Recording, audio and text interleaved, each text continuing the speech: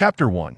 Year 1489 of the Sea Circle calendar. The world of One Piece trembled with the legacy of Captain Joel D. Rogers. Treasure countless dreamers flocked towards the Grand Line, driven by aspirations that were profoundly simple. As one advances towards their desires, others will inevitably follow in their wake now.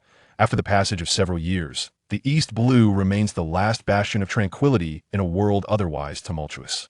In a certain region of the East Blue, a wooden barrel aimlessly drifts upon the waves. Inside this barrel, rather than spirits, resides a person uncertain of how long he had been asleep. When Kai awoke to find himself trapped within the confines of this barrel, a faint light penetrated the darkness, and he felt fortunate that the barrel was not leaking. He could barely discern the interior. State before him lay a narrow space, occupied solely by himself and a lump of mud. This peculiar mass, a dark purple hue, exuded an unsettling odor. Oh dear, I wish to return home.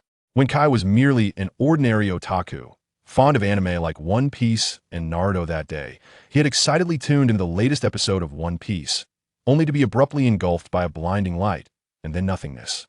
Now, inexplicably, he found himself ensconced in this barrel, unable to escape, accompanied only by a foul-smelling purple mass. When Kai felt rather unfortunate, and, in a fit of frustration, struck the lump of mud, only to discover it was astonishingly alive. How can mud move? And it truly reeks. Suddenly, a cold voice resonated in Wen Kai's mind. Ding. Pokémon storage system activated. User level 1 access to first level Pokémon granted. Wen Kai sighed, realizing he had indeed been transported to another world. Yet, what was this Pokémon storage system? Never mind, I shall adapt for now. I shall refer to it as Warehousekin. Why is it that my first experience in this new realm finds me confined within a barrel? When Kai inquired, a hint of discontent in his tone, hoping for a response from Warehousekin. User is fortunate. This is the world of One Piece. When Kai's initial reaction was one of exhilaration. What extraordinary luck to find himself in the realm of pirates. Here, myriad men chase their dreams. Countless devil fruits grant extraordinary powers, and thrilling tales unfold amidst beautiful companions. As a gesture of encouragement, the high-powered world of pirates bestowed upon him a level 3 Pokémon, Grimer, now in the user's possession and can be captured with a level 1 Pock. When Kai felt a whirlwind of emotions as he cradled this purple creature. Grimer, with its face and 2 short arms, gleefully exclaimed, "Grime, Grime, Grime." It appeared that Grimer was quite fond of him. Surprisingly, Warehousekin was not as rigid as he had anticipated, although, when Kai wore a frown, upon closer inspection, Grimer was rather endearing, albeit a tad clingy and somewhat odorous. By the way, Warehouse Master, are all the Pokémon stored in our warehouse? When Ku inquired with curiosity. Indeed, the Pokémon Ball warehouse encompasses a total of 7 tiers of Pokémon from various regions, and the user's highest level can correspondingly reach level 7. After completing a certain number of time-limited tasks, your level will naturally increase, so I encourage you to exert yourself diligently. The Warehouse Master patiently elucidated. How can I obtain tasks, or when are they released? When Ku questioned the Warehouse Master, users need not fret. The necessary tasks for the storyline will be issued as time-limited missions. Upon fulfilling these missions, you will gain eligibility to draw from the Pokémon Ball, and completing 10 time-limited tasks will augment your rewards with a grand prize spin. The Warehouse Master assured. One could nodded, appreciating the mechanism as it effectively incentivized user engagement. By the way, Warehouse Master, where exactly are we in the pirate world, and when shall we encounter the protagonist, Luffy? When Ku felt this was of utmost importance. In the vast expanse of the pirate world, individuals like Luffy, who hold significant connections, are undeniably invaluable allies, and Ku believed that embarking on Luffy's ship would be the optimal choice for entering the Grand Line. It was not that when Ku failed to recognize the merits of the Navy, the bounty hunters, and other pirates. Rather, Luffy's captivating charm from countless shows in his past life led him to aspire to be a good pirate. Adventuring alongside Luffy and his crew, users need not worry. Our current location is the East Sea of the pirate world. Please be patient for half a day. Once Luffy's storyline commences, we shall also begin to release tasks. The Warehouse Master reassured. When Ku, cradling his Grimer, gently asked, "Warehouse Master, I need to return Grimer to its Pokeball. Where might I obtain that Pokeball?" The user's Pokeballs are stored in a miniature space. Whenever you think of a specific Pokemon, its corresponding Pokeball will materialize before you, the Warehouse Master explained. Very well, let me give it a try. When Ku thought of Grimer intently, poof. Before When Ku, a purple Pokeball indeed appeared, harmonizing beautifully with the purple Grimer. Just as he was about to capture Grimer, the creature stubbornly crawled onto Enke's face, the overwhelming stench nearly causing him to faint. Grimer, Grimer, Grimer. Grimer was resolute in refusing to enter the Pokeball, and Wenku could not compel it to do so at that moment. Wenku pushed Grimer away. Tears welling in his eyes, he recalled that the first Pokemon of his mentor, Jigu, was the illustrious Pikachu. Not to mention Pikachu's cuteness. At least it had an appealing appearance. Why was his first Pokemon a Grimer? It was not that he was particular about appearances, but having a lump of sludge perched upon his shoulder felt rather peculiar. This warehouse master was also quite exasperating despite being the one most knowledgeable about Pokemon characteristics. It had bestowed upon him a Grimer. By the way, wasn't Grimer supposed to be gray in my childhood memories? Why is this one purple? Wenku pondered curiously. He embraced Grimer, temporarily resigning himself to the fact that he could not return Grimer to its Pokeball just yet. The Pokemon provided to the user are exclusive to the warehouse, each one significantly stronger than their original counterparts, however. The personalities and temperaments of all Pokemon remain unchanged, and it is hoped that the user will treat each Pokemon with kindness. At this moment, the warehouse guardian stepped forward to explain when Ku nodded in agreement. As he held strong views on this matter, Pokemon are indeed living beings, each possessing unique traits, individual temperaments, and their own thoughts. It is difficult to imagine the level of intelligence that those god-tier Pokemon might possess now, though when Ku has acquired this warehouse, it could be considered a substantial safeguard and a trump card in the world of pirates. Behind every Pokemon lies a distinct set of abilities with matters clarified. When Ku could only patiently await the unfolding of the narrative, he lay back in the wooden barrel, the initial flutter of excitement in his heart gradually settling. This marked the first day of his arrival in the world of One Piece. It was an ordinary day, yet to him it felt extraordinary. Regrettably, no one was there to welcome him. He was accompanied only by stinky mud. Yet when Ku believed that one day, he too would rise to greater heights, gazing down upon the boundless sea and conquering this era of pirates, he would become a formidable figure whom others looked up to. Lost in these thoughts, when Ku soon succumbed to slumber once more. Meanwhile, aboard a passenger ship traversing the ocean, Nami, dressed in an elegant gown, stood by the window, gazing melancholically out at the sea. She wondered how Cocoa Village was faring. The once tranquil scene was abruptly interrupted by the blaring of a steam whistle, followed by a series of grappling hooks clinging to the ship. It turned out that the pirate ship of Alrita had boarded the passenger vessel, causing chaos to ensue. Nami, having escaped to the deck, quickly changed her attire, a smile gracing her lips as she contemplated her next move. On the opposite side of the deck, a bespectacled young man was struggling to maneuver two heavy barrels, their contents unknown yet undeniably weighty. KB was secretly laboring, the weight of the barrels causing beads of sweat to cascade down his brow. KB, what are you doing here? Three pirates suddenly approached, questioning him loudly. The timid young man explained the peculiar barrels to them. Let me lighten your load a bit. You won't tell Lady Alrita, will you, KB? One of the pirates, with a mouth full of yellowed teeth, threatened him. Just as the pirate prepared to indulge in a hearty drink, a swift movement caught his eye and an unexpected fist collided with his face, sending him crashing to the ground.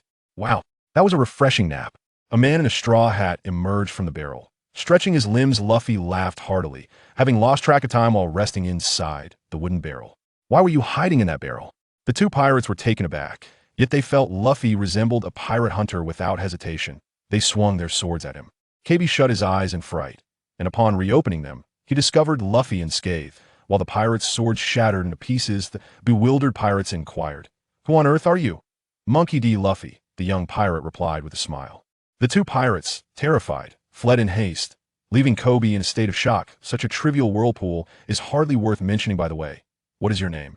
Luffy inquired of Kobe. Kobe, you can call me Kobe, he stammered, his eyes darting behind his spectacles. Luffy tugged down his straw hat, which had begun to emit a rumbling sound from his stomach. Frustrated, he wondered why he was hungry again. "Kobe, where can I find some meat?" "Huh?" Kobe was taken aback by Luffy's question, deciding to forego further inquiries. Luffy hoisted Kobe onto his shoulder, compelling him to lead the way. Unbeknownst to them, another barrel lay nearby.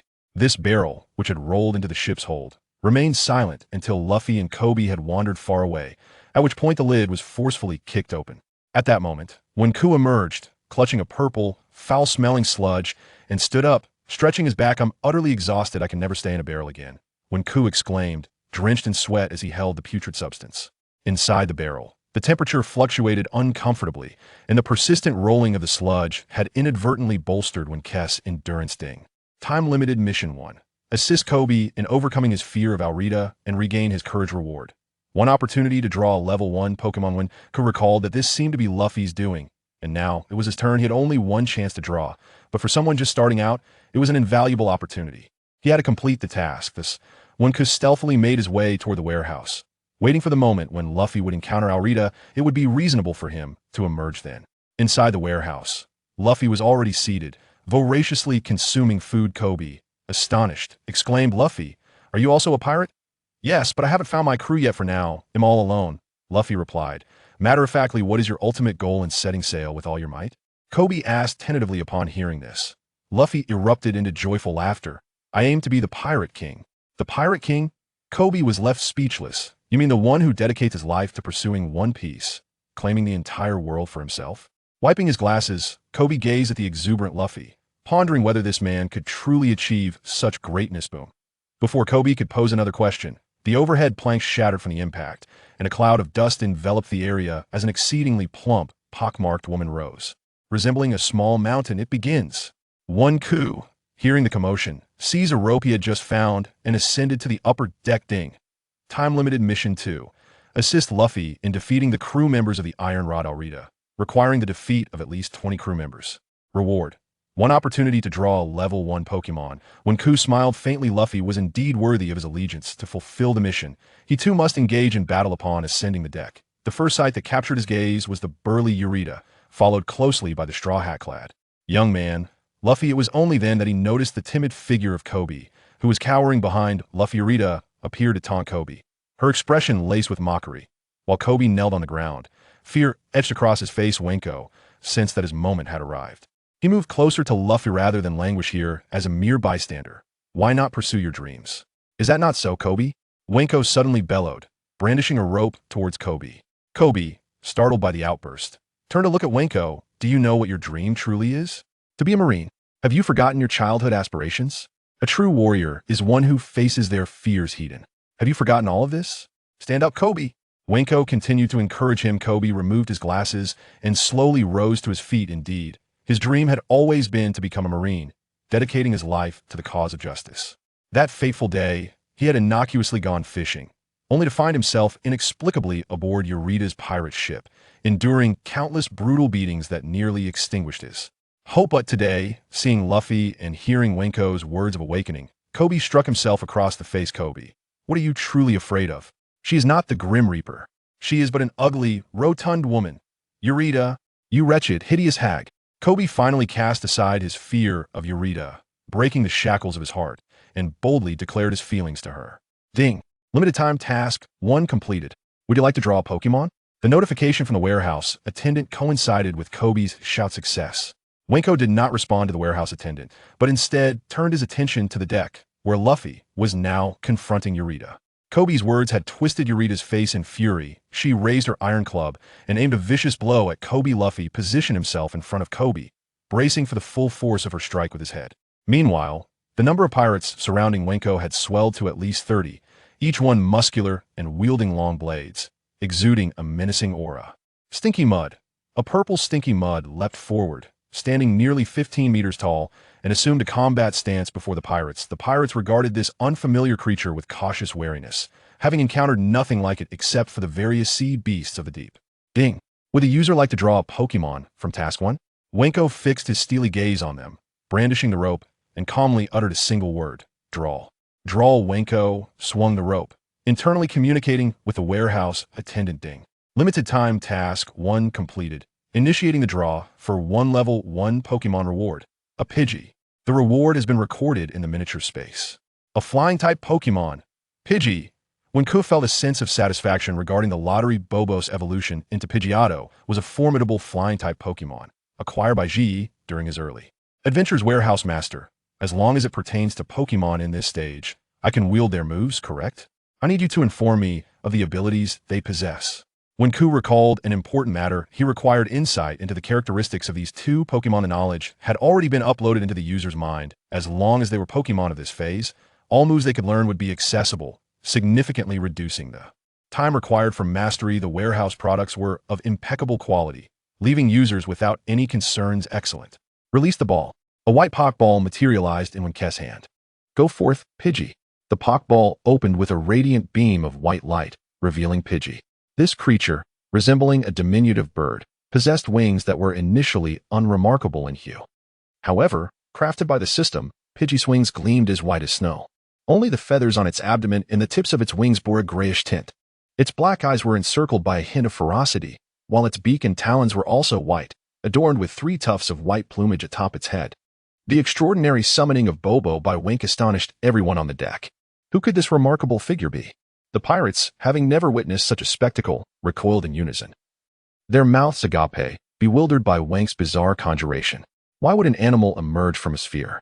KB, equally dumbfounded, muttered, could this person, who summons out of thin air, also be a user of the devil fruit? At that moment, Luffy, having just deflected Alita's iron rod, beheld Wink's summoning of Bobo. His eyes sparkling with excitement as he exclaimed, incredible! What a beautiful bird! This person is amazing! Meanwhile, Alita, though slightly taken aback, was still preoccupied with the rubber-clad Luffy. Realizing she must first defeat him, I have resolved to become the Pirate King, so even if I perish in battle, I shall have no regrets, Luffy declared earnestly, gazing up at the towering Alita. Then you shall die. Alita's heavy iron rod was once more lifted, crashing down towards Luffy with full force. A resounding boom echoed as dust was kicked up. Luffy deftly evaded the rod's trajectory, which Alita had struck down, shattering the ground beneath it. He continued to dodge her ferocious onslaught.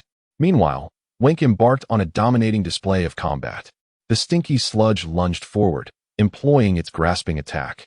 Although the purple sludge appeared somewhat flaccid, it did not diminish its gripping strength. In an instant, it leapt onto the face of a pirate, its enormous muddy hand striking with lightning speed.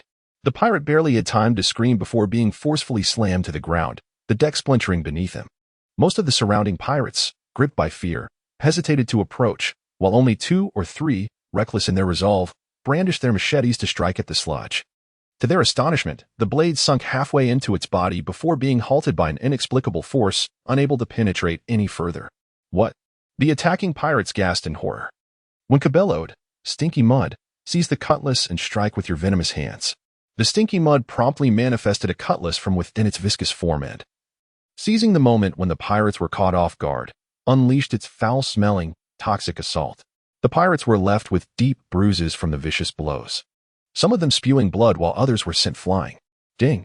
The user is currently 80 away from completing Task 2, having defeated 4 pirates. Boy, we shall deal with you first. Among the pirates, there were those with keen intellect. Despite the chaos wrought by the Stinky Mud, the one who summoned it appeared exceedingly frail. If they could eliminate Wenku, their troubles would be over. But would Wenku allow them to fulfill their desire? Popo. Use Flash of Lightning. The creature Popo, akin to a bolt of lightning, dove down to attack the pirates with its beak. The pirates lined up were struck with the force of a bullet, far beyond merely spitting blood. With just one surge from Popo, several pirates fell. Ding. The user is currently 50 away from completing Task 2, having defeated 10 pirates. Popo. Stinky Mud. Continue the assault. Wenku smirked, mocking the notion that these individuals were anything more than mere cannon fodder in the East Sea, let alone in the Grand Line. If he could not even overcome a bunch of fodder, he might as well perish than join the Straw Hat crew. Rubber Rocket. A fist, fully extended to its apex, was propelled with force and momentum toward Eureka's abdomen. Eureka was unprepared for Luffy's rubbery punch, feeling only a flesh-colored impact to her gut. Blood did not spurt forth, but she was sent soaring into the air. Hey! KB was left astounded. Luffy had previously dodged the attacks from the iron rod, yet now, with a single punch, he had sent Eureka flying, a feat for one who could lift a 100-pound iron rod. What manner of creature was Luffy? Luffy, utterly unconcerned, wore a broad grin and turned to observe Wenku's battle, showing no intention of intervening. Meanwhile, Wenku's fight was nearing its conclusion. Fewer than 10 pirates remained. The rest sprawled on the ground, unable to move. Stinky Mud. Use adhesion and unleash your toxic hands once more. The Stinky Mud moved with remarkable agility, while the remaining pirates, now terrified, quivered at the sight of the creature. To remain and not flee was already a display of bravery, for they could barely grip their weapons. As their numbers dwindled, the remaining pirates, unable to endure any longer, cast aside their weapons and fled in terror. Wenku, having decisively vanquished over 20 pirates, demonstrated remarkable prowess without pursuing his foes relentlessly. He had successfully completed his time-limited task. Ding! Time-limited Task 2 completed. Would you like to draw a level 1 Pokémon as a reward? At that moment, the warehouse manager also delivered good news. Draw Wenku, without a moment's hesitation, responded affirmatively. Ding. The completion of time-limited task 2 initiates the draw for a level 1 Pokémon.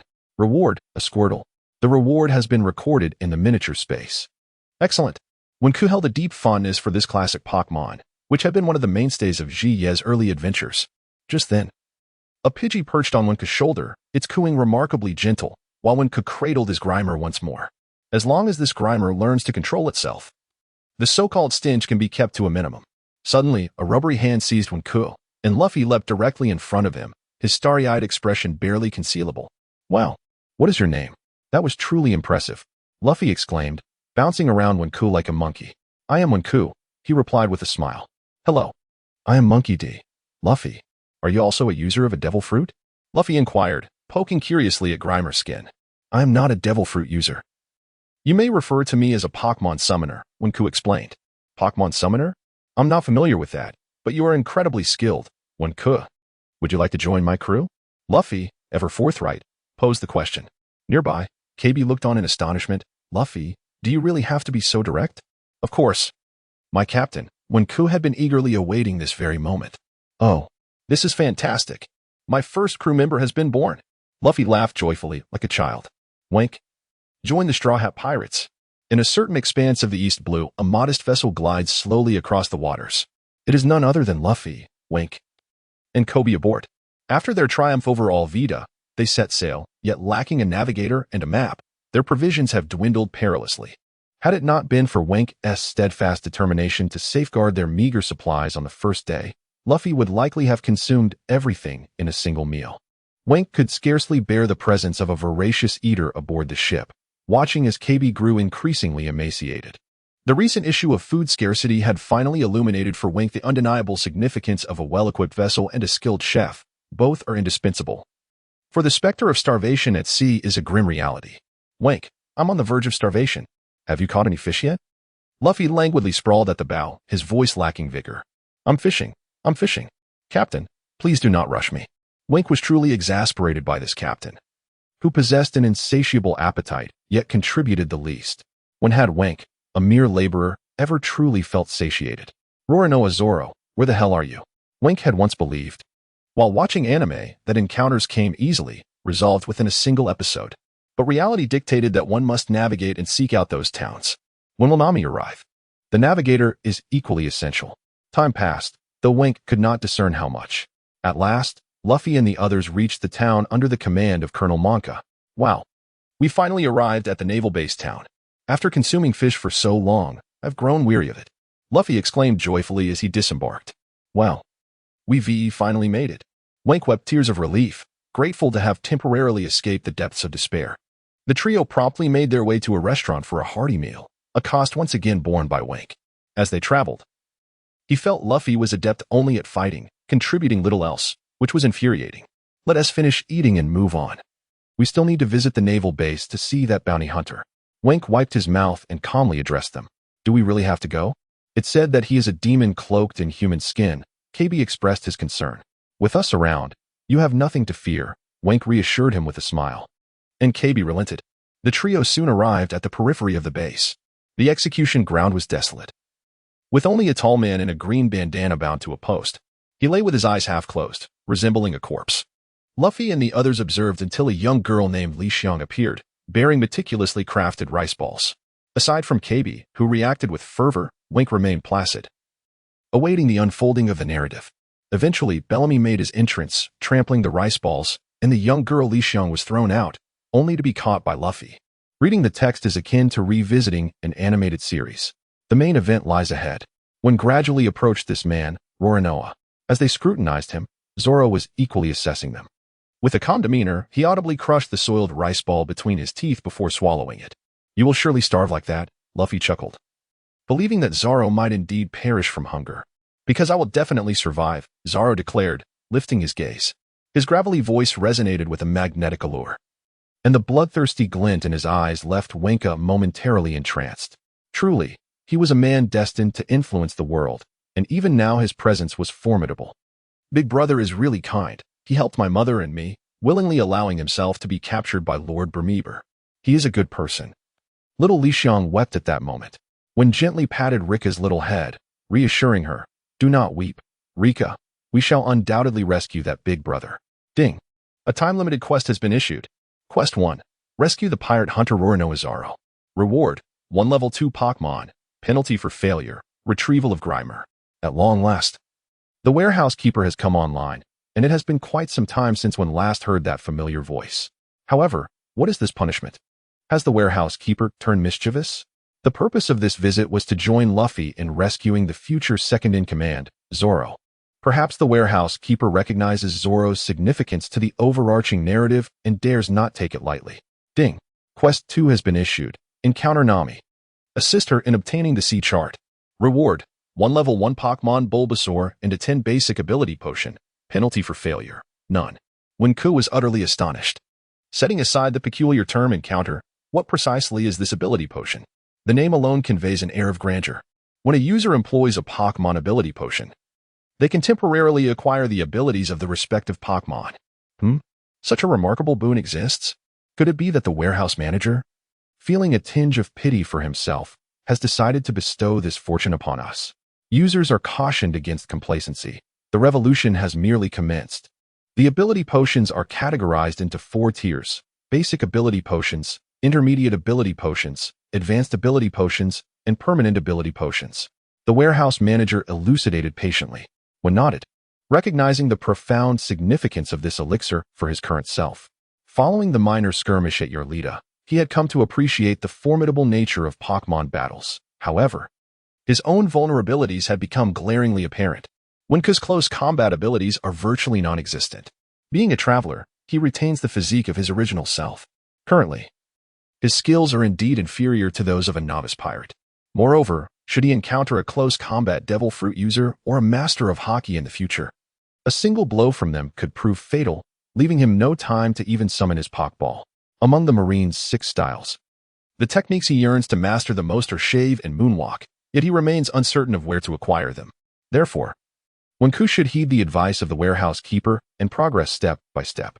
By the way, warehouse keeper, is there a limitation on this ability potion?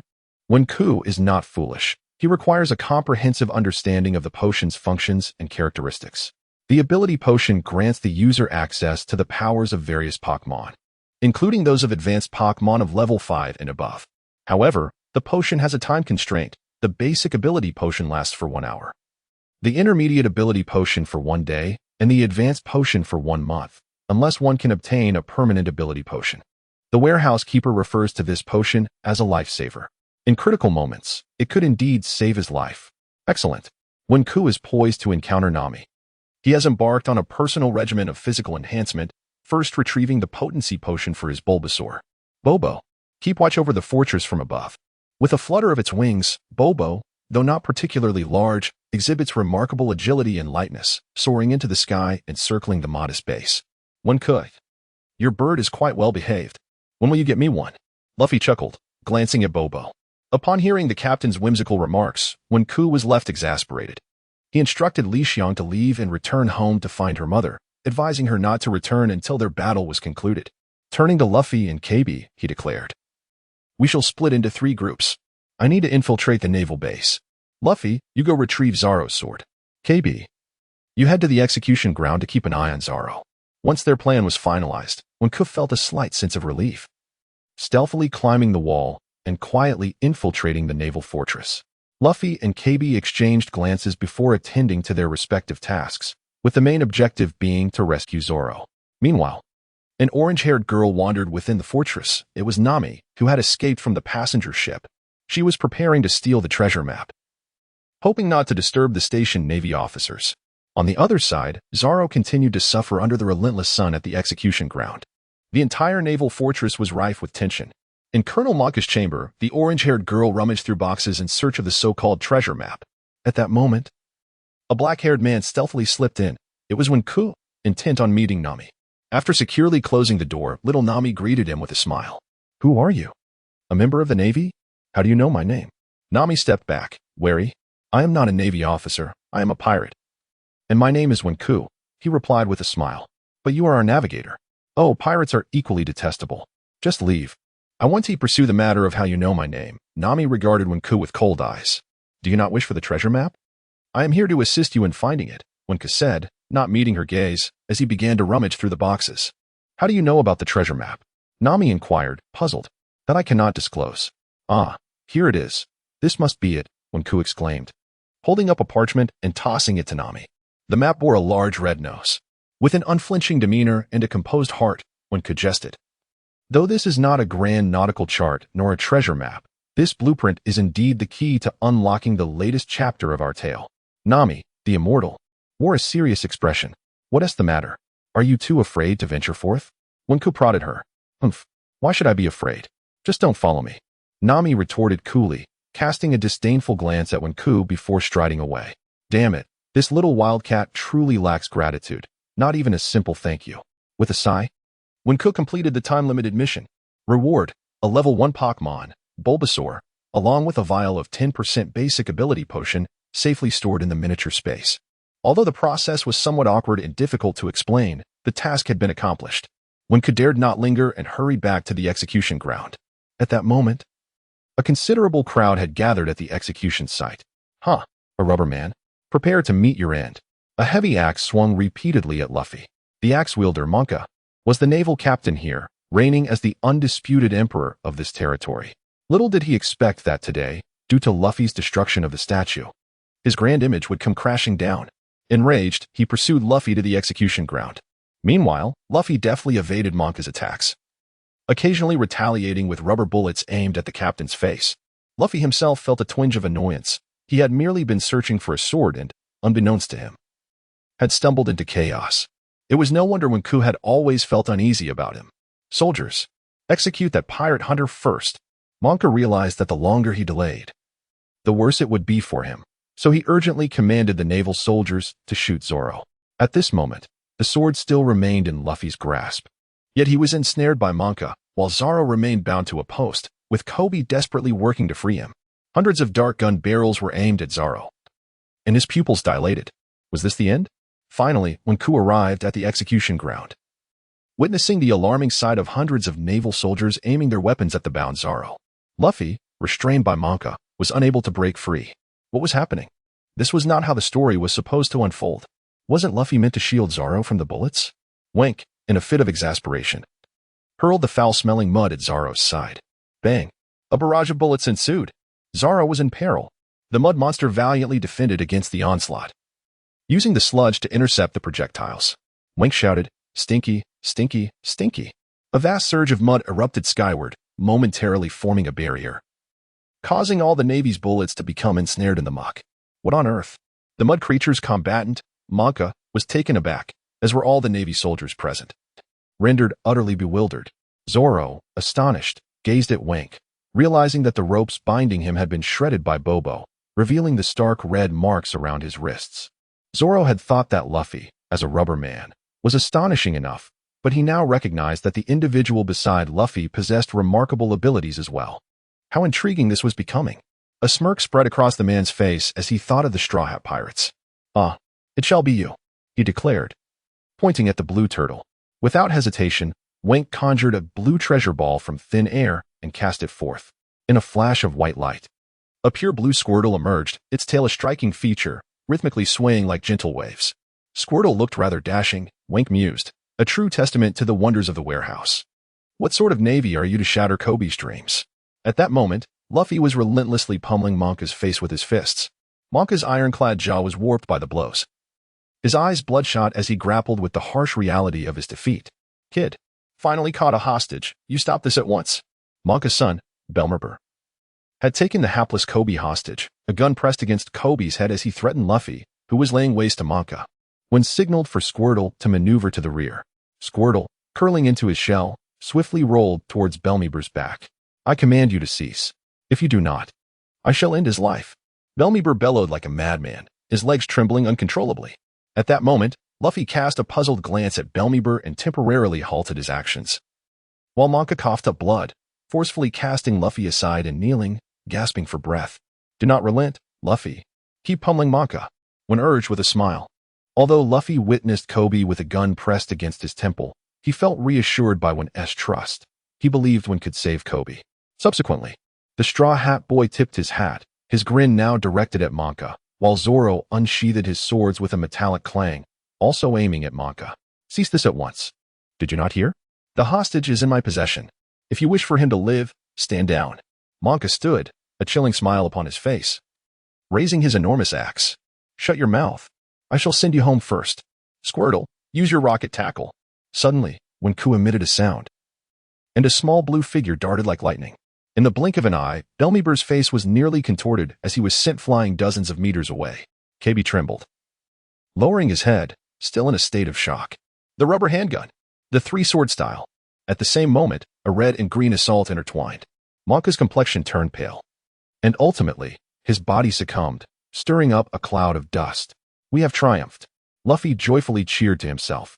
Zoro, however, paid no heed to the foolish Luffy. Instead, he focused on Wenku, his eyes reflecting a hint of warmth and gratitude. This time, he had been saved, and Wenku truly deserved a significant share of the credit. Ding. Time-limited mission 1 completed. Should the user claim the reward of a level 2 Pokémon? Why not claim it? Claim it. The moment of the lottery has finally arrived, akin to sitting beside the television in eager anticipation of the weekly animated show. Ding. The limited time task 1 has been completed, and we shall now draw a level 2 Pokémon. Reward, a crybaby tree. The reward has been duly recorded in the miniature space. When Karen was utterly astonished. Is the crying tree already present at level 2? The potted Pokémon. Crying tree is not deemed inferior due to its abilities. Rather, it astonishes others with its skillful mimicry. This sensation is somewhat akin to a double blessing. The grand rescue by Sokka, coupled with the addition of the crying tree, fortifies the entire Straw Hat Pirates. Users need not fret, as the warehouse is soon to unveil a new template. Once trained, the issues you face will be alleviated, and the synergy with your current Pokémon will significantly enhance. Quite splendid indeed. Although the character of the warehouse may not claim to be omnipotent, their service is indeed thorough. Presently, Zoro has been rescued and has joined, while Nami is likely on her way to Buggy. At the port, Luffy and Zoro have already boarded the small boat. Kobe has also begun to realize his aspirations by joining the Navy. Wenku felt a genuine happiness for KB. Just before their departure, the little girl dashed over, bringing along the rice ball she had made herself. Wenku Gage, will we be able to see each other again? Li Xiang's innocent eyes were fixed on Wenku. In the future, we shall undoubtedly meet again at some point. Wenku reassured her, gently stroking Li Xiang's head. Yet, a heaviness weighed upon his heart. This temporary farewell was, in essence, a separation. If one day the Straw Hat Pirates reached Wano country and then returned to the East Blue, it would be many years hence. Perhaps by that time, Li Xiang would have long forgotten the brothers who once helped her fend off the local bullies in her childhood. This longing felt largely like an unattainable dream. Wenku is not a melancholic individual. As the small boat drifts away from the harbor, the figures of Rika and her companions gradually recede into the distance, while the sea breeze gently caresses his cheeks. At that moment, in the town where Captain Buggy resides, Nami, clutching a nautical chart, has already arrived by boat. That insufferable Wenku, that loathsome pirate. I shall make you aware of my prowess in the future.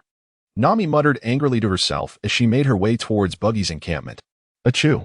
At that instant, Wenku, who was fishing, was taken aback by an unexpected sneeze. Damn it, who is cursing me? He exclaimed, filled with indignation, for he was still a laborer, and his workload had doubled. Zoro and Luffy, those two rascals. They feast and slumber, entirely indifferent to the arduous task of fishing that Wenku endures, caring only whether the fish he prepares is delectable. Wenku turned to observe the two pigs, who had once again succumbed to slumber. A wave of exasperation washed over him. He finally began to grasp the greatness of Sanji. Ding! The new warehouse template has officially launched. Does the user wish to be informed? After a long silence, the warehouse master finally spoke. Yes, I wish to know. With nothing better to occupy his time, Wenku decided to delve into the details of the new template. Ding! This template is named Pokémon Training Camp. It aids users in familiarizing themselves with the characteristics of each Pokémon and enhances the collaborative synergy of their team in practical scenarios. What are the characteristics of Pokémon? Wenku pondered in confusion. Perhaps it is best to enter the training camp first. The voice of the warehouse master began to fade away. Wenku initially intended to inquire further, yet her thoughts swiftly shifted, inexplicably transporting her to a vast expanse of pure white, spanning 100 square meters. Could this be the Pokémon training camp? Wenku stretched her limbs and surveyed her surroundings. A mechanical voice, distinct from that of the storage keeper, resonated throughout the space, welcoming users to the subspace Pokémon training camp and inviting them to summon their Pokémon. Wenku must proceed methodically. For colored Pokeballs, purple, white, blue, and green are cast forth. Grimer, Pidgey, Squirtle, Snivy come forth. In an instant, the 4 Pokémon stand side by side. Initially, the user must familiarize themselves with the unique traits of their Pokémon. A beam of white light descends, enveloping Wenku. As the fundamental data regarding these 4 Pokémon floods into their mind, Grimer's first ability, Stench, when using an attack to damage an opponent, there is a 10 chance that the foe will become flinched, activates. Pidgey's first ability, Keen Eye. The accuracy stat cannot be lowered by any means. Disregarding any boost to the target's evasion stat, activates. Squirtle's first ability, Torrent. When HP is below 1/3, the power of water-type moves increases by 5 times, activates. Snivy's first ability, Overgrow. One-hit knockout moves have no effect on Pokémon possessing this trait, activates. It is imperative to understand that we are currently in a pirate world, where certain traits may not be applicable. Nevertheless, these abilities remain highly beneficial, and the user must allow their Pokémon to engage in self-training to master these traits. Wenku nodded, expressing his satisfaction with the training camp. Currently, his user level stood at 1, which granted him insufficient privileges, limiting him to bestowing only a single characteristic upon each Pokémon. Suddenly, he noticed 4 Pokémon ahead, identical to his own, yet shrouded in darkness. These were the Shadow Warriors of the training camp, capable of flawlessly replicating any Pokémon, regardless of individual temperament. Users were urged to strive to defeat these 4 Shadow Warriors with their own Pokémon, as the key to victory lay in the synergy of characteristics and teamwork. Wenku, with a calm demeanor, gazed upon the 4 shadowy warriors, embodying a spirit of fearless defiance. Who fears whom? Let the challenge commence. Meanwhile, the external Wenku remained motionless, unperturbed even as the bait was taken, akin to a moment suspended in eternity. At that instant, Monkey D. Luffy awoke from his slumber. "I want meat," he exclaimed, rising to stretch. In a moment of distraction, his straw hat was whisked away by the gusty wind. "Ah, my straw hat," Luffy cried out, his small vessel swaying precariously beneath him, causing him to lose his footing and tumble into the depths below. Splash! The surrounding waters erupted in a flurry of waves. Zoro opened his eyes momentarily, then slowly shut them again. Shortly thereafter, Wenku emerged from his training reverie, only to find Luffy had vanished. "HM? Where has Luffy gone?" Wenku inquired, perplexed, turning to Zoro. Zoro, with eyes still heavy, replied, "The captain has fallen into the water." "Ah, the captain has fallen into the water," Wenku exclaimed, springing to his feet. "Given the captain's abilities, he should be able to swim ashore," Zoro stated calmly, his eyes drifting shut once more. Indeed, Zoro's loyalty to Luffy was unwavering. Yet, one must remember that he had consumed a devil fruit and was unable to swim. One could discern that Zoro was unreliable, silently. He recited the name of Squirtle, and a blue Pokeball materialized in his hand. "Squirtle, come out and enjoy some fresh air." Link is not a fool like Zoro, for he senses that certain nuances of the original plot have veered off course due to his presence, particularly following the incident at the execution site. He fears that the unfolding events may deviate from the established narrative. Should Luffy truly drown, he would bear the burden of eternal infamy. Jenny Turtle stretches its neck, awaiting Wink's command. "Jenny Turtle, please dive into the depths and assist in locating Luffy," Wink instructs, providing the turtle with the coordinates of Luffy's fall. Without hesitation, Jenny Turtle plunges into the sea, bubbles frothing at the surface. Time passes, though it feels interminable, until the little turtle finally surfaces, dragging the waterlogged Luffy back to safety. Wink hurriedly commences resuscitation efforts. With a sputter, Luffy expels a substantial amount of water. "How are you, Captain?" Wink inquires with genuine concern. "My hat. Where is my hat?" Luffy murmurs, barely opening his eyes. It seems that the straw hat holds greater significance to him than his very life. If Shanks were present, he would surely feel a sense of envy. In silence, the scene unfolded. Jenny, the beloved Jenny Turtle, approached, retrieving a hat from its shell and graciously offering it to Luffy. "Thank you, Jenny Turtle," Luffy expressed with a cheerful smile. At this moment, Wink turned his head and was nearly driven to the brink of exasperation by the sight of the soundly sleeping Zoro. How infuriating. He couldn't even muster the effort to save someone, yet he could slumber so deeply. As they drew closer to the nearest town, Wink continued to assume the role of a concerned guardian, ensuring that both Luffy and the esteemed Zoro were well taken care of. doing his utmost to prevent them from going hungry. During their journey, they encountered 3 pirates, and Wink, being well-versed in the unfolding narrative, recognized them as members of Buggy's pirate crew. These 3 could lead them to meet the infamous clown, Buggy. Things were becoming increasingly intriguing. One couldn't help but wonder how Nami, that wild girl, was faring. In a moment of whimsical imagination, Zoro, unusually awake, beseeched Wukong for the opportunity to spar with the stinky mud. Since he appeared to have nothing else to occupy his time, Wukong obliged and released the stinky mud. The 3 young pirates gazed at Wukong as if he were a celestial deity descending from the heavens, exchanging glances filled with trepidation. As Zoro engaged in combat with the stinky mud, the small vessel swayed increasingly, further constricting the already limited space. One, unable to restrain himself any longer, stood up abruptly, snatched away the foul-smelling mud, and delivered a series of sharp taps, causing Zoro to blissfully faint. Luffy, standing nearby, chuckled foolishly, while the 3 little pirates imitated his silly laughter. The group was quite pleased with their attitude. Thus, after a long journey, the 6 of them finally arrived at the quaint town where Captain Buggy's fleet was docked. The streets lay deserted, evidently having suffered an onslaught from pirates. Ding. A time-limited mission has been reinstated. Mission 1. Humiliate Captain Buggy 3 times. Ensure that each humiliation is executed differently. Note: repeated tactics are prohibited. Reward: 1 level 3 fairy-type Pokémon. Failure penalty: confiscation of Grimer and Squirtle. Wenku's pupils narrowed in apprehension. Indeed, the very concern he dreaded had materialized. The warehouse master had commenced issuing peculiar tasks. Ever since that first encounter with Nami, where the task ominously bore the word fateful meeting, Wenku had surmised that the warehouse master had begun to stray from the ordinary. Little did he anticipate the gravity of the punishment. Should he fail, his 2 trump cards would be forfeited. The trio was currently being escorted by 3 pirates to the docking area of Buggy's crew. Zoro had been reluctant from the outset, yet he acquiesced to accompany the others. Conversely, Luffy found the situation rather amusing, while Wenku was solely focused on fulfilling the task at hand. Upon their arrival, they were met with a chaotic scene of a fiery-haired girl confronting a multitude of pirates. The pirates brandished their weapons, striking at the girl without intent to harm, merely to toy with her as a hawk might with its prey. The spectacle was undeniably tumultuous. "Ah, Nami, you are indeed here," Wenku exclaimed with delight. Luffy smiled upon seeing Nami, having shared fleeting glances with the fiery-haired girl in the past, while Zoro remained unfazed, having never encountered her before. Suddenly, the pirates ceased their antics, and one with a prominent red nose and a clownish appearance turned his gaze toward Wenku and his companions. "Oh, quite the dashing figure," Wenku mused, recognizing this man as the renowned Buggy. When exchanged glances with Buggy, a hint of amusement dancing in his eyes. "Who are you?" Buggy sneered. "Nami." Upon noticing this, focused her gaze on one, her eyes sparkling with excitement.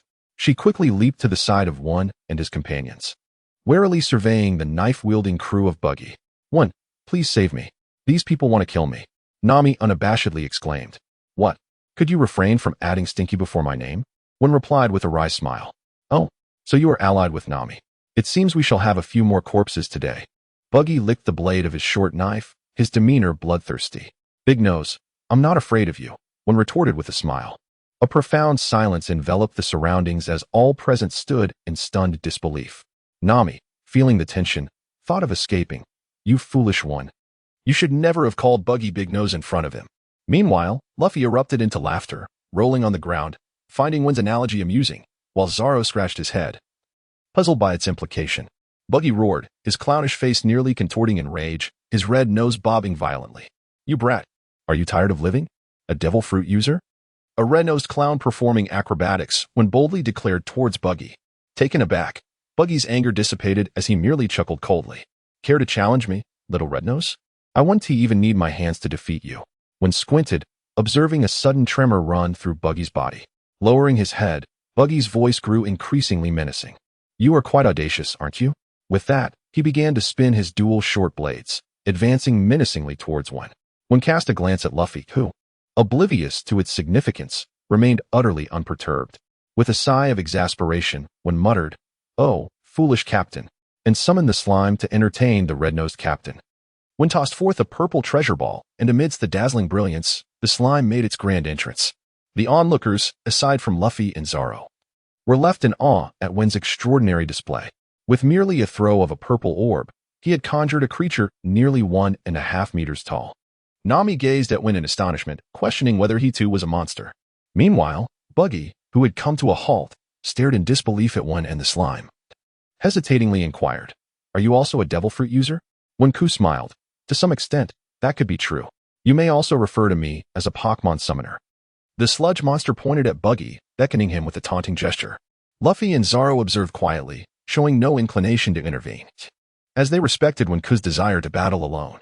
Through their recent interactions, they had come to understand the formidable abilities of Wenku's 4 peculiar creatures, with the sludge monster being the strongest among them. Should it be the sludge monster, Buggy, despite being a devil fruit user, would undoubtedly face defeat. Zoro's confidence in this decision stemmed from his first-hand experience of the sludge monster's terrifying prowess. The sludge monster was nearly immune to sharp weapons. And coupled with its foul odor, Zoro, a master of the three-sword style, found himself at a loss.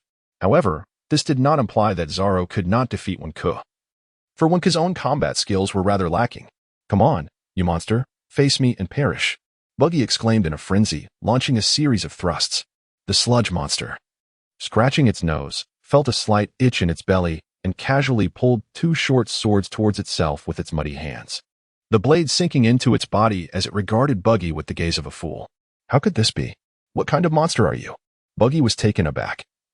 He had never encountered anything like this before. Enough of this charade.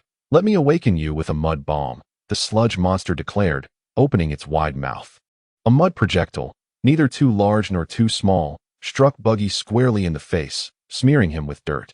A red nose? You can't even handle a lump of mud? And now you've got dirt all over your face. Ha ha ha. I told you I wouldn't even need to use my hands to defeat you, Wenku mocked. Intent on completing his mission, Buggy was bewildered. The lump of mud unceremoniously swallowed his sword and hurled another clump of mud at his face. What kind of fight is this? The gathered pirates pointed and murmured, unable to believe that the undefeated Captain Buggy was experiencing such humiliation for the first time. Buggy wiped the mud from his face, confronted by the skepticism and ridicule of those around him, as an unfamiliar wave of self-doubt surged within him. His gaze towards Wenku turning increasingly brutal. Huh. The jester was me all along. I underestimated you. Ding. Buggy successfully performed a comedic act. The completion progress of the timed task was 13. May the user continue to strive forward. When nodded, affirming with determination to continue striving. At that moment, Buggy suddenly retreated, issuing a loud command to his subordinates. Load the cannon. Obliterate them. A cannon, approximately a meter in caliber, pivoted towards the Straw Hat Pirates. When almost forgot about this formidable weapon in Captain Buggy's arsenal. Luffy, surely you can withstand the cannonball, right? When hastily turned to Luffy and inquired. Haha.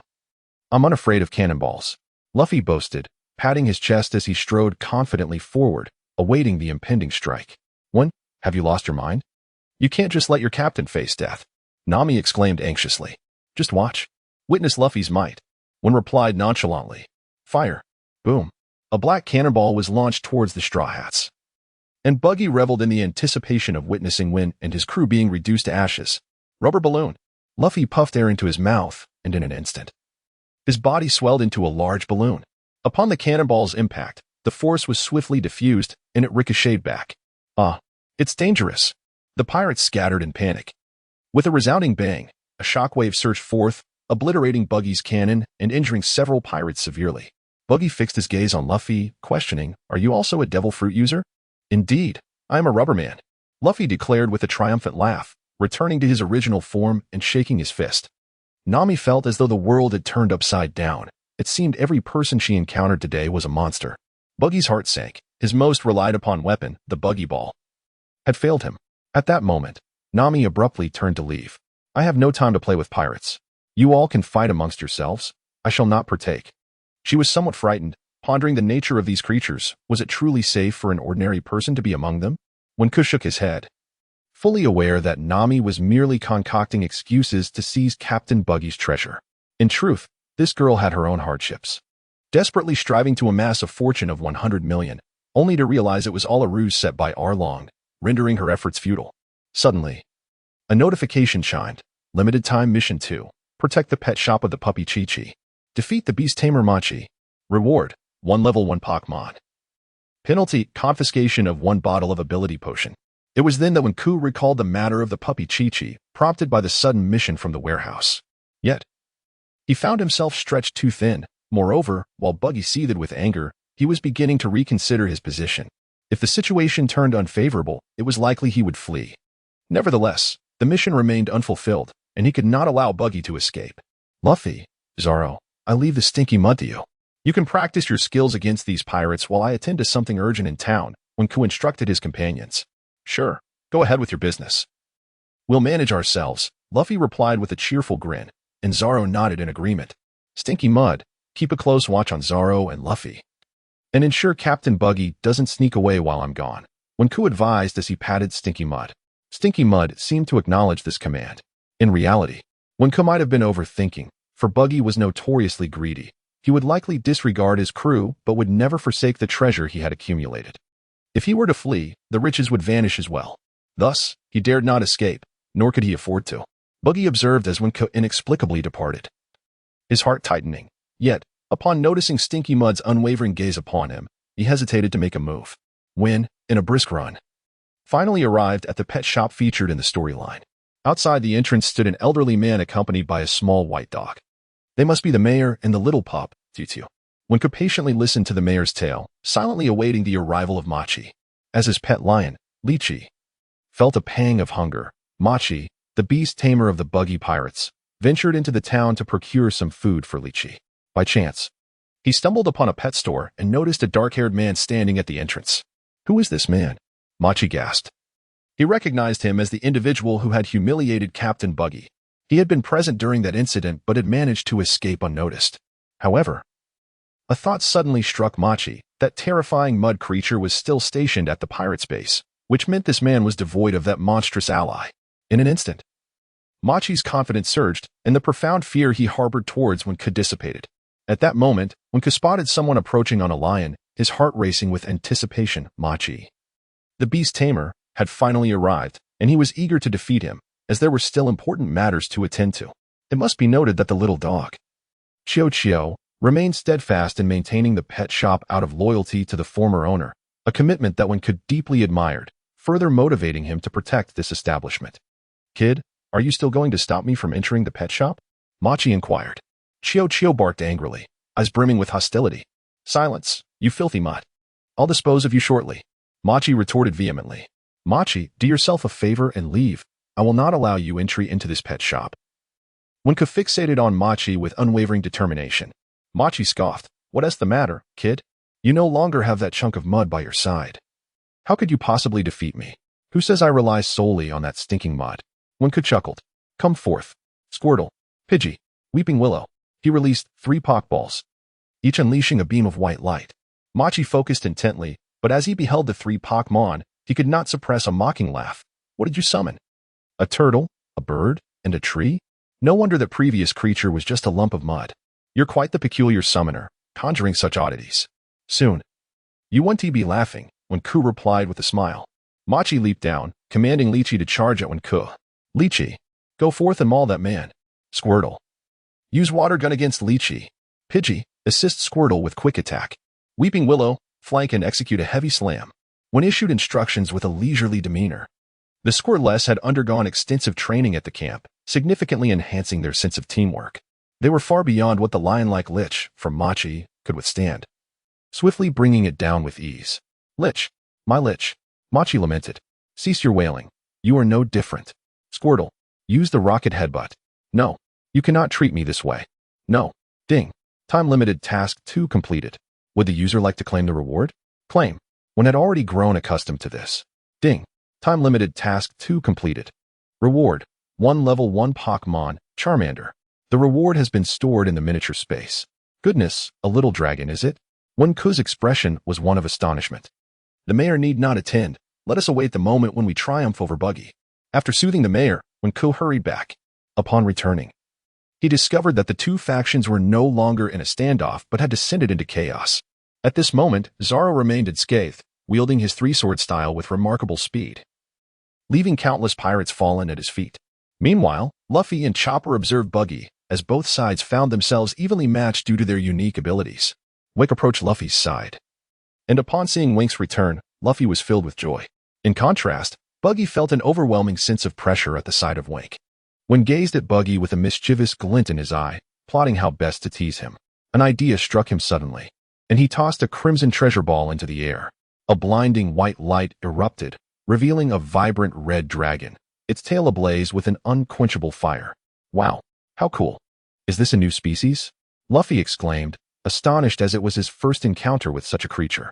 The surrounding pirates momentarily ceased their activities, cautiously spreading out, while Zoro too halted, shifting his focus towards one. In this moment of bravado, Buggy approached the little dragon, his curiosity piqued.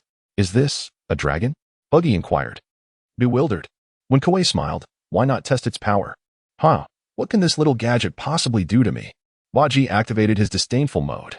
Winka suddenly exclaimed, Little Charizard, unleash a flame upon Captain Buggy's head. Whoosh. A torrent of fire erupted from Charizard's mouth, singeing Buggy's hat as he was standing quite close. The flames quickly spread to his hair. Put it out. Put it out. Buggy leaped up, crying for help, as several pirates rushed over to extinguish the flames. Thus, a new version of Buggy emerged. Originally adorned with blue locks, Buggy's hair, due to the powers of the Chop Chop fruit, could reattach even when severed. However, Charizard's fiery onslaught transformed his once elegant tresses into a frizzy disaster, with a portion truly singed away, leaving him with a comically red nose, a perfect clownish visage, utterly ludicrous. Pfft. Ha ha ha, Buggy, my little Charizard has styled your hair. Winko laughed uncontrollably. Nearby, Luffy pointed at the bewildered Buggy, rolling with laughter, while Zoro's lips curled into a slight smirk. The crew of pirates struggled to contain their amusement, finding their captain unexpectedly endearing in that moment. Winka never anticipated that Charmander would make such a remarkable debut, thus accomplishing a significant feat. This mission is nearing its completion. Winko, you must perish. I have never harbored such a desire to end a life. And your dragon, I shall slay it as well. You are all utter fools. Utter fools. Baki, once bewildered, now erupted in fury, directing his ire towards Winko. Image, ever since encountering Winko, has he retained any semblance of dignity? Ding. Baki has successfully completed the secondary task. The progress of time-limited task 1 stands at 23. Wishing the user continued perseverance. The final game necessitates the inclusion of Luffy-san. Only then will it be truly perfect. The afternoon has passed. Baki sweated profusely, not due to the sun's rays, but because of Winka's devilish grin. And now, what of it? How could I, the illustrious Captain Baki, feel fear towards a nameless nobody like you? Wink still harbored the desire for Luffy to send Buggy flying, fearing that his arbitrary interference might disrupt the grand narrative. His greatest advantages in this world were, firstly, the presence of Warehouse Kuin, and secondly, his comprehensive understanding of the entire storyline. Thus, he turned to Luffy and inquired, Captain, would you care to engage in battle with this devil fruit user? He had long wished to send him soaring. Luffy adjusted his hat and replied, All right. Hence, Wink, Luffy. And Zoro devised a plan. Luffy would confront Buggy with his stinky mud, Zoro would take on the acrobat Kabaji, and Wink would handle the various pirate subordinates. Of course, Zoro was somewhat skeptical, voicing his doubts loudly, but was swiftly silenced by Wink's threat. You eat my food every day. Next time, I want tea fish for you. The battlefield thus descended into chaos, reminiscent of a Roman gladiatorial arena. Shortly thereafter, Nami appeared around the corner, burdened by a large bundle. Have you finished collecting the treasure? As when Cook commanded the weeping tree, and after Xiao Wulong had dealt with the small pirate soldiers, he turned to Nami with a smile. How did you know I found the treasure? Nami stammered, genuinely perplexed by the man before her. It was merely a guess, when Ku replied with a chuckle. Nami fell silent, her gaze shifting back to the battlefield. At that moment, Zoro was engaged with Kabaji, while Luffy faced Buggy. Their moves unleashed a flurry of attacks, intensifying the combat to a breathtaking degree, leaving Nami entranced. Acrobatics, fire-breathing old man, three-sword style, fractured escape, rubber pistol. The four figures darted back and forth, colliding with immense energy. Meanwhile, Zoro confronted Kabaji with his acrobatics, divine wind gyroscope. Kabaji instantly hurled countless wooden tops to obscure Zoro's vision. Zoro called out to Bobo above. I'm counting on you, Bobo. Ever since every Pokémon had become familiar with Luffy and Zoro, a preliminary synergy had been established, as Winko envisioned, enhancing the overall strength of the Straw Hat crew. Among them, Zoro and Bobo shared the closest bond. It was almost unfathomable that the future swordsman would develop an affection for birds. Bobo, apart from Winko, frequently emerged from the Pokeball to spend time with Zoro. Understanding immediately, Bobo unleashed a whirlwind, generating a powerful gale. The force of the wind caused all the tops to plummet to the ground. "Damn bird," Kabeji shouted, executing his acrobatics while crawling. Angered, he used his roller skates to ascend the surrounding walls. Zoro leaped back and forth, his three swords gleaming coldly as he charged toward Kabeji, with Bobo providing aerial support. Acrobatics, suspended blade slash, die. Kabeji, suspended in midair, swung his sword at Zoro, who coldly smirked, waiting for him to descend. Suddenly, Zoro leapt up, drawing his swords in a quick draw, swirling them in a tempest, effortlessly countering Kabeji's assault. With a dual sword strike, he shattered Kabeji's waist. Roar no Zoro. Victory. On the other side, Buggy was cornered by Luffy and Stinky Mud. Fractured cannon. Buggy's wrist shot forward, aiming directly at Luffy. Stinky Mud swiftly leaped onto Luffy's back, absorbing Buggy's attack.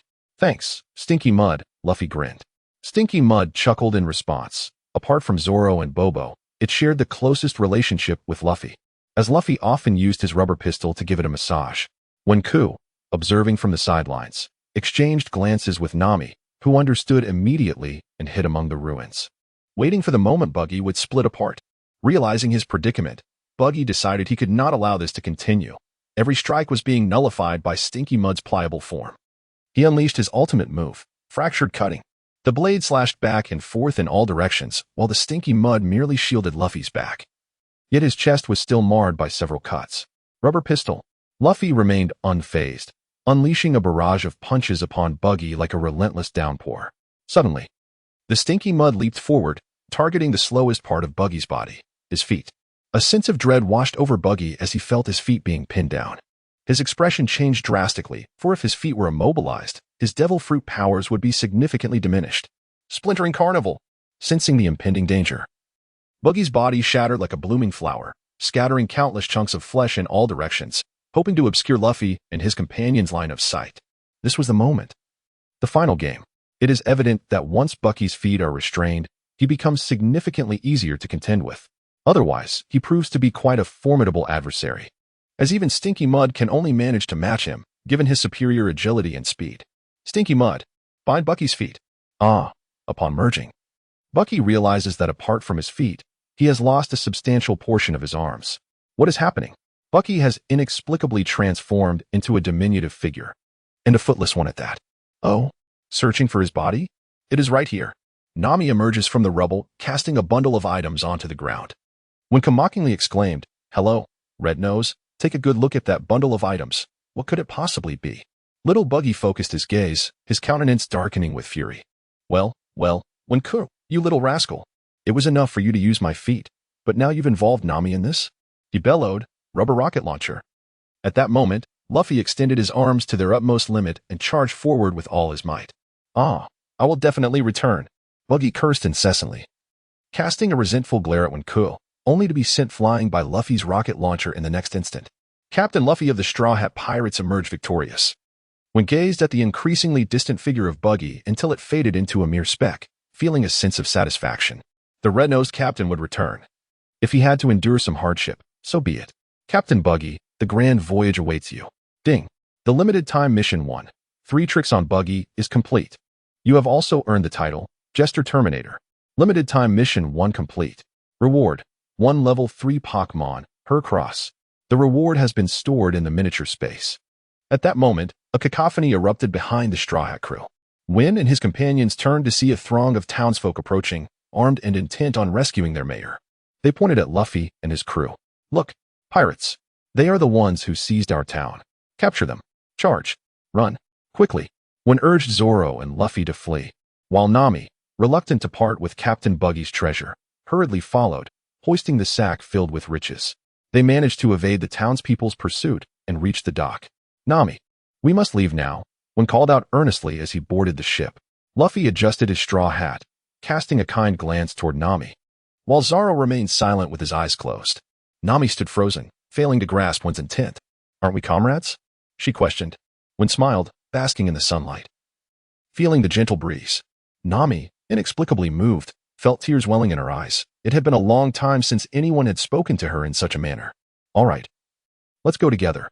Two small vessels emblazoned with Buggy's flag sailed across the sea. Beneath the tranquil waters lay the calm of the surrounding ocean. Inside the ship, when inquired of Nami about their course, "What is the situation? Where to next?"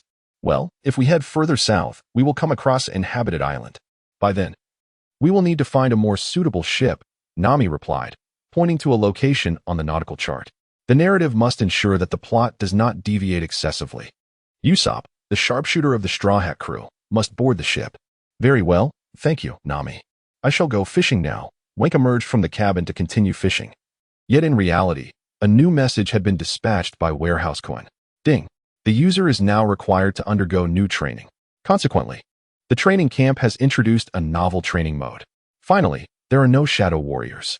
Wink let out a long sigh of relief and, with renewed focus, returned to the training camp, still ensconced in a world of white expanse. Wenku uttered a silent incantation, and a black Pokeball materialized in his hand, which he promptly hurled into the air. A colossal Heracross emerged amidst a blinding light, standing nearly 1.7 meters tall.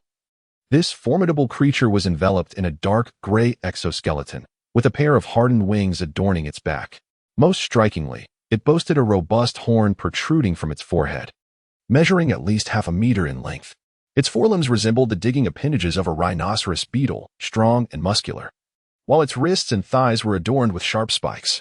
Proudly, Heracross stood tall as Wenku summoned forth additional companions: Grimer, Squirtle, Charmander, Trico, and Pidgey. At present, Wenku possessed a total of 6 Pokémon, 2 of level 3, 1 of level 2, and 3 of level 1. Ding! A new training mode has been activated. Will the user choose to proceed? Warning: this mode entails certain risks. If the user lacks confidence, it is advised not to attempt it. The voice was ultimately devoid of emotion, a stark contrast to the warmth of Warehouse Coin. Wenku has ultimately resolved to give it a try. The Shadow Warrior no longer suffices for the enhancement of Pokémon. He requires new training to strengthen them. Ding! Users are advised to exercise caution. For these 3 stone statues are the products of the Pokémon training camp, representing strength, speed, and defense. The training camp has amplified their capabilities tenfold, rendering their power formidable. Red 1. Strength increased tenfold. Orange 2. Speed elevated tenfold. Red 3. Defense augmented tenfold. These 3 stone statues exhibit somewhat extraordinary characteristics. One can closely observe the tricolored stone statue emerging from the mist. The challenge is bound by a time limit of 1 hour. Should the time elapse, the user is deemed victorious. However, if the user succumbs to passive death during the course of the challenge, it results in failure. 1 hour? Wenku had initially dismissed the seriousness of the situation. However, negligence often leads to dire consequences. Suddenly, number 2 launched a swift and unexpected assault, closing in on Wenku with blinding speed. Caught off guard, Wenku's pupils dilated in shock as he was struck squarely in the abdomen by a powerful punch from number 2. He coughed up a mouthful of blood. Observing Wenku's injury, Squirtle unleashed a water gun attack, but number 2, with its uncanny agility, deftly evaded the assault and returned to the side of number 1 and number 3, untouched by a single drop of water. If a participant were to perish during the training camp combat, it could result in a sudden, brief amnesia for those in the outside world. The victor claims the throne, while the vanquished are relegated to obscurity, such as the harsh reality. Within the mechanical sounds that echoed through the arena, one could sense the chilling indifference and mercilessness of the environment. One can indeed express his indignation. It seems that Warehouse Coin holds affection for him, while you, this second-hand item, only know how to torment others. The 3 diminutive stone figures each enhance strength, speed, and defense tenfold, fully aware that one is the weakest link within the team. A moment's carelessness could lead to a downfall. Safeguarding oneself for just an hour constitutes the greatest victory. Heracross, employ the move stare. The mighty beetle aimed its gaze at the trio before it, only to discover that it bore no effect whatsoever. Grimer, unleash your mud bomb. Envelop them. Grimer unleashed a torrent of muck, encircling the stone golem. Suddenly, an impact surged forth from the 3rd figure, disrupting the muddy onslaught. Number 3. Wenku has discerned its defensive capabilities. Meanwhile, number 1 approached Wenku at a leisurely pace, its robust stone arms revealing its undeniable strength. Heracross, let us execute a horn attack. Roar. The mighty beetle charged with all its might toward number 1, which clamped down on Heracross with its stone arms, the struggle of strength proving to be evenly matched. Wenku's expression shifted, It is well known that Heracross is a recognized powerhouse, yet this golem exhibited astonishing might. Now, double the return. Heracross lifted number 1. The beetle held its breath, muscles quivering, and defiantly heaved number 1 aloft, casting it aside. Thud. Wenku was suddenly struck by the second entity, collapsing like a broken kite in the distance. The other Pokémon, filled with urgency, gathered around him, their eyes alert, fixated on the elusive second entity. Yet, it moved with such swiftness, akin to a specter. Damn it! Wenku struggled to rise, blood streaming from his forehead. That blow had left him feeling on the brink of death. This second entity posed the greatest threat. He had to devise a way to defeat it. The training camp. How much time remained until the conclusion of the training? Ding. There are still 37 minutes remaining until the end of training. Damn. He had to endure. Heracross, be cautious. Continue to restrain the first entity. The horned beetle displayed remarkable intelligence, each time flinging the first entity out of the combat zone with its horn. When endured the pain in his abdomen, continuously retreating. Squirtle withdrew into its shell, conjuring bubbles to envelop our surroundings. Squirtle, Squirtle, Squirtle spun rapidly within its shell, unleashing a multitude of bubbles that dispersed widely.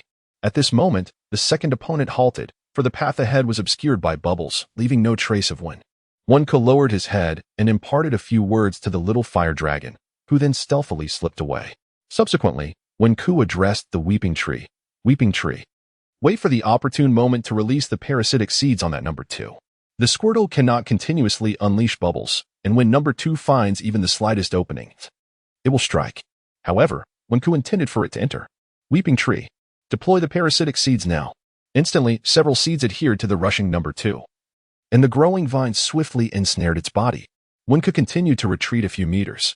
Little fire dragon, deliver the final blow. Flame vortex, engulf it. Wenku shouted. While from the shadows, the little fire dragon leapt forth, flames illuminating half the world as the immobilized number 2 was caught in the scorching whirlpool. Suddenly, number 3 leapt into the vortex, tackling number 2 and disrupting the flames, which could only dance at the surface. What terrifying defenses! Wenku had not anticipated that number 3 would jump in to protect number 2. Even in collaboration, they were overwhelmingly overpowering Wenku and his companions. Just as the situation seemed dire, smoke enveloped the area, and the 3 stone figures mysteriously vanished. Meanwhile, Heracross temporarily fell, exhausted from an hour of stalemate. Ding. The new training session concluded after an hour. Phew. Wenku collapsed, his back drenched in sweat. Ultimately, he realized he was still not strong enough. Well, Wenku. Why is the fish so salty today? Nami complained, clearly dissatisfied with dinner. Perhaps too much salt was added. Wenku replied with a smile, though his expression changed as he took a bite. Ha ha ha. I think eating fish every day isn't ideal. We should find a chef. Luffy, who cared little for the seasoning as long as it was meat, chimed in. Indeed, a chef is crucial, Wenku sighed, pondering how to progress the Sanji storyline. And the musician, Luffy mumbled with his mouth full. Musician? Ha ha. Zoro laughed heartily. At that moment, the 4 of them dining on the small boat shared a warm and harmonious atmosphere. 3 days later, Luffy and his companions finally reached the nearest small island in the south. As they disembarked, a large cloud of dust surged from the cliffs above, revealing a ramshackle pirate presence everywhere. Usopp, when Ku Qianxiao observed, it appears to be this island. I advise you to abandon your assault on this village. For my 80 million subordinates shall not spare you. Suddenly, a man with an elongated nose emerged, pointing at Luffy and his companions, shouting loudly. Luffy, in a display of sheer astonishment, stretched his mouth to its utmost limits, genuinely taken aback by the revelation. The narrative unfolds with a blend of humor and disbelief as Nami finds herself utterly astonished by Luffy's peculiar thought process. Zoro, equally bewildered, exclaims, "Is this really how a captain behaves? 800 million? Surely, you cannot be deceiving us." Demonstrating her keen intellect, Nami attempts to extract information from Usopp without his awareness, only to inadvertently ensnare him in her clever ruse. Usopp, caught off guard, gapes in astonishment, his mouth agape as if to accommodate an egg, rivaling Luffy's own expression. "Look at this," Nami exclaims, throwing her hands up in exasperation. "What utter nonsense! I am a man of immense pride. That is why I am known as the proud Usopp. My slingshot is swifter than your bullets." Usopp proclaims loudly, aiming his slingshot menacingly at Zoro. Zoro, however, remains expressionless, even loosening his grip on his sword. Usopp's lack of murderous intent renders him unworthy of Zoro's attention. as tensions mount between the two parties. Usopp finds himself drenched in cold sweat. By the way, who is Jesus Burgess to you? Luffy, shedding his feigned ignorance, scrutinizes Usopp with curiosity. Usopp's tone and catchphrases bear an uncanny resemblance to those Luffy learned from Shanks, compounded by Usopp's likeness to the infamous Jesus Burgess of Shanks' crew, prompting Luffy's inquiry. At that moment, Usopp, unable to withstand the pressure exerted by Luffy and his companions, loses his footing and tumbles down the precipice. In shock, he gazes at Luffy. Do you know my father? Upon realizing that the Straw Hat crew is not akin to the ruthless pirates like Buggy, Usopp's worries dissipate, and he willingly leads Luffy and the others to a tavern in Syrup Village for a meal. The five of them engage in lively conversation, with Usopp sharing tales of his life, while Luffy remains preoccupied with his voracious appetite, leaving Nami and Vanka to listen attentively. Throughout, Usopp's initial impression is one of narcissism and boastfulness. However, Vanka remains unfazed, recognizing that this long-nosed individual is no mere commoner, but a significant member of the Straw Hat Pirates. Suddenly, Usopp expresses a desire to depart, bidding farewell to Vanka and the others. Vanka refrains from speaking, aware that Usopp is likely seeking Kaya. Shortly after Usopp's departure, the tavern door swings open, and three children, approximately 11 or 12 years of age, rush in. It appears that these youngsters are none other than the trio known as Pepper, Carrot, and Onion. One maintained a subtle smile at the corners of her lips. You are pirates? Speak. What have you done to our captain, Usopp? The children's voices were youthful, lacking any semblance of menace. Zoro, having indulged in some alcohol, displayed a faint flush on his cheeks as he feigned a menacing expression, declaring, Your captain has already been devoured by us. Mother Nightingale. The three children shouted at Nami. At that moment, Nami unleashed a barrage of insults, effectively silencing the trio. Meanwhile, Win, who was nearby drinking, chuckled heartily, reveling in the amusement. Thus, the Straw Hat crew spent their afternoon in merriment in Syrup Village, with the moon now gracing the night sky. In a lavish mansion somewhere in Syrup Village, a girl with playful golden hair lay languidly upon her bed, often seized by bouts of intense coughing. Usopp, the village's self-proclaimed king of exaggeration, spun tales that were merely fabrications designed to evoke excitement.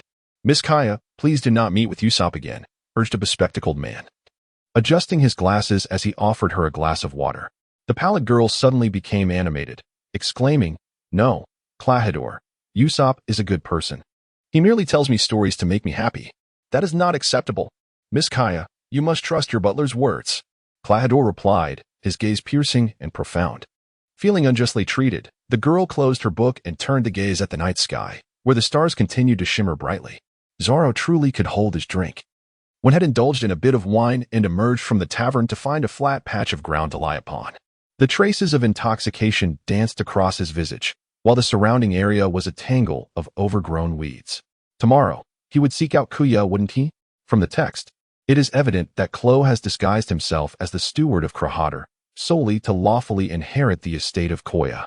It is quite possible that Koya's illness over the past few years is a result of Klo's machinations, for Klo is indeed a formidable character when it comes to cunning. Ding! A time-limited mission has been issued. Defeat Captain Klo and thwart his nefarious plot.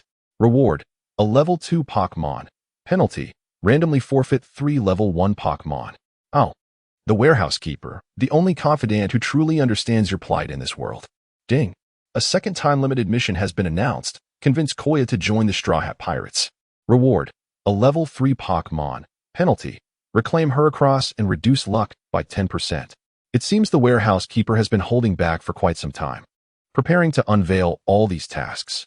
However, one stared incredulously at the task panel, overwhelmed by the sheer volume of information. Why was this happening? Wasn't he yet undermining the narrative? When Cook questioned Warehouse Lord, harboring a sense of unease within, as his arrival had already veered the storyline off its intended path. Users must firmly believe that One Piece is a genuine world, where each character is a living being.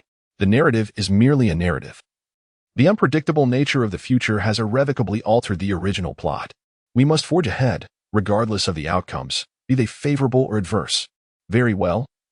Let us respond to change with steadfastness. When gradually calmed himself, his sole objective now was to accomplish the task at hand and enhance his own strength. Ding! Permanent Task 1. Silver level cure Koya's physical ailment and enable her to become a physician while possessing at least one form of dominance. Reward: a level 6 Pokémon. Penalty: none. Following this, yet another task panel emerged. One may gaze in astonishment. A perpetual quest? Is there truly no time constraint? Indeed. The sole distinction between perpetual quests and time-limited ones lies in the aspect of limitation. However, the challenges posed by perpetual quests are considerably more formidable. Yet the rewards are exceedingly generous. The warehouse keeper consistently provides patient explanations, while attending to Kuya's ailment may be a trivial matter. This display of dominance proves to be somewhat more challenging. Wenka forced to smile. Confronted with the sudden onslaught of 3 tasks today, he felt little excitement or thrill. Instead, a hint of gravity weighed on his heart. The road ahead may be fraught with difficulty, yet it is imperative to persevere. The following day, the Straw Hat crew awoke, and after several fruitless attempts to locate Usopp, Carrot suggested that their captain might be at Miss Koya's house. Wen chuckled, expressing a whimsical desire to explore, and Nami inexplicably echoed his sentiment. As they journeyed onward, the Straw Hat crew gradually beheld a sprawling estate in the distance, stealthily guided by the mischievous Onion Kid. The Western-style architecture, resplendent and opulent, underscored its grandeur. The estate was immense, so vast that no words could adequately encapsulate its size. The charming, golden-haired girl was none other than Lady Kaya, a true heiress. She possessed a gentle demeanor, coupled with a profound love for literature, endearing her to many local suitors, including, of course, our captain. Indeed, our captain was unmistakably smitten. The green-haired boy pointed helplessly upward at the tree. Luffy and the others gazed up, where they spotted Usopp boasting to Kaya. Usopp noticed Luffy beneath the tree and made a point to introduce them to Kaya. She waved in greeting, and Wen smiled. What a delightful girl, indeed, another fine addition to our crew. How could we possibly contend with your impetuousness, intruding upon the estate uninvited? Suddenly, the butler, Clahador, adjusted his spectacles with an air of disdain as he rounded the corner of the grand entrance, delivering his cold remarks. Wen turned to the butler, his expression chilling. You are Clock? Subsequently, Clock indeed delivered a speech filled with righteous indignation, not forgetting to mock and deride Usopp and his father. Clahador, you must apologize to Usopp. At this moment, Koya could no longer tolerate it, and hoped her butler would extend an apology to Usopp. Why should I apologize to such a barbaric man, miss? Clock's demeanor was grave. You may not believe me. However, pirates are indeed brave warriors. Usopp exclaimed loudly at Clock. Clock scoffed. Pirates are brave warriors? That statement is rather fallacious. You lack the standing to speak of them. At this juncture, Wen stepped forward, casting a cold gaze at Clock, leaving Usopp momentarily stunned. Clock's eyes were profound, and he fell silent. An awkward stillness enveloped the scene. Ultimately, both parties departed in discontent, and before leaving, Wen glanced back at Clock, who stood on the steps. Is it truly you, Clock? Can your cunning outmatch one who has traversed dimensions? Wen sneered. That evening, in the inn, Wen noticed the absence of Luffy's return, prompting him to venture to the coastal cliffs with Nami and Zoro in search of him. Nami and the others were perplexed as to why they were heading to the cliffs, yet they trusted Wen, and the 3 of them strolled along the way. Eventually, they stumbled upon a sleeping Luffy in a certain pit. Upon awakening him, Luffy was bewildered. His fragmented memories, combined with Wen's imaginative embellishments, presented a brief recollection. Clock had tightly secured the mansion's door and proceeded along the path to the coast. He was discussing the whereabouts of treasure with a subordinate, Zango. Later, Usopp and Luffy overheard this, and Zango put Luffy into a hypnotic slumber, causing him to tumble down the cliff, yet Clock did not harm Usopp. Wen nodded, and events continued to unfold in their anticipated direction. However, Wen still needed to remain prepared for contingencies, for Klo possessed a remarkably high intellect, second only to that of Ben, the first mate of the red-haired pirates. Wink opted for a straightforward confrontation, revealing Captain Kuro's sinister plot to Nami and Zoro, both of whom were taken aback. Luffy, in a state of bewilderment, found it hard to fathom that the miserly and confrontational steward could deceive even his own master. Nevertheless, given the source of this revelation, Zoro chose to place his unwavering trust in Wink, while Nami, still somewhat uncertain, selectively inquired, if that is the case, Miss Kaya is in grave danger. What are your plans for tomorrow? At the shore, Wink shared his strategy with both Nami and Zoro, leaving Luffy scratching his head, struggling to comprehend the details. Our esteemed strategist is truly remarkable. Although I don't quite understand, we shall follow his lead. Luffy could only cheer and bolster their spirits. In the present day, Wink had firmly established his position within the Straw Hat Pirates, to the extent that Luffy occasionally referred to him as the strategist. Many strategic matters and plans were typically entrusted to Wink, with the entire crew, including Nami, relying on his expertise. At this moment, Wink silently recited incantations. And blue and white Pokeballs materialized in his hands. He entrusted the Pokeball of Pidgey to Zoro, while he handed Squirtle's Pokeball to Nami. And Captain, here's a stinky mud for you, Wink said, casually tossing a black Pokeball, which Luffy caught with haste and promptly wiped clean. Why not just give me the stinky mud outright, Wink? Luffy chuckled. Observing Wink's eye roll, Luffy grinned and refrained from further mention. It was peculiar, despite Luffy's carefree demeanor. He always appeared like a child before Wink. Nevertheless, he harbored an unwavering concern and protection for her. Though Luffy was often oblivious, he could still sense it. In Luffy's heart, Wink held a position only second to his brother Ace, and he placed immense trust in her.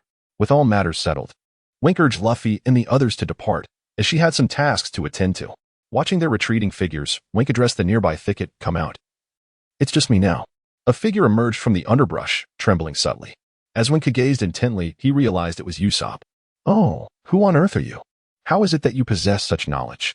And what sorcery allows you to conjure a sphere out of thin air? Are you a magician? Usopp stared in astonishment at Wenku. Despite the slender physique of the dark-haired man, for some inexplicable reason, Usopp felt a sense of pressure. He had clearly not been present at that moment. Could it be that he possessed the ability to foresee the future? Without offering any explanations, he merely gazed at him, articulating slowly, "We are but noble pirates. Tomorrow we shall unite." Yet, alas, the esteemed Kaya does not believe in me, nor do the villagers. Is this truly the village I hold dear? How has it come to this? Usopp wept bitterly, kneeling on the ground. As Usopp gazed with tears in his eyes, a sense of empathy welled within him. Every time the boy cried wolf, there came a day when a wolf truly appeared. Yet, the shepherd who had incessantly cried wolf would find himself bereft of trust. Usopp would undergo a lesson. He required time to adjust. In truth, Wink could have exposed Kuro earlier, but he needed to fulfill his own mission, thus allowing the story to unfold as it was destined. Whether it was Usopp's transformation or the future inclusion of Kaya, this segment of the narrative retained its significance. Here, take this, Wink said, handing Usopp a green bauble. It's called the Weeping Tree. Carry it with you tomorrow to rescue Kaya. With that, he turned to leave. Can we truly win? Usopp murmured to himself, staring at the bauble in his hand. The very notion felt surreal to his inherently timid nature. Yet, amidst the intertwining of truth and illusion, who could discern the reality? However, one thing was certain, Wink would undoubtedly tear apart Kuro's deceitful faade come morning. Let us then observe who is truly scheming against whom. Night fell, and the crescent moon ascended high. Within the opulent residence of Kaya, the once peaceful ambience was shattered by the sound of metal scraping. What do you mean? Mary, the servant of the Kaya household, was astounded to learn that Butler Cladel had concealed his true intentions for 3 long years, merely to claim the young lady's inheritance. This revelation left the usually gentle and wise Butler appearing insidiously malevolent. It was not too late to realize the truth. Kuro approached with stealth, a sudden gust of wind accompanying his advance, his claws glinting coldly in the moonlight. Miss, run. The hanging lamp above shattered, silencing Mary's warning. Only the vivid crimson of blood cascading from Kuro's claws remained. The following day, which seemed ordinary at first glance, was imbued with an unusual tension. Dawn approached, and it was highly probable that those ruffians would arrive from either the northern or southern coast. Wink had spent the night restless, wandering the coastal edge. Even with preparations in place, he felt a profound unease. In the original tale, Zhang Ao led the pirate crew to invade from the northern coastline. But with his unexpected interference as an outsider, the narrative had shifted irreversibly. Zhang Ao might very well alter his course and strike from the southern coast instead. Wenku contemplated thoroughly and resolutely decided on a defensive strategy, given Zoro's penchant for wandering and Luffy's occasional lapses in intellect. It was imperative for Wenku to ensure that these two principal forces aboard the ship reached the battlefield without delay. Thus, he opted for a temporary division of teams. Zoro would accompany Nami, while he paired with Luffy. Meanwhile, Usopp was assigned to a separate task, instructed to meet with Kaya and safeguard her well-being. He harbored concerns that the narrative might deviate, with the only routes into Syrup Village being the northern and southern coasts. Wink decided that Nami and Zoro would guard the southern slope, while he would accompany Luffy to the northern shore. Once the tasks were allocated among the four, Nami departed with Zoro. The waiting during this time was excruciating, As the sun ascended higher in the sky, Wink became increasingly certain that Zhang Ao and his crew must indeed be heading toward the southern shore. They had not launched their assault from the northern coastline after all. Have you ever contemplated that this group might deviate from the narrative? Yet, there lingers a glimmer of hope. Nevertheless, these pirates have yet to make their appearance along the northern coastline. Fortunately, preparations had been made in advance, hours prior. Zaro and Nami had already taken their positions to defend and lay an ambush on the southern ramparts. Let us proceed. Luffy, we shall head south. One grasped Luffy's hand and commenced their journey southward. In stark contrast to the tranquility found elsewhere, the southern slope was engulfed in fierce combat. Kill them. It's merely a woman. Charge forward. Zango, consumed by rage, commanded his subordinates to advance up the slope. Initially, Kuro had conferred with him, intending to launch an assault on West Ra village from the north. However, Kuro abruptly reversed his decision, ordering an attack from the south. Aware of the dire consequences of defying Kuro's orders, Zango had no choice but to comply. At that moment, on the slope, Nami shouted to her Squirtle beneath her feet. Squirtle, take them down. With a swift puff, Squirtle unleashed a water gun at the pirate horde below, eliciting cries of agony. Damn that turtle, one pirate shouted defiantly. We shall overwhelm her with sheer numbers. After all, she is but a single turtle. These pirates, seasoned in battle, began to mount an overwhelming offensive up the slope after sustaining some casualties. That fool Zaro. Why isn't he keeping up? He is so slow, Nami exclaimed, her urgency palpable as she awaited reinforcements. Meanwhile, one was en route to the southern shore when, quite inexplicably, he encountered the lost Zaro. Wenku felt an unsettling foreboding. Something must have gone awry. With Nami and Zaro lost, it meant that only Nami was left to defend the southern shore. Urgently, assistance was required. The Straw Hat Trio, guided by Wenku, hastened towards the southern bank. Clyodor, where are you? Kaya awoke abruptly, only to find herself alone, descending the stairs in search of her butler. She stumbled upon the servant, Mary, lying motionless in a pool of blood. Ah, Mary, Mary, please wake up. Mary, Kaya cried, tears streaming down her face as she struggled to lift Mary, desperately calling out. At that moment, Mary's eyelids fluttered, and with great effort, she gazed weakly at the sobbing Kaya. Clavador had shown some mercy after all, considering their 3 years of camaraderie. He even gifted him glasses. Pirates can be merciless, yet they possess their own sentiments. Ultimately, Clavador spared Mary's life. Upon learning that her butler, Clavador, intended to kill her and had attacked Mary the previous night, Kaya was incredulous. Memories of Usopp's warnings flooded her mind, and she recalled the moment she scolded him, her heart heavy with regret. Kaya, open the door, please. A familiar voice suddenly resonated from outside. Kaya and Mary froze. Is that you, Usopp? Kaya hurried to the door, which swung open to reveal Usopp and 3 mischievous companions. What are you doing here, Usopp? I'm so frightened, Kaya exclaimed, her surprise mingling with tears. Usopp's brow furrowed, and he grasped Kaya's hand tightly, urging her to flee. We must leave. Your butler is a villain. I was wrong, Usopp. I shouldn't have doubted you, Kaya lamented. Oh, it's all right. We need to go now. I came to protect you. Usopp tightened his grip, glancing around for any sign of Clyodor's return. In truth, Clyodor had set off for the southern shore, waiting in vain for Zhang Ao and his crew. Even if he returned, it would not be at this hour. Not yet, Usopp. Mary is still here, injured. I can't leave her, Kaya insisted. Shame washed over Kaya. She hadn't expected Usopp to think of her even at dawn. Her cheeks flushed, and a flutter of emotion stirred within her. Upon hearing this, Usopp entered the room and was taken aback by Mary's condition, his shock quickly morphing into anger. To protect Mary, he and his companions carefully placed her in a hidden corner. Clyodor desires my inheritance. We can negotiate with them, Kaya proposed. Negotiate? Usopp was skeptical, believing such a strategy would be futile. How can we know if we don't try? This is our village, after all. Haven't you always wanted to protect your home? Kaya pressed, gripping his hand tighter. Usopp dreamed of being a hero. What was wrong with fighting for his home just once? We can go, but you must stay behind me. I'll protect you. Kuro is utterly powerless against you. Usopp, adorned with goggles and wielding a slingshot, bravely assumed the demeanor of a true hero. Yet, Kaya's tears transformed into laughter. Indeed, my noble champion. I shall never doubt you again. Meanwhile, on the southern slope, Nami stood alone against the multitude of pirates, and the situation grew increasingly dire.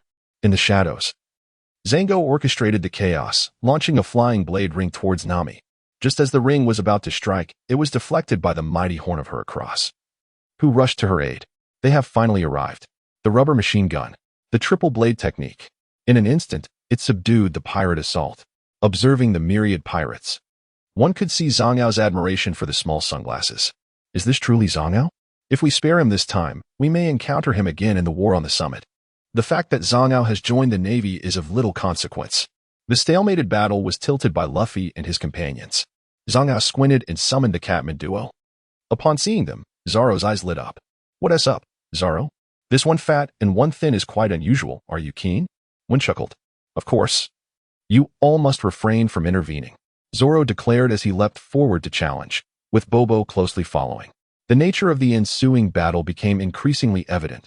This time, Luffy was not lulled into slumber, refraining from interfering in Zoro's fight, unleashing his rubber machine gun to strike in all directions. Wenku and Zhang Gao exchanged glances. And indeed, Zhang Gao dared not hypnotize Luffy. I had waited for an eternity when a bespectacled man emerged from the thicket. Wenku turned around, and surprisingly, the pirates of Zhang Gao's crew collectively halted, their faces etched with fear. It turned out that Kuro could no longer tolerate the sluggishness of Zhang Gao and his men, and took the initiative to seek out his own crew. What is happening, Zhang Gao? Kuro inquired, adjusting his glasses without casting a glance at Wenku and the others. His gaze firmly fixed on Zhang Gao. Though Kuro spoke in a hushed tone, it felt as though Zhang Gao's heart was being struck by a colossal hammer. The cat duo, feeling indignant towards Kuro, believed that after 3 years of absence, Kuro's strength had waned. Yet, they found themselves outmatched and dominated by him. I give you 5 minutes to eliminate these ruffians, Kuro stated, his glasses reflecting a chilling glint. Give it up, you cannot win, he added. Wenku beckoned Nami to stand behind him, addressing Kuro while his companions Heracles and Charizard braced themselves for battle. Luffy casually picked his nose, chuckling as he delivered a powerful punch to a pirate's face, rendering him unconscious. At that moment, Kuro turned his attention to Wenku but offered no reply. The cat duo, driven to madness, charged at Zoro, exuding an aura of lethal intent. I'll deal with this green-haired swordsman in 5 minutes, shouted one of them. Bobo, sword. Zoro called out to Bobo. In an instant, Bobo summoned a whirlwind that lifted 2 fallen swords from the ground, allowing Zoro to leap and merge his 3 blades. This fusion of swords was not merely superficial, it was the tiger's hunt. Zoro leaped with agility, executing a triple slash, the airflow slicing through the void. Akin to a tiger descending a mountain, Sam, lean and wiry, was pierced by the 3 blades, while the corpulent Bougie, though impaled, remained alive. Zoro, be careful. That fat one isn't dead, Wenku shouted. Now, Zoro stood resolutely, his 3 blades dripping with blood, as Bobo perched on his shoulder, turning to face the ever-expanding Bougie. A sight that left Zoro bewildered. One exclaimed, Zhang Gao, you villain. What right do you have to employ hypnosis? With only 4 minutes remaining, I must take action. In a state of panic, Zhang Gao, having experienced the terror of Klo, was desperate to prevent him from intervening. I shall eliminate you, hypnotized Brook.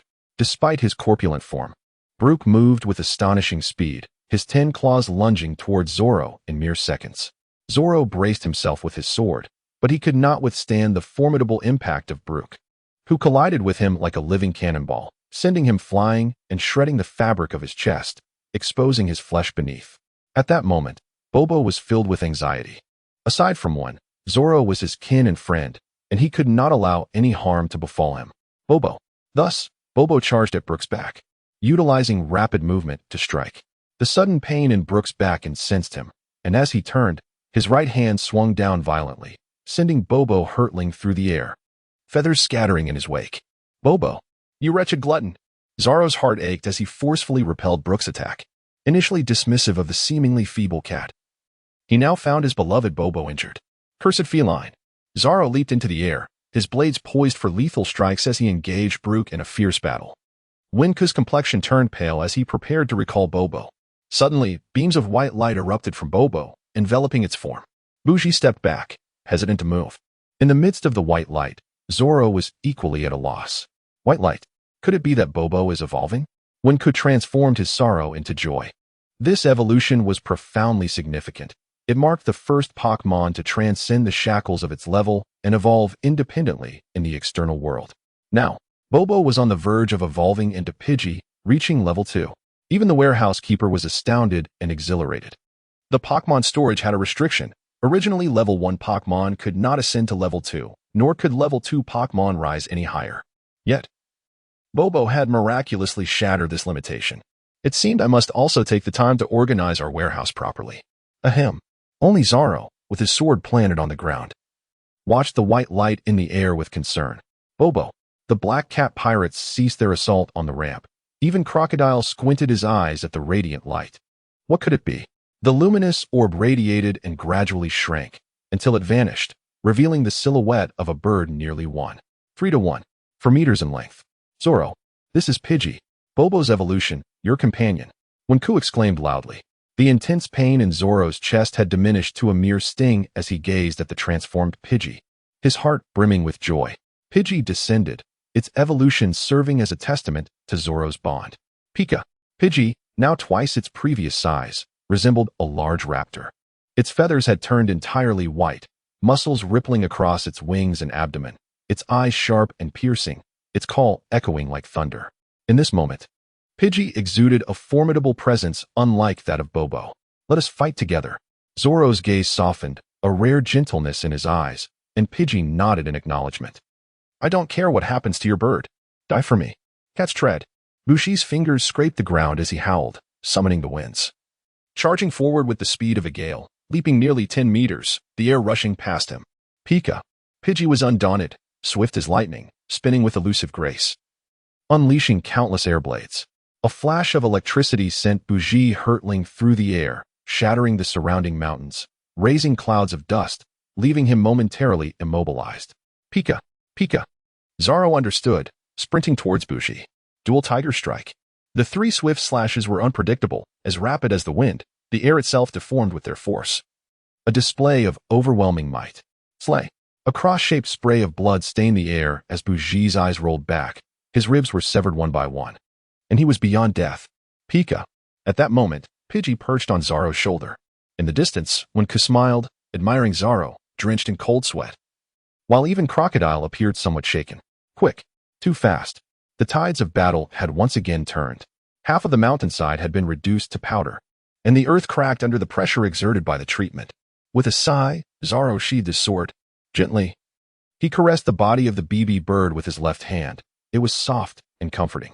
However, the bird could no longer perch on Zoro's shoulder, as it had grown to a considerable height of 1 meter 30 to 40.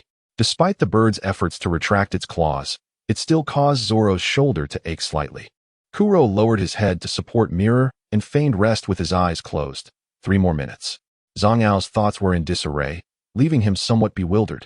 Meanwhile, the remaining pirates rushed down the slope, keeping their distance from Kuro, fearful, for they all knew that beneath his gentlemanly facade lay a ruthless killer. This created an eerie silence, with Win and his companions remaining motionless. Time ticked away slowly. 2 more minutes. At this moment, an inexplicable disturbance arose in the forest, accompanied by the sound of chaotic footsteps approaching from behind. I detest having someone behind me. Kuro suddenly opened his eyes. His silent steps ominously directed toward the approaching Usopp and Kaya. Danger. Usopp's pupils contracted as he instinctively shielded Kaya by throwing himself down. A sharp hiss. Kuro's hands clasped together like claws, raking across Usopp's back, sending intense pain coursing through his nerves, with visible claw marks left on his torn collar. Usopp, why did you do that? Kaya stood up, questioning Kuro. Isn't that the girl from the villa? Zhang Yao wondered from a distance. So, that means the girl is the ultimate target, right?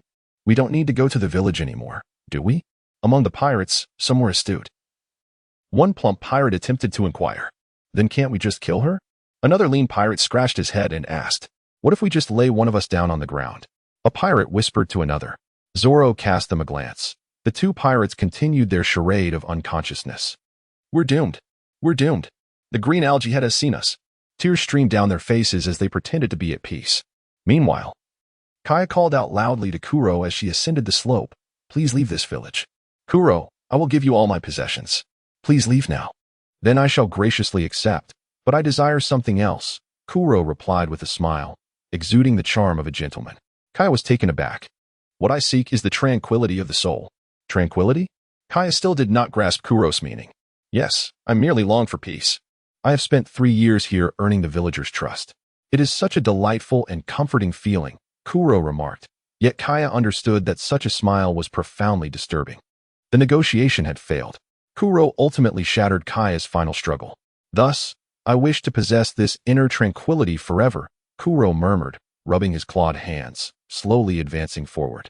One could squint, yet he remained still, for he sensed that Kuro would not strike, especially with Luffy still present. Subsequently, Koya drew her gun and aimed it at Kuro, only to be swayed by his honeyed words and relinquished the firearm, unaware that Kuro's claws were already poised with murderous intent. Bang! Koya run. Usopp, gritting his teeth in pain, rose to his feet and seized the fallen gun, firing a shot in desperation. Worthless, Kuro scoffed, effortlessly alternating between silent steps, his right hand seizing Usopp. To Kuro, eliminating this boastful fool was akin to slaughtering a dog. Bah! If you have the guts, kill me. Usopp, now emboldened, pointed an accusatory finger at Kuro, vehemently cursing him. Kuro, exasperated by Usopp's incessant chatter, felt a surge of lethal intent rise within him when, out of nowhere, a powerful punch struck his face. Thud! The bruise remained, a testament to Luffy's furious blow.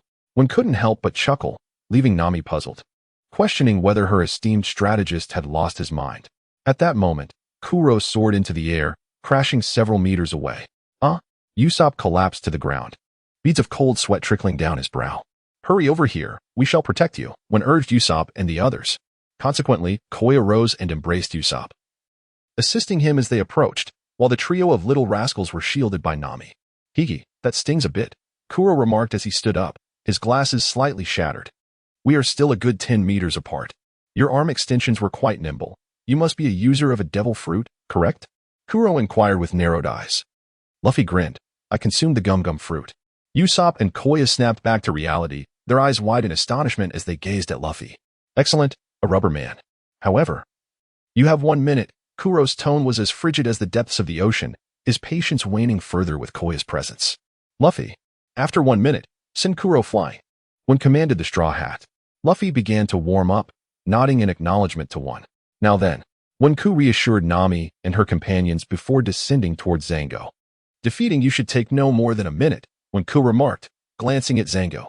Oh, such confidence from you, my lord? You must realize that in 1 minute, we might all find ourselves lifeless.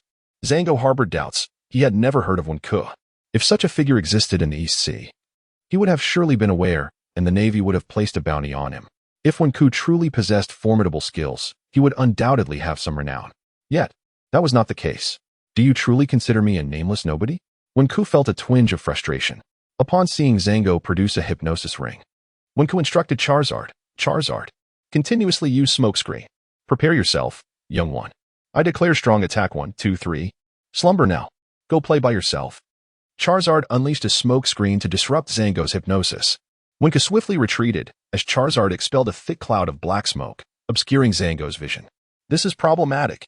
Enveloped in smoke, Zango could no longer see Wenku, and the hypnosis required face-to-face contact for 3 seconds, which Wenku easily countered. I mentioned I would defeat you in just a minute, Hercross. Use tackle. Wenku's haunting voice echoed through the smoke, and before Zango could comprehend, a black beetle charged at his chest, sending him flying like a bull, accompanied by the sound of breaking bones. Boom! With a tremendous roar, another section of the mountainside collapsed, burying our master Zango beneath the landslide. Enough, Zango, you need not rise again. This shall be your home from now on. As the smoke dissipated, Charizard coughed uncontrollably, while Wenku cast a cold gaze towards Kuro. Kuro, expressionless, clicked his claws impatiently as he counted down the seconds. 18, 5, 2. Time's up. In an instant, Kuro lunged forward, while Luffy engaged directly in close combat, landing punch after punch with unwavering resolve against the Black Cat. Rubber pistol. Luffy's agile rubber arm struck Kuro, creating various depths of craters on his body, causing Kuro to spit blood as the sound of blows drowned out the tearing of flesh. Kuro found Luffy's fearless approach disheartening, retreating several meters to evade the onslaught. Luffy, undeterred, continued to press Kuro. Suddenly, Kuro ceased his attacks, his claws drooping as he stood in silence, an unusual behavior that made Luffy halt as well.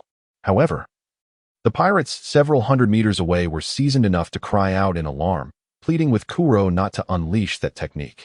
Death Scythe. Captain Kuro is about to use Death Scythe. We are doomed. Nami, in a panic, attempted to step forward but was restrained by Wenku. This is Luffy's battle alone. We must not interfere, Wenku explained to Nami. Zoro was merely grooming his bird's feathers, equally disinclined to intervene. Death Scythe is Kuro's most formidable move, once unleashed. It indiscriminately attacks both foe and ally alike. Usopp, Kaya, come here. Bring these 3 little imps over here. Gather around, Wenku exclaimed, turning to the horned beetle and instructing her across. You must protect them with utmost diligence. I implore you. Upon hearing Wenku's command, the beetle unfurled its enormous wings, enveloping Nami and her companions in a steadfast embrace. In an instant, countless scars marred the mountainside as Klo moved with astonishing speed, his clawed attacks becoming increasingly rapid. Rip. As Wenku was momentarily distracted, a sharp grip seized his shoulder, causing an excruciating pain that made him gasp. Meanwhile, the pirates several hundred meters away were inexplicably attacked, their anguish cries echoing through the air. What do you take your comrades for? Luffy bellowed in fury. Luffy, use the stink fruit to protect yourself. If he comes over, we must find a way to capture him. Wenku shouted, only to feel another painful scrape on his knee. No, Wenku. I cannot allow the stink fruit to suffer any more harm. I can defeat him alone. Luffy resolutely dismissed Wenku's suggestion, disregarding the increasing number of wounds. With keen eyes, he spotted a flaw in Crocodile's defense and seized his foot. Got you, Luffy exclaimed as he executed a shoulder throw, flinging Crocodile away. However, Crocodile immediately performed a backflip and regained his footing. It's futile. I will kill everyone present. I detest those who do not cherish their companions. Luffy swiftly elongated his arm to capture Crocodile. It's useless, you'll die? At that moment, Crocodile vanished once again, his speed surpassing that of before. The indiscriminate attacks resulted in varying degrees of injury among both the Black Cat pirates and the Straw Hat crew. No way. Luffy focused on a gap and stretched his arm with all his might to reach it. Crocodile did not evade, and was ensnared tightly by Luffy's arms and legs. As long as he is caught, Kuro would be considered at the end of his rope. However, in a departure from the original narrative, one of Kuro's hands could still move, albeit feebly. In a frenzied manner, he clutched at Luffy's back, causing blood to flow profusely due to Luffy's rubbery body being punctured by the clawed grip. When shouted towards Usopp, who was prone on the ground, Usopp, quickly, distract Kuro. Usopp momentarily hesitated. Hurry up. Don't you want to be a hero? When bellowed. All right, I heard you. Usopp, drawing courage from an unknown source, darted to Kuro's side beneath his goggles. Kuro, brace yourself. Ultimate move. Gunpowder Star. The lead bullet shot forth from the slingshot's elastic, exploding upon contact with Kuro's face, enveloping him in thick smoke. Although it lacked lethal force, it temporarily halted Kuro's struggles. Rubber clock. At that moment, Luffy's head soared back from several hundred meters away, the impact instantly knocking Kuro unconscious, shattering his glasses. As Kuro fell, Luffy released his grip on him. Usopp collapsed to the ground, drenched in sweat, utterly exhausted. We won. That Straw Hat really defeated Captain Kuro, murmured the surviving pirates in disbelief. A collective sigh of relief washed over everyone. More a feeling of gratitude for surviving than anything else. Ding. Time-limited task 1 completed. Reward, level 2 Pokémon. Will the user claim the reward? At that moment, the warehouse spirit appeared, bringing good news to one. Claim it, when nodded. Ding. Reward, level 2 Pokémon Meowth. Bestowed with the ability to speak human language. The reward has been stored in a miniature space. Meowth? When chuckled with a mix of amusement and exasperation. I hope it's not that Team Rocket one, or things could get interesting. Meanwhile, the remaining pirates on the battlefield lifted the unconscious Kuro and prepared to set sail. Luffy gazed at them from a distance, lost in thought. Behind him, Usopp hesitated, reluctant to turn back and face Luffy. His heart had already been captivated by the small crew of the Straw Hat pirates. Although the past 2 days had been thrilling, they had also fostered significant growth within Usopp. He merely wished to inquire, not as a plea, whether he could join them. Yet his timid nature rendered him a bundle of contradictions at that moment. How's it going? Did you gather the treasure? When asked Nami with a smile. I got everything. By the way, I still owe you for that battle. Here's your Squirtle. Nami pulled a blue Pokeball from her pocket, ready to return it to one. Keep it. You need its protection more than I do, when said, unexpectedly leaving that remark hanging in the air. As Nami gazed at the Pokeball in her hand, a weight began to lift from her heart, softened by the concern of this man. As the Black Cat pirate ship slowly drifted away, Kaya felt a profound sense of loss. Perhaps due to the 3 years of deception from Clahador. Usopp, the timid companion beside her, dared not speak. "This is your shining moment, Usopp." One approached Usopp with a smile and said, "You know, my dream is to become a true warrior of the sea, which is also my mother's wish." Usopp sighed, gazing at the clouds drifting in the sky. A deep realization dawned upon him, and tears welled in his eyes. Glimmering with determination, "My mother in the heavens is watching over me. I must not cry. I shall hold it back and become the person I aspire to be." Wink felt truly gratified. The lofty aspirations of a pirate, driven by ambition, are universally applicable, even to the timid Usopp, who may seem eternally distant from his dreams. Yet, the chronicles of his personal growth continue unabated. The pursuit of a pirate, amidst the cycles of life and death, is remarkably simple. This encapsulates the essence of the pirate world, where brutality and compassion coexist. 2 days after the conclusion of the battle, the Straw Hat crew prepared to set sail once more. During this interlude, Kaya sought a private conversation with Wink. "Is there something you wish to discuss, Miss Kaya?" Wink inquired with a feigned ignorance. Smiling as he gauged her intentions. "I wish to join the Straw Hat Pirates," Kaya confessed, somewhat bashfully. As the resident strategist who held Luffy's unwavering trust, Wink was the first person she approached to express her desire. "Such delightful news. We would be immensely honored to have you aboard the Straw Hat crew," Wink replied eagerly, wholeheartedly supporting her decision. Previously, Usopp had also received an invitation to join, and the atmosphere was one of collective joy. Kaya's servant, Mary, had always harbored a passion for shipbuilding, and the Going Merry was the finest vessel he had ever crafted. With Luffy's crew lacking a ship, Mary graciously presented the vessel at Kaya's request. Upon seeing the completed ship, Luffy immediately gravitated towards the Going Merry, wishing he could embrace it every night. Nami, too, was delighted, for a well-equipped sailing vessel is paramount for traversing the Grand Line. Before setting sail, Kaya asked Mary to prepare all necessary supplies and to instruct Nami on the operation of the Going Merry. As Kaya organized her belongings, she gathered numerous books. Her love for reading evident, particularly in the realm of medical literature due to her health circumstances. Ding. Time-limited task 2 completed. Reward, level 3 Pokémon. Does the user wish to draw? With Miss Kaya boarding the ship, it was a day of celebration. Why not seize the opportunity? "Let us draw one," Wink suggested. Ding. Reward, level 3 Pokémon, Scyther, has been recorded in the miniature space. Scyther. Wenku was astounded. In a previous life, he had harbored a deep affection for the mantis that soared through the skies, for this marvelous creature possessed an exceptionally striking appearance. The reward was commendable, and Wenku felt quite content. After everyone boarded the ship and departed, Wenku scrutinized the Mary, particularly drawn to the conspicuous ram's head. It is known that the Mary, the beloved ship, boasts a special seat located at the bow, characterized by a figurehead resembling a sheep, which has always been Luffy's exclusive perch. At this moment, Luffy confidently perched himself atop the sheep's head and proclaimed loudly to Wenkai and the others, "From now on, this shall be my special seat." Nami and the others could hardly endure Luffy's occasional childlike antics, leaving Wenkai both amused and exasperated. Subsequently, under Nami's skilled guidance, the Going Merry gradually departed from Syrup Village, charting a course towards the Grand Line. "Oh, and we must have a pirate flag," Luffy exclaimed, leaping onto the deck to personally sketch the banner of his imagination, drawing a curious crowd. In no time, the pirate flag was completed. "Wow, this flag is hideous," Usopp exclaimed, unable to contain his disdain. He simply could not bear the sight of Luffy's crookedly drawn banner, with uneven lines and an overall lack of aesthetic appeal.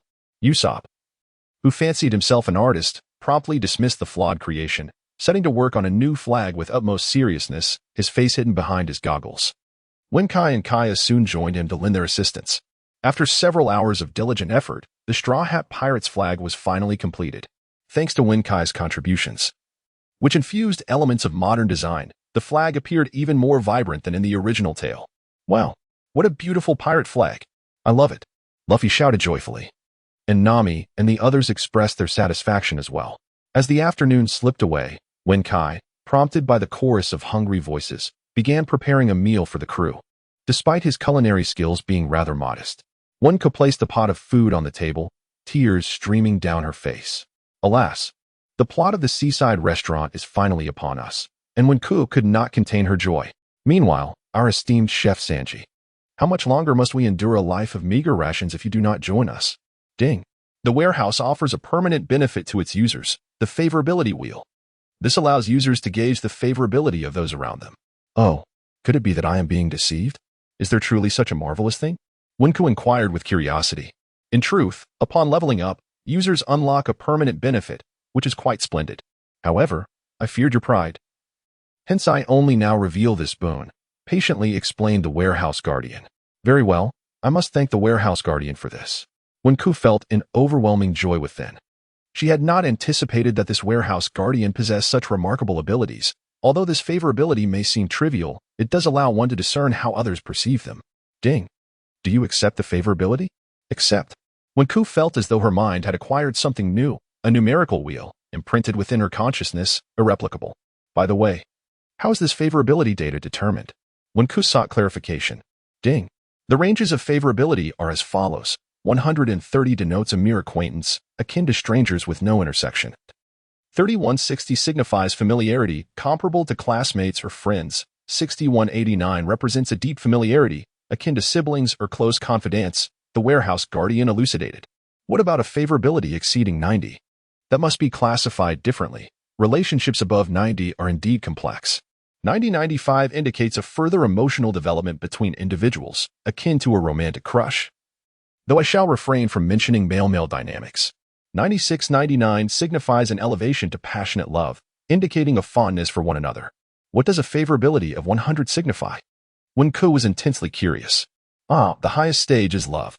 As I am not human, I cannot fully comprehend the depths of such affection. Steadfast devotion and oaths of eternal fidelity, I suppose, are merely facets of that realm. Wenku smiled, this time. The warehouse lord is transformed into an artistic youth. Ding. Would the user care to give it a try? Why not? As she spoke, Wenku stepped outside the cabin and spotted Zoro reclining and dozing against the ship. A gentle smile graced her lips. Warehouse lord, please inquire about Zoro's feelings towards me. In an instant, the affection gauge spun and revealed Zoro's fondness for her. Zoro's affection, 88. Goodness, that S rather high, isn't it? An 88 equates to a bond akin to that of very close comrades, warming Wenku's heart. It seems Zoro holds a rather favorable view of her. Thus, Wenku proceeded to investigate the feelings of the other members of the Straw Hat Pirates. Usopp's affection, 77, Nami's affection, 72.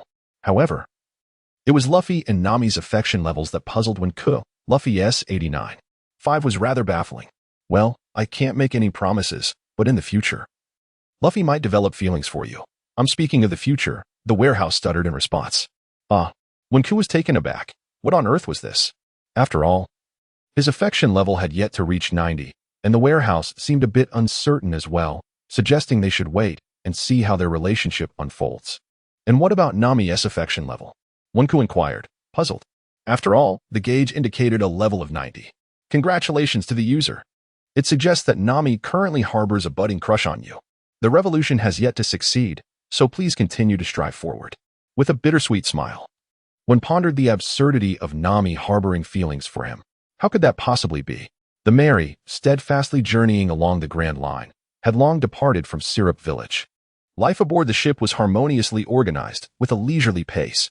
Luffy relished sitting atop the figurehead, gazing out at the vast expanse of the East Blue. Currently, Kaya fulfilled the role of the ship's physician. Her cabin was filled with a plethora of medical tomes, occupying nearly half the space. Yet, Kaya remained unfazed. Not so much a bookworm as an individual genuinely intrigued by the art of healing. Usopp, the sharpshooter of the crew, nursed a crush on Kaya and frequently visited her quarters to regale her with tales of their adventures at sea, embellishing his accounts by declaring himself the captain of the Straw Hat Pirates. Each time, Kaya would smile and bid Usopp farewell, only for him to return to Luffy, seeking amusement through playful banter and boasting. Luffy absorbed every word, yet the mere mention of a rivalry for the captaincy ignited a spark of frustration within him. When serves as the esteemed strategist aboard the ship, often referred to privately as the vice captain, he continues his daily fishing endeavors while secretly honing his bond with his Pokémon. Meanwhile, the navigator Nami steadfastly steers the ship, managing all nautical matters. Alongside her duties, she trains to enhance her synergy with Squirtle, though her mind often drifts to thoughts of one, which inexplicably frustrates her.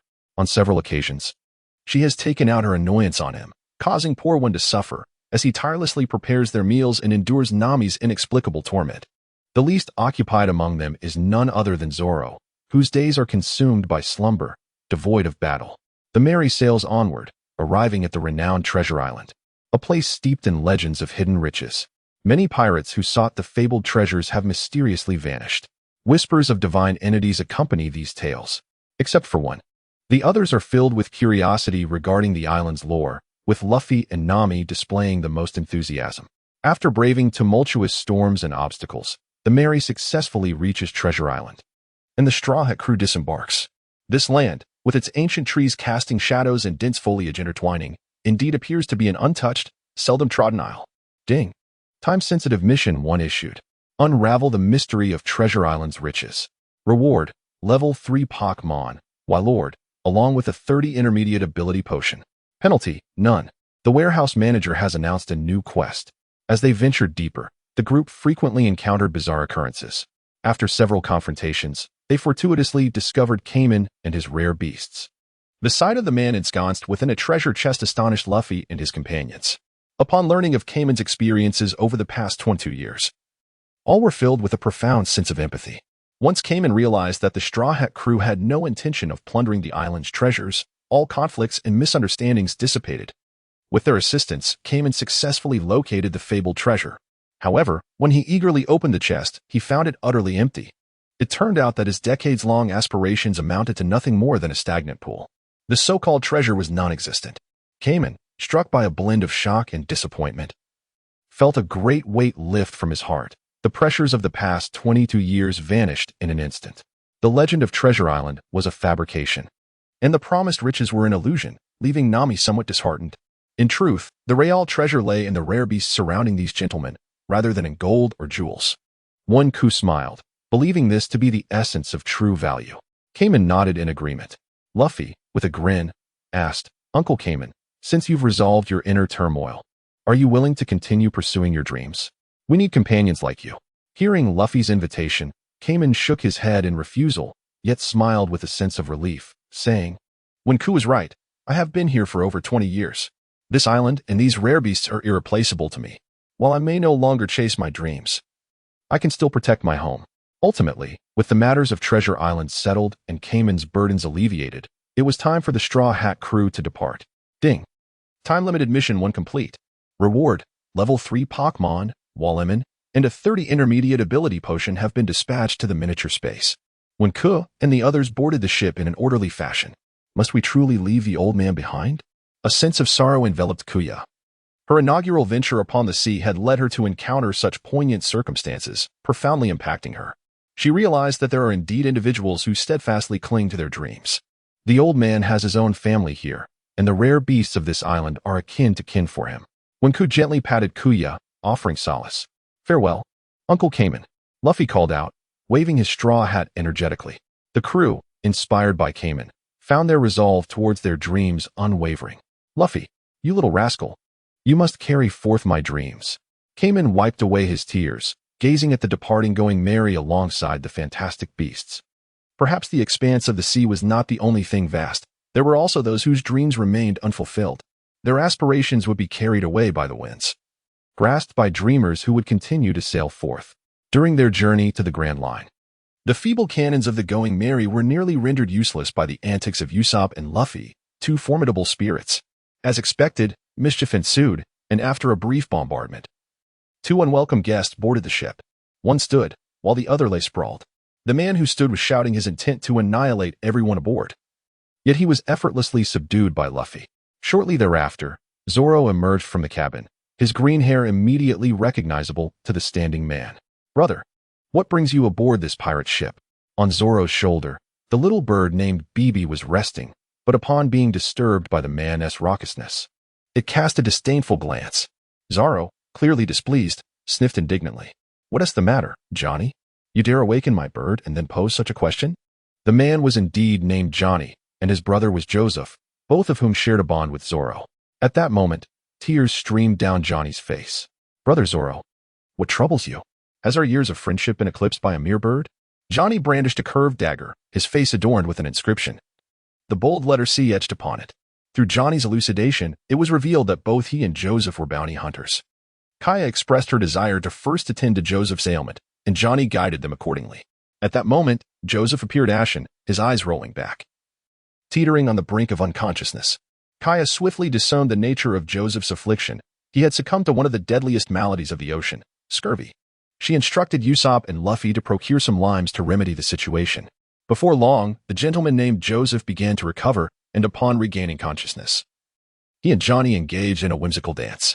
The raucousness of their revelry provoked the discontent of a bird named BB, which shrieked in protest. This commotion drew the attention of the two men. Previously preoccupied, Johnny had overlooked BB, but upon closer inspection, he realized the bird was indeed quite remarkable. Curiosity piqued. They approached BB, pointing and murmuring. Zoro, nearly drawing his sword, interjected, "Hey, what are you two doing?" "That's my bird."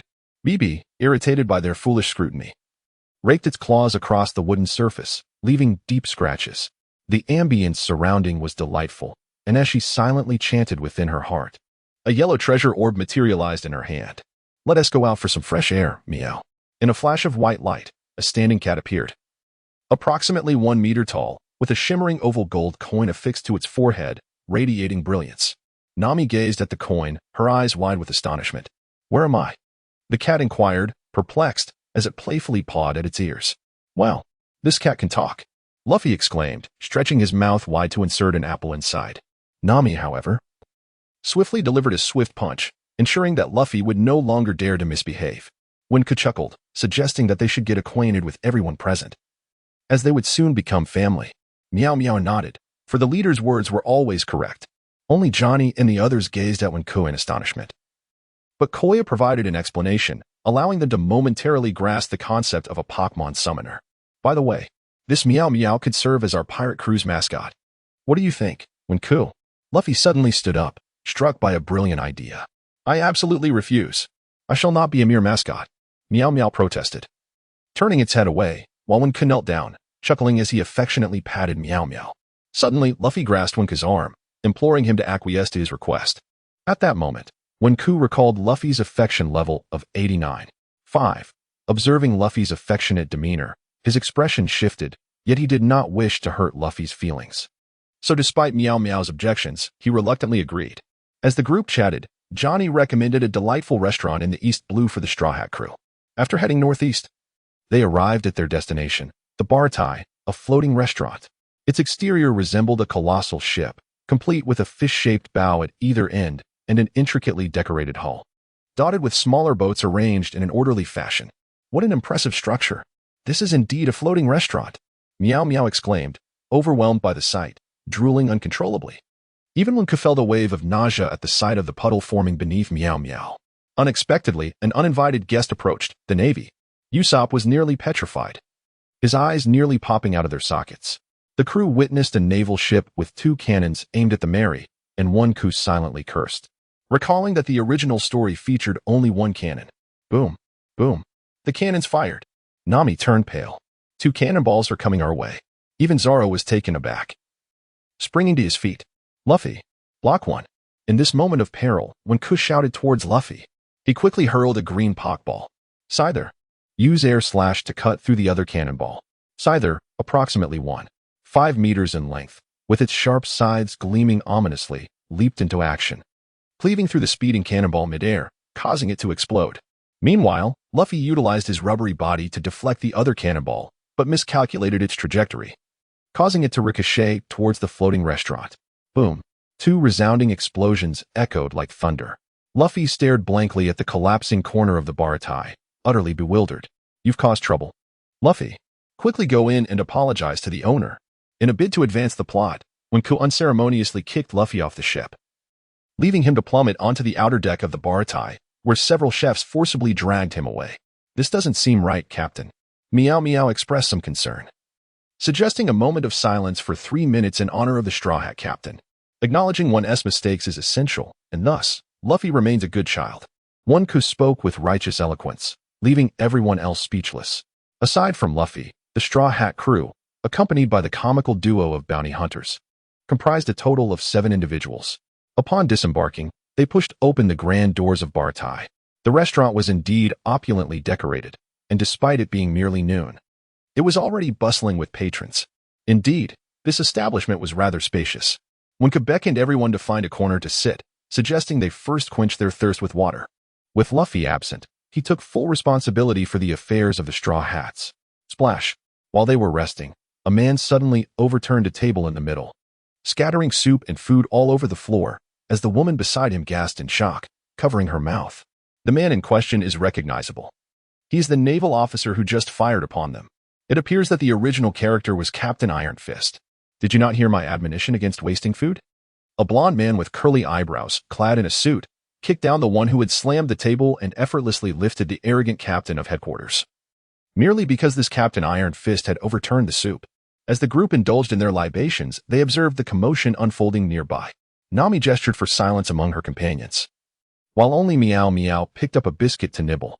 Turning to Wenku, he inquired, "Boss, are you referring to that dapper lad in the suit, Sanji?" "Meow, what do you think?" Wenku's eyes sparkled with excitement.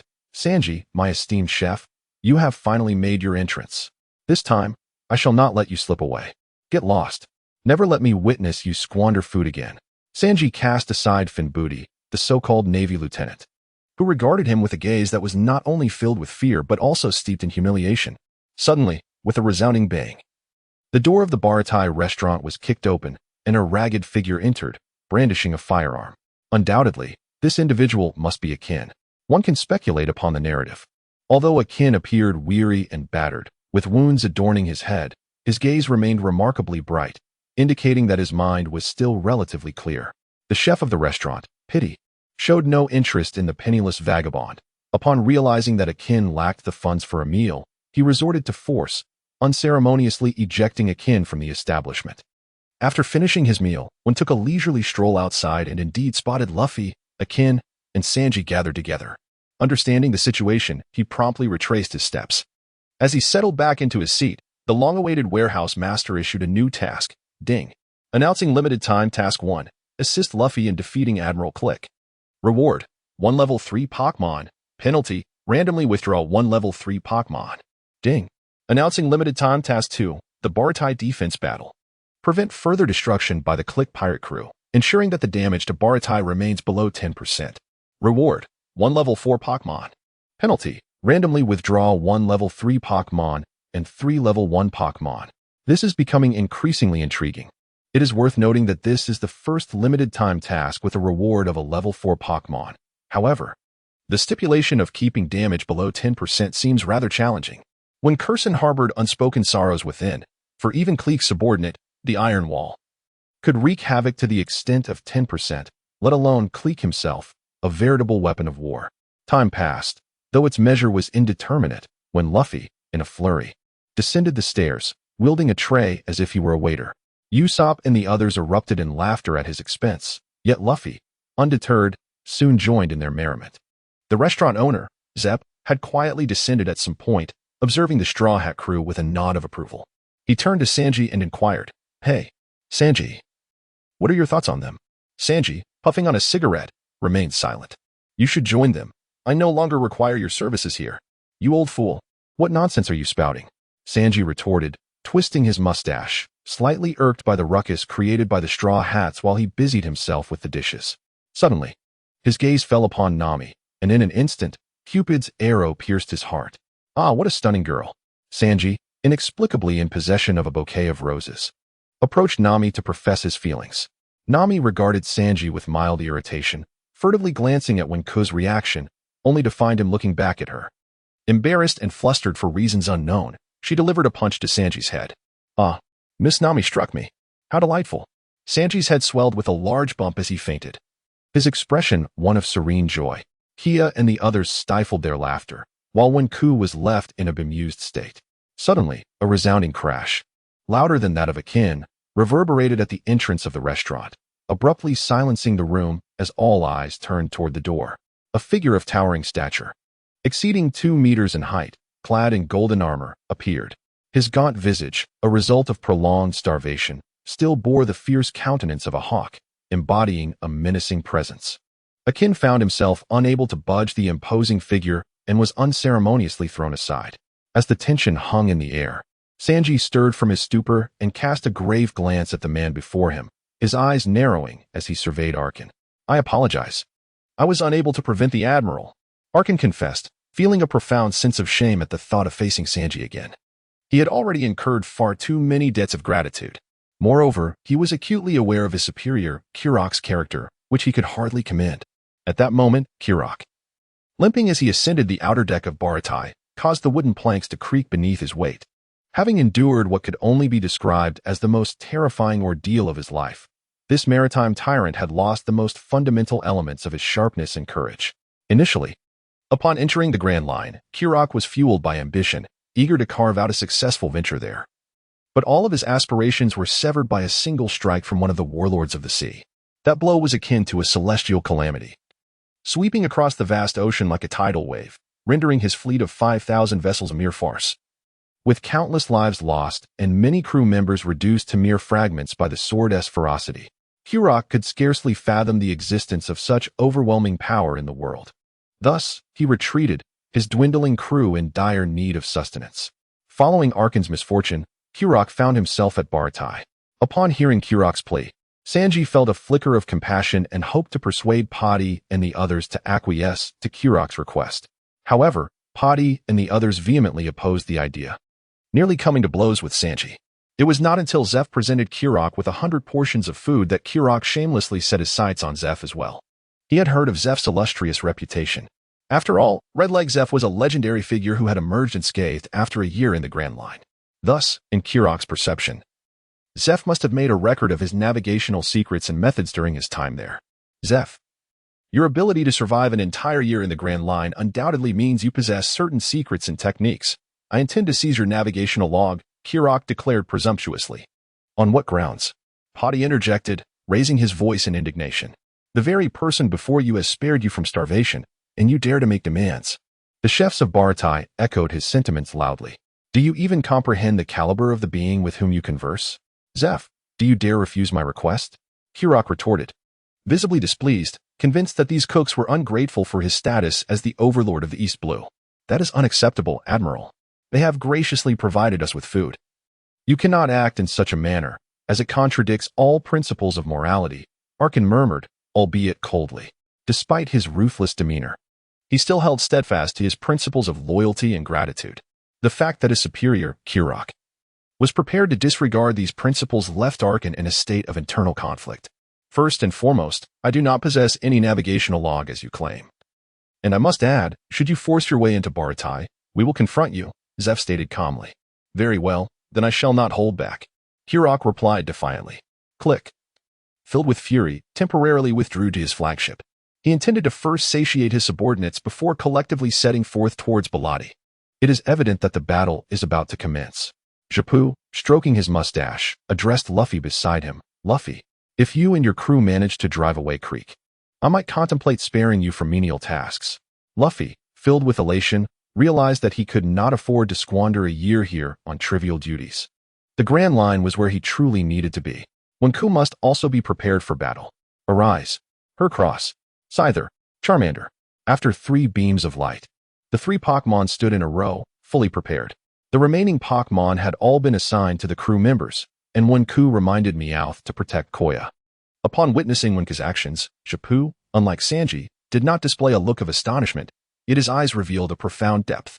Just before Kleek's attack, Wenku recalled an important matter, the imminent arrival of Dracul Mihawk, one of the 7 warlords of the sea, which posed a significant challenge for Zoro. Beneath the tumultuous clouds, a solitary small boat floated. Although it was merely a humble vessel, at its center sat a throne, adorned with a cross-shaped sword. And a candle flickered ominously. "Ah, that is the man. Only those who have endured pain can cast a shadow." The Kleeka pirate crew was thrown into chaos. As if confronted by a royal sea king or some terrifying entity, Kleeka's eyes were bloodshot. "Why? I managed to escape. How could he have followed me here?" Whoosh. The sound of Mihawk's sword echoed, thunderous and reverberating, as it cleaved Kleeka's ship to splinters. This left the remnants of Kleeka's crew wailing in despair. Having once again experienced the terror of the hawk-eyed swordsman, with cold sweat soaking Kleeka, only Zoro marveled at the artistry of this swordsmanship, instructing Pidgey to distance itself. As a battle was imminent, Zoro harbored an intense desire to defeat this world-renowned swordsman, thus he directly challenged Mihawk to a duel. The narrative of the protagonist's journey through time remains unimpeded, for this battle holds immense significance. Zoro requires such a defeat to fortify his strength. Regrettably, Mihawk pays little heed to Zoro as a swordsman, yet, to avoid dampening the spirits, he unsheathes the small blade from his chest to engage in combat. Only the protagonist understands that this is no ordinary knife. Insulted, Zoro unleashes his ultimate technique, Demon Slash. With a single strike, victory and defeat are swiftly determined. How can this be? Initially, Zoro is bewildered. However, as the blade pierces his chest, the excruciating pain and the calm demeanor of Hawkeye become painfully evident. How could such a knife? Yet, he has been defeated. Zoro realizes that if he succumbs to fear, Kuina will be saddened. And thus he must not yield to trepidation. In the end, Zoro comprehends that the despair of defeat must dissipate. For he does not wish to embody despair, the emblem of a loser. His indomitable spirit forbids him from becoming a vanquished soul. What a formidable heart he possesses. Rather than face defeat, would he choose death?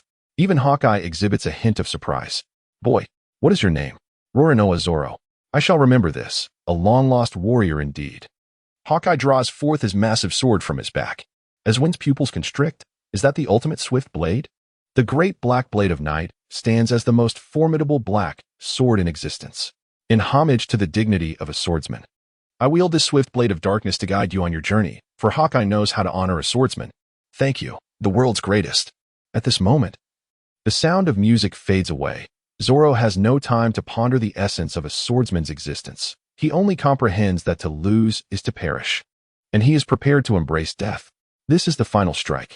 A true swordsman fears not death. Kuina, may you transform into the sword in my hand, guiding me to soar through the world. The ultimate technique of the three-sword style, 3,000 worlds.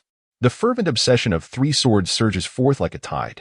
The fissured stones and flowing clouds shatter the heavens. The world's 3,000 do not compare to the vast, indifferent expanse.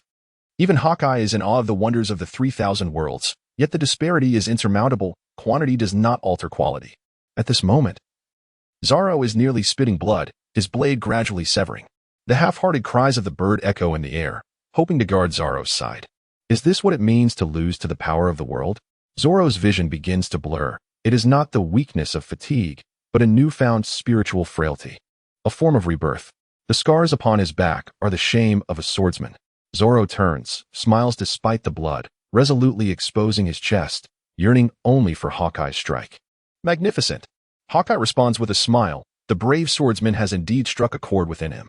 Years of solitude among the strong have allowed Hawkeye to glimpse the dawn once more. Do not be in haste to meet your end, young swordsman. Night falls and rises. Ultimately, Zoro tumbles into the sea, and one, Johnny, and others hastily plunge into the water to bring him ashore. A profound silence envelopes the scene. Everyone is struck with awe at the world's greatest, while the topic of Zoro's failed challenge dissipates, even mocked as insignificant or presumptuous. The vicissitudes of life are but this. When Zoro resolved to become the strongest swordsman in the world, he had long since cast aside the notions of life and death.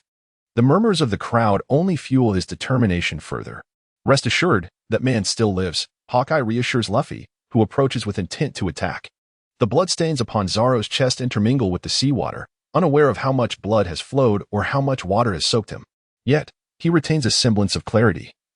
All for the sake of this world's greatest. You wish to die? It is far too early for that. I am Dracula Mihawk. Understand yourself. Understand the world. Grow stronger. Surpass this sword, Roronoa Zoro. Hawkeye exclaims loudly, it is Mihawk's acknowledgement.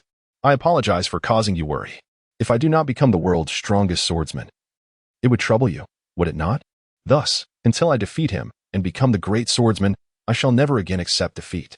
Do you have any objections? Pirate King. Zoro shouts in fury. None. Luffy replies with a smile. When gazed at Zoro, recognizing that the path of growth was still long, yet it would not deter Zoro's strides. Ding. A permanent mission of the highest caliber, golden level, has been issued. Acquire the supreme great blade and 2 great blades for Roronoa Zoro before he achieves the path of the grand swordsman. Rewards. 1 level 7 Pokémon and a level 6 Super Charizard X with a 70% permanent ability enhancement potion. Penalty. None. One was taken aback. Feeling an urge to curse, the task seemed nearly insurmountable. Firstly, the Supreme Great Blade was a creation of 12 artisans, even one, as a time traveler, knew that the original Onigiri was the Supreme Great Blade, while the others remained a mystery to him. Where could one possibly find such a blade? Must it truly be acquired by defeating the 5 elders? This was indeed a task for the ages, a quintessential golden-level permanent mission, leaving one in tears. Subsequently, Click foolishly attempted to capture Mihawk, only to discover that Mihawk paid him no heed. Eventually, amidst Click's frenzied bombardment, Mihawk vanished. But one understood that he might have departed or was lurking in the shadows. Ah, Usopp. Nami, it is up to you. Luffy shouted to Usopp aboard the Mary. This was prompted by Nami's departure from the crew with the treasure. Usopp pounded his chest in assurance, while Kaya was earnestly tending to Zoro's wounds. Meanwhile, Wen's thoughts were consumed by Nami, the orange-haired girl who bore an immense weight upon her shoulders. Yet for now, they first needed to defeat the formidable Diamond Click, the East Blue's tyrant, with a bounty of 17 million berries. The duel of swordsmen was merely the prelude.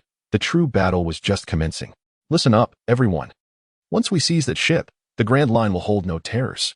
Click commanded his pirates to assault Barrel.A.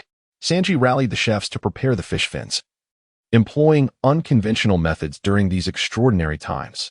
Chanji, the fish fins are about to open. A massive underwater deck slowly ascended from the depths of Barrel.A, ultimately assembling into a grand wooden platform centered around the restaurant. Upon witnessing this ship, Click realized it was designed as a battleground to avoid harming the establishment, which only intensified his admiration for it. This further enraged the chefs, who dispatched formidable naval weaponry to confront the enemy. The naval weaponry used by Potty was composed of 3 heavy cannons. After a simultaneous barrage, they found that Click remained unscathed. Perhaps the golden armor's hardness was truly exceptional. I am the strongest, Click exclaimed, feeling deeply humiliated by Potty's assault.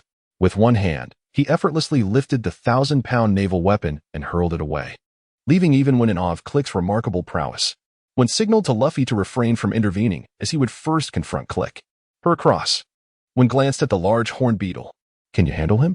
The horned beetle nodded, displaying no fear of Click, and soared forward to engage in close combat. What a massive insect. That little brat is also a fruit user? Quite peculiar. Click would not tolerate anyone challenging his authority, relentlessly unleashing his diamond fists upon her across. Wow. A colossal bug battling the captain. Who will emerge victorious? The assembled pirates watched in anticipation. Hercross ascended, executing a super horn attack downward. One observed that while Click's assaults were formidable, his attack speed was sluggish. Seizing the opportunity, he instructed Heracross to unleash his ultimate move. With its enormous wings lifting its heavy body, Click unleashed a barrage of cannon fire skyward, the explosions resonating like a cacophony of firecrackers. Heracross deftly dodged left and right, evading the countless projectiles that surged upward, ensuring that its downward momentum reached its peak. Realizing that Heracross had evaded all his shots, Click abandoned his aim and braced himself to withstand the full force of the horned beetle's strike. Boom. As Click blocked the descending attack with his body, he was forcefully driven into the water, causing the surrounding waters to ripple violently, splashing countless droplets into the air. Gradually, the water surface returned to calm. Just as everyone awaited the outcome, a dark figure was propelled upward, revealing Heracross, who landed on the Barrel.A deck, gasping for breath. Its left arm scraped and blood pooling beneath it. What happened? Heracross, when approached to inquire. The horned beetle remained silent, its eyes scanning for Click's whereabouts. Soon, Click climbed aboard the damaged ship, equally astonished as he regarded the formidable beetle. That was perilously close. That beast possesses strength equal to mine. How can this be? I am the sovereign of the world's oceans. Click glared at Heracross with bloodshot eyes, while one, keen-eyed from a distance, noticed that the right shoulder of his golden armor had shattered. Well done, Heracross. You've worked hard. One began to bandage Heracross's wounds. Luffy, I need you to deal with Click for now, One shouted to Luffy, who was climbing the mast. The ungrateful wretch has harmed my dear one's beetle. I shall bring you down. Luffy, witnessing Heracross's injury, was filled with fury. It is well known that fruit users fear water. Drowned rat, little brat. Click dismissed his previous trepidation towards the horned beetle and regarded the rubber man with indifference. In this advantageous terrain, Click believed that Luffy could never defeat him. Captain, allow me to join in the fun. A man clad in iron armor ascended to the outer deck of Barrel.A. Plyak nodded. He too was in need of a respite. Upon witnessing the blood, the indomitable Baru inexplicably ignited, flames engulfing his entire being and gradually spreading down the deck, inciting panic among the chefs. Oh, the fiery spectacle of Baru. I am an impenetrable fortress. My defenses are unparalleled.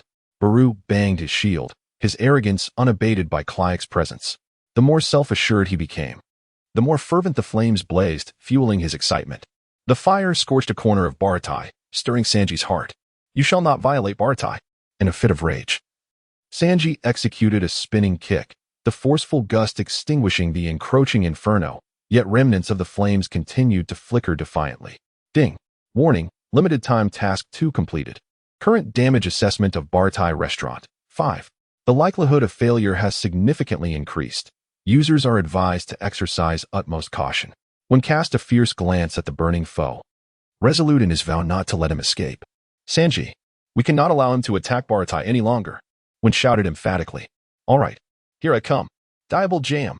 At that moment, Sanji extinguished his cigarette, channeling strength through his legs as he leaped, the force of his movement creating a whirlwind that swiftly extinguished the flames engulfing barrel.A.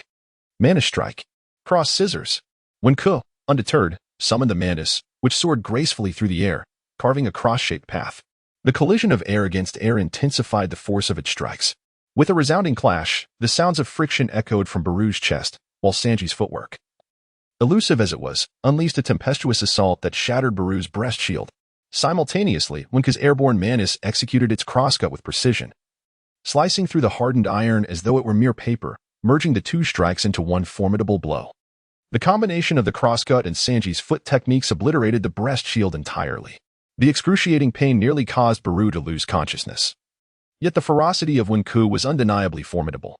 Little fire dragon, he exclaimed. Isn't your flame formidable? Allow him to witness the true essence of fire. The little fire dragon puffed its cheeks, unleashing a tremendous torrent of flames that enveloped Baru, forcefully incinerating him into the sea. A thick mist of steam rose. In the searing heat, exceeding 100 degrees, plunged Baru into a hellish experience. Even submerged in water, the residual heat elicited anguished cries from Baru. For without the protection of his shield, he was merely a mortal, reliant on the sophistication of his equipment. Huh, how arrogant you are, Sanji scoffed. You strutted about like a peacock, while Click refrained from damaging this vessel, yet you seem all too eager to reduce it to scrap. Lighting another cigarette, Sanji expressed genuine gratitude for Ku's assistance, acknowledging that without it, his current foot techniques would have only inflicted minor injuries on Baru. Humph, had I known, I would have engaged the useless waste myself, Click remarked, his gaze filled with disdain and arrogance as he observed the wailing Baru crawling ashore. The once dominant figure of Iron Wall Baru had faltered, leaving the battlefield shrouded in uncertainty. Just as Click prepared to rise and join the fray, a Jean emerged. Chief, please wait, he said with a grave tone, clutching 2 weapons resembling hooks, each capped with iron balls. I need to settle matters with Sanji. This declaration piqued Click's interest, prompting him to grant a Jean the opportunity to confront Sanji. In the narrative, we witness the encounter between Akin and Sanji. Initially, the 2 engage in a calm conversation. However, for reasons unknown, they soon find themselves embroiled in a fierce struggle. Ultimately, Sanji's leg techniques prove insufficient against Akin, who overpowers him and sends him crashing to the ground. When Kirik commands Akin to eliminate Sanji, Akin unexpectedly kneels, expressing gratitude for the kindness shown by barrel.A towards the Kirik pirates, pleading with Kirik to refrain from further aggression against barrel.A. This act evokes a sense of sympathy among the onlookers, rendering them hesitant to intervene. You are my loyal subordinate. How else could I have recruited a demon into my crew? Wouldn't you agree, Akin? Kirik remarks calmly at this moment, although Akin remains on his knees. He exhibits no fear towards Kirik and continues to implore him earnestly. This only serves to incite Kirik's fury, which manifests an ominous expression long buried. Kirik raises his hand, preparing to unleash a gas bomb, intending to eliminate his own subordinate first. Akin, everyone, quickly dive underwater. The captain is about to launch the gas bomb. One could observe the repugnant visage of Click, a creature who would resort to any means for victory, employing inhumane tactics such as gas shells. Is this the conduct befitting a true strongman? Click, why do you appear so utterly perplexed? The dead shall not comprehend. I no longer require your presence. Go accompany this chef to his demise. With a cold, mocking smile, Click unhesitatingly launched a shell of moderate size. The informed pirates widened their eyes in shock, promptly submerging their heads beneath the water. In this dire moment, Akin equipped Sanji with a gas mask, while afar, Luffy similarly donned a protective mask. Fool, you must not perish now. Sanji, ensure your mask is secure. At that moment, Wank rushed forth and dragged Akin beneath the water. Plunging into the depths. Bang! The shell exploded, dispersing like a cloud of mushrooms, unleashing a purple, unidentifiable gas. The surface was engulfed in poisonous fumes, while Click, adorned with a mask, wore a self-satisfied smirk beneath. The M.H.5 gas shell, just a whiff is sufficient to induce fatal poisoning. Long deemed a contraband of war and banned by the Navy, who would have thought that this so-called sovereign of the East Sea was merely a pompous fool, enamored with toxic shells? As the toxic haze dissipated, barrel.A remained unchanged. Once the gas cleared, the individuals resurfaced, and Wank diligently pulled Akin back up. In that moment, Akin was weak and breathless, possibly from heartache.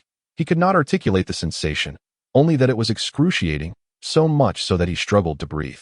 Click. I have given you the loyalty you sought, yet have you provided me with that which I required? Ultimately, Akin's internal voice faded into silence. Yet Luffy was determined to fight, and he too needed to inform Luffy of Click's more terrifying weapon.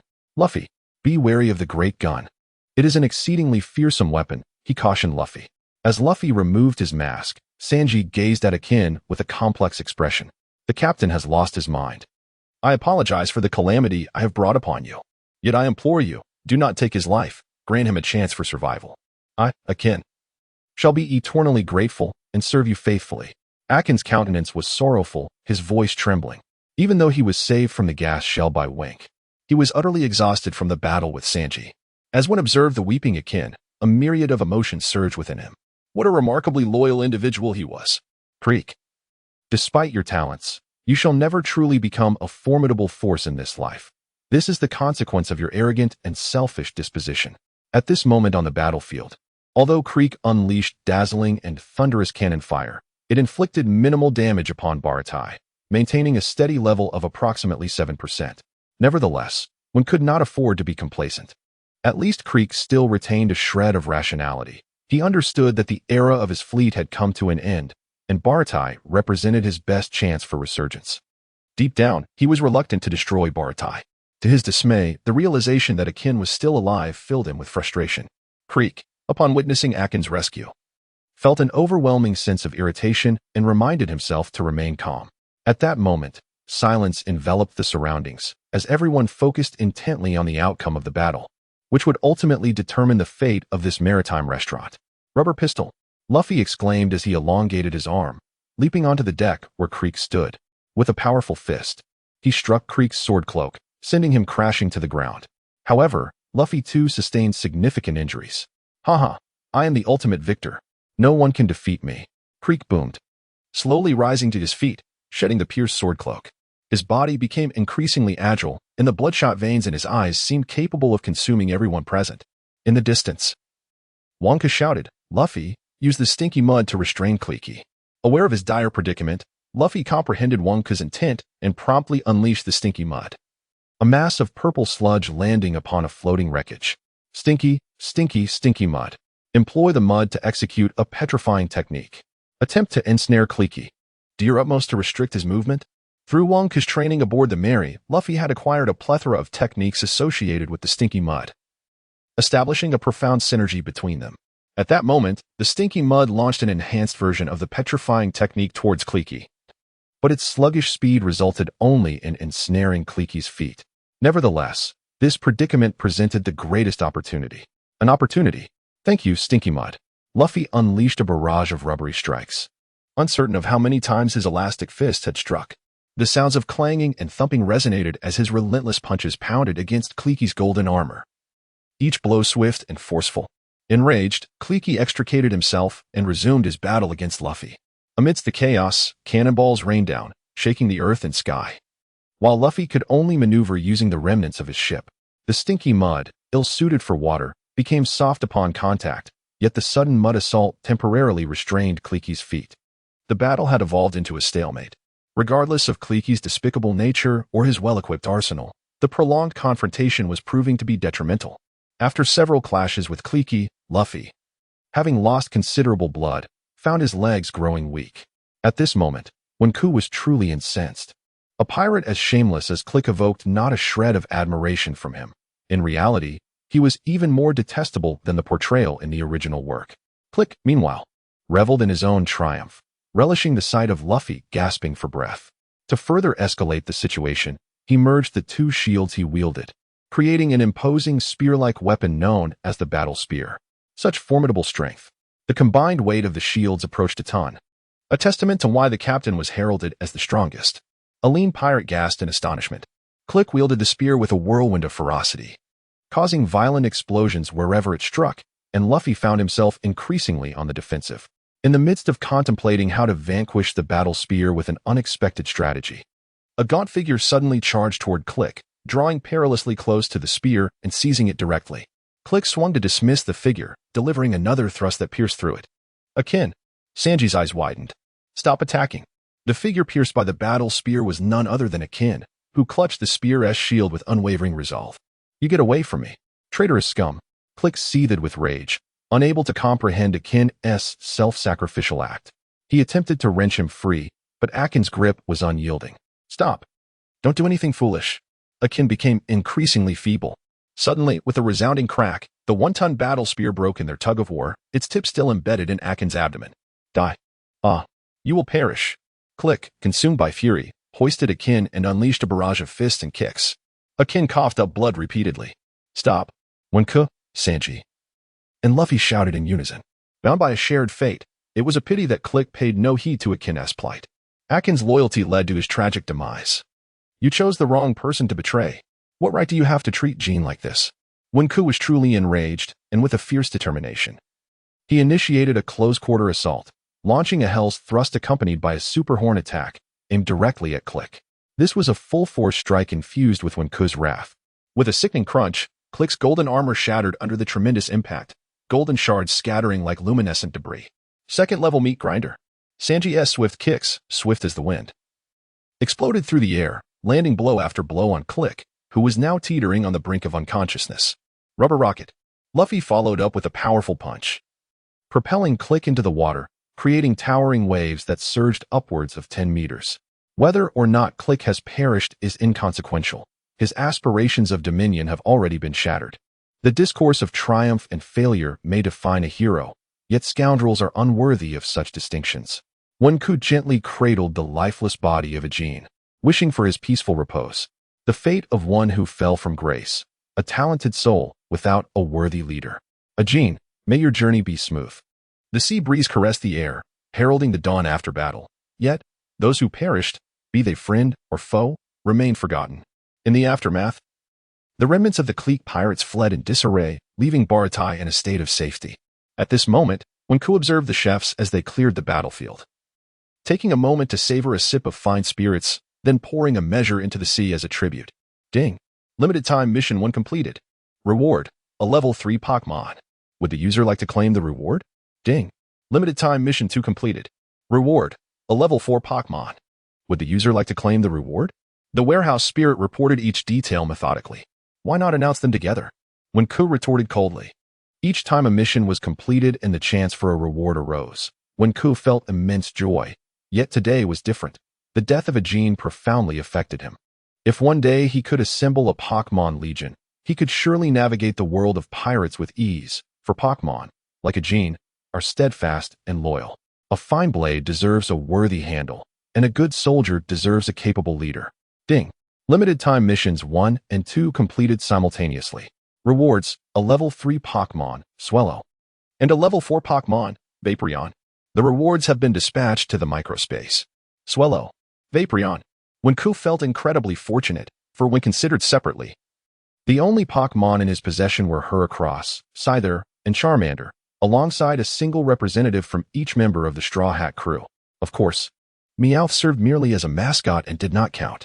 Since Pidgey had been entrusted to Zaro, the arrival of Swellow compensated for Wenku's deficiency in flying-type Pokémon. While Vaporeon addressed his lack of water-type creatures, Nami had taken the treasure, the ship, my Squirtle, and even my emotions. Ah, but what emotions! With the Mary being commandeered by Nami, Usopp and Kaya had already set off in pursuit, and Wenku and the others were compelled to follow suit. That fish, Arlong, dared to bully Nami. I shall ensure he pays dearly for it. Before departing, Sanji had conferred with Zeph and the others. Since the Straw Hat crew was in need of a chef, Sanji resolved to accept Luffy's invitation aboard. This was the culmination of years of resentment. Awakened, Sanji, Patty, and the other chefs had long harbored a desire to deal with Sanji, as he consistently disregarded culinary regulations, treating rich and poor alike with equal disdain. Yet, these individuals possessed feelings. They, too, did not wish for Sanji to leave. However, Sanji was merciless, delivering kicks with abandon. Boss Zeph, I am eternally grateful for your unwavering support. I shall never forget, Sanji proclaimed, bowing deeply, tears streaming down his face. A man should depart quietly, after all. Zeph, secluded upstairs, had never experienced such anguish throughout the decades. Sanji was like a son to Zeph, and the impending separation was indeed painful. Set sail. Luffy boarded the small boat, calling out to Sanji, while Wenku stood beside him, equally filled with mirth. Farewell, you little rascals. Sanji sobbed uncontrollably, yet struggled to maintain a smile. Ha, I remain optimistic about life. Thus, old man, I shall undoubtedly bring back that shared dream of the All Blue during my lifetime. Having just emerged from a fierce battle with the clique pirates, Wenku and his companions hurriedly pursued the Mary aboard their small vessel. Wenku sat at the bow of the ship, gazing anxiously into the distance. He understood Nami's predicament, which is why he felt an inexplicable discomfort. Ding. There is a matter that has not been communicated to the user. Would the user care to check? The warehouse master responded to Wenku, indicating that there was something to address. Is there anything else I need to attend to? Wenku was in a state of perplexity, contemplating whether to proceed. Ding. Upon inspection, as the user had successfully completed 10 tasks, they were graciously awarded a Grand Wheel of Fortune after every 10 limited time tasks. A Grand Wheel reward would be unlocked. The wheel comprises 5 major segments: medicine, ancient history, food, evolution, and weapons. When the pointer aligns with one of these segments, an item from that category is randomly bestowed, wishing the user good fortune. For details regarding the Grand Wheel, please refer to Chapter 1. Oh, the warehouse master almost forgot to mention this. You, my dear warehouse master, have once again performed a commendable deed. You may take your leave. Ding. Shall the reward be activated now? Why delay? Activate it for me. This wheel, much like the previous affinity wheel, shares the same method of appearance and location, evidently crafted by the same establishment. At this moment, Wenku began to scrutinize this novel wheel intently. The wheel consists of a pointer and 5 segments, with medicine, ancient history, food, evolution, and weapons represented in white, brown, yellow, gold, and red, respectively. Ding. Does the user wish to spin the pointer? Just spin it already. The wheel commenced its rotation, spinning back and forth, while Wenku patiently awaited the outcome. As the pointer gradually slowed upon reaching the brown segment, Wenku grew anxious. Robin had yet to board the ship, rendering ancient history of little use at this moment. Subsequently, the pointer shifted leftward, halting at the yellow segment, which heightened Wenku's anxiety further. There was a voracious eater aboard the ship. What good would acquiring food do now? Finally, the pointer continued its leftward movement, but ultimately rested on the golden segment, ceasing its rotation. A brilliant golden light emanated forth. Wow, a golden legend. Wenku was nearly blinded by its radiance. Ding. Congratulations. User, you have acquired the evolution plate. Reward details. The user may designate one Pokémon to undergo its first evolution, with a restriction of level 3 or below. Incredible. A remarkable profit indeed. Truly a golden legend. One cannot help but marvel at the incredulity of one's past life, where fate seemed to conspire against me. Akin to purchasing 10,000 lottery tickets without a single win, and even the risk of stumbling upon an open manhole while walking. Yet, in this realm, fortune appears to be exceptionally favorable. Wenku has initiated the planning phase, decisively excluding her across and Scyther, as both formidable entities are sufficient. There is no longer a necessity for Wenku to pursue further upgrades. Meanwhile, the newly acquired Kingdra and Vaporeon stand at levels 3 and 4, respectively, rendering the reward temporarily unnecessary. Instead, it is the humble Charmander, currently at level 1, that requires an evolution to bolster its strength. The previous evolution of Pidgey was serendipitous, and Wenku harbors no confidence in encountering such fortuity again. Thus, external evolution remains the preferred choice. Storage Master, I intend to allocate the reward towards my Charmander, facilitating its evolution into a Charmeleon. Ding. Accepting user request. Reward distribution in progress. Charmander is evolving. Ding. Evolution complete. Congratulations, user, on obtaining a level 2 Pokémon, Charmeleon. Excellent. One Kus silently murmured the name, and a fiery red Pokeball was cast forth. Under the radiance of white light, a creature emerged, larger than a Charmander by 2 sizes. Luffy and Sanji approached to observe the fire dinosaur. Its skin tone was deeper than that of a Charmander. Its eyes more spirited, and atop its head, a horn-like protrusion had formed, while its tail blazed with an even more vigorous flame. Cool. One could. Is this a new species? Luffy eagerly inquired, wrapping his arms around Wenku, his face close to hers. No, it's just our Charmander evolving. Ah, my Wenku is so amazing, Luffy exclaimed in agreement. Wink felt a profound sense of satisfaction as he reclaimed the fire dragon. Meanwhile, Luffy remained unable to let go of Wink, incessantly engaging him in trivial chatter. Sanji leaned against the side, observing the affectionate scene between the two. Why did the atmosphere seem to be imbued with a sense of camaraderie? Simultaneously, on the sea route pursuing the Mary, another small vessel was rife with contention. Usopp. We need to accelerate our pace, insisted Naya, urging him to row faster. Haven't you eaten? Usopp retorted, exasperated. Can't you see I'm straining to row? Why don't you lend a hand? Usopp's arms felt as though they might cramp, and his ears were nearly worn out. This king shall not row alongside a mere pirate like you. The only ones I heed are the captain and Luffy. My aspirations lie in the stars and the vast seas. Naya proclaimed, waving her arms passionately. Why should Luffy be the one to command you? I am the captain of the Straw Hat Pirates. Usopp fumed. Ha ha ha, what a grand delusion. Naya laughed, pointing at Usopp. You might as well stay put. You are merely a mascot, little cat. Usopp retorted with a mocking tone. How dare you mock this king? Naya leaped onto Usopp, employing her claws, causing him to cry out in pain as if he were facing a grave calamity. All right, enough of this commotion. Don't wake up Zoro. Kaya interjected, attempting to mediate, prompting a brief lull in their antics. Suddenly, Zoro arose, slapping Usopp and Naya on the heads with both hands. How are you two? He greeted. Well, a zombie. You scared me to death, Naya exclaimed. The sounds of Kaya's laughter intertwined with the cries of the assaulted. Meanwhile, in the vast ocean, a modestly sized ship, the Sheephead, sailed towards Cocoa West Village in the East Sea. An orange-haired girl, with the sea breeze tousling her hair, gazed into the distance. It was Nami, the navigator of the Straw Hat Pirates, who had stolen the ship and its treasures. The Mary sailed smoothly, but Nami's expression remained impassive, her heart heavy with worries about whether the dragon could keep his promise. Suddenly, Wink's image flashed in her mind. This might be the last time I think of you. As time progressed, Usopp and his companions were the first to arrive at Cocoa West aboard the Mary. Kaya, await our captain's arrival. Johnny, Joseph, ensure Kaya's safety. If anything happens, I shall hold you accountable.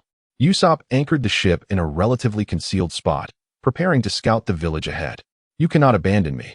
I am a cat of great significance. Meow wished to accompany Usopp, and he, unable to refuse, obliged. As Usopp and Meow entered the village, they encountered the patrolling officer, Ju, a prominent fisherman under Arlong, accompanied by 4 or 5 of his kin, exuding arrogance. These fishmen, brimming with hostility, approached Usopp to interrogate him. Would Usopp comply? In an instant, he fled faster than a rabbit. Ju sensed something amiss. Usopp appeared to be an outsider, and his hasty retreat aroused suspicion, prompting him to dispatch 3 fishmen to pursue Usopp. Seeing the 3 fishmen relentlessly chasing them, Usopp and Meow, in a panic, hastened to escape. You are also under the command of Wenkai. Your strength should be commendable, no? Usopp glanced at Meow, contemplating revealing Meow's true capabilities. I am not merely a mascot. I am a warrior ready for battle. How absurd. I am not a combat-type Pokémon. Meow, overwhelmed, leapt onto Usopp's head, hoping he would flee swiftly. You foolish cat. Who needs such a burden? Remove your claws from my head. Usopp exclaimed. Even while fleeing, he exchanged banter with Meow. Meow. They are closing in. Run, Usopp. Hurry. Meow struck Usopp's head with all its might as the 3 fishmen continued their pursuit. You imbecilic cat. Run. Just run. Meow in a nearby village. A villager's head was brutally kicked by Officer Ju, blood gushing, leaving him on the brink of death. Ju seized him by the neck, lifting him up. Speak. Where's that human? The battered villager, gazing at Ju, spat in his face. You seek death. Ju tightened his grip, slamming him to the ground, and the unfortunate soul coughed blood before perishing. With a thud, Ju turned to see a figure plummeting from the cliff, a long-nosed individual, precisely the one the fishmen sought. Usopp, indeed unfortunate, failed to escape capture, while Meow, displaying remarkable wit, climbed atop Usopp's head just as he fell, thus evading capture. After a considerable time, Luffy and his crew finally landed at Cocoa West, and before their arrival, they fortuitously encountered the manatee, Mu. Luffy, with a single punch, sent Mu into tears, causing it to flee in disarray. One could see the elegant group waiting by the dock, yet there was no sign of Usopp and Meow Meow. Where on earth has old Wu taken the mascot? Luffy inquired, scratching his head. Usopp had mentioned he was scouting ahead, and Meow Meow had accompanied him. They had yet to return. Koya was increasingly anxious about her childhood friend Usopp. I see. Let's disembark first. Johnny, Joseph, a sister captain, one suggested. He remained silent, aware that while the main plot line remained unchanged, the details grew ever more divergent. Oh no, this is a calamity, Meow exclaimed as they headed toward the village. You're back. But where is Usopp? Koya asked, her worry palpable. That's precisely why it's a calamity. Usopp has been captured by a gang of little fish men. Even I, the great king, could not fight them off, so I had to return for reinforcements. Meow Meow danced about animatedly, recounting the tale with great seriousness. Let us head to the village first. Usopp is fortunate and resilient. It is not yet his time to perish. One felt a surge of anxiety upon hearing of Usopp's capture, but with Nami by their side, he believed he would be safe. As the Straw Hat crew approached the village entrance, they noticed a middle-aged man seemingly observing something. One scrutinized the middle-aged man before him. His face was marred with scars, and atop his hat, he sported a pinwheel. By all accounts, this must be a Jin. As the guardian of Cocoa West, he had steadfastly protected the villagers. To Nami and Nojiko, he was akin to a paternal figure. Although Cocoa West had recently endured the shadow of a fishman invasion, the orange trees continued to flourish, their verdant foliage thriving beneath the sun. Who are you? What brings you to Cocoa West? A Jin inquired coldly. Sir, we are searching for our companion. Luffy replied with a grin. Companion? Cocoa West has only orange trees, no companions. You would do well to leave. A Jin resolved to expel them. Our companion is Nami, and another has unfortunately gone missing. They are somewhere on this land. When interjected. Ah, Nami's companion, a Jin exclaimed as if struck by lightning, his expression serious as he regarded the Straw Hat crew. After a moment of contemplation, his demeanor softened. Nojiko, lead them into the village. At that moment, a blue-haired beauty rounded the corner, beckoning the Straw Hats. Come with me into the village. Meanwhile, in the Dragon Empire's palace, a group of fishmen gathered. May the Empire thrive. They chanted, their prayers directed to the heavens. In their minds, only the vision of fishmen ruling over humans was acceptable. Brother, I have brought the intruder, one of them announced, tugging Usopp by the nose. This lad has a connection to Nami, he reported to their leader, Arlong. Huh. It seems Nami has been absent for a while. Perhaps it is time to teach her a lesson, Arlong sneered. He then summoned Nami, commanding her to personally execute Usopp. Nami hesitated. She could not bring herself to harm a companion. What? Nami is reluctant? Arlong said with a stern expression. And Nami sensed the impending danger of his foul mood. In the end, she resorted to a trick, wounding her own hand to protect Usopp from being killed. The fishmen remained unsuspecting, their trust in Nami restored. After all, a navigator as skilled as Nami held immense value. They could not afford to disregard her. Arlong gazed at Nami, a smile on his face, which only fueled her disdain. Those fishmen showed no mercy, preying on the weak and vulnerable. Nevertheless, Usopp's situation was not dire. He continued to curse, damn cat, before his impending demise. This indeed left Arlong and his companions in a state of bewilderment. However, such matters were trivial now, for Nami had dealt with that human, and no invaders remained. After departing from the Imperial Palace, Nami quietly tended to the wounds on her hands. Usopp, run as far as you can and never return. Within the grandeur of this palace resided the boundless suffering and anguish that Nami had endured. The shadow of Arlong loomed over her for far too long, like an oppressive mountain. Ever since the death of her adoptive mother, Bel-Emri, she had become taciturn, only to find a glimmer of joy upon meeting the Straw Hat crew. Yet, there remained a plea in her heart. Wink, I beg you, do not come for me. Forget about me. Meanwhile, the Straw Hat crew followed Nokigao closely. Several weeks prior, Gosa Town had been ravaged by Arlong, resulting in the loss of many lives. Nokigao expressed his sentiments to Wink, his words laden with resentment and bitterness. When realized that Arlong was indeed wicked, but he never anticipated the extent of his malevolence. Upon arriving at a small cottage, Noki exhaled a sigh of relief, shedding his shirt and engaging in conversation with Luffy and the others. It was then that one casually noticed the dragon tattoo adorning Naka's arm, and he understood the unspoken truth. When Nami had joined the Arlong pirates, she had emblazoned her arm with their emblem, yet the turmoil within her must have been unbearable. To alleviate Nami's inner anguish and fearing she might feel inferior due to the mark, Noki had also opted for a tattoo. Suddenly, a series of knocks echoed at the door. Noki urged everyone to remain silent as he opened the door, revealing a child and a long-nosed figure. It was Usopp. When turned to see the long-nosed boy, exclaiming in delight, "Ah, mother, when? I've missed you dearly." Usopp, covered in dust like a weary traveler, was overjoyed to see one. "Wait, everyone is here," Usopp exclaimed, his happiness soaring as he spotted Luffy and the group. His gaze continued to search for a particular individual. "You wretched cat, I told you not to abandon me." At last, Usopp caught sight of Meow Meow, who was hiding behind Kaya, consumed by fury. He remembered the last encounter with Meow Meow and swiftly pulled him out, delivering a sharp kick. "Meow, Usopp, how dare you kick the king? I shall scratch you to pieces." Meow Meow retaliated, leaping onto Usopp and scratching his face, prompting a chorus of pleas for mercy from Usopp. Soon after, Nami made her entrance, though her cold demeanor nearly left the Straw Hats unrecognizing her. Were it not for Usopp's revelation that Nami had saved him, they would have genuinely feared she had turned to the dark side. "You lot, why haven't you left yet? I will give you the going merry. But you must depart." Nami's words dripped with a chilling indifference.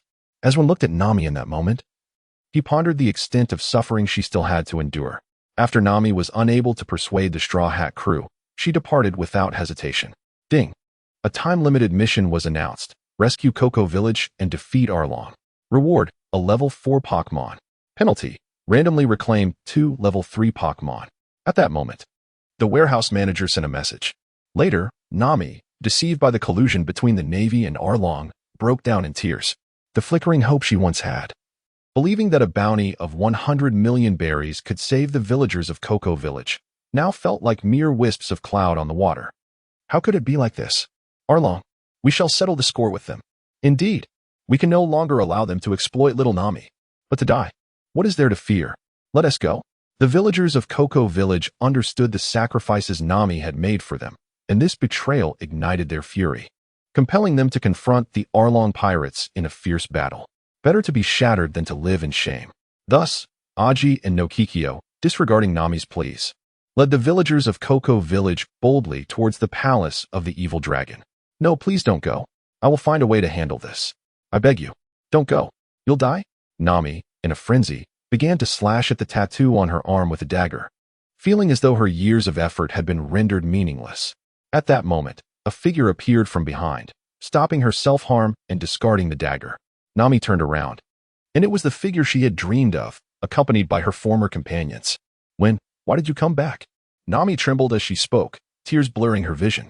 Go away. Go away. Don't come back. No need to return." Nami cursed when like a child, wishing for him to leave. "Fool." A hoarse voice penetrated Nami's ears. "How can I allow you to suffer alone? Since they are merciless, we shall wage war. The Straw Hat Pirates have never known fear." When gently stroked Nami's head and embraced her tightly. "I will ensure that all the pain you've endured over these 8 years is returned to the fishmen." Nami wept bitterly in his arms. Nami had once envisioned this moment, yet she questioned, could they truly win? "I told you not to return. It will lead to death. Better to die than to submit." How many can truly achieve that? But when patience runs thin, everyone has their limits. One helped the fallen Nami to her feet and asked Kaya to assist in bandaging her wounds. Luffy. One looked towards Luffy, and the two shared an unspoken understanding. "It's time for us to set out.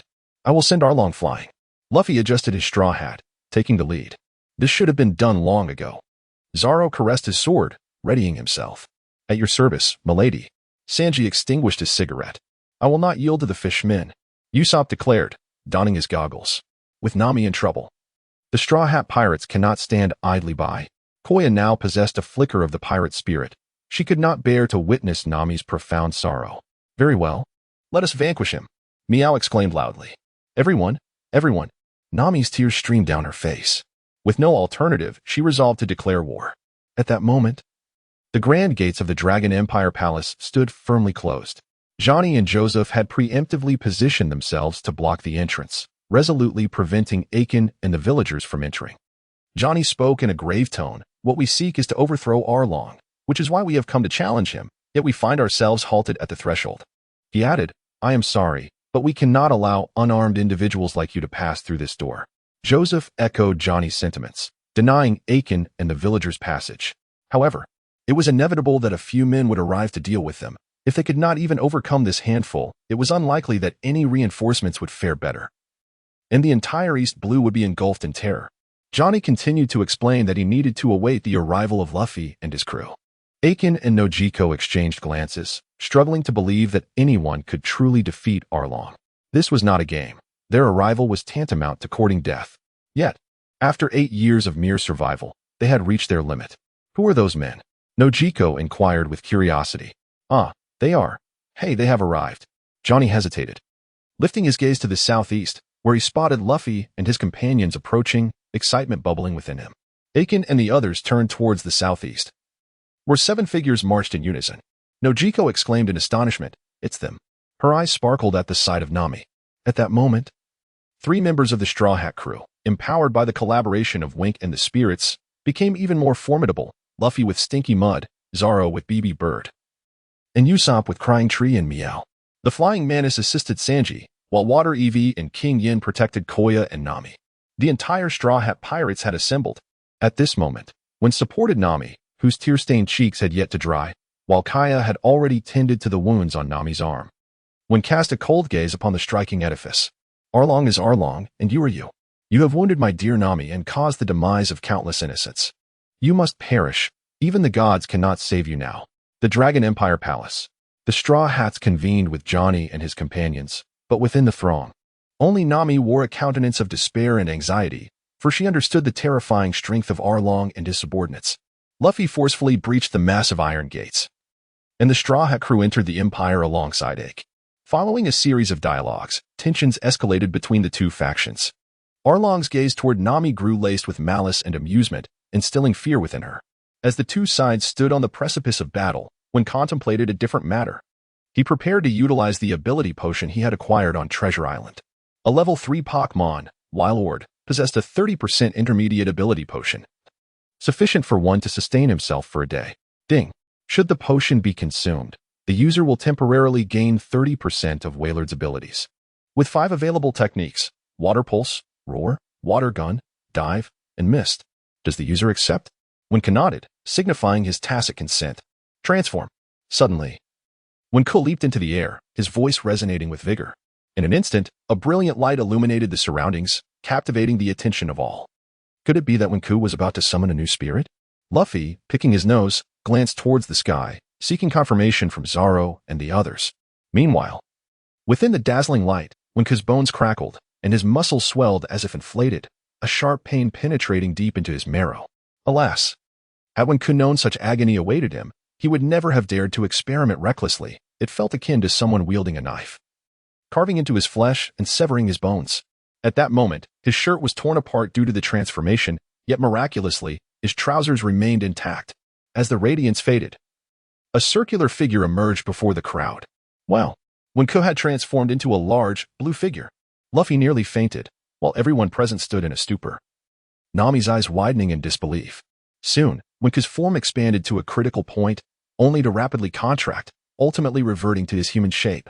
However, his skin had taken on a cerulean hue, and the large fin on his back remained, its folds evenly distributed. 2 gas-exuding orifices adorned his head, releasing streams of gas. When Ku descended to the ground, observing the transformation that had befallen him.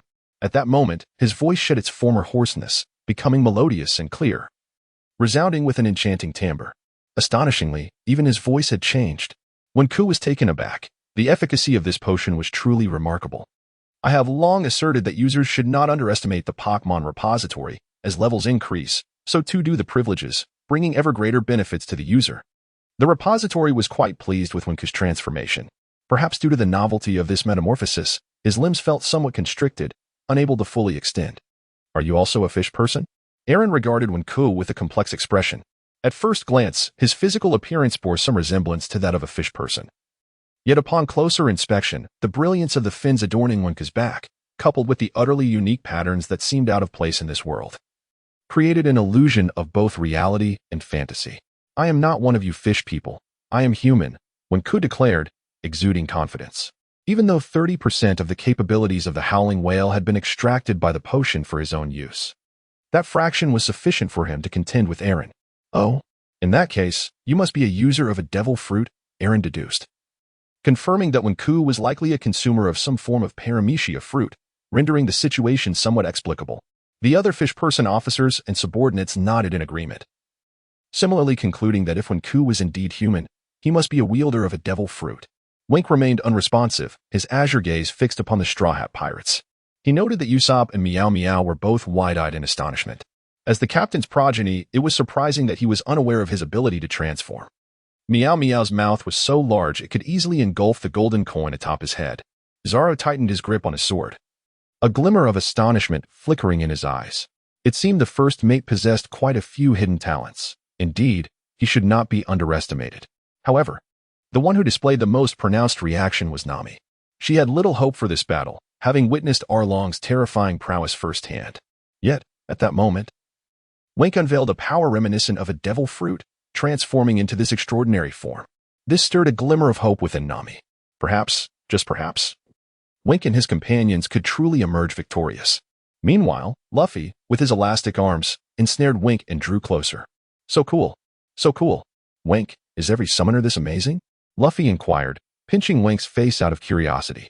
"Captain, focus on the battle. Please don't do that." One could not help but feel a sense of indignation as his carefully cultivated image was so easily tarnished by Luffy. Such a situation was intolerable. "Your adherence to racial discrimination is something I deeply disdain. Therefore, would you mind if I were to eliminate a few more of your fishmen brethren?" Ignoring Luffy, One turned to Arlong with a cold demeanor. "Humans are the most cowardly creatures in this world. It is only natural for us fishmen to dominate humanity. No matter how you change your appearance, you remain human, and ultimately, you cannot rival the greatness of the fishmen." Arlong, who had initially been astonished, had now regained his composure. When Kerr raised the corners of his mouth, articulating clearly, "Are you mad? Come and try." In a world without equal, there exists no other creature quite like the roar whale, and when Ku was resolute in his determination not to be outdone by the indigenous fishmen of this realm. A long wave of his hand summoned several fishmen minions, armed with knives and forks, charging towards Wenku. "Luffy, be a good boy. Step back and observe." Wenku had finally attained the title of chief, and this time, the role of vice captain and strategist must be upheld. Intrigued by Wenku's transformation, Luffy obediently retreated to the sidelines to watch the spectacle unfold. Behold, the white mist. A great plume of steam erupted from the two vents atop Wenku's head, dispersing into the surrounding area. This white fog, infused with energy from another world, rendered even the fishman's keen eyesight ineffective, limiting visibility to a mere half-meter. What in the world? The fishmen minions swung their weapons in unison, hoping to disperse the mist, yet their efforts proved futile, failing to diminish its presence. Wenku smiled gently, like a specter concealed within the white mist. The ripples of water surged forth, visibly emanating from beneath Wenku's feet, a testament to the enduring passage of time. This phenomenon enabled Wenku to accelerate by 10% in the water, a capability equally effective within the self-generated fog. "In my domain, all who dare to approach must meet their demise." Once again, a pair of deep-set eyes appeared behind a merman, before the merman could even react. His neck was swiftly snapped. As Wenku moved gracefully through the water, he slaughtered without hesitation, the merman falling prey without warning. After approximately half an hour, Arlong, waiting outside the mist, began to grow impatient. He had dispatched over 20 elite mermen to capture Wenku, yet none had returned. However, Luffy remained calm, contemplating his newly learned rubber windmill technique. Suddenly, Arlong noticed the white mist rapidly retracting, revealing the lifeless bodies of over 20 of his subordinates sprawled on the ground, their breaths extinguished. "You dare to slay so many of my men." Arlong seethed with fury. Upon arriving in the East Sea, his forces had dwindled, and losing such valuable mermen, each capable of matching several humans, deeply pained him. "This is merely the beginning. You are the main course," Wenku remarked with a chuckle. In the distance, Noki Gao and the others cheered, their spirits greatly uplifted by such an initial victory. Nami gazed at Wenku, her heart racing. Perhaps they truly could emerge victorious. Arlong's eyes burned with anger as he surveyed the sea of merman corpses, a sight that incensed both him and his officers. They were accustomed to being the predators, never anticipating that today they would be the prey, and to be hunted by a mere human, a creature they deemed inferior. Consequently, his subordinate, Xiaoba, summoned the sea beast Momo, who, upon spotting Luffy, prepared to flee in terror. Arlong ground his teeth, bloodlust in his eyes, threatening Momo, who then charged wildly at Wenku. Luffy, use your rubber fruit power. Knock that beast away. Wenku urged. All right. Perfect timing to try out my new technique. Luffy grinned widely, embedding his feet into the rocky ground, twisting his body into a spiral shape, ready to strike. His hands elongated instantaneously, grasping Momo rubber windmill. His body spun like a whirling windmill, powerful and swift, leaving Momo dazed. As Luffy hurled the sea cow away, the villagers were astonished, unable to fathom the strength required to launch such a creature. Arlong fell silent, realizing that the Straw Hat was also a devil fruit user. With 2 devil fruit users in one team, he naturally included Wenku in that number. This is bad. Wenku, I can't pull my feet out. Luffy swayed unsteadily, his feet firmly stuck. Baka, fool, Zoro scolded as everyone prepared to assist. Nokigao, Uncle Jin, help pull Luffy out. Zoro, Sanji, and Usopp, you must deal with those subordinates while I confront Arlong before Luffy pulls out his foot. Wink quickly organized everyone's tasks. The group exchanged glances and promptly agreed. Thus, Zoro approached Shachi, Usopp targeted Jaibura, and Sanji moved closer to Crocodile. Splitting forces for battle? Then we, the fishmen, shall entertain you, Arlong declared, as he casually plucked out one of his teeth with his left hand, only for another row to immediately regrow in its place. The Iron Tooth Technique. The ability to regenerate teeth endlessly is a characteristic of the Sashark, a skill that has claimed countless human lives. His stance was formidable, an unstoppable force. Water gun. Wink's cheeks puffed up, and he unleashed a high-pressure water attack directed at Arlong, preventing him from advancing and withstanding the force of the water's impact. How about that? Wink paused, smiling at Arlong.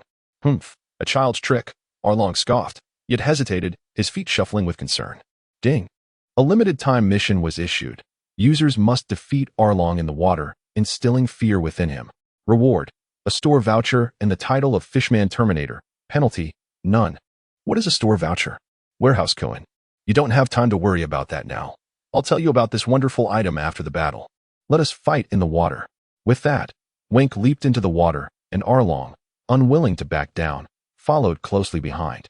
With the enhancement of diving and the waves of water, Wink's speed in the water surged by 15%, a feat far beyond Arlong's imagination.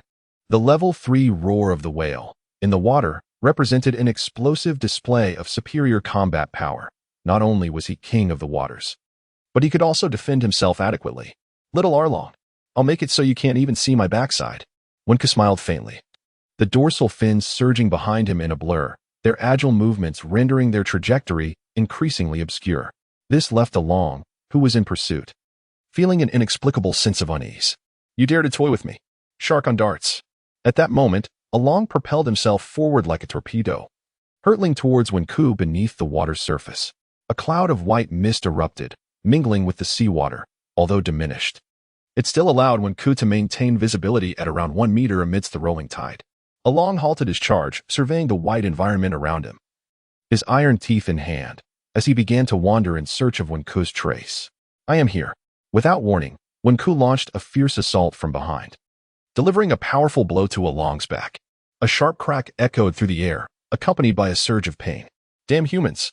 Along gritted his teeth and relentlessly snapped at Wenku, finally managing to tear away a piece of flesh from Wenku's waist. Instantly, Wenku's expression shifted, and he took off in a flash. Along attempted another strike, but Wenku's speed was unparalleled, vanishing like smoke into the mist. Have the guts to face me instead of running. Despicable and shameless. Cursed human. Along seethed with impotent rage. If I possessed even half of your audacity, I would revel in delight. Here comes my attack. Hear my roar. With a thunderous bellow, a wave of white sound surged forth, spreading through the water and striking Along directly. A resounding splash erupted as the force sent Along hurtling through the air, plummeting from several meters above. What just happened? Johnny and the others observed anxiously, having heard a roar followed by the sight of Along being knocked down. One leisurely emerged from the pool, gazing at the fallen Along in silence. At that moment, Along's mind felt as though it had been struck, leaving him dazed. After a prolonged time on the ground, he finally rose slowly, shaking his head, yet his eyes now reflected a trace of fear as he looked towards Wenku. Ding. Time-limited mission 2 completed. You have earned the title of Fishman Terminator. The reward has been delivered to the miniature space. Along's determination faltered. He stared at Wenku, but dared not approach. Though he had been thoroughly beaten in the water, he calculated that as long as he could maintain the morale of his fishmen on land, there was still a chance of victory. Wenku stood unwavering, and Along hesitated to advance. Finally, gritting his teeth, he produced his formidable weapon, the saw blade of destruction. How could we fishmen ever lose to you humans? I refuse to believe it. Along shouted, brandishing the blade as he charged forward. Now, he could only muster a fade of bravado to mask his inner trepidation. Unrepentant fool, let out a cry. He roared. A powerful, resonant roar erupted from Wenku's 2 air vents, sending shockwaves that struck Along and the onlookers like a heavy hammer. The visible white sound waves materialized into a gust of force, propelling Along away, crashing him against a wall several dozen meters distant, causing it to collapse under the impact. Ajin and the others covered their ears, staring in disbelief at Wenku. That same move again. It's overwhelmingly powerful. Along was utterly defenseless, easily blown away, leaving Nuachi gaping in astonishment. Nami and Koya hid in a corner, quietly observing the unfolding situation. Sister Nami, who do you think will win? Wenku, Nami replied firmly, her gaze unwaveringly fixed on the distant figure of Wenku.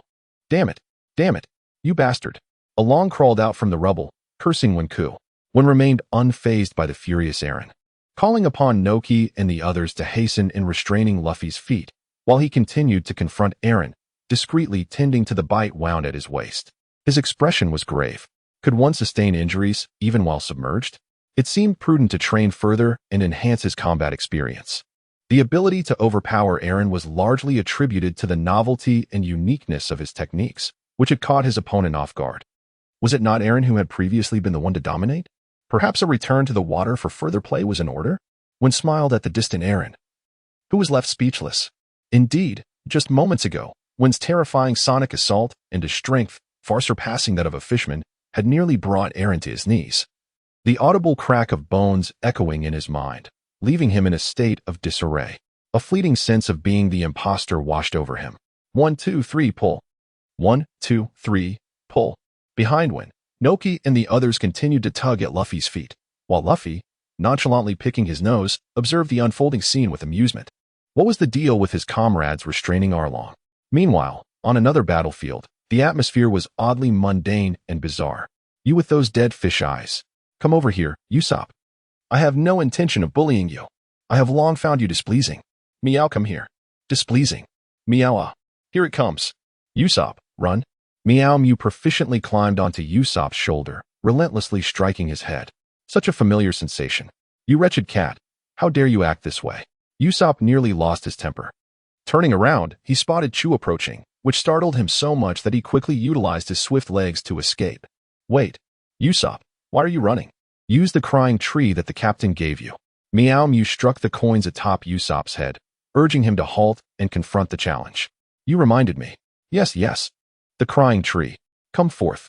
Usopp promptly summoned the crying tree, creating a barrier of white light that halted Chu's pursuit, who looked on in confusion at the modest potted plant. Crying tree, strengthen your body with tearful eyes. No, that was incorrect. He should utilize Rockfall to secure an immediate victory. Meow, I refuse to do that. Do not heed this mascot's words. Crying tree, launch a surprise attack. No. Crying tree, sacrifice yourself and charge. Meow and Usopp engaged in a heated debate, causing the crying tree to become flustered and unable to execute its move, igniting Usopp's frustration. Ultimately, before the crying tree could act, Chu dashed forward and kicked it away. What is this? You obstruct my path. Chu regarded the quarreling Usopp and Mew with a puzzled expression. When Usopp finally realized the situation, he was taken aback. What the? Usopp? If you cannot utilize my captain's crying tree, then don't. Is this not a free gift? Mew, flabbergasted, was truly embarrassed to be collaborating with such a fool. You insufferable cat. If you hadn't interrupted so often, could we have achieved this? Usopp yelled at Mew, oblivious to the approaching kick. Bang. Chu delivered a powerful kick that sent Usopp tumbling into the dirt. Let us go again. Water gun barrage.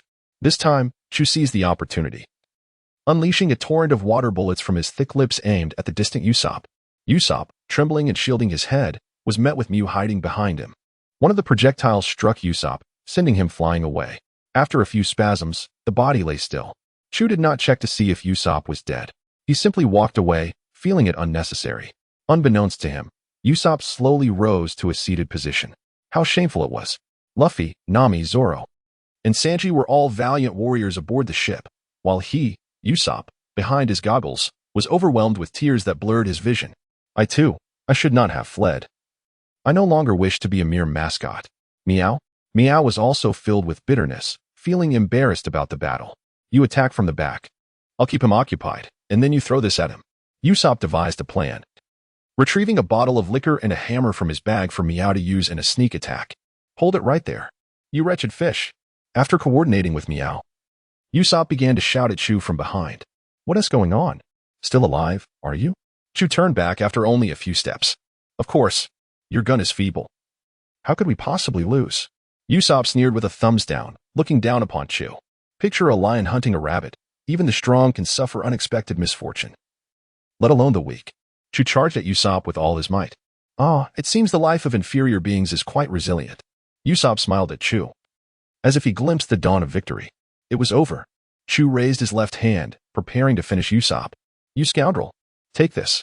At that moment, Meow suddenly leaped from the bushes, throwing a bottle of liquor at Chu. Quick as lightning, Chu caught it. What is this? Ultimate technique. Lead star. Below. Usopp had drawn his slingshot, aimed at the bottle, and shot a lead pellet, shattering the bottle and splattering liquor all over Chu. Damn humans. Water cannon. Chu retreated to the pond, beginning to draw water into his mouth with all his strength, his body gradually swelling with water. Now is the time. Usopp raised his slingshot and unleashed a deadly strike. Farewell. Ultimate technique. Flame star. The explosion of gunpowder scorched Chu's surface, the combination of the flammable liquor and intense heat causing the fishman great agony. Water. I need water. Spare me. Behold the hammer of the warrior Meow. Meow, wielding Usopp's minuscule hammer, jumped and struck Chu on the head with all his might. Clang. The blow knocked Chu senseless, sending him tumbling into the pond. Finally. You did something worthwhile, you wretched cat, Usopp remarked, sweat pouring down his face, smiling at Meow. Of course. Meow confidently brandished the mini-hammer, unperturbed. You two scoundrels will not escape my wrath. Chu's eyes turned red, a large bump on his head smoking as he struggled to rise. How's he up again? Usopp's eyes nearly popped out. I didn't ask you to get up. You mustn't rise.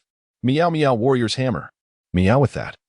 Meow Meow leaped onto him and delivered a series of blows. Usopp's hammer. Usopp rose, wielding another large hammer to finish the job. Meow Meow warrior's hammer. Meow bang. Usopp's rubber band snapped bang. Meow Meow warrior's rubber band. Meow bang. Thus, under the relentless barrage of strikes, Geo foamed at the mouth, utterly incapacitated. Haha. I've triumphed over the fishman. Usopp tossed aside the hammer, collapsed onto the ground, and gasped for breath while laughing heartily. Don't forget about me. I am the true powerhouse. Meow Meow Meow discarded the hammer, adjusted the gold coins atop his head, and muttered, By the way, where did you get that mini-hammer? Meow Meow Meow inquired, puzzled. You should thank me, Usopp the Great. That little hammer was crafted specifically for you. I just never gave it to you. No need to thank me. Usopp replied nonchalantly. Meow Meow paused, and his gaze towards Usopp softened with a hint of affection and understanding. The small hammer is quite nice. I'll keep it for beating people. Consider it a thoughtful gesture. Meow ha ha ha, of course. Who do you think I am, Usopp? All right.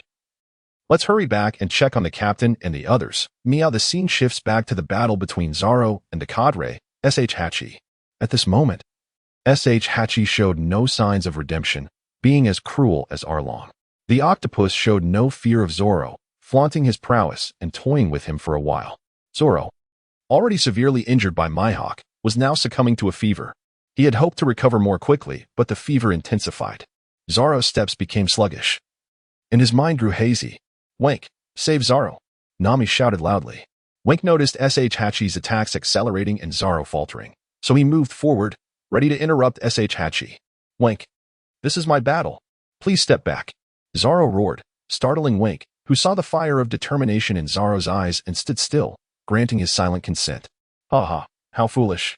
Refusing help will lead to your demise. Hachi relentlessly slashed at Zoro with 6 knives, leaving him with no choice but to defend. BB Bird flitted above, anxiously flapping its wings, and flew behind Hachi to unleash air slashes as a distraction.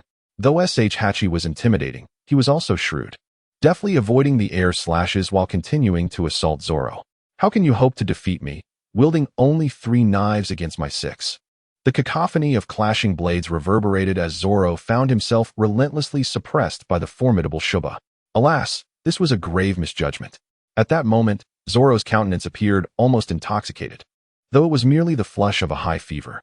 With a deft maneuver, Shuba forcefully engaged Zoro, while the ever-watchful Pidgey sought to seize him, only for Zoro to draw nearer to Shuba. This was precisely in accordance with Shuba's intentions. 6-sword style. Ultimate technique. 6-sword waltz. Shuba wielded his 6 blades with an artistry that bordered on the divine, the whirling edges akin to a meat grinder. Haha. A mere brush against you will leave you shattered. Shuba's gaze fell upon the fallen Zoro, brimming with amusement and excitement. Brother, cried Johnny, tears streaming down his face. In an instant, Zoro's eyes snapped open, resuming his 3-sword technique, his dual blades descending upon Shuba with a spiraling force. Ah, that fiend. P.S. flipping off my blade in accordance with my own rotation. He even grazed my hand. Shuba erupted in fury, his demeanor now tinged with anger. Ah, I truly must eliminate you. Johnny, witnessing the unfolding drama, briefly exhaled in relief, only to feel his heart race once more at the sight of the next scene. Brother seems to be in excruciating pain. His wounds may have reopened. Joseph lamented, his heart heavy with dread. Like a cornered beast, Zoro fought desperately against the odds. Wink, concerned that the storyline might deviate, nearly rushed to his aid. Yet Zoro's unwavering gaze communicated a silent plea. Trust in him. Even when faced with injuries that would render an ordinary person unconscious, I shall not falter. For my hawk is awaiting me. 6-sword style. Octopus trap. Let this end. Shuba converged with his 6 blades, charging towards Zoro. To triumph over the extraordinary Mihawk, I cannot simply be an ordinary man. Zoro glanced skyward at Pidgey, who was mirroring his gaze. A silent understanding passed between them. Suddenly, Pidgey unleashed a tempest, spinning rapidly in a clockwise direction, synchronized with the storm's rhythm. Zoro stood resolutely within the eye of the storm, slowly closing his eyes as Shuba advanced, his footing wavering as he curiously gazed upwards at the whirling Pidgey. Moonlit tempest. Unforgiving wilderness. Zoro abruptly opened his eyes. The curved blades danced in harmony with Pidgey's swirling winds as he leapt into the fray, his body spinning at full velocity, perfectly attuned to Pidgey's cadence. The tempest swirled ominously, obscuring the sky in a shroud of darkness. The transparent cyclone surged towards Shuba, who, gripped by fear, sought to flee, only to be ensnared by the surrounding winds. The fierce currents pierced Shuba like needles, while the inner vortex shattered the 6 blades he wielded, drawing ever closer. Ah! Little Eight's 6 hands flailed helplessly, severed in an instant, blood splattering across his form and staining his vision. Beneath the murky veil of crimson, only the relentless dance of the wind could be seen. Please, Little Eight trembled, unable to utter a word. Weak and unsteady, he was swept off his feet by the fear scale, his anguished cries fading into the distance. Zoro halted his blade, breathless and half-kneeling, releasing 3 swords simultaneously from his hands. The intensity of the battle, compounded by the unyielding heat of exhaustion, had drained his strength. Yet, defeating Little Eight was nothing short of miraculous. With a soft chirp, BB Bird ceased its spinning and alighted gracefully on Zoro's shoulder, gently tapping its beak against his ear. This scene was terrifying. Those present beheld Zoro, who had inscribed a circle with a radius of 3 meters on the ground, the stone beneath having been hollowed out by half a foot, surrounded by countless scratches. A shattered figure plummeted from the sky, crashing directly to the earth. Zoro stroked BB Bird, sighing in resignation, and made an effort to rise, casting a casual glance at Little Eight. The force of Zoro's previous strike left him uncertain of Little Eight's fate. Cough. I never anticipated losing to the 3-sword style. I must concede, Little Eight lamented. His condition dire. All 6 hands lay severed, his feet were gone, and his body was marred with innumerable scars. His breath came in ragged gasps, growing faint. His survival now rested in the hands of fate. Now you comprehend the disparity in the weight of our swords, intertwined with the strength of our bonds. Are you satisfied? Zoro stated with solemnity. Little 8 closed his eyes, utterly fatigued. Little 8. Along's eyes were bloodshot, fixated on Zoro, his teeth grinding without pause. At that moment, when Ku approached, and Along instinctively recoiled from Zoro's aura. How are you, Zoro? When Ku inquired with concern. Quite well, actually, Zoro replied, a slight smile gracing his lips, though his footing was precarious. What truly delighted Zoro was the realization that his three-sword style seemed to glimpse a broader path ahead, instilling him with hope for future triumphs over Mihawk. I have proclaimed it before. Until I become a great swordsman, I shall never concede defeat. When approached Zoro, calling out to Johnny and the others to assist in carrying Zoro away from the battlefield. Meanwhile, Wen's gaze remained fixed on Arlong, vigilantly monitoring his actions to prevent him from succumbing to rage and harming the villagers. At this moment, the conflict between the two pirate crews became increasingly evident. The perspective shifted back to Sanji. Outside the Imperial Palace, witnessing the grievous state of Choppa, not only did Arlong feel profound sorrow, but Kruby also shared in this anguish. Choppa had been his comrade for many years, battling alongside the dragon pirates in numerous campaigns. Now, with Choppa's fate uncertain, Kruby was consumed by an overwhelming fury. The man before him, casually smoking a cigarette, only served to heighten Kruby's wrath. Sanji engaged in a fierce battle with Kruby, who declared, I am Kruby, a master of fishman karate at level 40, here to challenge you and claim your head. Sanji, fully aware of the chivalric spirit that Kruby claimed to uphold, prepared himself. Suddenly, Sanji leaped into the air, launching himself towards the incoming mantis. You dare challenge me, you little insect? Kruby retaliated with a powerful kick. But the mantis was far from foolish. With relentless speed and a two-hit combination, it showed no fear of Kruby's might. Realizing that prolonging the fight was detrimental, Kruby decided to evade the mantis and focus on defeating Sanji first. Ultimate technique. 1,000 Blades of Justice. Kruby's fists moved with astonishing speed, nearly reaching the sound barrier, creating a whirlwind of air pressure. Sanji narrowed his eyes, retreating to dodge Kruby's onslaught, yet he could not escape unscathed, blood trickling from his mouth. Nevertheless, he remained calm, analyzing the gaps in Kruby's attacks, undeterred by the ferocity of his opponent. Such speed in your punches, but you will never match the old man. If your karate is at level 40, then his leg techniques must be at level 400. In an instant, Sanji's speed surged to a new level. Yet, due to his newfound swiftness, the force of his kicks intensified, and with half-closed eyes, he accurately intercepted Kruby's punch with his left leg. How is it possible that someone could be faster than my punches? Kruby could hardly believe it. He had unwavering confidence in his skills. Yet he found himself faltering against an obscure young pirate. In a frenzy, he continued to throw punches, while Sanji, with an expression of stoic calmness, faced the oncoming blows. At this moment, the mantis loomed high above, signaling for Sanji's attention. Based on a certain strategy, Sanji suddenly retreated, leaving Kruby confused and pressing forward, convinced that Sanji was on the verge of defeat. However, Sanji merely discarded the cigarette from his mouth. You are indeed formidable, that is without question. Yet, you should never provoke a chef. Learn this lesson well.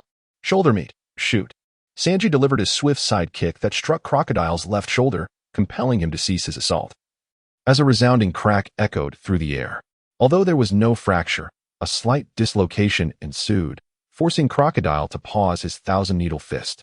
With unrelenting precision, Sanji's enchanted foot followed swiftly, ensnaring Crocodile's neck and propelling him upward with a forceful thrust, lifting him off the ground. The final blow. With a powerful upward kick, Sanji unleashed his chest meat shoot. Crocodile, utterly defenseless, succumbed to the cumulative injuries that had left him battered, his eyes bulging with an unsettling gaze.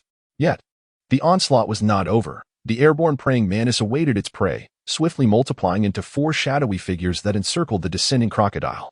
They commenced their deadly sword dance, spinning like a tempest, as the mantis mercilessly slashed at Crocodile from all directions.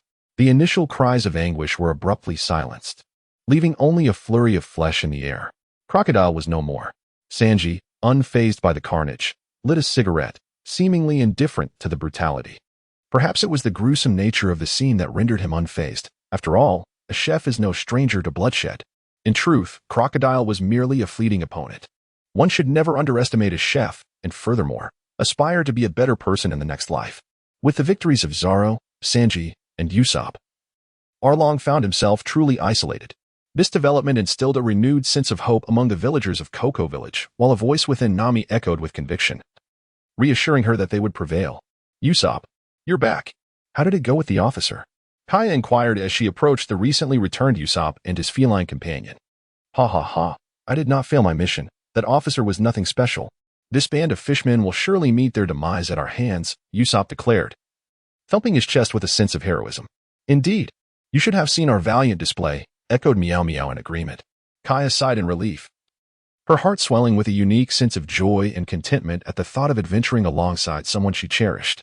Meanwhile, Luffy, having finally freed himself from his predicament, exclaimed, "Ah, my feet feel so good. I'm finally free. Watch me send Arlong flying." As he gleefully stretched his limbs. Beside him, Wonko sighed, "Goodness. We are nearing the end of our battle, and you just managed to escape." Meanwhile, Arlong, witnessing the devastation of his comrades, was engulfed by the humiliation of years past. He recognized that he must unleash his full power. Behind him lay his fearsome empire, his sanctuary. Having once reigned over the East Blue, he now faced the impending threat of an anonymous pirate crew dismantling his stronghold. How could this happen? The notorious Arlong of the Straw Hat Pirates had never been heard of before. Such prowess ought to have garnered him fame. However, such contemplations were of little consequence to Arlong at present, for he was abruptly met with Luffy's fist, which struck his face with force. Gum Gum Pistol. With a resounding impact, Arlong was sent hurtling through the air, crashing into the palace and shattering countless walls.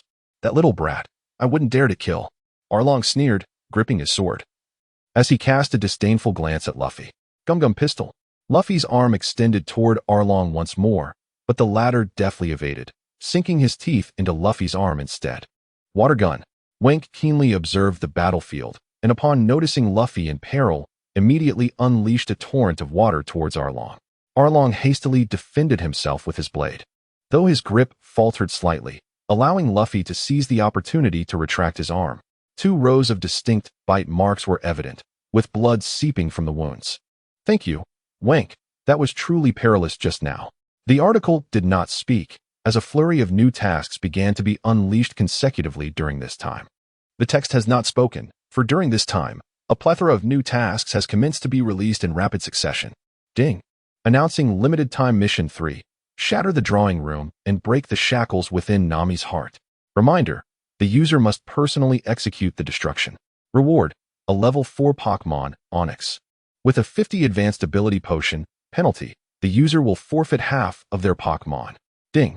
Announcing limited time mission 4. Defeat Captain Mouse. Reminder, the user must collaborate with Nami for this task. Reward, 1 level 4 Pokémon. Penalty, the user will lose 1 level 3 Pokémon. Ding. Announcing limited time mission 5. Golden level hidden mission for the user is to sever Aaron's serrated nose to collect materials. Indeed, the user has heard correctly. Remove Aaron's serrated nose and take it away. Reward, 1 level 5 Pokémon. Penalty, the user will lose all their Pokémon. The text conveys a sense of genuine perplexity regarding the 5th task, particularly the necessity of removing Aaron's nose. Ding. This is a hidden mission.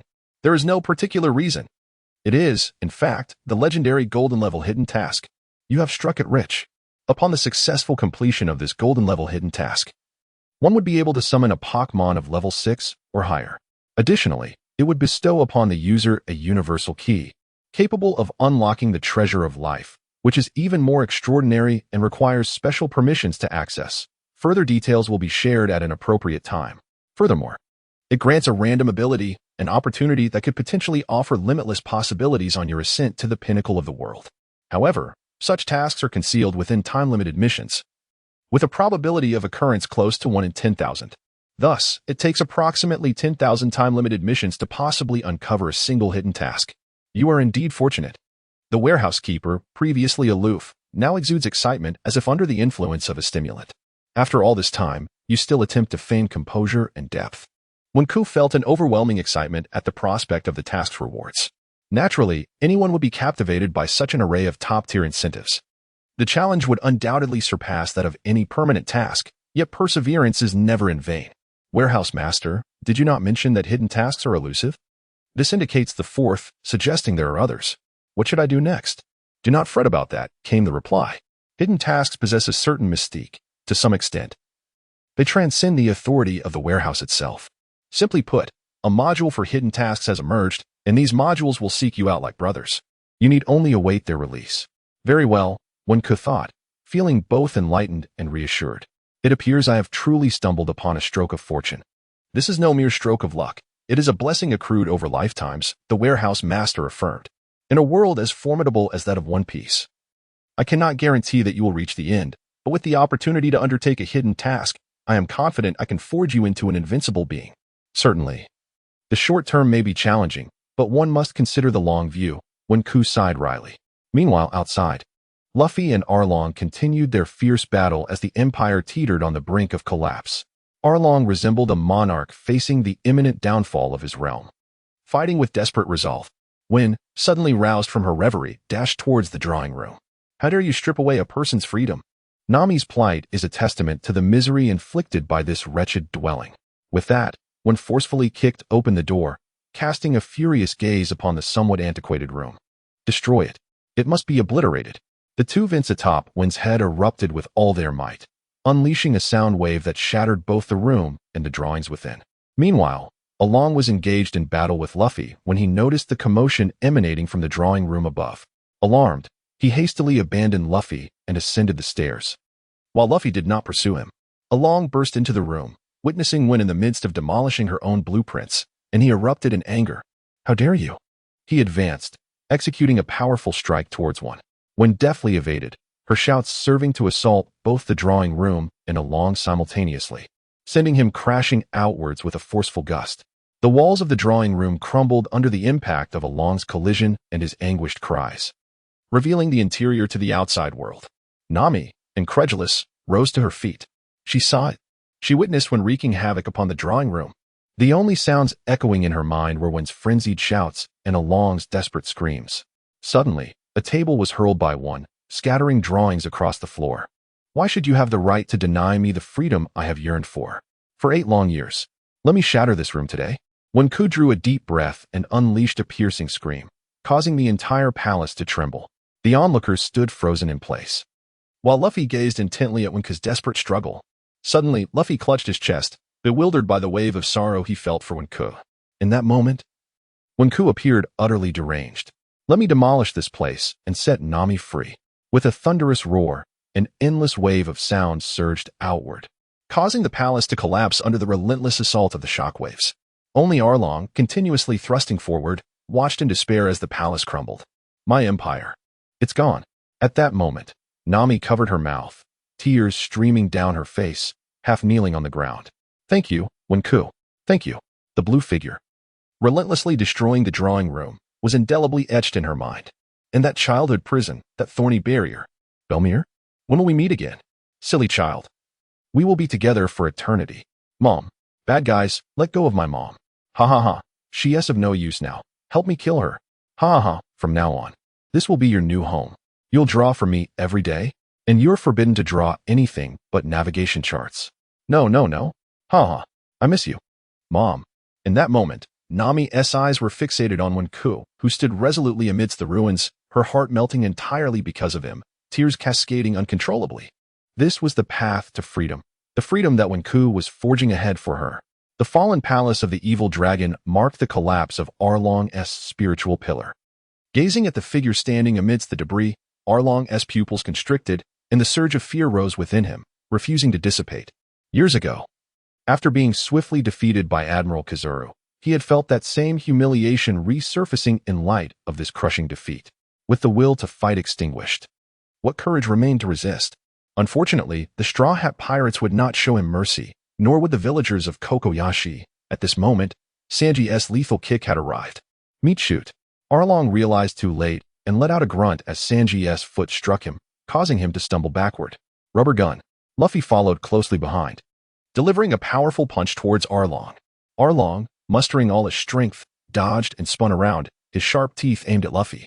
Shark on gear. Danger loomed. Wenku rushed to stand in front of Luffy, two vents on his head releasing a torrent of gas. He then turned and pressed Luffy's head down to the ground just as Arlong, like a whirlwind, swept past.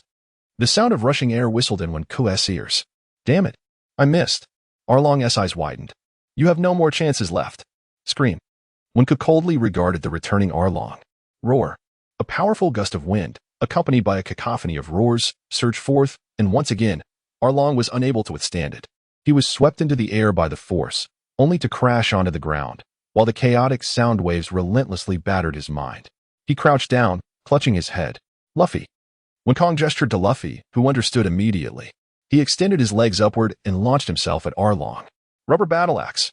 Arlong inexplicably felt an upward pressure as he prepared to retreat, only to be forcefully pinned down by the axe. And then, there was nothing more. Boom. A rush of air erupted, sending a cloud of dust swirling around, which lingered for an extended period before finally settling. Centered around Arlong, a large crater, approximately 1 meter in diameter, formed due to the ground's subsidence, and Arlong lost consciousness, his fate uncertain. Phew, it's finally over. When exhaled deeply, stepping forward to detach Arlong's serrated nose. At that moment, the completion notification for Task 5 echoed in the air. Ding. Time-limited Task 3 completed. Reward, a level 4 Pokémon, Onyx, and a 50% advanced ability potion. It has been returned to the microcosm. Ding. Time-limited Task 5, Golden Tier Hidden Task 4, completed. Reward, 1 level 5 Pokémon. Does the user wish to claim the reward? The warehouse manager relayed the good news. 1, without hesitation, decided to postpone the claim. Holding Arlong's severed nose, he felt a flicker of sympathy for Arlong's demise. Yet, in the dichotomy of friend and foe, the waters had become irreconcilable. One must inevitably perish. However, it must be acknowledged that from the former Sun Pirates to the present-day Dragon Pirates that dominate the East Sea, Arlong did exhibit the demeanor of a tyrant, albeit lacking the requisite capabilities of one. The brutal slaughter and discrimination merely sowed the seeds of discord. His death would evoke no lamentation, no sorrow. With Arlong's fall, the villagers of Kokuyashi were left in a state of disbelief. We defeated Nojiko, one murmured. We conquered Arlong. Another could hardly believe. We truly won. The villagers erupted in jubilant cheers, while Nami wiped away her tears, feeling an overwhelming sense of liberation. Arlong is dead. Arlong Park has been destroyed. We are free. Nami approached one, longing to embrace him, but hesitated and halted her steps. In the midst of their celebration, an unwelcome interruption arrived. Thus ends your little escapade, you ruffians. It was none other than the previously encountered Captain Mouse, accompanied by 2 or 3 naval soldiers to survey the situation. He chuckled. Today is indeed fortuitous. I've been treated to a splendid show, albeit by chance. I never anticipated that the fishmen would fall to you nameless pirates. Luffy scratched his head, remaining silent. Yet, thanks to you, the money intended for Arlong, along with the riches hidden within his palace, now belongs to me. Ha ha. Captain Mouse reveled in his triumph. Nami narrowed her eyes, glaring at Mouse. And as for your contributions, they will be claimed by me, Captain Mouse of the 16th Naval Division. Unfulfilled, Captain Mouse greedily sought to appropriate the Straw Hat Pirates' achievements. Enough of your nonsense. Allow me to deliver you a punch. This presented one with an opportunity. He charged forward, delivering a blow that twisted the captain's face grotesquely, when followed up with a flurry of kicks, rendering Mouse's subordinates incapacitated. Who are you? Mouse lay on the ground, pointing at one intended to wield Usopp's hammer, commencing a relentless assault. Bang, bang, bang, bang. After the flurry of strikes, 4 large swellings emerged atop the Mouse's head, leaving its mind blank and teetering on the brink of unconsciousness. The literary figure appeared on the verge of fainting, only to be roused once more, his face so swollen that it was impossible to recognize him. Strike me again, and I assure you, I shall make you pay dearly for it, exclaimed the battered Colonel Mouse, his trembling hands unsure of where to rest. At that moment, Nami approached and knelt down, in retribution for the injuries inflicted upon Nokigao, as well as the chaos wrought upon Belmer's Orange Grove. Nami straightened the collar of the Mouse's uniform before delivering a forceful blow to his face, sending him flying through the air, creating ripples in the water. Thank you, Nami. I feel much better now, Nokigao remarked with a smile. Give me another 1,000 punches. Aegean shouted loudly. Remember this, you filthy pirates. You are in for a world of trouble for having provoked my wrath. It is too late for regrets now. The frightened Colonel Mouse dared not approach again, resorting only to issuing a few venomous threats before scampering away like a common rat.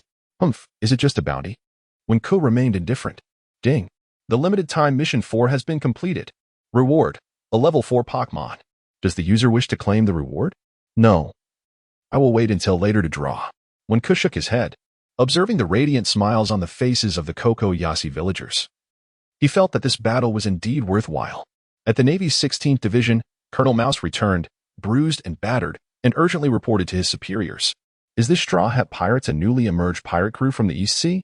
The voice on the other end of the transponder snail was completely unaware of the Straw Hat Pirates. Yes. There are 3 individuals to be wary of. One is their captain, Luffy. Another is the former bounty hunter, Zaro, who has joined the Straw Hat crew. And the last is a fellow named Wenku, whose strength is considerable and who harbors a deep disdain for Mouse.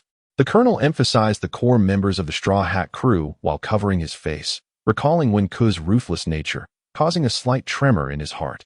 Mouse, harboring resentment, hoped to genuinely issue a bounty to capture them.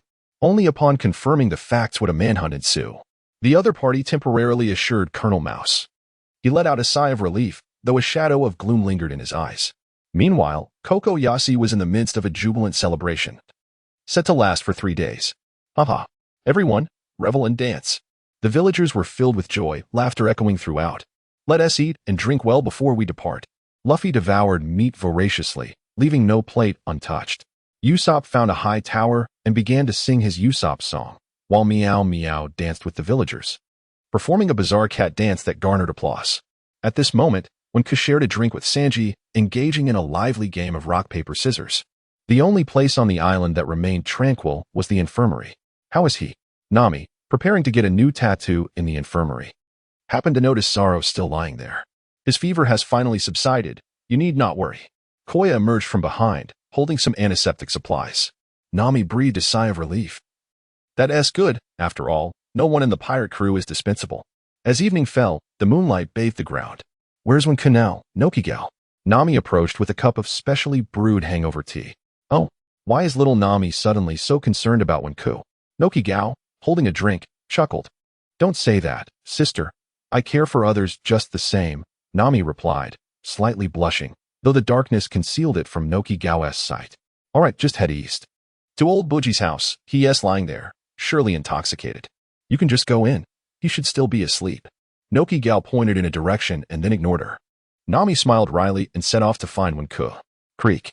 Upon discovering that the family of old Buji was absent, Nami gently unlatched the door and entered. To her surprise, she found Wenku peacefully asleep. She set down the hangover tea and quietly approached him, the moonlight streaming in, illuminating his face.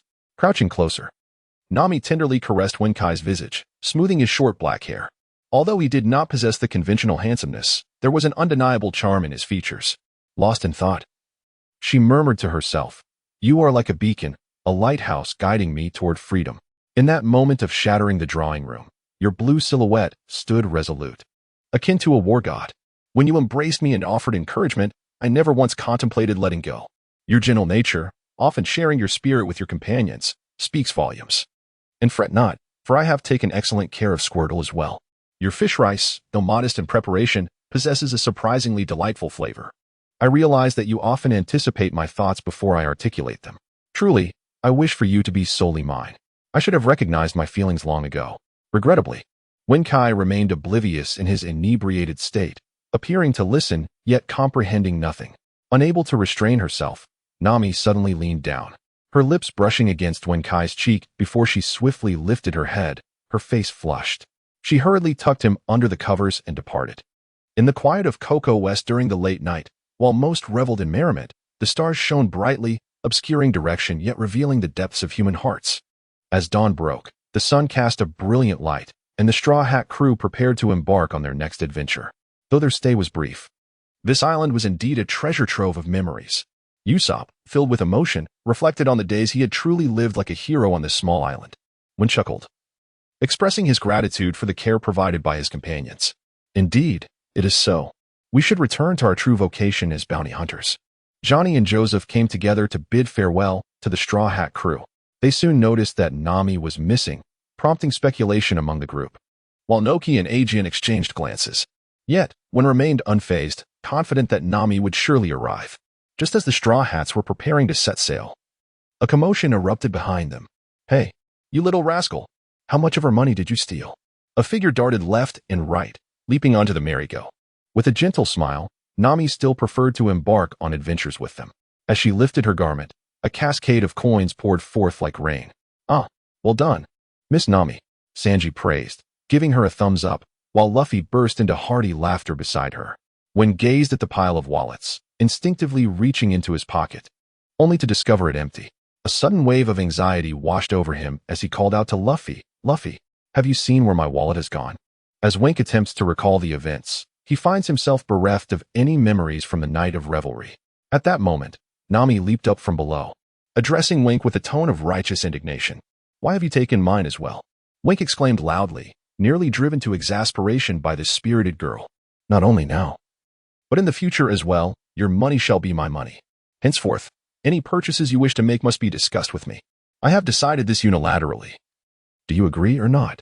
Nami, with her hands clasped behind her back, regarded Wink with a hint of anxiety, observing his reaction closely. Wenku was momentarily taken aback. Should he acquiesce to this girl? After all, he recalled that both Luffy and Zoro had entrusted their finances to Nami, and besides, this young lady truly possessed a remarkable aptitude for managing money. After a brief silence, Wenku spoke. "Very well, I shall heed your counsel. From now on, you shall handle the finances, and all the earnings I acquire will be entrusted to you. Does that suffice?" Nami's body trembled with excitement. Her cheeks flushed crimson as she dashed away. "Ah, Miss Nami, will you manage my funds?" At that moment, Sanji attempted to pursue her in a dance, only to be struck down by Nami's swift blow, blood streaming from his nose incessantly. "Oh dear, Kia, please assist him in cleaning up," Wenku requested of Kia. "Certainly. Miss Kia's ministrations invigorate me." Sanji's nose bled even more profusely, inciting Usopp's ire. "How dare you flirt with Kia? Perverse chef, keep your distance from her. A beautiful flower may have an owner, yet if it does not, does that not present an opportunity for me? Opportunity is equitable." Sanji and Usopp bickered back and forth. With a hand pressed to his forehead, one couldn't help but feel that the unreliability of this group had reached new heights. At that moment, he suddenly yearned to test the affection meter, to gauge his companion's current impressions of him. "Warehouse keeper, please bring forth the affection wheel for me to examine." "Certainly. It will be ready shortly." Before long, that irreplaceable numerical wheel, etched in his mind, reappeared once more. "The evaluation of literary merit may commence. Firstly, we turn our attention to Zoro. A splendid score of 89? This indeed represents the pinnacle of his brotherly esteem, most commendable. Next, the wheel continues to turn. Usopp enjoys a self-appreciation rating of 87, while Nami holds a commendable 84. Sanji, having joined the fray later, has yet to cultivate a deep rapport, resulting in a current self-esteem score of 79. Thus, when gazed at Luffy and Nami, one was exuberantly boasting to Usopp, while the other tended to the branches of the orange tree. What was amiss? User, should one continue to assess the affections of the Straw Hat and Nami? Perhaps not. Let us postpone that for another occasion. To be frank, one still felt a twinge of apprehension, as Luffy and Nami had previously possessed quite high regard, and now it was uncertain what their feelings might entail. "Very well, user, the warehouse has reclaimed the affection gauge. We welcome your next visit. Alas, how lamentable it is. I find myself utterly disheartened and timid, hesitating in the face of yet another ordinary and mundane day." The Mary continues its voyage towards the Grand Line. At this moment, Luffy, in a furtive manner, wipes his hands and tiptoes in preparation to pluck an orange for himself. However, he is swiftly discovered by Sanji, who promptly sends him flying. "No, Luffy, this is Nami's orange grove, and I cannot permit anyone to pilfer the oranges." "Why not? I merely wish to have one." Luffy protests, visibly displeased. "Nami, my romantic vigilance is infallible. The orange grove is under my protection," Sanji exclaims as he begins to dance dramatically. Wink, observing Luffy's pleading gaze, softens and tentatively addresses Nami. "Nami, would it be permissible for me to have just one orange?" "Of course, Wink. You may simply take it," Nami replies with a cheerful smile, ever eager to fulfill Wink's request. "What? I feel like a mere tool," Sanji mutters to himself. "Not a problem. Just get Wink too," Nami instructs Sanji. Thus, Wink effortlessly acquires 2 oranges. "Luffy, here you go." Wink tosses one to Luffy, who eagerly catches it. "Ha ha ha. Thank you, Wink," Luffy exclaims in sheer delight, holding the orange but unsure how to peel it, preparing to shove it into his mouth hole. "Oh dear, you foolish boy," Wink says, reclaiming the orange to peel it before offering the segments to Luffy. Ecstatic, Luffy takes his time savoring each piece, rather than consuming it all at once. "Hey, why has the newspaper increased in price again?" Nami inquires of the nearby carrier pigeon. The pigeon seems equally perplexed. It's just 100 berries. Are you truly impoverished or merely pretending? If Nami were to overhear, she would undoubtedly scold. If you do not understand the rising cost of living, refrain from making such comments. While the pigeon remains silent, Usopp expresses his grievances. What the heck? At last, I can earn some money for myself. I refuse to be a poor pirate without even enough for decent attire. Nami, having finished her retort, reclines back in her chair. This world grows ever more tumultuous. Nami reflects, perusing the latest newspapers for updates. Suddenly, 3 bounty posters tumble out, and upon picking them up, she gasps in astonishment. Come quickly, everyone. Thus, the group gathers to examine the bounties. The 3 posters read as follows: Straw Hat Monkey D, Luffy, Bounty, 50 million berries. The cover features Luffy's beaming visage, with Usopp's silhouette in the lower left corner. Summoner Master Wink, Bounty, 28 million berries. The cover showcases Wink's profile, not revealing his full face, but importantly, her cross is prominently displayed. Pirate Hunter Roronoa Zoro, Bounty, 15 million berries. A green-haired swordsman, wrapped in bandages, walks with a scarf obscuring his face. Usopp gasps. His mouth agape. Good heavens. Our captain has a bounty now. Meow, the delightful surprise of meowing. How impressive. It was Nami who first caught sight of Usopp, albeit merely a silhouette, which lifted the spirits of the young girl. Hooray. We have become fugitives. Luffy laughed heartily, while Zoro retrieved his bounty notice, secretly reveling in the thrill of being wanted for the very first time. I too am a wanted man. Zoro beamed at the sight of his own bounty notice, feeling a profound sense of satisfaction. Alas, it seems you all have yet to grasp the gravity of the situation. This signifies that our lives are now under scrutiny. Nami hurriedly remarked. One could suggest that she need not worry excessively. However, how could one not be anxious? It appears that one can no longer indulge leisurely in the East Sea. The bounty on the entire ship has reached an astonishing 93 million berries, necessitating utmost vigilance against the perils that lurk nearby. Undoubtedly, many will seek to take your lives. Nami's expression grew increasingly grave. Wenku smiled, unafraid and adaptable, aware that the journey ahead was still long. Meanwhile, within a certain naval division, KB was diligently cleaning. By chance, he caught sight of 3 wanted posters affixed to the wall. Imagining Luffy and his companions still striving for their dreams, he felt a surge of inspiration. How remarkable Luffy and Wenku are. Yet, should we meet again, it is possible we shall be adversaries. A hint of determination mingled with envy crossed KB's face as he adjusted his glasses. KB, come here. I cannot manage this alone. A voice called from the corridor, prompting KB to hasten away. On a vessel sailing somewhere in the East Sea, the defeated Black Cat, Kuro, gazed quietly at Wenku's wanted poster, clutching the paper tightly. Lost in thought. Had I known, I should not have underestimated you. Next time, we shall see who prevails, Wenku. He subsequently issued orders to set sail for the Grand Line, in search of the Straw Hat Pirates. At the barrel.A restaurant, Boss, look at the bounty posters. There are 3. Potty exclaimed as he rushed to find Zeph.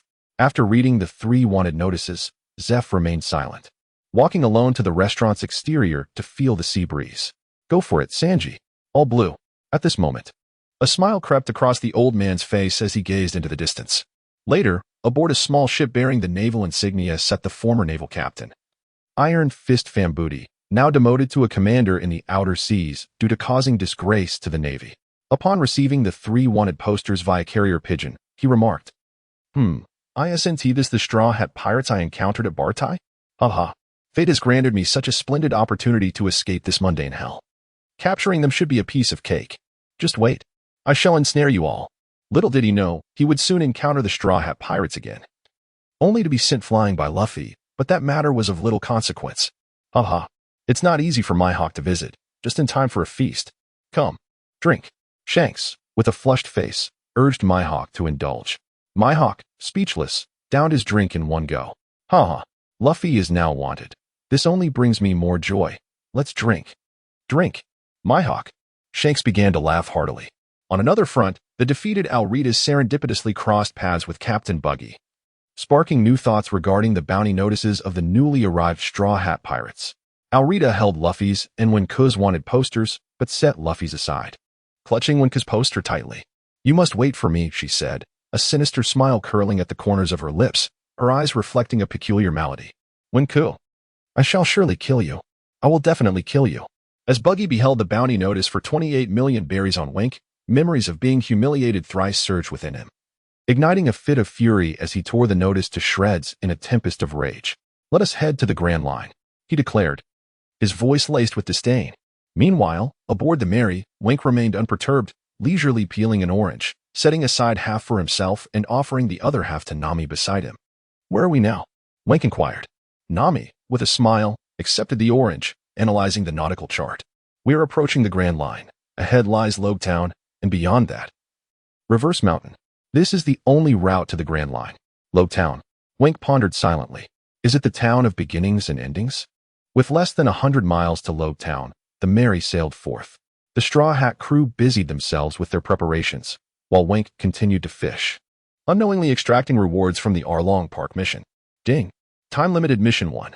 Rescue Coco West has been completed. Reward, a level 4 Pokémon. Will the user proceed to draw? Winku originally intended to draw them all together, so let us proceed with the extraction today. Limited time task 1 has been accomplished, yielding a level 4 Pokémon, Gyarados. The reward has been recorded in the miniature space. Winku is quite pleased with this little creature. Ding. Limited time task 4, defeating Colonel Mouse has been completed. Reward, 1 level 4 Pokémon. Would the user like to claim the reward? Winku nodded, awaiting the emergence of the second level 4 Pokémon. The limited time task 4 has been completed. The reward is a level 4 Pokémon, the Swift Houndoom. The prize has been recorded in the miniature space. Houndoom, indeed a most reliable Pokémon, brought a wave of surprise to Winku. It had once rescued Ash and his companions in the animated series. Ding. Limited time task 5, golden level hidden task 4, break the serrated nose of Arlong completed. The reward is a level 5 Pokémon. Does the user wish to claim the reward? Upon hearing the warehouse spirit's final announcement, Winku promptly indicated that it should be drawn. Ding. Limited time task 5 completed. The reward is a level 5 Pokémon, Gengar. The prize has been recorded in the miniature space. Gengar. How formidable. Winku rose and began to pace. Realizing that Gengar would serve as his first level 5 Pokémon, truly a stroke of good fortune. As a shadow Pokémon, it possesses a fraction of psychic abilities that are incomparable to the mythical creatures here, the ancient species, yet it is not inferior to typical devil fruit users. Gengar was akin to a powerful tonic for Winku. Ding, ding, ding. Gengar refuses to enter the miniature space. Please enter the dream of the heart, commanded the warehouse spirit, its tone leaving no room for dispute. What is this? The dream of the heart? Winku was utterly baffled. What was happening? Was Gengar not being captured? Ding. The voice of the warehouse spirit, about to transport the user, grew increasingly distant, and Winku found himself entranced, suddenly arriving in an unfamiliar realm. If the training camp resembled a world of white mist, this place was the realm of darkness, engulfed in shadows. With not a single blade of grass or tree in sight, it resembled a space of death, devoid of sound and life. The darkness could evoke profound fears buried deep within the human psyche. The pupil contracted slightly as I crouched down to maintain my composure. Users are urged to locate the entity created by the phantom within this dreamscape. Simply capturing it will allow your return. The voice of the warehouse keeper suddenly echoed, yet it felt constrained, rendering the words intermittent. Remain calm, remain calm. At this moment, Winku must remain composed. To capture the essence of the elusive Gung-Gue, one must employ strategy rather than aimlessly searching. He strives to recall how Ash and his friends accomplished this in the past. However, his mind feels muddled. Having lingered in the world of pirates for over half a year, he is on the verge of forgetting even the neighborhood of his former life, let alone the intricate plots of the anime he once adored. He can only grasp a vague recollection. Who has the capacity to remember every detail?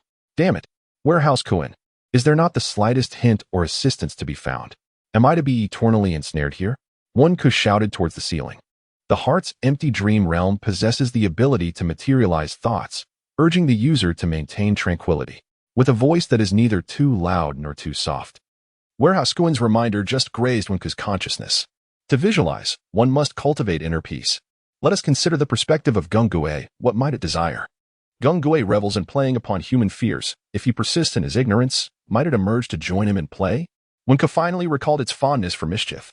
Imagine, as Winku closed its eyes, it gradually calmed its mind and began to mentally sketch certain objects.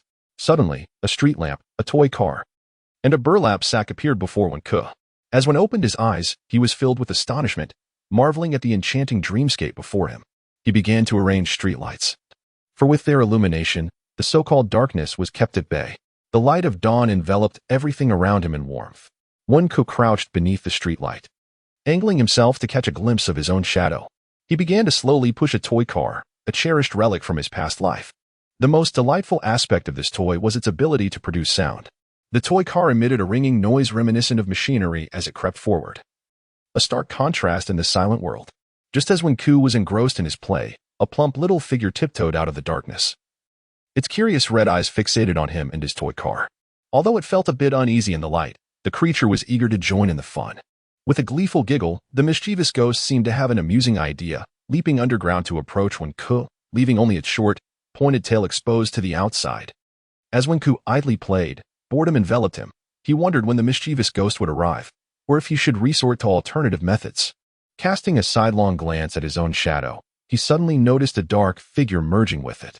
Ah, the little creature has arrived. It seemed effective. And a smile graced Wen Ku's lips. No longer gripped by fear, he leisurely continued playing, feigning ignorance of the unfolding events. Initially, his shadow remained motionless.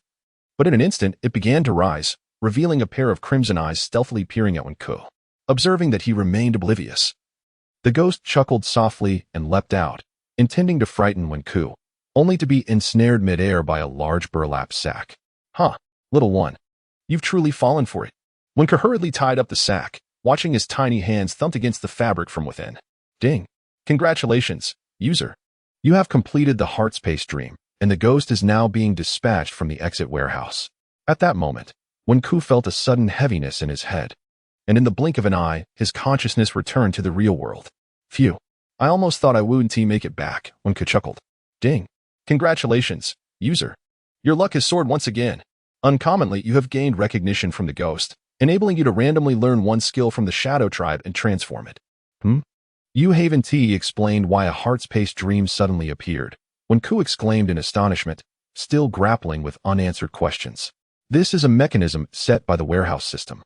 A portion of Pokémon above level 5 may refuse to obey their user, attempting to escape during the transition to a miniature space.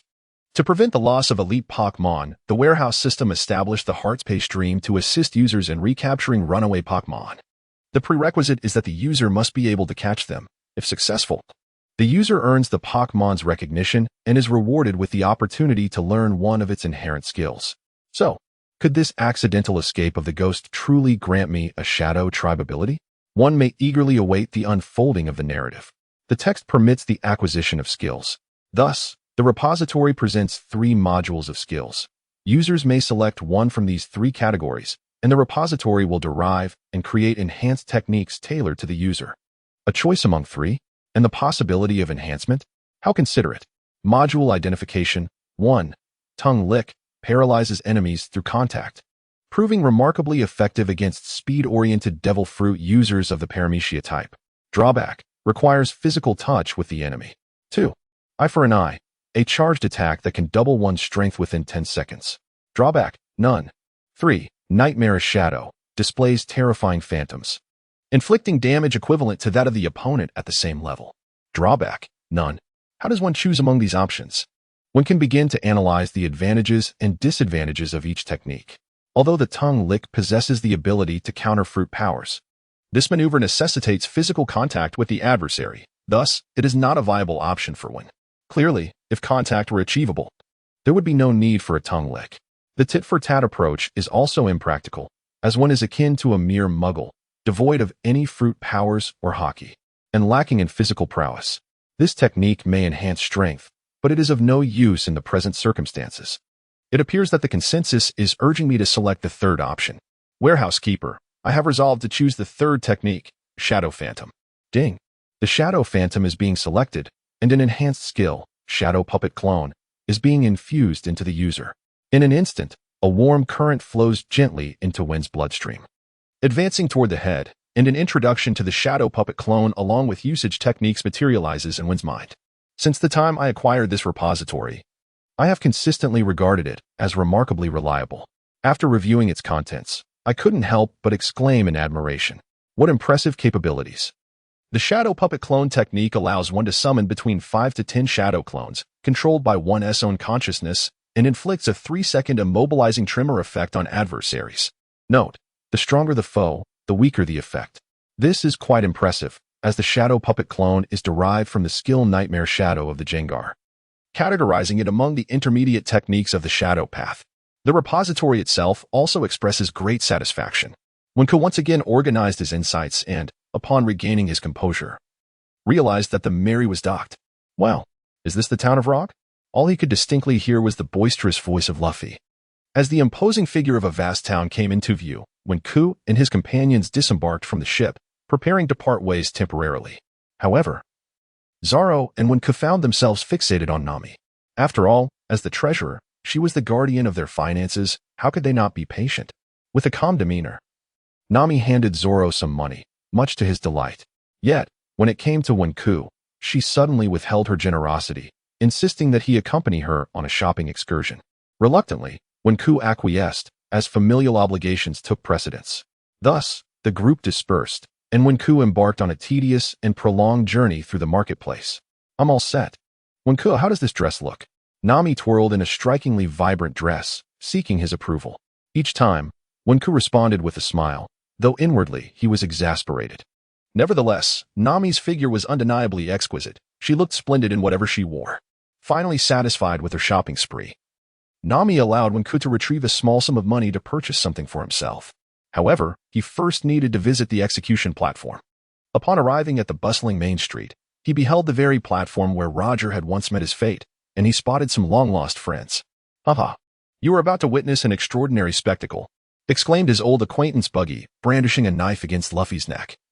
While the striking beauty beside him was none other than the dramatically transformed Alvida. At this moment, one gazes at Luffy's smile, a countenance reminiscent of a fearless warrior, where life and death hold no significance. It embodies a sense of openness and an absence of fear. Indeed, you are truly the Luffy I once knew. In a moment of fleeting clarity, one could glimpse the future king of pirates. He remained the dreamer, ever driven by the thrill of adventure. At this moment, Luffy knelt upon the execution platform, surveying the crowd below. Spotting Wenku in the distance, he broke into a broad grin and shouted, "Wenku, I am about to meet my end." Wink and Yalada gazed in the direction where Luffy was looking, and they saw Wink staring back at them, each reacting distinctly. Bucky, in a fit of rage, had his hat flung off, revealing the hairstyle scorched by a previous encounter with a small fire dragon. This detestable Wink. Bucky could be roused from his dreams by that devilish grin, and countless times he had imagined sticking needles into a crafted doll resembling Wink. "Ah, you have finally shown yourself. I shall first slay your captain and then rend you limb from limb." Bucky seethed with fury. In contrast, Yalada's reaction was markedly different. Her demeanor completely divergent from that of Bucky. She pursed her lips, her eyes nearly brimming with the vision of Wink. "My Wink, when your captain sent me flying, I was ever so observant of your gallant form. This time, I shall reclaim you." Who would have thought that the once loathed Yalata, after consuming the slippery fruit, had transformed into a stunning beauty, yet Wink remained unmoved in his heart. "You are no longer a little sister. Nami is far more appealing." Luffy, Zoro, initially elated to have acquired the Snow Walk and the Sand Iketetsu, was taken aback upon encountering a woman strikingly reminiscent of Kuina. As they approached the execution ground amidst the throng of onlookers, he was dismayed to discover that the person in chains was none other than their captain. The sky was shrouded in ominous clouds, the air crackling with the sound of thunder. A storm was imminent. Wink looked up, gradually finding solace within. Bucky raised his blade, his face alight with a frenzied excitement at the prospect of slaying his nemesis. Thunder crashed. The sky lit up. A bolt of lightning sliced through the atmosphere, heralding the dawn of a new era, illuminating the scene at the execution platform. Unfortunately for Bucky, he fell, for it seemed that the thunder favored only those of the D family. Luffy, the perfect insulator, proved his worth once more. Wenku glanced around, pondering the whereabouts of Luffy's father.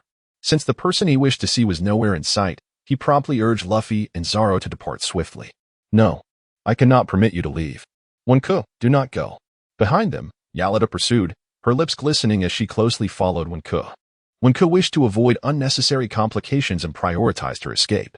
As Yalada was in pursuit, a sudden cloud of white smoke enveloped her from behind, trapping her in its embrace. At that moment, a man clad in white, cigar in hand, approached slowly, accompanied by a woman, while a band of naval soldiers followed closely behind. Glancing in the direction when Ku had fled, the smoking man, a user of the smoke frit, transformed into smoke and rapidly pursued her. Just as when Ku was making her escape, a notification from the warehouse suddenly chimed. Ding. Limited time mission issued. Stop Smoker from capturing the Straw Hat Pirates. Ensure the safe departure of all members of the Straw Hat crew. Reward, 1 level 4 Pokémon. Penalty, random confiscation of 1 level 4 Pokémon. Smoker? A wielder of the smoke frit. Luffy. Zoro. You go on ahead. I'll hold them off. Luffy, initially anxious, chose to place unwavering trust in Wenku upon seeing the determination in her eyes. When turned to face the opposite direction, his shoulder companion, the ghost, no longer leaping about, as he gazed at the approaching white figure. This was his inaugural encounter with a user of the nature-type devil fruit. Meanwhile, when prepared to intercept Smoker, ready to hold his ground, Smoker scrutinized one from head to toe. Are you the Straw Hat's vice captain with a bounty of 28 million? Without a word, Wenku unleashed a new technique against Smoker. Shadow Clone Technique, Phantom of the Unfettered Ghost. 8 dark silhouettes emerged from the ground, while another 8 shadows materialized from the puppets, converging upon Smoker. Are you a devil fruit user? Smoker questioned, his confusion evident as he did not evade the dark masses, only to find himself in distress. At that moment, Smoker's expression turned blank, for he found himself utterly immobilized, unable even to perform the most basic elemental transformation. The text is surprisingly delightful. This technique is indeed remarkable. The shadow puppet clone ensnares its target for 3 seconds. However, its drawback lies in its limited effectiveness against truly formidable opponents. Yet, for someone like Smoker, who has yet to master Haki and whose devil fruit abilities remain underdeveloped, this maneuver proves exceptionally useful. White Gale. After 3 seconds, Smoker regains his strength and launches into a fierce assault. Seize the essence. He aims to exploit his opponent's weaknesses. Just then, Jengar bursts forth, and upon seeing Jengar, Smoker prepares to capture it. His ethereal, smoke-like arm reaches out to seize Jengar, only for it to slip away effortlessly. And upon attempting the same maneuver again, he finds himself perplexed. What is happening? Smoker feels as though he is attempting to grasp a slippery, peeled egg, remarkably smooth and elusive. Wenku's keen eyes caught sight of a purplish-red gas emanating from the surface, and for a moment, he was taken aback. What could that gas be?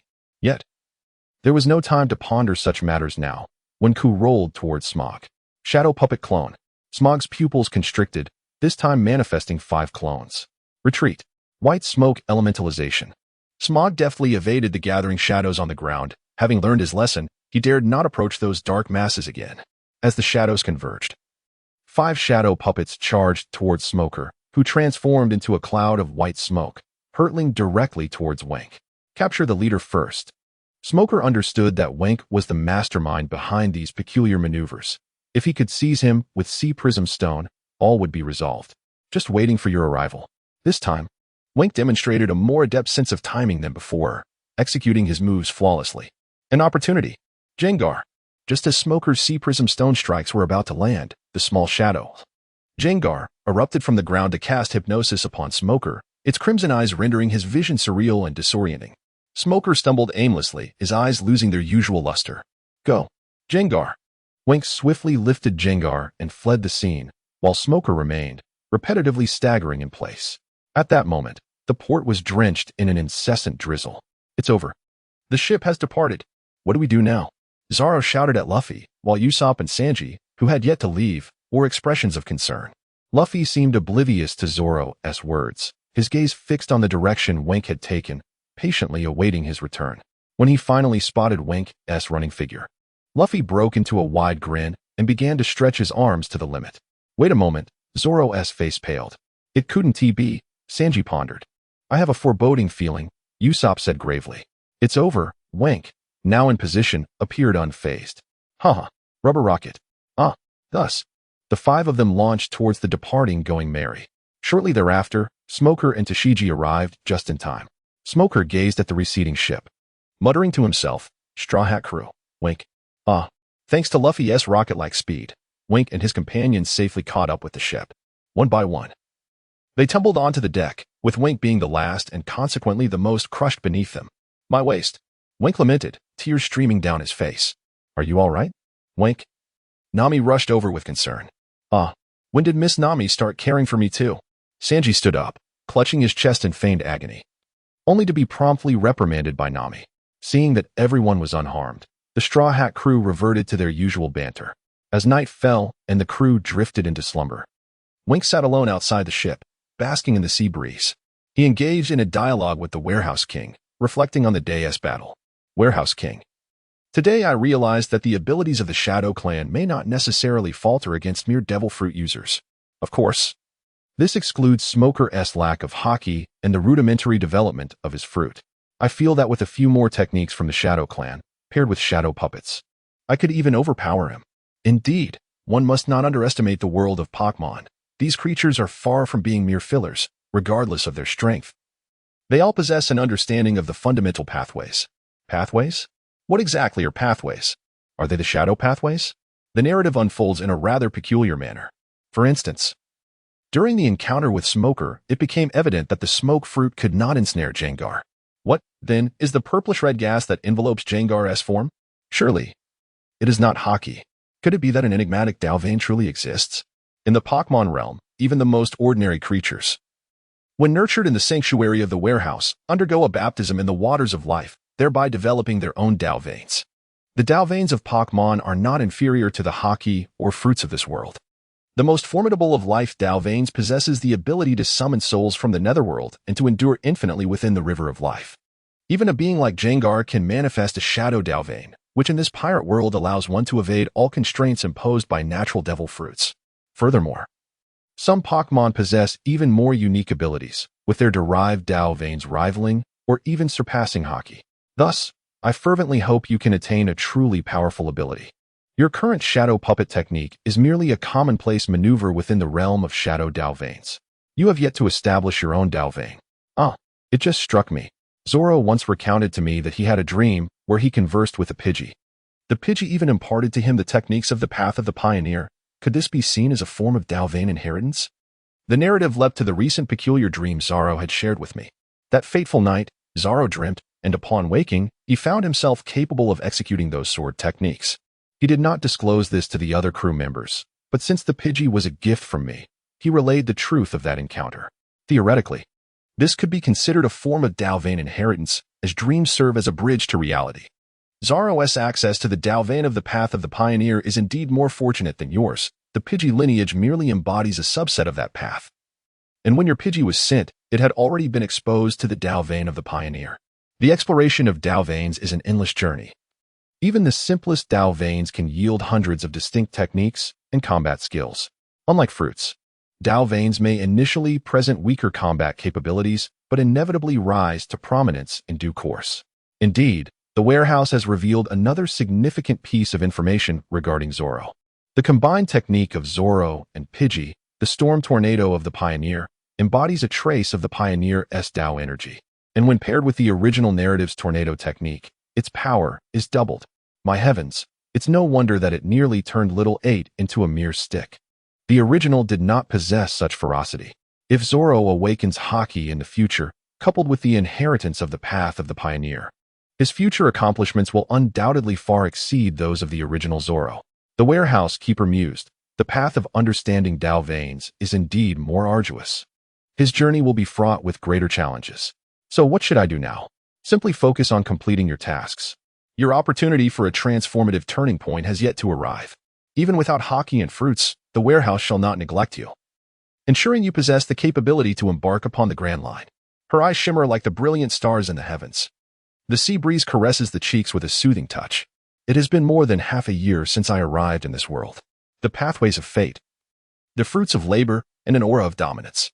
The emerging new world is destined to establish a tripartite balance, or perhaps a singular supremacy. Time may be of the essence, yet I possess unwavering faith in the capabilities of my repository. As I embark upon the grand voyage towards the Great Sea Route, it is imperative for me to claim the rewards for the newly issued time-limited tasks. Ding. Time-limited Task 1. Intercept Smoker to ensure the safe departure of the Straw Hat Pirates. Completion is essential. Reward: 1 level 4 Pokémon. Shall the user claim the reward? Claim. Ding. Time-limited Task 1 completed. Reward: 1 level 4 Pokémon, Tauros. The reward has been duly recorded in the miniature space. Tauros is quite satisfactory, albeit with a rather fiery temperament, as one would expect from a rampaging bull Pokémon. Having nearly completed the East Blue Saga, I have been bestowed with the title Novice Adventurer. The repository is on the verge of upgrading to level 2, unlocking new privileges, and the upgrade is currently in progress. Oh, an upgrade is imminent? One expressed his astonishment. In that case, let us allow the warehouse to gradually undergo its upgrades. As Wink withdrew his thoughts and set aside his fishing rod, preparing to fetch a drink from the cabin, he noticed Nami peacefully napping on a lounge chair. Wink paused for a moment, captivated by the sight. It seems that Nami has yet to reach adulthood this year, as she is only 17. This young girl undoubtedly possesses exceptional qualities in various aspects. She is destined to become a stunning beauty in the future. As the narrative unfolds, one hastens to procure some wine. It seems that recently, one's capacity for drink has notably increased. Upon entering the cabin, one notices the absence of Sanji at this hour. He is likely engaged in culinary pursuits. Without further contemplation, one retrieves the wine and resumes fishing. This pastime provides a serene refuge, a tranquility aimed at alleviating the trepidation of being in a foreign realm. Taking a hearty sip, the icy liquid swirls and ignites a warmth within the stomach. Following the recent rain, a slight chill permeates the boat, yet one's body quickly acclimates to the rising warmth. Ding! Congratulations, the user's level has ascended to 2. Unlocking a permanent benefit of level 2 privileges, the Pet Small World. The warehouse keeper, long silent, finally speaks. A Pet Small World? For details on privilege benefits, see Chapter 17. Is this truly a realm? Surely, it cannot be. Winka harbored a semblance of doubt.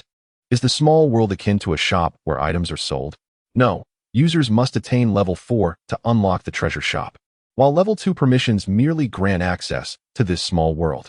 Within this realm, the user's Pokémon can venture beyond their Pokeballs to thrive in a pet paradise where traces of a life force intertwine.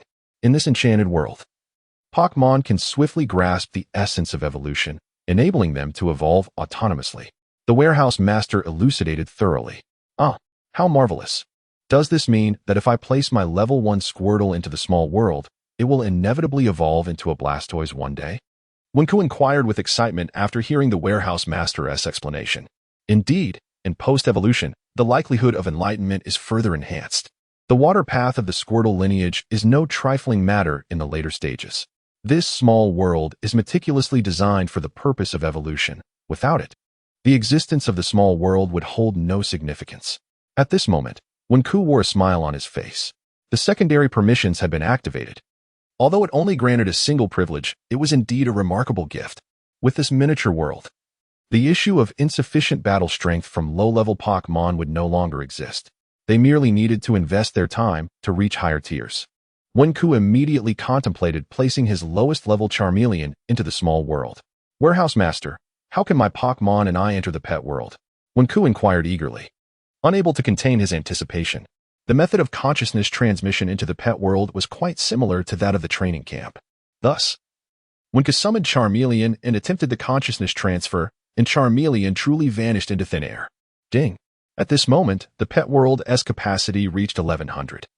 Successfully transporting Charmeleon into the small realm. Wenku, too, could hardly wait to transfer himself into the small world, and he found himself wandering into this verdant paradise, as if living in a dreamlike heaven, reminiscent of ancient times. Here, the land was not filled with the desolation of barren fields, but rather majestic peaks rose proudly, and the mountains of the pet world stood strong and winding, with lush vegetation flourishing abundantly. At this moment, Charmeleon approached him, extending its arms for a hug. Wenku embraced it, clearly noticing its satisfaction and joy in this new environment. Indeed, it was far superior to the confines of a Pokeball. This place was much more akin to a true home for Pokémon. All right, go play by yourself. Wenku gently scratched Charmeleon's chin and released it to explore on its own. Warehouse Master, this small world is simply exquisite. I find myself tempted to reside here. Wenku reflected. Without that thin thread of life energy, how could such a realm exist? Unfortunately, aside from the user, no other humans were permitted entry. Only flora and fauna were allowed. Flora and fauna. A thought suddenly struck Wenku. If I were to introduce the plants and creatures from the world of pirates, could they be included in this small realm? He pondered. Theoretically, it should be possible. The warehouse regulations do not explicitly state that external creatures cannot enter. You may try it next time, and if successful, the inhabitants of the pirate world could contribute to this small realm, came the response. Excellent. When Ku was acutely aware of the invaluable nature of this small world, it would undoubtedly become a sanctuary for Pokémon in the future. Hercross, Scyther, Vaporeon, Fearow, Venusaur, Arcanine, Gengar, Tauros, come forth. When Ku enthusiastically released all his existing Pokémon from their Pokeballs, he planned to retrieve a few more for the Straw Hat crew next time, allowing them to experience whether they could evolve and transform within this small world. As When Ku contemplated numerous possibilities, he was suddenly distracted by a commotion behind him. Turning in curiosity, he discovered his Pokémon surrounding Gengar with keen interest. When Ku was perplexed, "Why are you all surrounding Gungue?" The swift dog, Wong Wong Wong Wong Wong, explained to When Ku. Upon hearing the reason, When Ku was both amused and exasperated. It turned out that Gungue had a penchant for mischief, and they were worried for their own safety. When Ku gently cradled Gungue, who often wore a mischievous grin but now bore a furrowed brow, disheartened by the reluctance of others to accept it. "Fear not. Gungue is quite obedient. There is no cause for concern," When Ku reassured the gathering of spirits. After much coaxing, the Wind Speed Dog and its companions reluctantly accepted Gungue, albeit with lingering apprehension. "I must take my leave now. You all should live well and cultivate diligently here," When Ku said, waving goodbye before departing. "Alas, it is a pity that I am the only human who can enter this world. Otherwise, I would dearly love to show my companions what lies within." When Ku felt a tinge of regret. Little did he know that after his departure, Gungue transformed from a pitiful figure into a mischievous spirit, wreaking havoc among the fairies, chuckling gleefully as he did so. With the master gone, it was time for pranks. It had been quite some time since they left Rog Town, and When Ku would not frivolously speculate about the passage of time. While he was engaged in fishing, Luffy stealthily approached him. "Luffy, what brings you here? Off to grab some oranges again?" When Ku chuckled. "Not at all. Ha ha ha, When Ku. I want to share a secret with you. I had a dream yesterday, but promise me you won't tell anyone, okay?" Luffy squatted beside him, leaning in to whisper. "Of course. Do you not trust me?" When Ku maintained his smile, gazing at the childlike Luffy. Before entering the world of pirates, Luffy had a cousin who called him brother, possessing a carefree personality akin to Luffy's. Thus, When Ku had always treated Luffy well, and Luffy held immense trust in him. When Ku. Here it goes. Yesterday, I dreamed about the stinky mud you gifted me. Strangely, it could talk. I chatted with it and felt quite happy. Then it wanted to teach me something, Luffy animatedly recounted. "What?" When Ku's eyes widened in astonishment. "How is that possible? Isn't that similar to Zoro's situation?" Ignoring When Ku's expression, Luffy continued. "Then it seemed to say it was a branch of the poison earth path and asked if I wanted to learn. I thought, the stinky mud is my friend, so I agreed." At this moment, When Ku's mind had already begun a discussion with the warehouse lord. "My goodness, the poison earth path? Along with the previous wilderness path, both are among the 12 paths." The warehouse lord sighed deeply, contemplating the extraordinary luck of Luffy and Zoro. When Ku felt envious of the poison earth path but bore no jealousy. After all, this was Luffy's rightful reward. Fortunately, they could only inherit one path. Otherwise, it would be chaos if they were to acquire several. Why can they only establish one connection? When Ku pondered, isn't it obvious? They are not the masters of Pokémon. The initiative lies with you. If they wish to learn, they must inherit that particular path. Otherwise, the Pokémon of that path will not permit them to learn. Must I also be limited to establishing just one connection? When Ku shared the same doubt. Others can only establish one connection, but you are different. You are the host. You can learn the skills of the Pokémon lineage without needing to inherit the path. However, you cannot learn the core battle techniques of their path. Thus, I advise you that a significant opportunity is necessary to acquire your own path. When nodded, recognizing that this behavior was somewhat akin to taking advantage without reciprocation. However, would this not confine oneself to merely learning marginal techniques? In the forthcoming new world, this would inevitably lead to suffering. The text is quite clear. If Pokémon possess ley lines, they would merely need to rely on the miniature realm of their pets to grow increasingly powerful. However, what of one? He lacks charisma and fruits. He is merely an ordinary individual, unless I can also forge my own ley lines. The protagonist muses to himself about the unfolding narrative around him. The Straw Hat Pirates are destined to encounter even more formidable adversaries. He yearns for strength, desires to enhance his own abilities. and recognizes the necessity of power to safeguard his companions. Thus, the emergence of an opportunity becomes essential. It is this catalyst that will enable one to thrive in the perilous waters of the Grand Line, remarked the warehouse keeper coldly. Wenku felt a slight sense of relief. Thank you, warehouse lord. I can't shake the feeling that everything has been too smooth since my arrival here, which makes me uneasy. Your encouragement is my greatest support. Over the past 6 months, Wenku has been truly grateful for the attentive assistance of the warehouse lord. However, this time, the warehouse lord remained silent. Simultaneously, he held back a thought. The emergence of an opportunity is a test of life and death. To attain rebirth, it all hinges on your fate. Do not let me down, Wenku. This is a sentiment the warehouse lord would never reveal to him, which is why he intentionally guided him to forge his own path. He could not directly express that the complexity of creating one's own path is destined to be a road of no return. The warehouse lord merely wished to experiment. For it is no small feat to traverse from myriad realms to this pirate world, and encountering Wenku, who hails from a parallel dimension, is surely a fateful encounter. Yet, if this host were to perish, perhaps the warehouse lord would also feel sorrow. This time, he deceived Wenku, but he also hopes for his growth and strength.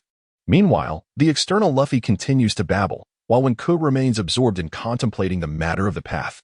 Having heard that the warehouse lord mentioned communication with the path can facilitate the continuation of martial skills, Wenku felt a surge of eagerness.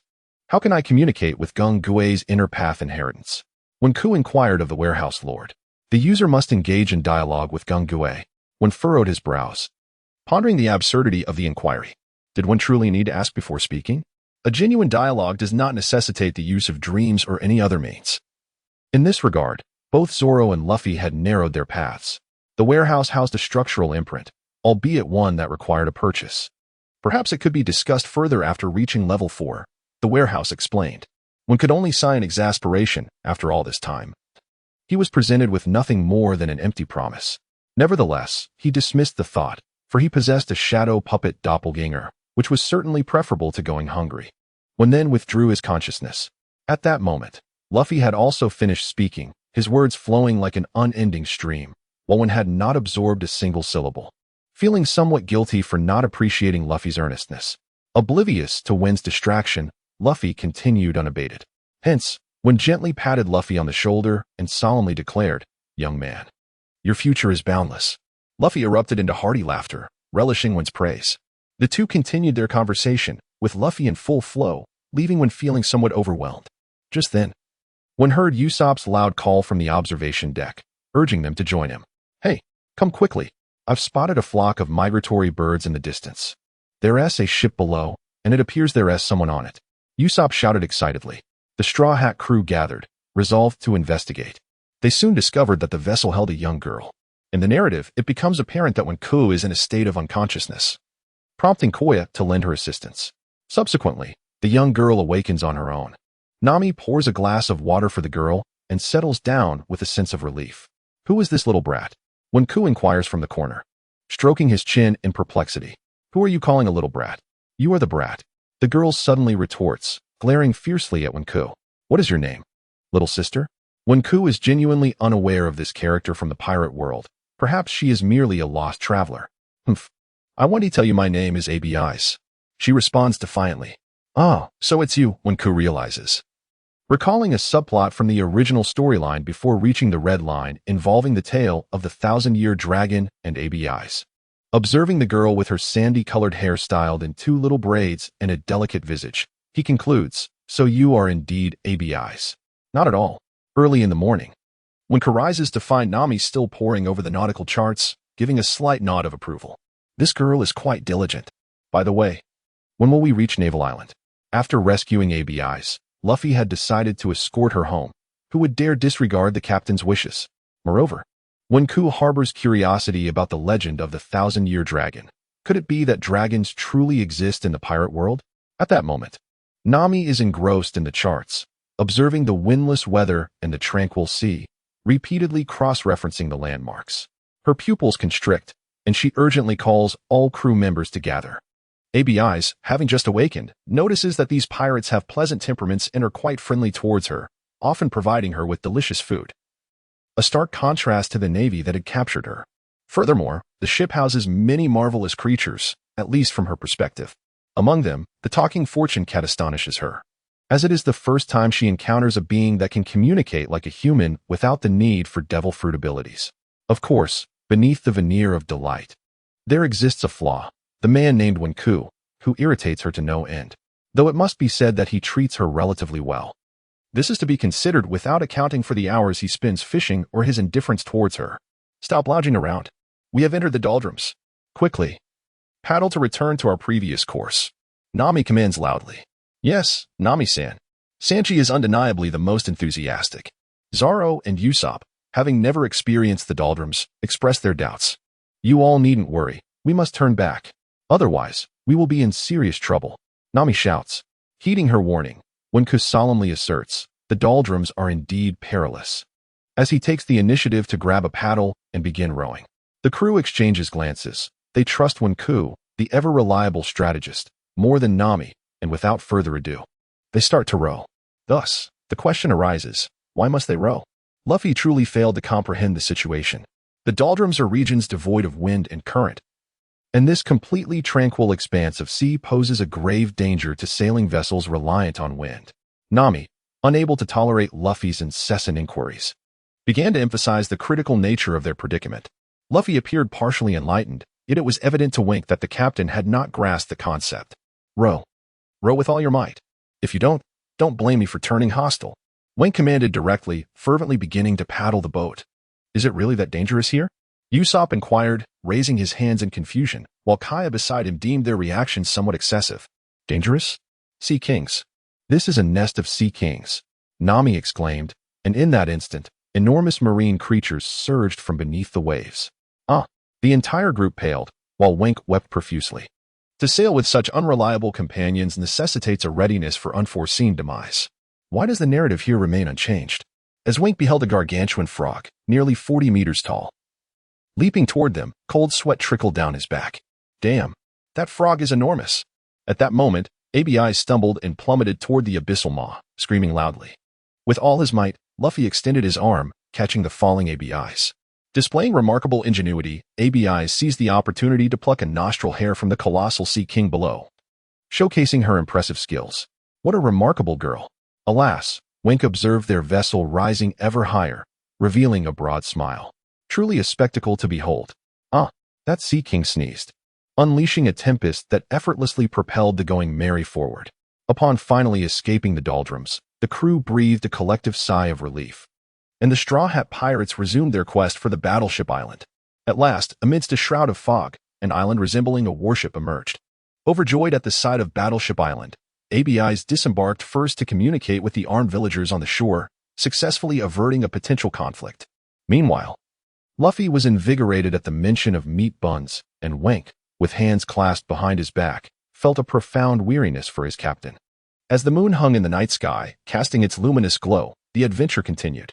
Wenku clutched a bottle of wine, hiding in the shadows, awaiting someone's arrival.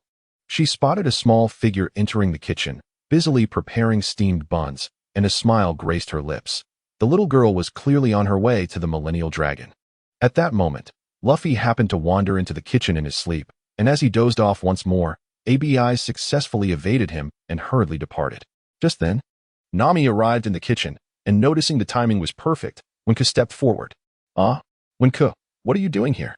Nami exclaimed, her eyes lighting up upon seeing her. I came to the kitchen in search of some wine, and to my surprise, you are all here. Wenku deftly concocted an excuse. Upon noticing that the meat buns had all vanished, Nami assumed Luffy had devoured them, and began to scold him. Look at the ground.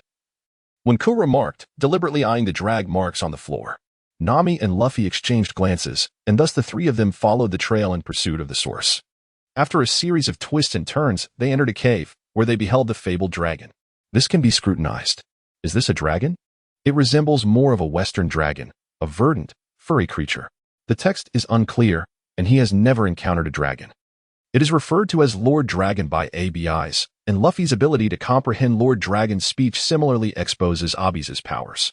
Could it be that you possess the abilities of a devil fruit? Nami inquired with curiosity. ABI smiled and replied, Indeed, I consumed the fruit known as Whisper, which granted me the ability to hear the thoughts of animals.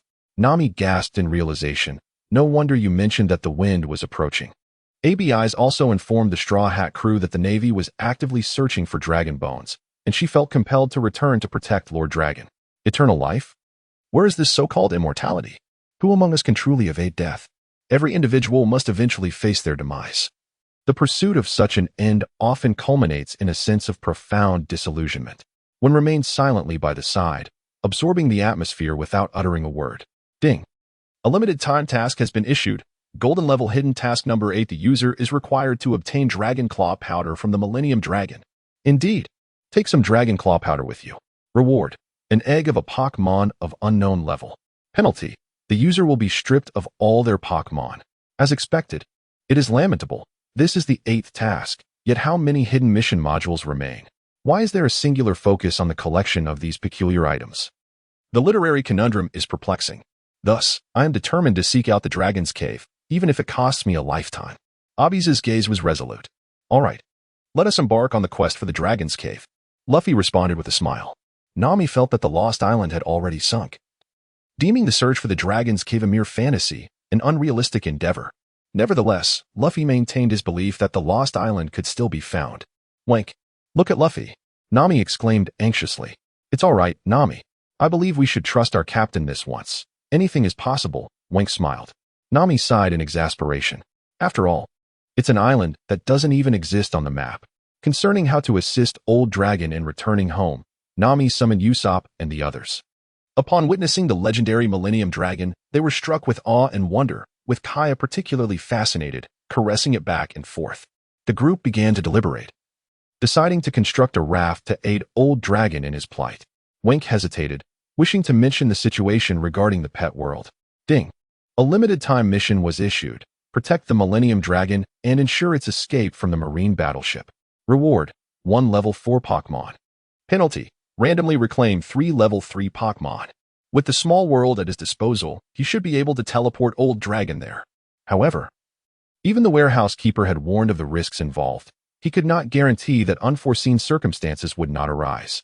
If an accident were to occur, resulting in the Old Dragon's demise, it would indeed be a grave loss.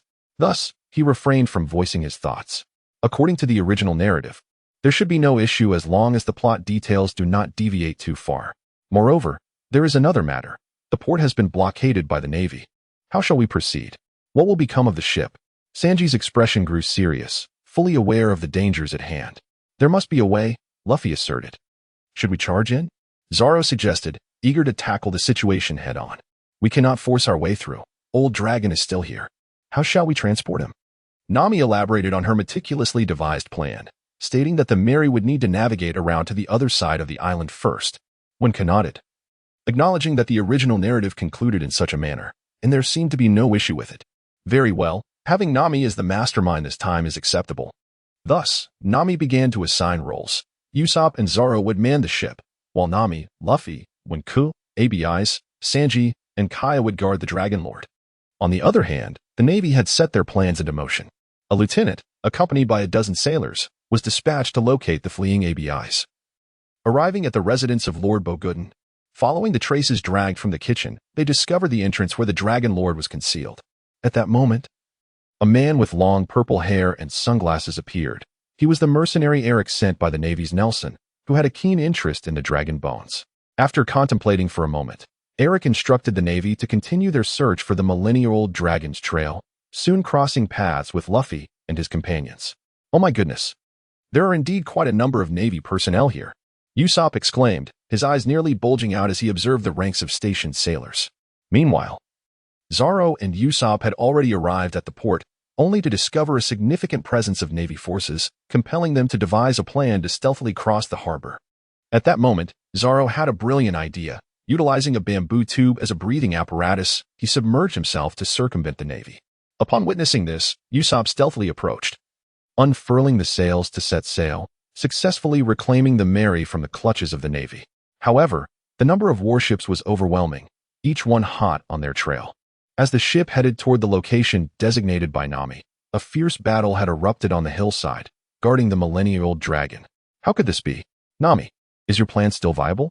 Wenku gazed towards the increasing throng of Navy forces at the foot of the hill, which now numbered in the hundreds. It will undoubtedly succeed, it must. Nami calmly awaited the arrival of the Mary. When Kenning gazed solemnly at the naval fleet, where a dozen rudimentary cannons remained. This situation seemed dire. How could I have forgotten about the artillery? Fire! Suddenly, the naval lieutenant issued the command, and rows of sailors opened fire. I cannot allow you to harm Lord Long. ABIs rushed forward, arms outstretched as she shouted defiantly.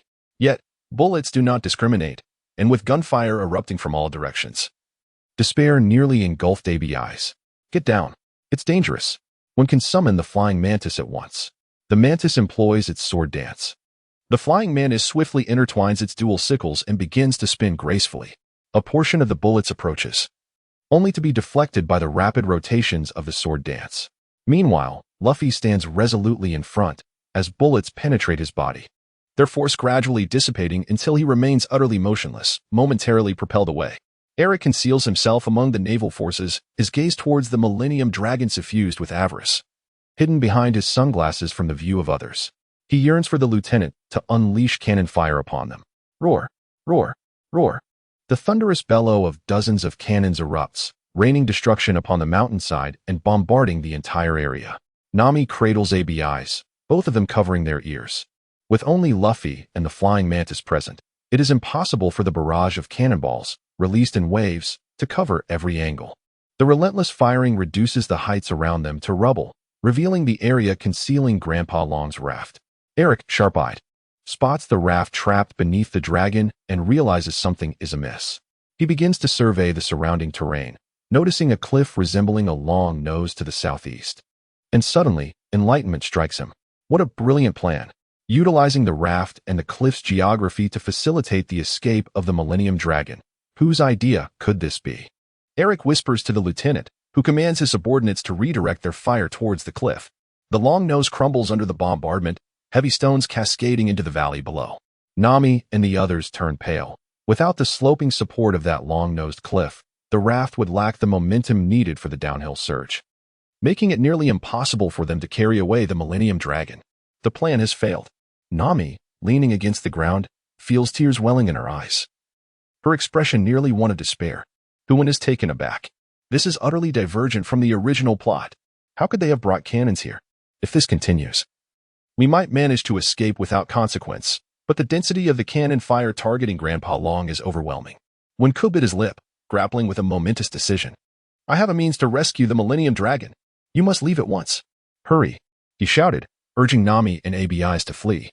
For their presence was but a hindrance in this dire situation. How could Nami place her trust in him, knowing the risks involved?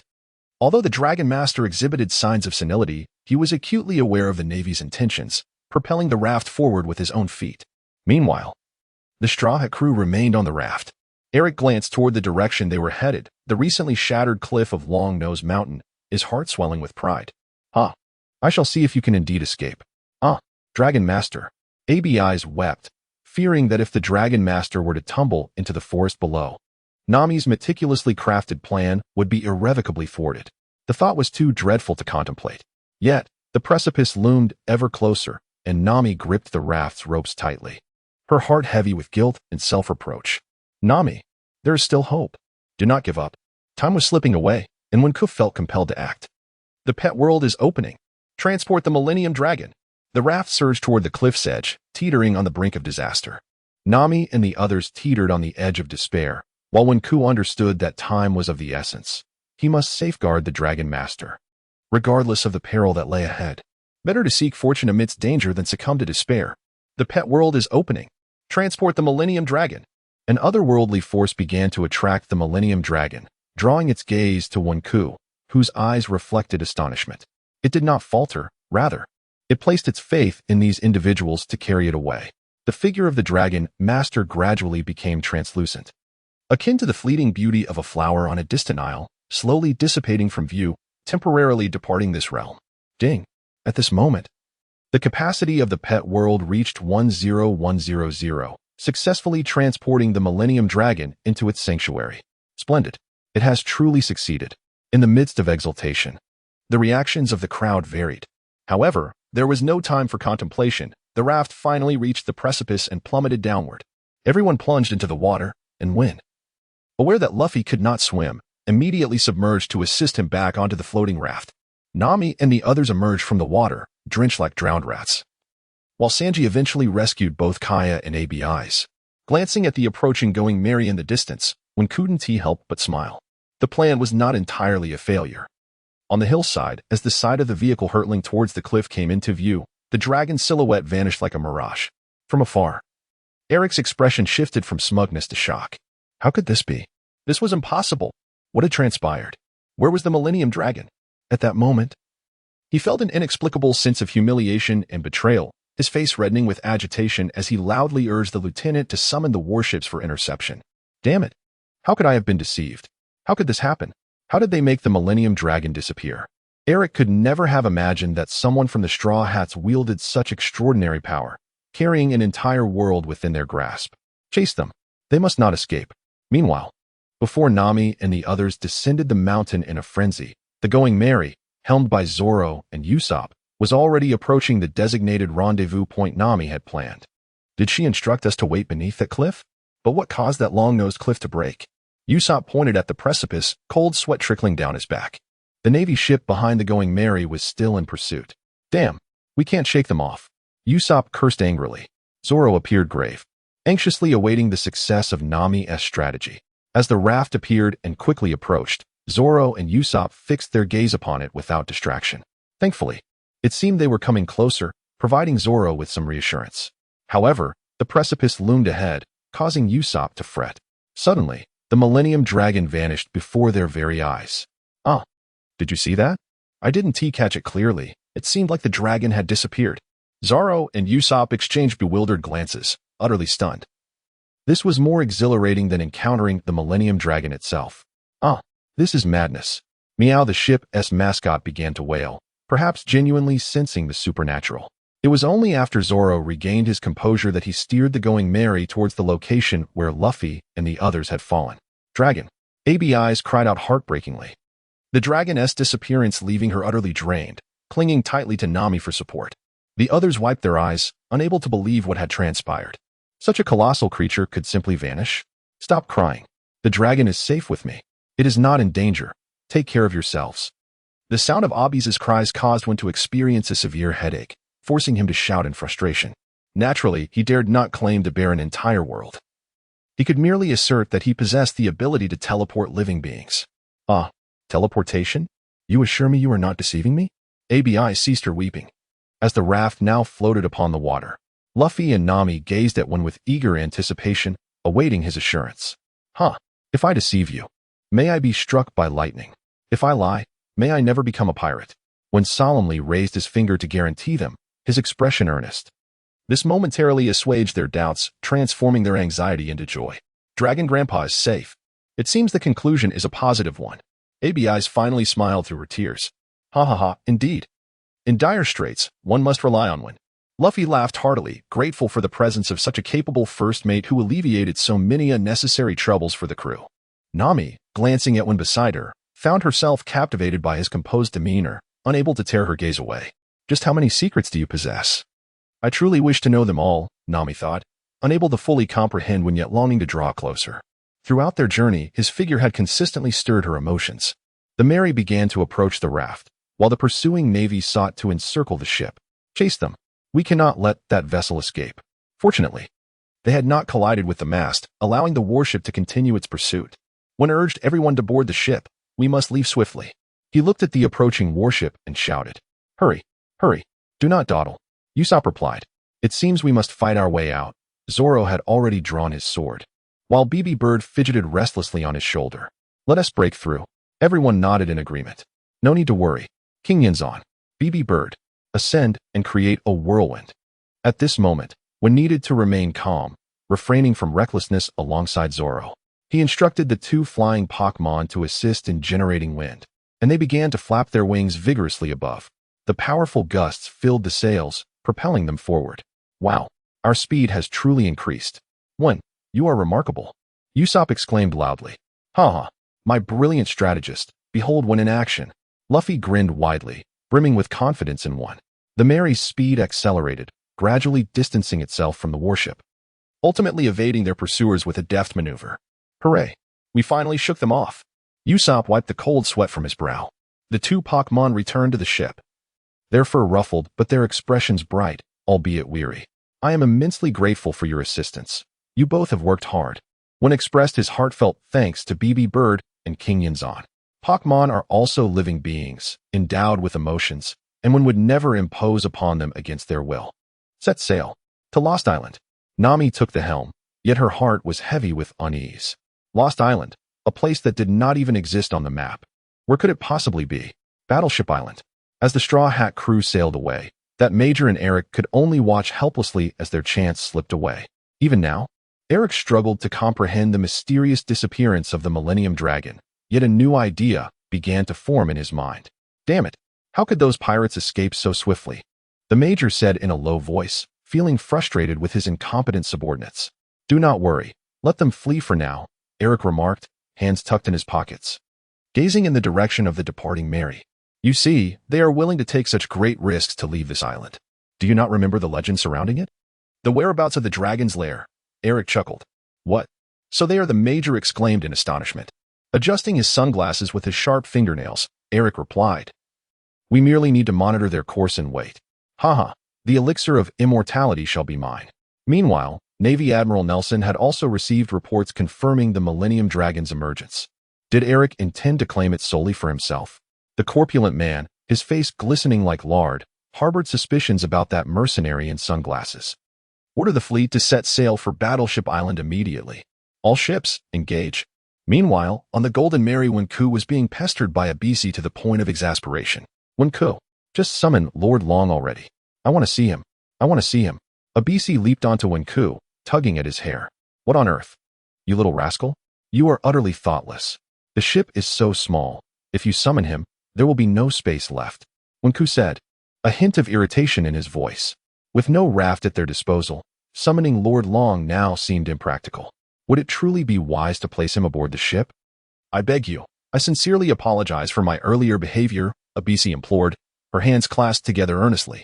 Indeed, Wenku. Perhaps we should at least keep him on the ship for now. It may be cramped. But we also need to gather some information about the dragon's lair from Lord Long. Nami chimed in from behind, her expression somewhat grave. The Lost Island, a directionless and elusive land, left the Straw Hat crew in a state of bewilderment. Yes, Wenku, I would also like to have a chat with Lord Long. Luffy said, seated at the head of the table, turning to Wenku. Fine, do as you wish, he conceded. Wenku gestured for the crowd to vacate the deck, creating a spacious area while everyone eagerly focused their attention on him. The pet world relayed the return of the Millennial Dragon, and as the blinding white light expanded, it signified the majestic return of the Dragon Lord to this realm. Wow, this is incredible, Luffy exclaimed, removing his straw hat, his expression mirroring astonishment that was shared by all present. It was not merely wondrous, it was nothing short of a miracle. Usopp's mouth hung open, resembling an abyss large enough to swallow a ball. Wenku, is this teleportation also a gift from the Pokeball? Can it transport humans? Sanji inquired, cigarette in hand. Indeed, it resembles a spatial realm where objects can be contained. Regrettably, humans cannot enter, Wenku replied. Even he, the master of this world, could only project his consciousness there, let alone other humans. It was merely a paradise for flora and fauna. The figure of the Dragon Lord gradually materialized, transitioning from transparency to solidity. Tears welled in Abi's eyes as she realized her beloved Dragon Lord was truly present. Dragon Lord, I have missed you so much, Abi exclaimed, rushing to embrace the Dragon Lord, gently caressing it to ensure its safety. So, how have you been over there? Wenku chuckled, having previously requested the Pokémon in that realm to take good care of the Dragon Lord. The Dragon Lord opened its eyes and gazed at Wenku with profound depth. Wenku, Abi translated. The Dragon Lord says it is indeed beautiful there and expresses immense gratitude to you. Well, that is reassuring, Wenku smiled. By the way, how do we get to the Lost Island? Zoro inquired. Given the Dragon Lord's advanced age and the onset of senility, it was understandable that some memories may be hazy. Wenku noted that he had forgotten how the Straw Hat crew awakened the Dragon Lord's memories in the original tale. There will always be a way. Luffy maintained his unwavering optimism. Usopp and the others huddled together, deliberating on the matters concerning the Lost Island. As one observed the others engaged in their discussions, a sense of ennui washed over him. prompting him to depart alone for a fishing expedition. The only one aboard who kept an eye on him was Nami. Upon noticing his exit, she returned to her post at the helm. Ding. Time-limited mission 2. Safeguard the Millennium Dragon Bird's departure from the battleship island complete. Reward: 1 level 4 fairy Pokémon. Would the user like to claim the reward? The report from the storage assistant was delayed. Let us proceed with the extraction. When calmly declared as he settled down to prepare his bait. Ding. Time-limited mission 2 accomplished. Reward: 1 level 4 Pokémon, Doug Trio. The reward has been stored in the miniature space. From now on, there is no need to place the Pokémon in the miniature space. Simply transfer them directly to the pet world, when advised the storage assistant. Understood. The reward's destination has been changed as per the user's request. Modifications will be made accordingly. As for the quest to locate the lost island, when felt utterly fatigued and preferred not to meddle in every matter like an overbearing caretaker. Meanwhile, Luffy and the others had attempted numerous methods, yet it was ultimately a stroke of luck that prompted the Dragon Lord to recall the whereabouts of the Lost Island. The Lost Island, with the Dragon's Cave situated to the east of Battleship Island, was revealed to ABIs through the Dragon Lord's guidance. Consequently, the Straw Hat crew altered their course, and the observing Eric and the lieutenant also received the news, adjusting their direction as well. As they journeyed eastward, the fabled Lost Island remained elusive. What is that? Smoke? Luffy, seated atop the ram's head, squinted ahead and suddenly spotted a vague shadow on the water. Upon closer inspection, it resembled a mirror. Luffy prodded it with his foot. The Mary continued forward, gradually merging into the shimmering water curtain, leaving Eric and his companions in astonishment. One moment, the Millennium Dragon vanished. The next, the ship itself was gone. What strange occurrences were unfolding? Eric was unfazed, his mind consumed by thoughts of immortality. If the pirates could enter, so could he. However, the lieutenant, being more timid, opted to take a small boat to venture across alone. Meanwhile, as the Straw Hat crew entered, they were met with torrential rain and tumultuous waves, yet eventually, they found themselves in a tranquil expanse ahead. Look! Ahead! Luffy exclaimed, pointing forward. The Lost Island. Once the residence of the Millennium Dragon lay before them. When rose to his feet, gazing into the distant ruins alongside the others, a sigh of relief escaping his lips. They had finally arrived at this forsaken isle. Moreover, he recalled that Eric would also set foot on this land. With a cold smile, when Ku resolved that since this devil fruit user was to arrive, he would ensure that he remained here forever, never to take the stage again. When the Straw Hat pirates landed upon this desolate land, they were indeed filled with skepticism. This island undeniably bore the hallmarks of a forsaken, untouched realm. Weeds and brambles thrived in abundance. Colossal stones lay scattered across every corner, and the remnants of decay and ruin formed an immense expanse of rubble. Wait, perhaps this is not the Lost Island, Abizi hesitated to suggest. What? We just barely navigated through that tempestuous sea. Usopp questioned incredulously. Let us refrain from despairing remarks and observe first. Look at that mountain peak. From there, we shall surely behold the entire island's panorama. When Ku pointed towards the highest point of the desolate isle. Indeed, we should heed when Ku's words. Merely contemplating here bears no fruit, Nami concurred. With a cheerful wave, Luffy exclaimed, let us go. Onward. Together, they ascended the mountain, while when Ku's presence lingered, causing Dragon to be once more confined within a miniature world, which nearly brought Usopp to his knees in reverence, nearly bowing to Ku as his master. The narrative elicits both laughter and tears, yet one cannot act so recklessly. Usopp, you are destined to become the future Sniper King. Why must you torment a mere insignificant figure like me? The group ascended the mountain, unaware that the man in sunglasses, Eric, trailed behind, his scythe-like wind scraping the ground, leaving behind a trail of marks. Once I uncover the secret to immortality, I shall eliminate all of you, Eric thought, his sinister gaze concealed beneath his shades. Unseen by anyone, as the Straw Hat crew journeyed toward the summit, Abyss utilized the powers of the Whisper fruit to glean numerous tidbits about this desolate island. Listen to me, everyone. The birds say there are structures adorned with dragon engravings at the mountain's peak. Abyss exclaimed with delight. Indeed. Perhaps there lies news of a dragon's lair, Wank chuckled. Without hesitation, Abyss darted toward the summit. This child, Wank shook his head, as the Straw Hats followed closely behind. Save for Naya, who consistently struck Usopp on the head. Upon reaching the summit, they beheld murals reminiscent of a millennia-old dragon. Could this be the dragon's lair? Sanji inquired. Puzzled. Where is the entrance? Zoro searched the surroundings, yet found no passageway.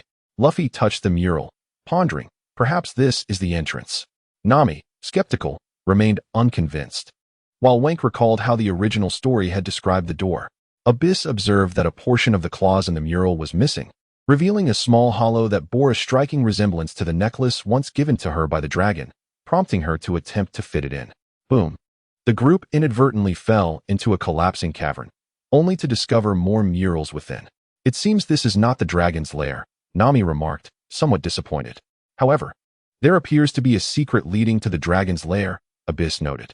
Consequently, Wank released the dragon once more, eager to see if it recognized the place. After a thorough investigation, they realized that the original dragon's lair remained on Battleship Island, a revelation that took Wank by surprise. Yet, to their astonishment, a stranger's laughter echoed from above. "Ha! Thank you for the information and discovery. It seems it is time to eliminate you all." Wank squinted his eyes. "Eric? What brings you here at this moment?" Following his words, a figure leaped down.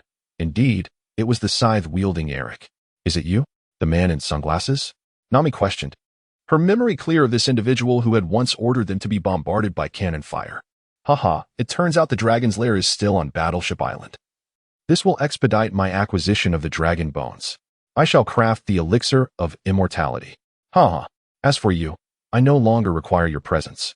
Eric revealed his smugness through a sinister grin. "You are the scythe wielder, are you not?" Wenku inquired. "Oh, you know me," Eric responded with surprise. At that moment, Wenku heard a call from deep within his heart, a summons from the flying mantis in the small world, urging him to engage in battle. "Shall we proceed? Mantis, emerge." Wenku summoned the flying mantis directly, which, disregarding the astonished gazes of the Straw Hat crew, approached Eric. "Do not worry, we shall observe from a distance." Eric is a scythe wielder, and the flying mantis wishes to test its mettle. Wenku spoke solemnly, instructing everyone to step back. However, for reasons unknown, ABIs suddenly broke free from Nami's embrace and rushed to Eric's side, ready to protect Dragon Lord. Wenku's expression changed. "Luffy, bring her back." "Eric will not harm Dragon Lord. Don't ruin this. Get her back." "All right, I will definitely bring her back," Luffy replied cheerfully. Meanwhile, the mantis had already commenced its duel with Eric. "You beast, what right do you have to engage in combat?" Eric questioned. The mantis simply stared at him, realizing that since this human could unleash a blade, it would indulge him in a game of chaotic blades. Chaotic Blade Dance. The trilogy of flying chaos blades. First, initiation, cross-blade dance. The flying mantis charged forth, seemingly striking wildly at Eric, yet it executed its moves with precision, its speed increasing exponentially. Swish, swish, swish. The scythe cut through the air, the resulting airflow chilling Eric to the bone, causing beads of sweat to trickle down his face. How is this possible? The speed is unfathomable. What manner of creature is this? Eric desperately attempted to create distance, his fingers urgently merging as he continuously slashed towards the mantis. "I am a humanoid scythe weasel. How could I not be a match for some beast? I refuse to yield." Side whirlwind. The purple blade wind slashed towards the flying mantis, which, despite its still developing prowess, failed to evade and was struck by the whirlwind. The mantis's gaze turned frigid. To it, Eric was merely a lifeless entity. This injury only fueled its wrath. Chaotic assault, like the tides of the river. The trilogy of flying chaos blades. Second, advance, shadow assault. This was a mid-tier combat technique of the flying mantis's chaotic blade style, suggesting that this Pokémon had initially been influenced by the small world and had begun to grasp its path. What had been unleashed earlier was the initiation of the trilogy. Though it appeared as a chaotic dance, it was, in fact, a buildup of energy, allowing for a gradual increase in attack speed by threefold. Now executing the second advance, Shadow Assault, the mantis would only grow faster. The essence of the chaotic blade style lay in its swiftness. Indeed, encountering armed color hockey may still result in defeat. Warehouse Coin serves like a diligent commentator, tirelessly elucidating the matter. The scene is truly astonishing, as the mantis resembles a master swordsman, fully immersed in its battle. In contrast, Eric is beginning to show signs of decline. The scythe dances chaotically. At last, Eric unleashes the true power of the scythe fruit in a desperate struggle. For the flying mantis poses a genuine threat to his life. Yet, the mantis nimbly evades, gathering strength for its most formidable strike. In the realm of the pet world, it has successfully mastered a technique from its own lineage, and encountering another scythe wielder today, it yearns for a swift conclusion. Damn it. I have no choice but to take a hostage. Eric leaps, performing a backflip to land behind Abyss, who is still encouraging Dragon Lord. Eric glances sideways, preparing to seize her. Abyss, at that moment, turns pale, awaiting an unexpected judgment. Abyss, hurry and escape. Dragon Lord will not perish. You must flee. Wenku is nearly driven to exasperation by this girl, as everyone else remains outside the battle circle, and she recklessly rushes in. Who can she blame? You shall not succeed. Rubber shotgun. Luffy charges forward, positioning himself in front of Abyss, his left fist crashing toward Eric. With a deft movement of his fingers, Eric conjures a swirling purple wind that slices through Luffy's left arm. Rubber man. Merely trivial, Eric sneers, just as he prepares to strike again. The flying mantis has already surged forward. Win, aware of the blade's threat to Luffy, urged him to retreat, asserting that with the mantis present, it would at least be a stalemate. You need not worry about me. Win, allow me to showcase the skills I have acquired from the stinking mud. Luffy, undeterred by the incessant bleeding from his left arm, wore an even brighter smile, invigorated by the prospect of unleashing a new technique. He promptly assumed a stable stance, gathering his energy and shouting, softening rubber body. At that moment, a faint purple mist enveloped his form. This was not akin to his previous encounter with Gungue. As Win's pupils constricted, a sense of foreboding filled the air. At that moment, Eric deftly evaded the mantis's relentless strikes, rolling forward with remarkable agility, his sharp claws reaching out to touch the fleeing ABIs once more. I told you, do not lay a finger on ABIs.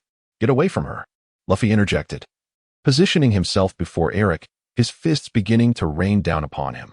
Are you not afraid of getting hurt? Cyclone strike from a distance. Eric swung violently at Luffy's body, only to be astounded as his attack dissipated upon contact, blending seamlessly into Luffy as if striking a mound of mud, inflicting no harm whatsoever. What on earth is this? Luffy? Usopp, a mere observer, could only gape in astonishment. Sanji, did you see that, Captain? Zoro, hand resting on his sword, wore a look of disbelief. Don't ask. I saw it too. The sickle wind seems ineffective against him. Sanji abruptly extinguished the cigarette between his lips. It's the softening characteristic of the poisonous earth path. While earth may appear heavy, it is distinguished by hard and soft varieties. Luffy has evidently tapped into the essence of soft earth, coupled with his rubber fruit abilities. His defenses have been tremendously enhanced.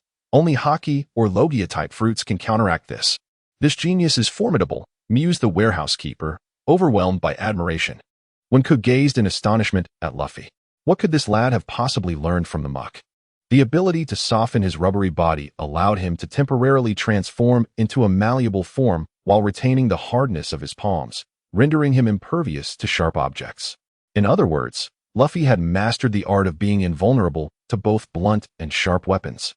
I have warned you not to lay a finger on Luffy during this moment, as a faint lavender mist enveloped his arms and body, leaving his head and palms untouched by the vapor. Are you not a rubber man? Eric glared at Luffy. Indeed, I am a rubber man. However, I have acquired an extraordinary ability that enables me to soften my body, even my bones. Luffy exclaimed, adjusting his straw hat and laughing heartily. Eric was drenched in cold sweat, realizing he had transformed from predator to prey. His scythe, undoubtedly powerful, was now countered by Luffy's rubbery flexibility, rendering his strikes ineffective, especially with a flying mantis looming behind him. I can't believe that I, the illustrious whirlwind Eric, would one day suffer such a downfall, he remarked to Luffy and the mantis, his expression progressively growing calmer. Forgive me. Please, forgive me. Abyss returned, not wanting to see Lord Long harmed. Don't run off recklessly next time. How can I save you then? Reflect on your actions, Wenku coldly retorted, leaving Abyss feeling aggrieved, questioning why she was being scolded. With a flick of his hand, Wenku activated the pet dimension, summoning the Millennia Dragon. In an instant, the dragon vanished like a mirage, returning to its realm. Abyss let out a heavy sigh, avoiding Wenku's gaze, and quietly hid behind Nami, resembling a wounded creature licking its wounds. It was you. How did you accomplish this? Is this truly the power of a devil fruit? Eric turned sharply to fixate on Wenku, incredulous that someone could silently and swiftly take the Millennia Dragon away. What are you? He demanded. Wenku smirked, knowing he wouldn't divulge unnecessary details, as the secret of the small world was of utmost significance.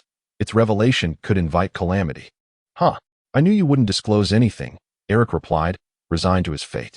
You are at death's door, Wenku declared, Without further ado, the flying mantis lunged, its side slicing toward Eric, who remained intensely focused, narrowly evading the mantis's lethal strikes time and again. However, he was ultimately a fraction too slow, nearly losing his wrist as blood splattered from his left hand. Ah! The searing pain pierced deep into his bones, granting the seasoned killer Eric a rare experience of vulnerability. Ding! Issuing time-limited Mission 2. Defeat the Scythe Wielder Eric. Rewards. Level 4 Pokémon Electrode with a 70 chance of acquiring a mid-tier ability potion. Penalty. The user will lose half of their Pokémon. The battle was nothing short of spectacular, to the point that the warehouse guardian could not arrive in time for the mission. How could I possibly be defeated by you? The despair in Eric's eyes was perfectly concealed by his sunglasses. At that moment, the mantis was poised for action, having successfully gathered its strength. The ancient blade was revitalized. The trilogy of the flying blades culminated in its third and final chapter, the disarray of blades. The scythe descended relentlessly, time seemingly frozen at a single second. Yet the trajectory of the blade continued to move. The blade within the square reached its destination in the blink of an eye. This was the essence of the disarray of blades, executed with utmost swiftness. Eric had scarcely a moment to register the movement of his eyes before a fleeting shadow passed, and he found himself kneeling on the ground, his chest riddled with gashes. In just a second, Eric was beyond redemption. In the distance, Zoro's pupils dilated. It was his first encounter with such a rapid and fierce scythe assault. The rubber mallet. Luffy's head rebounded like a spring, the force accompanying it immensely powerful. At that moment, Eric clutched his chest, spewing blood, his eyes filled with despair. I don't wish to die yet. Bang! Boom! Eric's body was propelled outwards, crashing against the wall, which shattered into a large hole. As for Eric, the debris that fell upon him obscured his fate, leaving Wank uncertain of whether he had perished. Ding! Time-limited task 2. Defeat the scythe-wielding Eric completed. Reward. Level 4 Electric Pokémon Shock Monster with a 70 medium capability potion has been secured in the miniature space. Phew. The mantis flew to Wank's side, exhausted.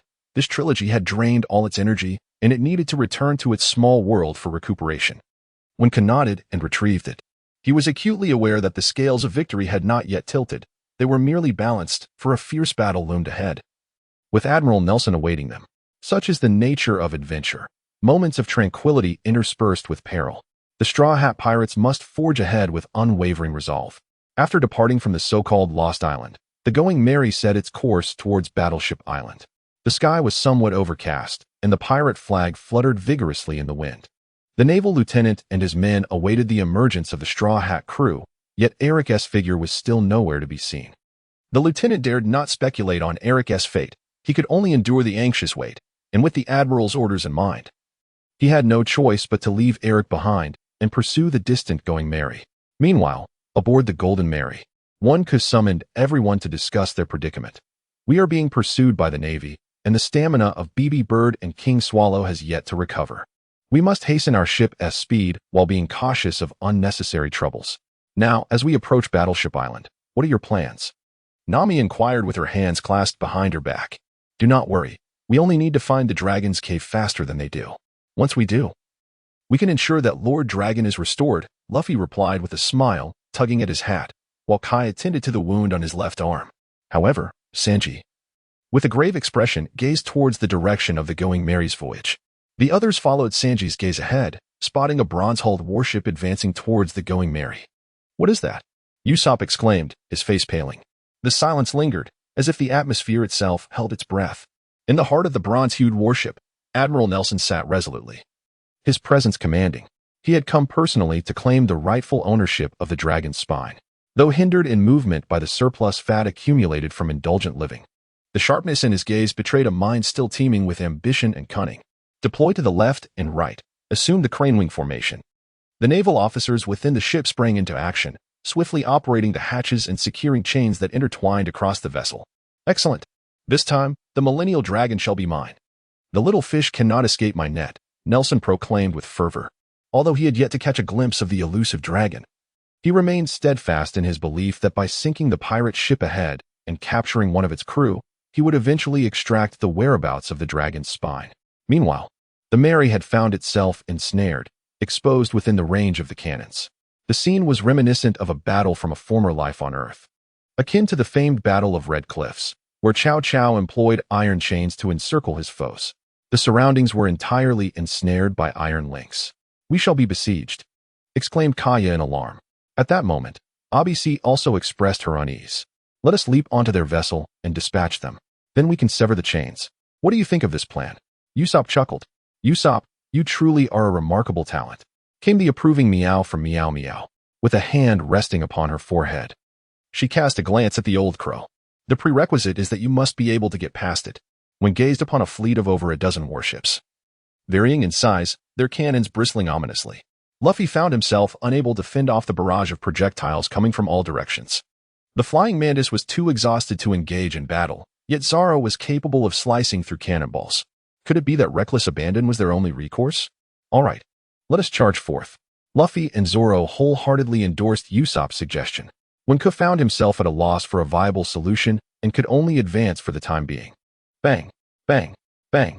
The surrounding area was engulfed in a cacophony of cannon fire, the relentless bombardment intensified by the absence of the raft, allowing the warships to improve their aim. Several projectiles narrowly missed the hull but were deftly intercepted by Luffy and Zoro. Navigate around the densely bombarded center and head to the side. Wenka urged hastily. The Mary set its course along the periphery as the cannons of the opposing ships, hampered by the considerable distance, either failed to reach their target or hesitated out of fear of friendly fire. All right, with Captain Usopp leading the charge, let's push forward with vigor. Usopp donned his goggles, while Meow Meow sharpened its claws. They began to feign a fierce demeanor, spurring Luffy and the others to vanquish their foes. Silence may prevail, yet if it were chains, they could certainly be vanquished by fire. The wind today is considerable. If we could draw closer. They merely have a denser concentration of artillery. Summon Charizard. With that, I instantly transported Charizard, whose fiery tail now blazed with an even more resplendent crimson hue. Ding! A time-limited mission has been issued. Crush Admiral Nelson's conspiracy. Reward: 1 level 3 Pokémon. Penalty: none. Charizard, once the ships approach a bit closer, unleash your flames upon the warship, and do ensure your aim is precise, I advise Charizard. Roar! Roar! Charizard nodded in response. Damn it! Why haven't they sunk yet? What are you all doing? Just fire the colossal cannon. At this moment, Nelson's patience was wearing thin, and he began to show signs of agitation. The naval soldiers hurriedly complied, rushing to prepare the massive artillery. What is that? Usopp, the ship's sharpshooter, maintained his keen eyesight and immediately spotted the slowly elevated giant cannon. This piece of artillery, both in caliber and appearance, was incomparable to any other. It was enormous. If struck by that cannon, the ship would surely be obliterated. Nami swiftly sought my counsel for a decision. I cannot cut through such shells, Zoro remarked, his eyes narrowing. Ha ha ha. Do not worry. I will deflect it. Luffy, oblivious to the gravity of the situation, declared. Change course. Adjust the sails. Nami commanded the crew, her faith in a rubber balloon's ability to repel such a massive cannon wavering. At that moment, Usopp surprisingly stepped forward. What are you afraid of? An eye for an eye. I shall return fire. He quickly began maneuvering the cannons aboard the merry-go, aiming towards the colossal cannon. A cannonball was launched into the main artillery just as the Navy opened fire. Fire. Boom. Due to Usopp's unexpected gift within the giant cannon, it suddenly malfunctioned, the barrel bursting open. The ensuing explosion's powerful shockwave knocked Nelson off his feet. What just happened? The naval soldiers rushed to assist. Haha. Did you see that? As Captain Usopp, anything I set my mind to, I inevitably achieve. Usopp boasted loudly. Me too. Without me, this victory would not be possible. Meow Meow chimed in triumphantly, exuding confidence. Well done. I praised sincerely. This is an excellent opportunity. You must seize the moment to sever the chains and carve a path. Nami advised at that moment. I believe it would be prudent to use fire for now. I chuckled. Fire? Nami questioned, perplexed. Indeed. Luffy bridged the gap. We shall return shortly. I instructed Luffy. All right. Rubber bridge. Luffy, with unwavering trust in my words, immediately constructed the bridge while I dashed forward, Charizard clinging tightly to my back. Shall we go? Sanji inquired. Shall I accompany you and Luffy? You all stay behind. Zoro resolved to follow Wanko, while Sanji and the others remained to guard the ship. Upon reaching the deck of the warship, they discovered a considerable number of naval soldiers had gathered. Wanko chuckled, Fire Dragon. Unleash a torrent of flames and incinerate the chains. Yes. Fire. The fire dragon unleashed a fierce stream of flames, the roaring inferno intensified by the day's wind, scorching the warship. The blaze grew so overwhelming that hundreds of soldiers abandoned their weapons and leapt into the sea. "All right, let us go." Wanko beckoned to Luffy to bridge the gap again. As they departed the warship and returned to their vessel, the fiery blaze entwined with the chains began to engulf the surrounding warships, drawing the attention of Nelson, who shouted frantically, "Reel in the chains. Damn pirates! My warship! Preserve my warship at all costs." To mitigate further casualties, Nelson commanded the warships to abandon the crane formation. Aside from a few vessels that had been set ablaze, the remaining intact warships hurriedly retracted their heavy chains. "Let us move," Wanko instructed. As they slipped through the gap created by the retracted chains, "Nelson must be in a state of utter disarray. We must hasten our departure." "All right, set sail." Luffy laughed heartily. The Mary set forth amidst the sea of flames. When gazed into the distant inferno, feeling a slight sense of relief. It seemed they had successfully navigated this perilous challenge. Suddenly, a notification chimed. Time-limited Mission 3. Disrupt Admiral Nelson's conspiracy completed. Reward, 1 level 3 Pokémon. Will the user claim the reward? Not yet, one replied. They were currently en route to the dragon's lair and lacked the time to collect the reward. It could wait until they were free. Abruptly, one received a summons from the small world. "Halt! Stop the ship. Do not proceed," one exclaimed, leaving the others in the straw hat bewildered. "We need to head to Battleship Island. Why must we stop the ship?" Even the usually carefree Luffy questioned one. The text did not provide a feeble response. Instead, it directly transported the millennia-old dragon back. Dragon Lord. ABIs rushed over to embrace the Dragon Lord. However, at this moment, the Dragon Lord exhibited an unusual demeanor, gazing silently at the ominous sky above. The Windspeed dog from Wink has sent word that Lord Long, influenced by the enduring impact of the pet world, has been reminded of certain matters. Suddenly, Lord Long began to cry out with fervor. His voice, transitioning from delicate to robust, resonating from the earth to the heavens. Miraculously, the overcast sky began to disperse. "Look at those." Koya pointed towards the creatures soaring through the lofty skies, one after another. "Ah, they are just like Lord Long," ABIs exclaimed in astonishment. A glimmer sparkled in Lord Long's eyes, his whiskers bristling in excitement, an embodiment of his fervent spirit. While the crowd marveled at these millennia-old dragons, the ship began to sway violently. "Look, there's a change below," Usopp shouted. "It's an island." Sanji gasped, his cigarette falling to the ground. At that moment, the verdant island of Puyo appeared like a mirage, yet gradually became tangible, slowly rising from the depths of the sea. "I understand now. It only surfaces once every 1,000 years. No one could possibly know when it rises. And this very moment marks the emergence of the dragon's lair," Nami exclaimed with excitement. The Straw Hat crew was fortunate to witness this once-in-a-millennium gathering. This time, Lord Long did not meet his demise by cannon fire as in the original tale. Instead, his eyes glistened with tears, for he had waited a millennium to reunite with his kin and kindred. Returning home, even after a millennium, is not too late. He spread his wings, and in his twilight years, he could behold such splendor, he had no regrets in death. ABIs wept. For the only transformation in Lord Long from the past to the present was the rebirth and solace of his spirit. Wanko smiled, and his eyes sparkled with brilliance. He had been in this world for more than 6 months, often dreaming of returning to his former home and catching a glimpse of his parents once more. Although such a wish seemed extravagant, Wanko harbored no regrets. This world of pirates still held many adventures awaiting him. He still had to place the Pirate King's hat upon Luffy's head and protect his companions. Meanwhile, regardless of Wanko's feelings, the other members of the Straw Hat crew were utterly astonished and intrigued by the peculiar sights around them, adding yet another chapter to their adventurous chronicles. "There are so many strange rocks here," Usopp remarked, glancing around in bewilderment. "Perhaps those are the dragon bones. Take a closer look at the shapes of the rocks. Do they not resemble dragons?" Sanji responded, crushing a cigarette, but with a serious tone. "Now that you mention it, that does make sense. But why are all the rocks shaped like dragons?" Usopp remained perplexed. "That is because they sank into the sea for 1,000 years, transforming their bodies into stone." "Is it not?" Nami replied. As the group continued their discussion, Luffy was engaged in conversation with Dragon and ABIs. While Wanko discreetly wiped away his tears with his sleeve and approached Dragon with a smile. Wanko had matters of significance to attend to. "Master Long, I humbly request a piece of your dragon claw. May I please trim a nail?" Wanko solicited the elder's permission with a hint of regret. In Master Long's profound gaze, gratitude shimmered. For Wenku, he was also a benefactor. Had it not been for his little world these past days, greater troubles might have arisen. Such a person surely deserves assistance. True to his generous nature, Master Long presented Wenku with 2 detached nail fragments. This left Wenku both amused and exasperated as he placed the nails in his usual fishing spot. Well, it seemed he had acquired yet another hobby, polishing nail powder while fishing. Wenku, what do you intend to do with Master Long's nails? Luffy inquired while picking his nose. Play. Wenku replied tersely. Although the outcome was somewhat less than ideal, the task had indeed been completed. Ding. Time-limited Task 1. Golden Level Hidden Task 8. Acquire the 1,000-Year Dragon's Claw Powder. Collection of materials complete. Reward. An unknown level Pokémon Spirit Egg. Should the user extract it or place it within the pet's little world? What kind of creature lies within this enigmatic egg? How long will it take to hatch?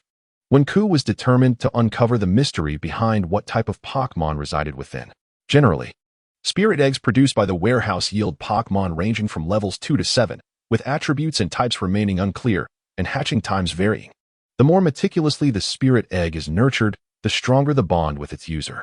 Alas, this inquiry yielded no answers. Was this truly the voice of a warehouse system? Nevertheless, with the egg now in his possession, one must accept the responsibility that comes with it. One must be diligent in nurturing and hatching this precious egg. May I inquire, dear warehouse keeper, how does one go about incubating a spirit egg? I find myself at a loss, utterly inexperienced in this regard. The methods for hatching a spirit egg are as follows. Firstly, utilizing your body temperature. Secondly, the nurturing of a miniature world. It is advisable to employ both methods for optimal results. I comprehend the concept of a miniature world, yet the use of body temperature eludes me. Wenku momentarily suspected that the warehouse keeper harbored ill intentions, as an unsettling aura of conspiracy enveloped the atmosphere. Indeed, the first method is advantageous for enhancing the bond between the Pokémon within the egg and the user without employing this initial approach. The Pokémon inside may develop a disfavor towards you. The tone of the warehouse keeper was peculiarly strange.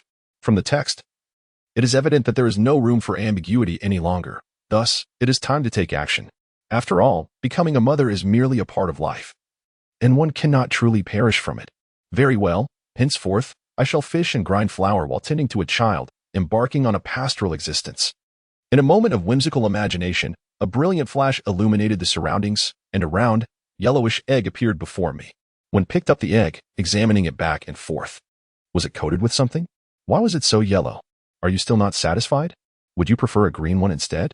Wenku trembled slightly, unable to suppress a nervous chuckle. There was no need for the forgiving hue. Speaking of incubating with body heat, how does one accomplish that? As Wenku pondered, an idea dawned upon him. He ventured into the cabin to find a large piece of cloth, wrapped the yellow egg within it, and secured it close to his chest. Once, Zhao Zilong ventured in and out 7 times, cradling a doe in his embrace. Now, Wenku, blessed by fortune, held an egg in his arms. Wenku gently caressed the egg, its shell slightly rough yet not detracting from its tactile appeal. From now on, aside from battles, we shall not part ways. You must strive to nurture a formidable being for me. With the blessing of fortune, let it be a Mewtwo, though a Pikachu would suffice as well. Wenku murmured to himself while stroking the egg. With Long Ye's triumphant return, the saga of the Millennium Dragon has reached a splendid conclusion. Farewell, everyone. Do endeavor to excel. ABIs did not accompany the Straw Hat Pirates on their adventures. She had to safeguard the secrets of the Millennium Dragon's lair, for it was her task and mission. Farewell, ABIs. You shall forever remain our comrade. Luffy laughed heartily, and the Straw Hat crew waved their goodbyes. ABIs, with tear-filled eyes, encouraged them. Go forth, dear companions. Create a stir. Let the world be astounded. In the days following the conclusion of the Millennium Dragon saga, the Straw Hat crew found themselves quite accustomed to Wenku's motherly demeanor, though Usopp and Meow Meow incessantly teased him, leaving him somewhat melancholic. The essence of motherhood for him meant eating while cradling the egg, sleeping with it, and even taking it to the restroom. Until the warehouse assistant once again conveyed a message, urging Wenku to promptly claim his task reward. He had been relatively placid. Ding. Time-limited Task 3. Foil Admiral Nelson's conspiracy completed. Reward. 1 level 3 Pokémon. Shall the user claim the reward? The warehouse assistant has become rather humanized. This was its 4th reminder to Wenku today, the tone tinged with impatience. Have you been waiting long? I have this little one to attend to as well. So let us claim it now, Wenku chuckled. Ding. Time-limited task 3 completed. Reward. 1 level 3 Pokémon, Chansey, has been transmitted to the pet world. Ah, Chansey. A wondrous Pokémon capable of healing. When recalled the silver-level permanent quest concerning Koya, pondering that perhaps the Chansey possessed the ability to heal her. In an effort to establish trust, when summoned the Chansey back and entrusted it to Koya for her diligent care. Koya was well aware that Wen was the most generous person aboard the ship, and whenever the crew faced troubles, they invariably sought counsel from him, who adeptly managed their concerns each time. Despite the silence from the warehouse keeper, Wen continued to experience both anguish and joy in the ensuing days. Meanwhile, the Mary had been sailing for several days, with Nami increasingly engrossed in her nautical pursuits. They were nearing the red line. As Nami diligently charted the vessel's location each day, calculating the distance remaining to their destination. What is the matter? Are we about to arrive? Wen inquired, emerging as he cradled the egg. Upon seeing him, Nami's previously furrowed brow relaxed instantly, and she welcomed the opportunity to converse with him. Not yet, Nami replied with a smile. There's no rush. By the way, do you have something troubling you? Wen observed the hint of fatigue on Nami's face. Well, I do have some concerns, Nami hesitated. Do tell, perhaps I can assist you, Wen offered with a gentle smile, noticing a faint blush on Nami's cheeks. Actually, I am somewhat anxious about the red line. Is it truly as depicted in the nautical charts? Nami sighed, appearing to shake her head in self-pity. Wenku was taken aback, reminiscing about the so-called Red Earth continent. There exists but a single landmass known as the Red Earth continent, which divides the world into 2 parts, and together with the Great Sea Route, it further segments the world into 4 distinct regions, thus giving rise to the 4 seas of the East, West, South, and North. Wen closed his eyes and recalled that place, Mariewa, the domain of the celestial dragons. To reach the New World, one must enter through it in Fishman Island. Never mind, it seems you cannot provide an answer either. Nami felt little disappointment. This was something that even she, as a navigator, scarcely understood, and thus one would surely be no more enlightened. Gather round, and let us discuss this matter further. She instructed. Wen remained silent for a considerable time, which could be interpreted as his acknowledgement of Nami's words. Nami nodded in response. With her command, all members of the Straw Hat crew assembled in the cabin, while the mascot, Meow Meow, sat attentively in a chair. Listening to Nami express her concerns, according to the nautical charts, the entrance to the Grand Line may be located atop this mountain. Nami pointed to a landmark on the map, prompting everyone to look around. What? Are we supposed to crash into a mountain? Usopp scratched his head in confusion. I can hardly believe it. It seems impossible. Yet the canals all lead towards the mountain summit. How peculiar. Are we meant to climb? This had puzzled Nami for several days. As a navigator, she felt rather uninformed. What are you saying? Regardless of the canals, how could a ship possibly ascend a mountain? Zoro questioned skeptically. But that's how it's depicted on the chart. Nami retorted. Throughout the exchange, Zoro and Nami were at odds. While Luffy played obliviously, Sanji smoked and listened, and Usopp and Kaido whispered sweet nothings in a corner.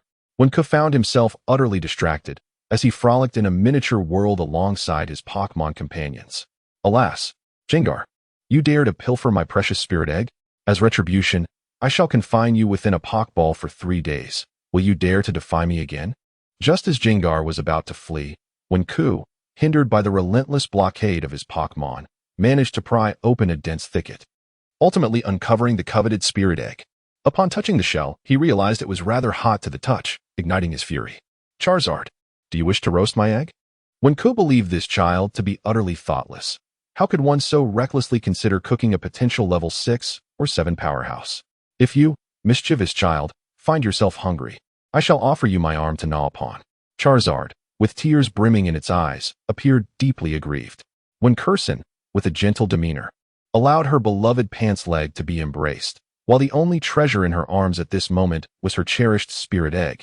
At that instant, Kentaro observed the fire dinosaur greedily seeking the indulgence of Wenku, feeling a sense of discontent, and boldly approached, yearning for a hug.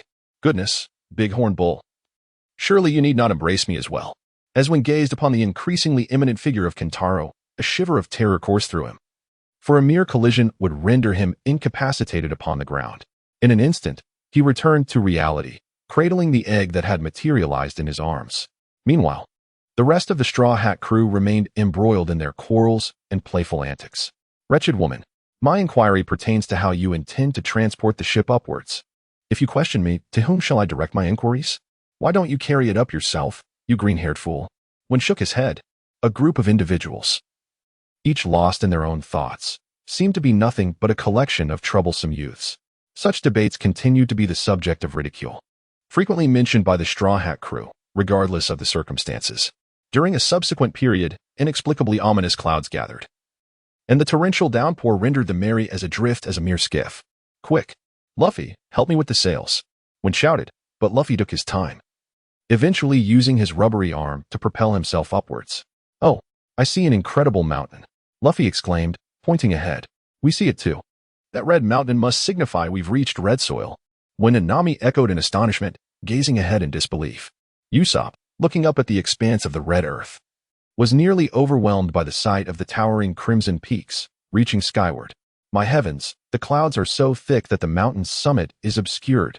The waves crashed against the rocks, and the inverted water above the red soil continent defied the laws of physics with an extensive and profound reach. How splendid. We are gradually sailing towards the clouds. Luffy laughed heartily while perched atop the ram's head. Wen Ku was witnessing such a spectacle for the first time. The ship sailed upwards, a sight only observable atop a towering mountain. The summit. We are nearing the summit. Nami pointed towards the horizon. The wondrous intersection, a hallmark of the Grand Line, beckoned as the ship veered forward, cutting through the tumultuous waters. Each member of the Straw Hat crew advanced resolutely toward their dreams. The swordsman Zoro gazed intently ahead. Sanji exhaled smoke rings that danced away into the air. Nami's eyes sparkled with unwavering determination as she held the perfect sea chart. Usopp, the brave warrior of the sea, harbored lofty ambitions. Chopper, clutching his beloved rumble ball, gazed dreamily, aspiring to heal ailments and attain recognition as a renowned doctor. With a smile, Wen Ku pursued strength and the power to protect, to become the Pirate King. One Piece awaits us. Luffy beamed with a radiant smile. A new chapter was unfolding. As the Mary continued its descent, a veil of mist enveloped the surroundings, obscuring the view ahead. At this moment, Wink's expression turned grave as he placed the egg into the miniature world, anticipating the impending arrival of Labu and the potential for unforeseen events. Meanwhile, the Straw Hat crew remained oblivious until a colossal shadow loomed ahead. What is that? Usopp exclaimed, adjusting his telescope. Nami, there's a mountain ahead, Sanji shouted. Nami was taken aback, believing it to be impossible. They should have reached a new sea after passing the Twin Cape. The Mary continued to advance, the shadow growing ever larger as the clouds dissipated, finally revealing its true nature. Oh my goodness! A wall! A wall! Meow Meow exclaimed, anxiously scattering coins as he hurried to retrieve them. No, it's a gigantic whale. Sanji's eyes widened in astonishment. What can we do? It's too massive for us to defeat. Nami inquired. We'll steer to the left. Full throttle. Hurry, push the helm. Zoro noticed a gap to the left, perhaps a glimmer of hope for their escape. Usopp and Meow Meow strained to turn the helm with all their might, but their excessive force caused the helm to snap, leaving the Mary's course unchanged. What? This is a disaster waiting to happen. Think of something, or we'll crash. Zoro and Sanji rushed to assist with the helm, aware that a collision would spell danger. In a state of urgency, Wink momentarily found himself at a loss until a sudden idea struck him. The pet miniature world. Activate the pet miniature world. Teleport. Just as Wink initiated the transfer, Luffy unexpectedly blasted a cannon shot into the cabin towards Labu. Miraculously, the Mary halted due to the recoil, but Luffy's special seat, shaped like a ram's head, shattered upon impact with Labu. My special seat, Luffy exclaimed, unusually frantic. Oh no, Nami gasped. Are you insane, Captain? Zoro and the others turned pale with shock. Wen Ku's mouth gaped wide, momentarily forgetting the transmission of Laboon. How dare you destroy my VIP seat? I shall defeat you.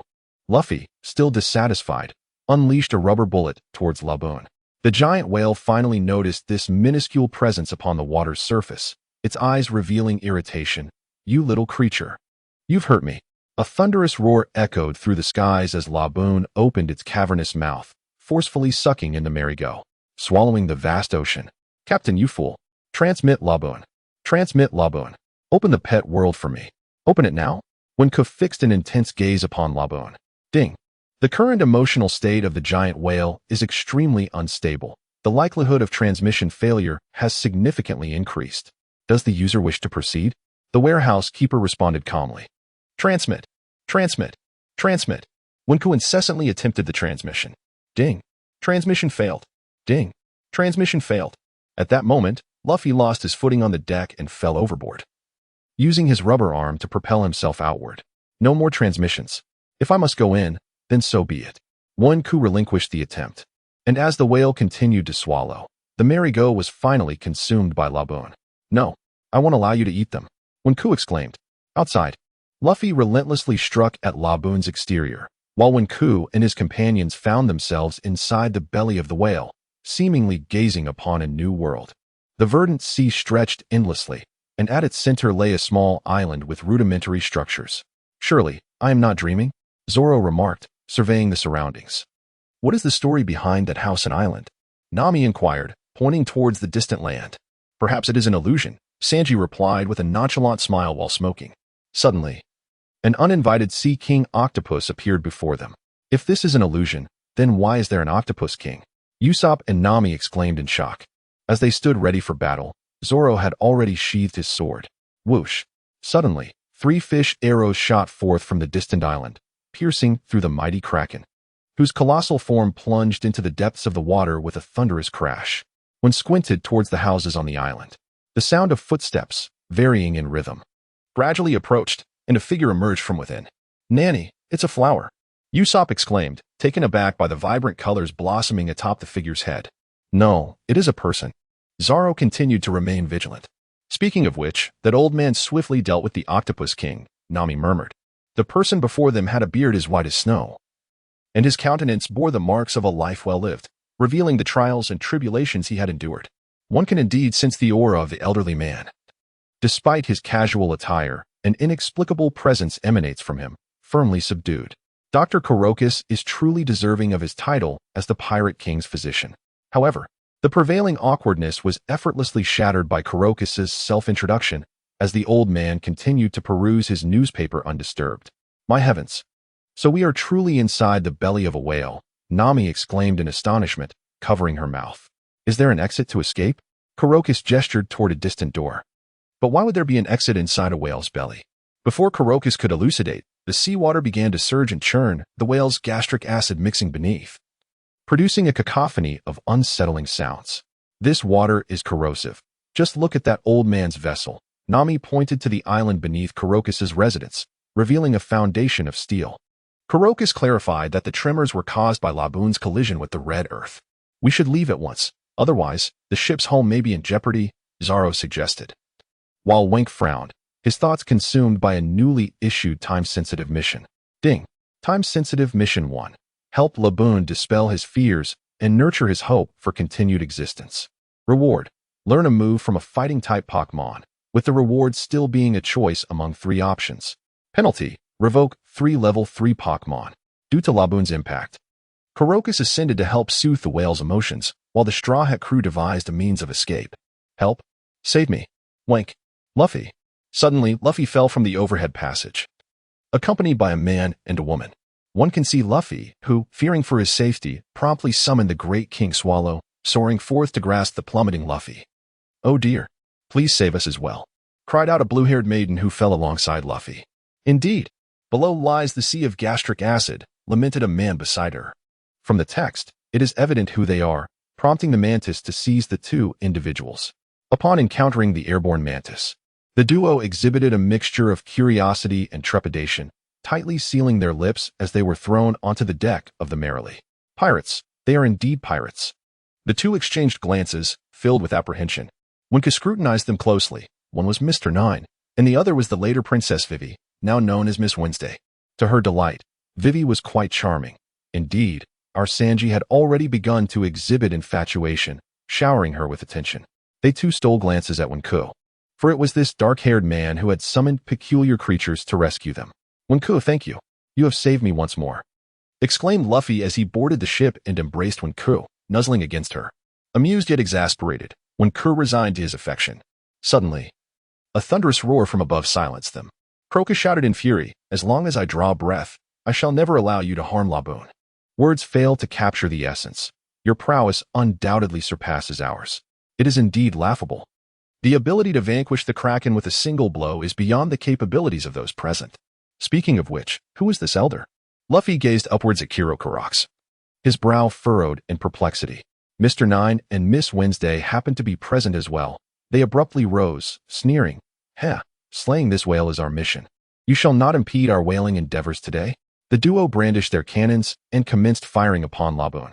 Kirokarox leaped to shield himself from the cannonballs. He is using his body to block the cannonballs. Usopp exclaimed in astonishment. How can this be? Is he protecting the giant whale? Sanji had initially assumed Kirokarox was a threat to the whale, but it appears he was mistaken. Luffy. Wenku squinted as he gazed at Luffy. Luffy, equally displeased with their demeanor, leaped beside them and swiftly knocked them down with 2 punches. Mantis, retrieve Kirox, Wenku commanded, obeying without hesitation. Mantis pulled Kirox from the acidic sea, while Wenku bound Vivi and Mr. Nine. Subsequently, Kirox realized that the Straw Hat crew were not the villains who had harmed Laboon, and he recounted the entire sequence of events. He revealed the bond Laboon had with the Brook Pirates during his youth, which dated back 50 years. The crew was astounded, unable to fathom that Laboon had waited 50 long years for the Brook Pirates. Hence, he had resorted to ramming his body and continued to call out. Nami exclaimed in astonishment. Understanding the unfolding events, Kirox prepared to send the Straw Hat crew, along with the Going Merry, out of Laboon's body. It was then that they learned Kirox was the ship's doctor. Why not join us as our ship's doctor? Luffy suggested with a grin. Nonsense. I have neither the strength nor the inclination to embark on your chaotic adventures, Kirox firmly declined. He opened the door to the exit, allowing Luffy and the others to depart. Haha, we're finally out, into the true sky. Luffy laughed joyously. So, we have finally reached the Grand Line, Nami remarked, her hands clasped behind her back.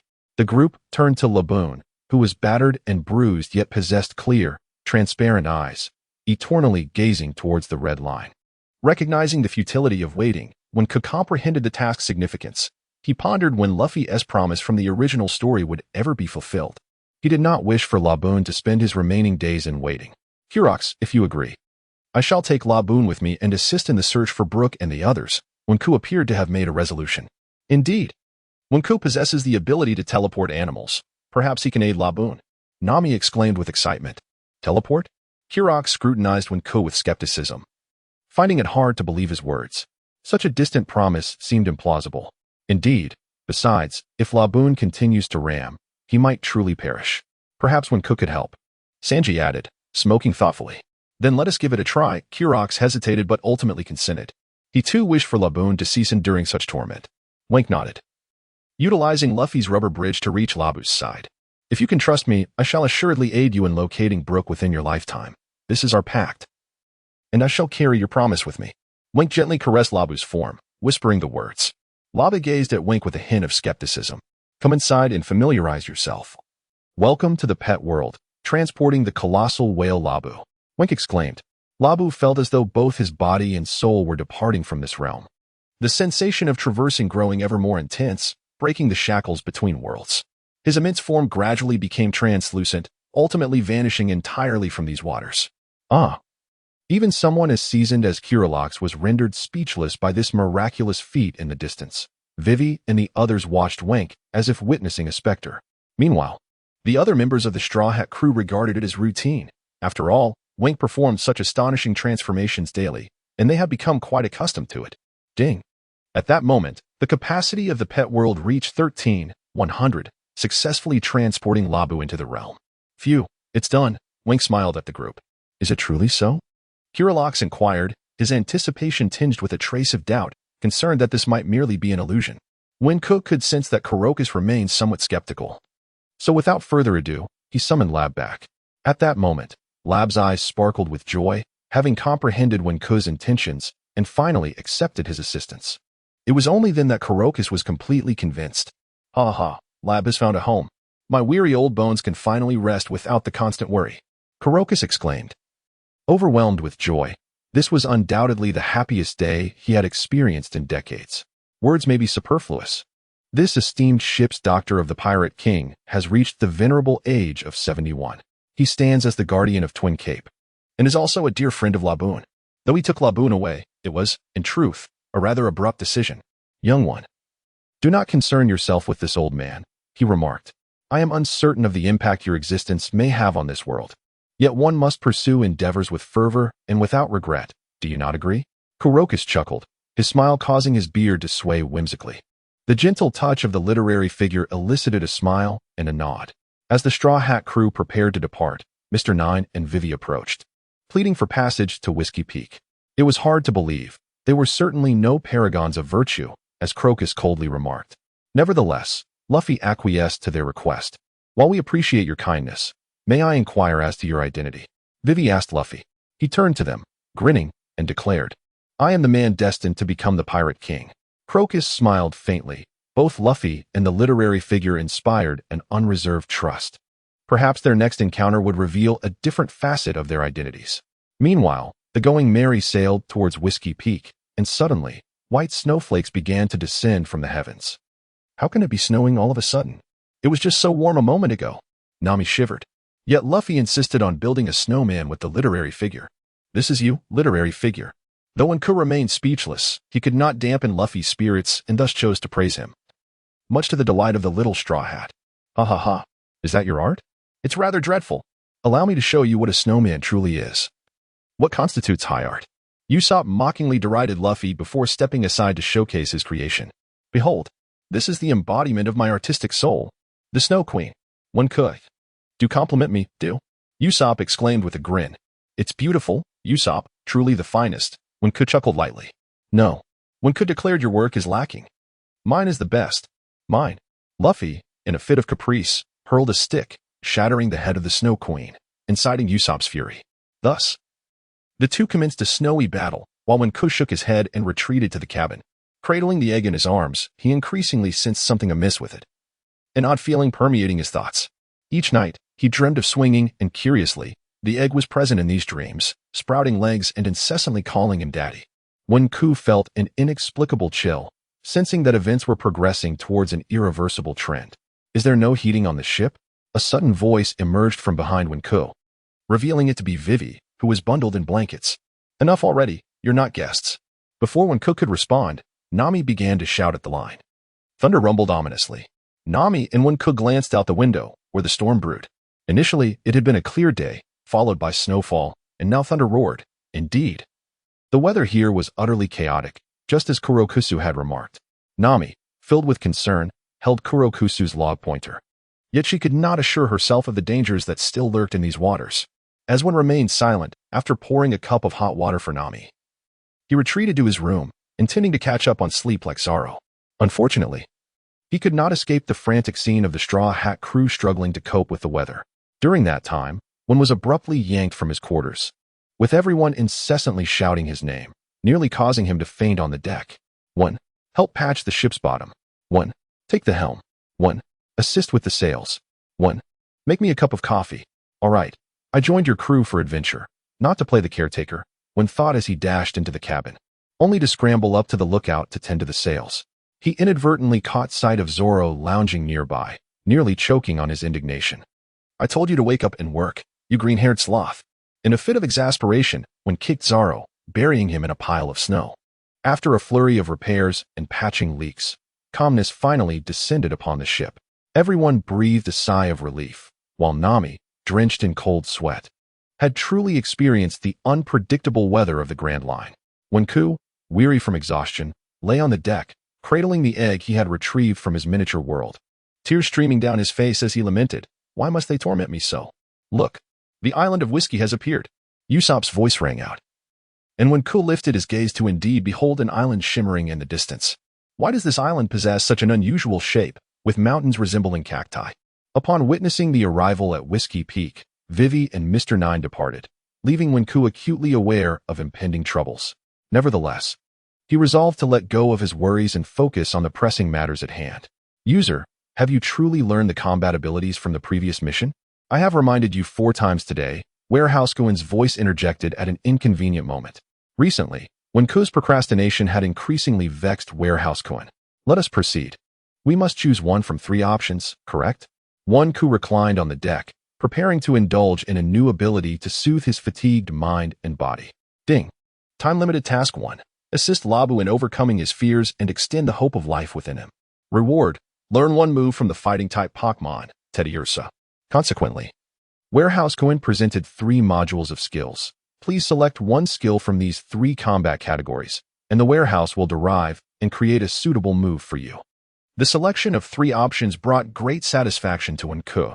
Having such choices was indeed delightful, akin to summoning his shadow puppet clone. Module Identifications 1.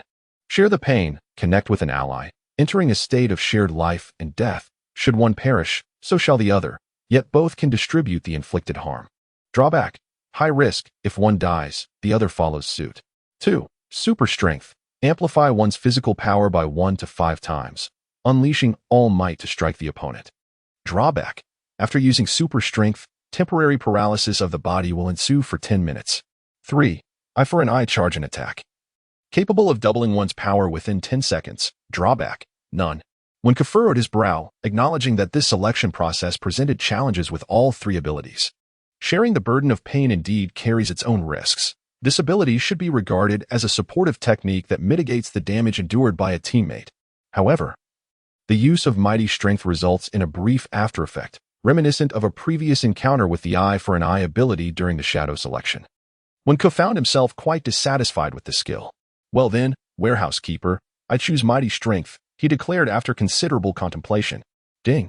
The selection of Mighty Strength is underway. Infusing the user with an enhanced skill, Forceful Might. This technique hails from the medium-level combat arts of the Frenzied Battle Path.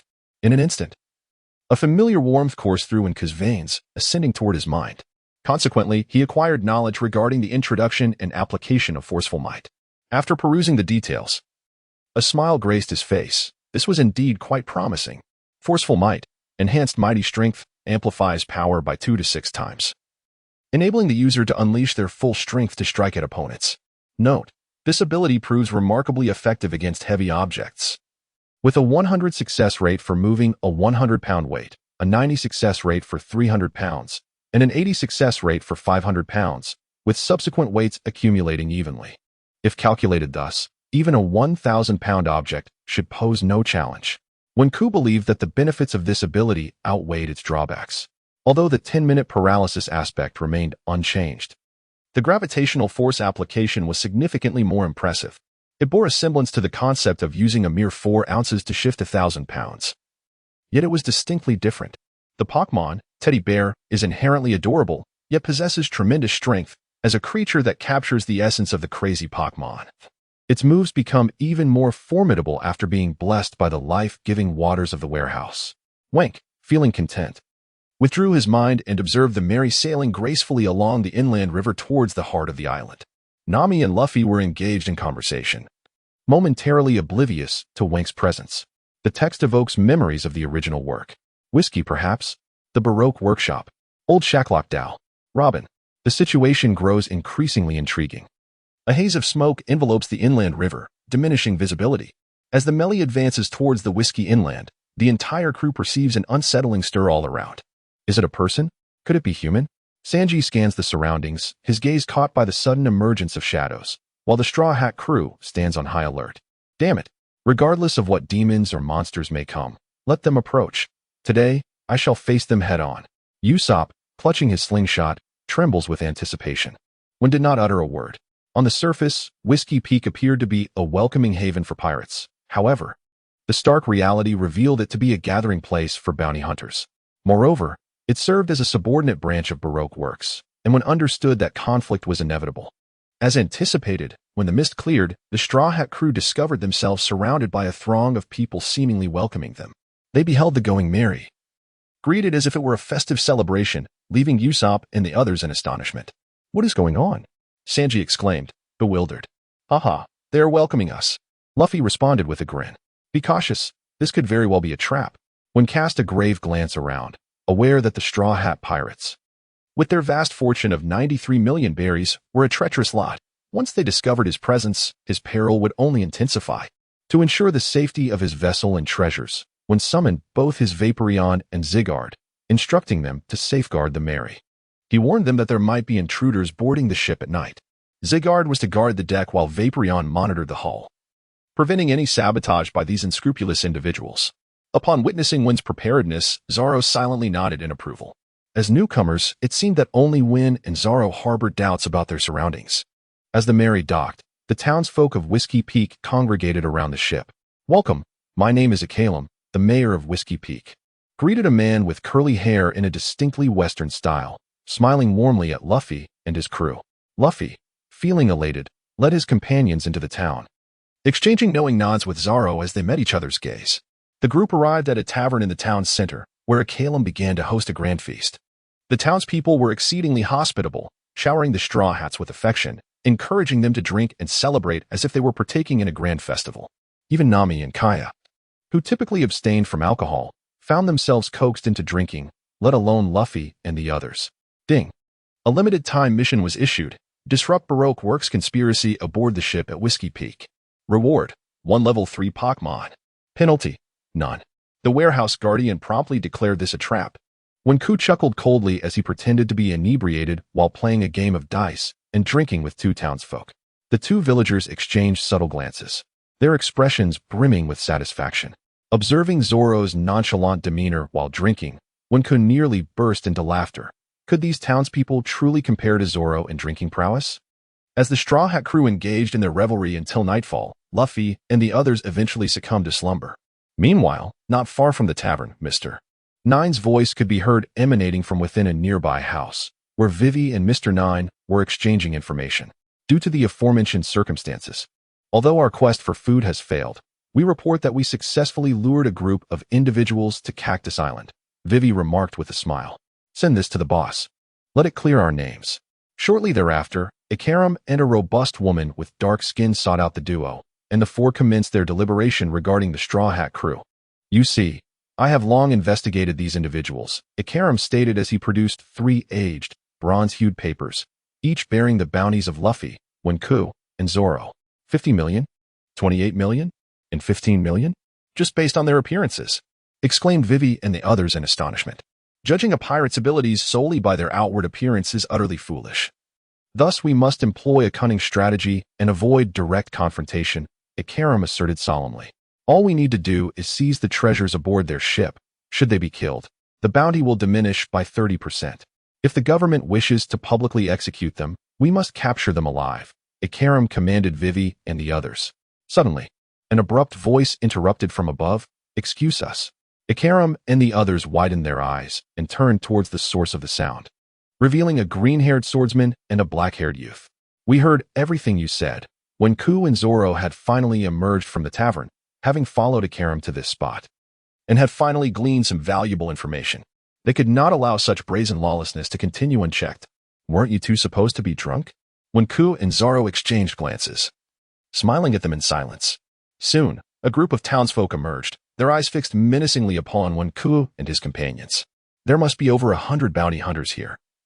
Zoro of the Baroque Works surveyed the scattered crowd. Akalem and his comrades were utterly astonished, for their organization's name ought not to be well known among pirates. "Regardless, your plans for today will come to naught. Let us see who prevails in this confrontation." Wenku's gaze turned icy, a smirk gracing his lips. "Since you have uncovered our secret, we must eliminate you both." The great summoner Wenku, with a bounty of 28 million berries, and the swordsman Roronoa Zoro, with a bounty of 15 million berries. Akalem could hardly believe that their scheme had been so effortlessly unveiled, and with the exposure of Baroque secrets. Those from their organization had no choice but to silence the informed. Zoro and Wenku laughed. "Let us see who shall be the victor." "Fire," commanded Akalem. "I'll take the lead." Zoro vanished in an instant, his speed unmatched. "You do as you please. Mantis of the skies, arise. Use blade dance." Wenku summoned the flying mantis, its blade dance instantly deflecting the bullets that came hurtling towards them. Vivi's eyes widened in horror. It was the very insect from before. The cries of the townspeople pierced through the air, many already fallen in pools of blood. Zoro's companion, the BB bird, was not to be trifled with. It moved at high speed, unleashing air slashes without mercy upon their foes. "Continue the assault. Remain vigilant." Akalem, also known as Mr. 8, began issuing commands. "Enough chatter. Shadow puppet clone." When Ku pressed both hands to the ground, and 10 shadowy figures surged forth from his being. In an instant, the 10 shadow clones formed a circle, surrounding Mr. 8 and his companions. The black masses on the ground dispersed like strands, resembling a tightly woven spider's web. Mr. 8 and Vivi were astonished to discover that their bodies were immobilized, their eyes filled with terror. Could it be that Wenku was a wielder of a devil fruit power? Meanwhile, Zoro, adhering to Wenku's earlier words, began to test his sword techniques. Indeed, the shadow puppets had the ability to enforce a 3-second paralysis. Zoro seized this opportunity to assess the practicality of his snow walk and the Sandai Kitetsu. If Mr. 8 and his group were to learn of this, they might be driven to the brink of madness. How could it be that our lives are merely playthings for your amusement? This night had irrevocably lost its tranquility. Who was ensnaring whom? Fire! Fire! The bounty hunters. Undeterred by the circumstances, swiftly regained their mobility and opened fire. With a dual-wielding technique, Zoro unleashed an intricate dance of blades, eagle wave. His swords, held in both hands, moved with an unpredictable grace, the shock waves from their clash shattering the ground and sending nearby bounty hunters flying. Wenku, I shall take on the enemies first. Wait for me here, Zoro declared with a grin as he departed. Wenku forced a smile, pondering his own purpose. Since your brother has matters to attend to, I shall take your life first. A sweet voice resonated from behind as a fist, imbued with the force of the wind, descended with tremendous power. Boom. The literary prowess is formidable, as the force of the fist strikes with such intensity that it leaves a stinging sensation upon the face. What tremendous strength. When turned to face the unexpectedly appearing Miss Monday, this robust woman, with her powerful physique, had shattered the ground with a single punch, leaving a deep dent accompanied by cracks. No man's strength can surpass mine. Come forth. It is hard to fathom that such a sweet voice could emanate from a muscular woman. Incredible strength. As heavy as 1,000 pounds. The text swiftly evaded, barely escaping, as beads of cold sweat adorned the forehead. If you are in such a hurry, I shall use you to tease my new technique. Let us engage in a duel. Unleash the monstrous strength. In an instant, muscles swelled and tendons coiled like serpents. With a firm grip, he seized Miss Monday's left arm as she struck, executing a powerful overhead throw. A thunderous crash echoed as the black woman collapsed, the walls shattering under the immense force, burying Mr. Monday beneath the debris. My heavens! What strength! Mr. 8 murmured, feeling as though pricked by 1,000 needles. Such power seemed inhuman. Could this be the pirate worth 28 million berries? Cold sweat cascaded down Vivi's brow.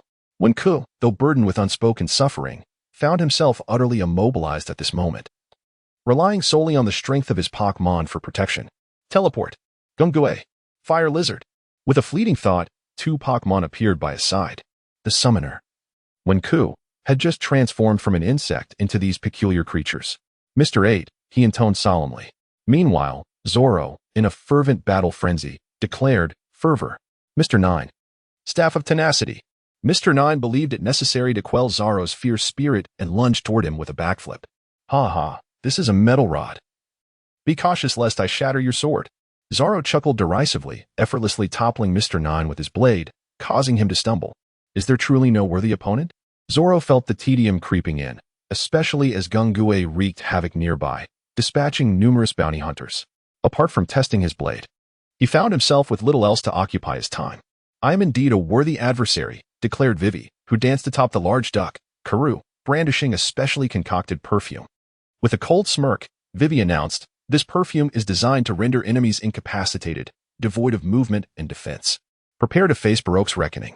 Upon catching a whiff of the aroma, Zoro abruptly knelt, his body trembling, while the BBB bird inexplicably shrank its wings and plummeted to the ground.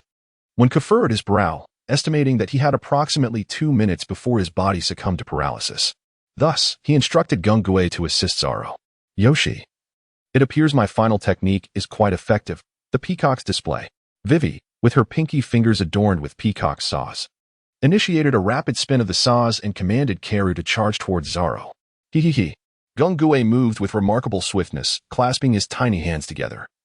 And a dark shadowy sphere struck Vivi, sending her flying several meters away, compressing the stalls in the distance under her weight. Wenku sighed in relief. Although the original narrative indicated that nothing significant occurred with Zoro, the butterfly effect meant he could not afford to let his guard down. Absolute safety was paramount, even if it meant temporarily inconveniencing Vivi. Zoro cast a grateful glance towards Wenku, but suddenly a cacophonous saxophone sound erupted from behind. Zoro's expression changed drastically as he swiftly dug a hole with his sword to escape, and in the next moment, gunfire erupted like a sieve around him. Futile. You must truly grasp just how terrifying I can be. Mr. 8 bellowed, only to be sent flying by a swift kick. Terrifying, my foot. I've longed to tear that hairstyle from your head. As when Ku finally broke free from the effects of paralysis, his body regained its long-missed autonomy. Spotting Mr. 8, he leaped forward, and before Mr. 8 could react, he yanked off the curly locks atop his head, revealing a shiny bald scalp beneath. When Ku was surprised at how easily it had come off. Not a bad head, quite shiny indeed.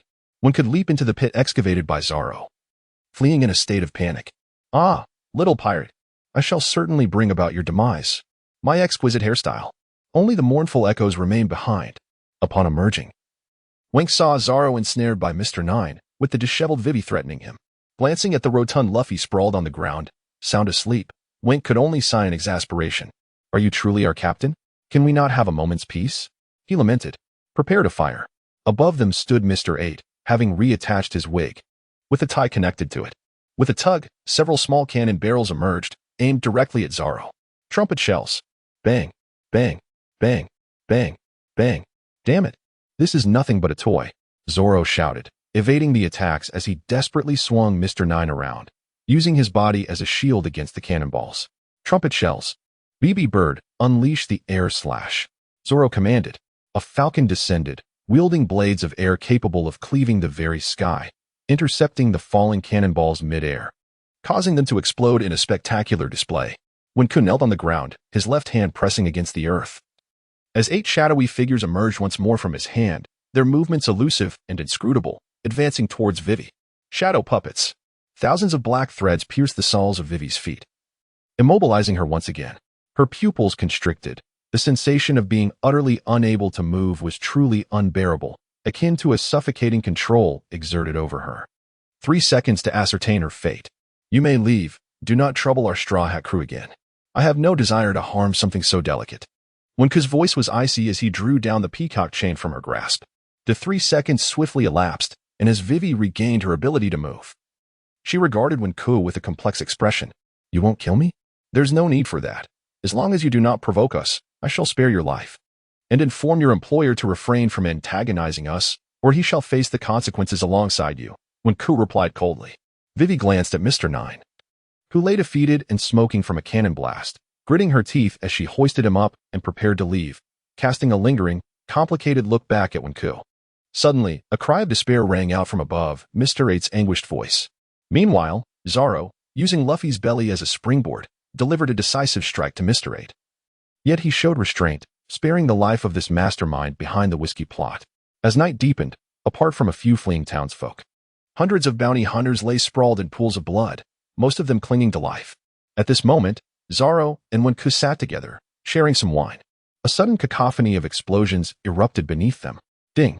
A timed mission was announced. Protect Princess Vivi. Ensure she evades the pursuit of Mr. 5 and Miss Valentine. Reward: a level for Pokémon. Penalty: none. Damn, what a hassle. I shall return shortly. Remember to keep Luffy and the others safe. Wen Ku finished his drink and departed swiftly. What is this fellow up to now? Zoro pondered, glancing downwards. Are these people truly worth saving? Yet, with Luffy still below. He took another sip. At that moment, Mississippi 5 and Miss Valentine from Baroque Works arrived to capture the designated criminals, confronting Vivi and her companions. Injured Mr. 8, having shed his former demeanor, transformed into a traitor of Baroque. It turned out he was the captain of the Royal Guard from the Kingdom of Alabasta, who had been protecting Princess Vivi and investigating the secrets of Baroque Works, infiltrating their ranks as an undercover agent alongside her. This revelation left Nami, who had just arrived, hiding in the shadows, astonished by the tense standoff. "I will not allow you to take Princess Vivi," she cried. Cannonball, the original Mr. 8, known as Icolum, unleashed a powerful shot towards Mississippi 5 and Mississippi Valentine's Day. However, this merely stirred up clouds of dust, inflicting little harm upon the two. "Why do you linger? Were you not instructed to leave?" At this moment, Wen Ku descended to inquire of Vivi. Vivi, in a daze, cast her eyes around in confusion. The two individuals ahead commanded their attention, their expressions grave. They were wielders of the devil fruit powers, formidable adversaries indeed. Suddenly, Mississippi 5 hurled her weapon, incapacitating the attacking Icolum, and subsequently sent Mr. 9 flying. When Curson felt a chilling revulsion, utterly disgusted by Mr. 5's lack of diligence in developing his fruit abilities, choosing instead to engage in underhanded tactics. "Do you truly believe you can escape?" Princess Vivi, Mr. 5 began to pick his nose, casting a cold glance in her direction. Do not underestimate me. Vivi, wielding a peacock chain, began to spin rapidly. When cast a sidelong glance at Mr. 5, the bomb fruit, upon contact with his foul being, would detonate instantaneously. Zoro, astonished, gazed at Mr. 5, pondering the nature of this peculiar individual. Suddenly, one's foot was seized by a hand. Looking down, he discovered a bleeding Ikarim. Master 1, the summoner. Witnessing your formidable prowess, I humbly beseech you for a favor, though it may be challenging. Even if you do not apprehend me, I must fulfill my mission.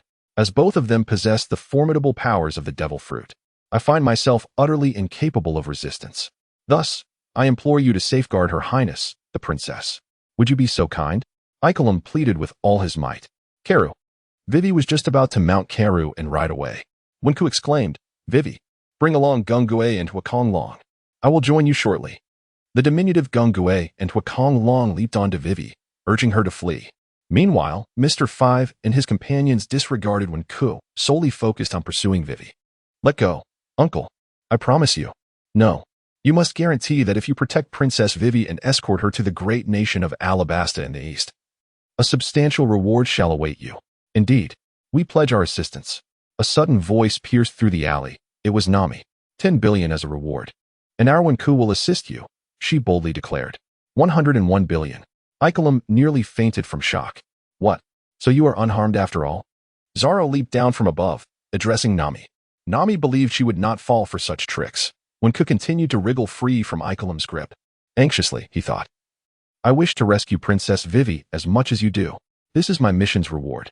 So, will you comply with my request, Captain of the Guard?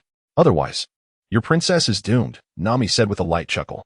Ikelim clutched when Ku tightly with one hand while the other, overwhelmed by the exorbitant reward, covered his mouth in frantic shouts. Enough of this discussion, I shall go save Vivi, when Ku declared. Breaking free from Ikelim's grasp and sprinting toward the direction Vivi had fled. To catch up with her, he summoned the King Yin, relying on its rapid movement to chase after her. At that moment, Luffy awoke, astonished to see a plethora of bounty hunters around him, his jaw dropping in disbelief. What transpired while I was asleep? Meanwhile, on the other side, Miss Monday, previously defeated by when Ku, attempted to intercept Mr. 5 and his crew in their pursuit of Vivi. Unfortunately, she too was blown away. Miss Monday. Vivi cried out in anguish, witnessing her friends fall one by one. Her heart ached for them. Aren't you affiliated with Wenku? Please, I beg you, say Miss Monday. Tears streamed down Vivi's face, hidden beneath her blue locks. Regrettably, Gungue and the others were solely commanded by Wenku to protect Vivi, leaving the plight of others outside their purview. One of them scratched its ear, while another made a silly face, utterly indifferent to Vivi's desperate plea. Farewell. The fallen black girl gazed at the descending Miss Valentine's Day, a smile in her eyes. Ha ha ha. 1 pound, 10 pounds, 100 pounds, only the scornful laughter of the lightweight fruit user echoed in the air. Though you may not possess beauty, we pirates thrive on helping others. Suddenly, a figure appeared beside her, and the black girl looked on, awestruck, as if a deity had descended beside her. That when Vivi and the black girl murmured in unison, while Gungue and Huakong Long cheered, rallying in support of Wenku. When gazed apprehensively at the descending Miss Valentine's Day, his heart racing with anxiety. Damn it. I've never attempted to lift over 1,000 pounds. The heavier the weight, the slimmer the chance of success. One miscalculation, and I could be reduced to mere pulp. Yet, the canine tasks kept flooding in. I had just assigned myself another one. Ding. A time-limited mission has been issued. Rescue the black girl, Miss Monday, and become her hero. Rewards, level 4 Pokémon Arbok with a 40 intermediate ability potion. Penalty, loss of the strength-enhancing ability. What kind of fool would concoct such a trivial task? I distinctly recall that this black girl is not even in peril. I don't care who you are. Let us all be crushed together. Miss Valentine's Day displayed no fear, exuding confidence. Let us see who yields. Strength-enhancing ability. When bellowed, adjusting his body to its utmost potential, his muscles swelling to their peak, his eyes devoid of shadows, filled instead with fierce determination. Let it rip. When leaped, delivering a powerful punch to the abdomen of the plummeting Miss Valentine's Day, unleashing a terrifying force from their collision. To everyone's astonishment, even Miss Valentine's Day and the distant observer, Mr. 5, lost their composure. Black Girl and Vivi stared in stunned silence. Release. Strength. With all his might. When sent Valentine's Day soaring away, accompanied by a cacophony of anguished cries. when Ku crashed beside Monday, shattering the ground and leaving deep fissures in its wake. His muscles promptly reverted to their usual state as he gasped for breath, casting a cold glare at Mr. 5. Do you wish to be like her? The smoke dissipated, leaving only the echoes of Valentine's pained cries. How could it be that I have been defeated? The flower umbrella of Valentine had fallen somewhere unknown. While Valentine clutched his abdomen, racked with excruciating pain, he looked on in terror at Wenku, who stood in the distance, panting. How had he accomplished this? Even Mr. 5 wore a grave expression, witnessing Valentine falter for the first time under the weight of power. Who exactly are you? I'm your father. What else? Wenku retorted with a cold laugh, though internally he lamented his own fatigue and the searing pain that felt akin to being carved apart. Furthermore, his body had become numb. Gung-Gue, fire dinosaur, come here. Wenku mentally summoned them, and they swiftly appeared. Listen, either leave or be defeated by me. Wenku narrowed his eyes at the two. Mr. 5 and Valentine exchanged glances. Despite their inclination to retreat, they dared not defy their boss's orders. It seems you are determined to be obstinate, Wenku sneered, forcing a slow movement of his fingers, careful not to reveal his immobile arm. Gung-Gue, use hypnosis. Gung-Gue, with his small frame, scampered forward, his crimson eyes locking onto Valentine and Mr. 5. The two, oblivious, looked back at Gung-Gue, only to find their minds engulfed in confusion as the hypnotic gaze took effect. Dance. We must dance, they exclaimed, laughing maniacally, their eyes rolling back in a trance. What has happened to them? Vivi and Monday inquired in astonishment. A type of illusion, Wenku replied coldly. Alas, Wenku, what has happened to you? Soon, Zoro, Luffy, and Nami arrived, having pursued after him. One can observe the numerous scars adorning Zoro and Luffy, indicating that a fierce battle has transpired between the two. Luffy, please send these two peculiar individuals flying, Wink implored. Sure thing. Gum Rocket. Luffy, placing unwavering trust in Wink, unleashed his formidable attack without hesitation, propelling the strange duo away. Dance, dance. Even in the heavens, on Valentine's Day, they babble incoherently, they remarked in disbelief. It was astonishing that the renowned Baroque agents, Vivi and Monday, were so bewildered. By the way, why did you save me? Vivi inquired. Hey, miss, how about we forge a contract to ensure our collaborative relationship? Nami replied with a smile. What collaborative relationship? A contract? Vivi was utterly perplexed. Nami then recounted the events concerning Akalem, leading Vivi to fall into a prolonged silence. While Wayne took a full 10 minutes to recover, when directly took a seat and turned to find Monday gazing at her.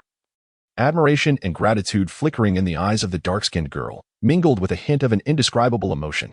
Goodness, mighty warrior, there is no need for such reverence. Ding. Time-limited mission 1. Foil the Baroque Work Society's conspiracy aboard the ship where the user resides. Reward, a level 3 Pokémon. Shall the user claim the reward? Ding. Time-limited mission 2. Ensure the safety of Princess Vivi. Reward, a level 4 Pokémon. Shall the user claim it? Ding. Announcement of time-limited mission 3. Rescue Miss Monday and become the hero of her heart. Reward, a level 4 Pokémon Arbok and a 40 intermediate ability potion, which has been stored in the miniature space. At this moment, the warehouse spirit eagerly relayed all the good news. Such is the situation. And thus I seek the promised reward of 1 billion. You have witnessed their formidable prowess, have you not? Nami glanced at Vivi, inquiring about her final thoughts. Vivi appeared troubled, her exquisitely sculpted features framed by her flowing blue hair. Instead of immediately responding to Nami's proposal, she began to recount the tale of her nation and her covert operations within the Baroque. To construct an ideal realm, Nami remarked, the ideal realm, often romanticized, is but a deception. Even Alabasta is not the true objective. The ultimate aim lies in acquiring the ancient weapon, the Pluto, to attain unparalleled power. The Pluto, alongside the divine-named trinity of weapons, Pluto, Neptune, and Uranus, harbors formidable strength. The existence of the Pluto is chronicled within the historical texts buried in the royal tomb beneath the palace of the Alabasta Kingdom, which is precisely why Crocodile covets this land. Thus, I must hasten back to my kingdom to quell the uprising and safeguard my people, Vivi declared with unwavering resolve. Oh, so that is the case. The Straw Hat crew nodded in understanding. Ding. A new mission has been issued. The Alabasta chapter is officially commencing. Will you accept the new mission? The voice of the warehouse manager echoed once more. I accept, Vivi affirmed with a nod. Ding. Time-sensitive main mission 1. Safeguard Princess Vivi to Alabasta and collaborate with the Straw Hat crew to quell the insurrection and stabilize the nation. Reward: the ability of a randomly selected Pokémon of levels 1 to 5. Penalty: annihilation of the user. Ding. Time-sensitive main mission 2. Collaborate with the Straw Hat crew to defeat one of the 7 warlords, Crocodile, and the Baroque Works. Reward: 1 level 5 Pokémon. Penalty: annihilation of the user. Ding. Permanent main mission 3. Silver level: uncover the secrets of the Pluto and recruit Robin aboard. Reward: a 40 permanent ability potion for the level 6 Pokémon, the Wind King. Penalty: none. With a gentle sigh, Wenku found himself once again engulfed in pressing matters. Upon regaining his composure, he overheard Vivi utter the name Crocodile just as 2 vultures took their leave. While Nami remained in a state of despondency on the ground. There will be nearly 1,000 assassins pursuing us, Vivi said gravely. Perhaps we should reconsider our decision. Nami hesitated. Is Crocodile truly that formidable? Luffy inquired, his brow furrowed in confusion. His previous bounty was 80 million. Now he has ascended to become one of the 7 warlords of the sea, Vivi lamented with a sigh. This won't be easy. What does that matter? We will still ensure your safe return to your homeland, Luffy vowed to Princess Vivi at that moment. When observed Luffy's innocent demeanor and silently nodded. Subsequently, in order to ensure Princess Vivi's safe return to Alabasta with the Straw Hat crew, Ikelim willingly offered to impersonate Vivi, distracting the Baroque Works assassins. May I draw upon a portion of your power, Lord One? If I am to return to Alabasta, Ikelim inquired before departing, seeking Wind's counsel. After all, one was renowned as a summoner, and with the assistance of Pokémon, Ikelim's journey would surely be much safer. In the name of humanitarianism, Wenkai agreed to lend him the colossal vine for his protection. The loan is indeed available, but it comes at a price. Your personal protection will cost 10 million berries. How does that sound? Nami, standing beside Wenkai, smiled at Ikelim. How could you? Ikelim's eyes nearly bulged in disbelief, but Wenkai felt a twinge of compassion, only to be firmly grasped by Nami's hand. Ultimately, Ikelim acquiesced, and Wenkai temporarily relinquished the colossal vine to him. Take care. Wenkai smiled. Understanding the gravity of the situation, Ikelim cast a glance at Vivi before boarding the ship to depart. The group gazed ahead as Ikelim waved his farewell. Suddenly, a faint sound pierced the air, and a powerful shockwave obliterated Ikelim's vessel, causing Wenkai and his companions to narrow their eyes in shock. Ikelim, Vivi cried out, tears streaming down her face. Wenkai, staring into the billowing smoke, was struck by a vivid memory from the original story. Recalling that Ikelim was indeed blown up by Robin at their parting, though she had not intended to kill him. At that moment, a notification sounded. The colossal vine was gravely injured, and the user was prompted to determine whether to teleport it away. Let us send it back to the small world. Wenkai replied with a nod. It's a case of losing the beast to save the man, of sacrificing the small for the greater good. Robin must have been aware of Ikelim's intentions, which is why she had to blow up his ship to silence Crocodile, while secretly ensuring Ikelim's survival. To put it plainly, from the very beginning, she and Crocodile were never on the same side. At that moment, Luffy turned sharply, firmly adjusting his straw hat, and dashed toward the tavern where Usopp and the others were drunkenly reveling. Wenkai, we must leave, Zoro called out, sword in hand, as Nami's log pose had nearly stabilized. When nodded, observing Nami comforting Vivi in her embrace, urging her to leave. Therefore, when instructed Gung-Gue to discreetly safeguard Vivi and the others while they proceeded to the port to procure a vessel, the group hastily departed, gathering aboard the Going Merry. Luffy, exhibiting remarkable strength, grasped the old turtle's nose with one hand and Sanji's leg with the other, all the while carrying Kaya upon his shoulder. Nami and Wen were the first to board the ship, followed closely by Vivi and Zoro, as Luffy unceremoniously tossed them aboard. The crew began to set sail, preparing to depart Whiskey Peak, adjusting their course to continue their journey. On the deck, Vivi wore a troubled expression, seemingly lost in thought. How many assassins could possibly be on their way? Zoro approached, his demeanor calm and composed. Vivi paced slightly, calculating. The Baroque Works likely has over 2,000 members. I've heard there are several outposts nearby, similar to this town. Surely, there can't be 1,000 of them, Nami said, her forehead glistening with sweat. Can't we stay just one more night? Why must we set sail now? Hurry and halt the ship. We still want to enjoy ourselves. Meanwhile, Usopp, Sanji, and Kaya were regaining consciousness. Kaya touched the bump on her head, tears welling in her eyes, while the old turtle and Sanji vociferously cursed Luffy and the others. Nami, visibly displeased, assisted Kaya, rendering the two ruffians unconscious. Wenku gazed with a discerning eye at the fog-laden horizon, when suddenly, the warehouse lord transmitted a message regarding the spirit egg. Without hesitation, Wenku's consciousness swiftly entered the miniature realm. What is it, warehouse lord? Has something happened to the spirit egg? Wenku inquired upon arrival in the small world, which had become increasingly verdant, adorned with breathtaking scenery. Just as he entered, the giant whale, Labu, swam over from the narrow creek. Thanks to the slight vitality bestowed upon this realm, Labu's scars had nearly vanished completely. At that moment, Labu appeared remarkably healthy, rushing towards Wenku and nudging him with its head, prompting Wenku to stroke it with a mix of amusement and exasperation. The user should hasten to check on the spirit egg. It is delightful news. The warehouse lord's voice resonated with joy. Wenku, having soothed the lab, proceeded to visit the incubation facility he had meticulously prepared to see the spirit egg, which was merely an ostentatiously named nest. Within the nest, the spirit egg emanated a faint glow, illuminating every part of its surface, particularly radiant in the shadows. Could this be the golden legend? Wenku exclaimed in delight, his eyes sparkling with wonder. What golden legend?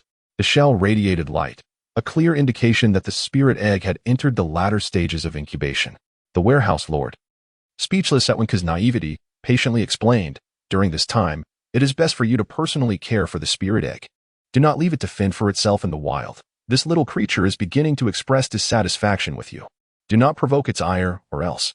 The warehouse lord seemed to have already envisioned a rather unfortunate scenario for Wenku.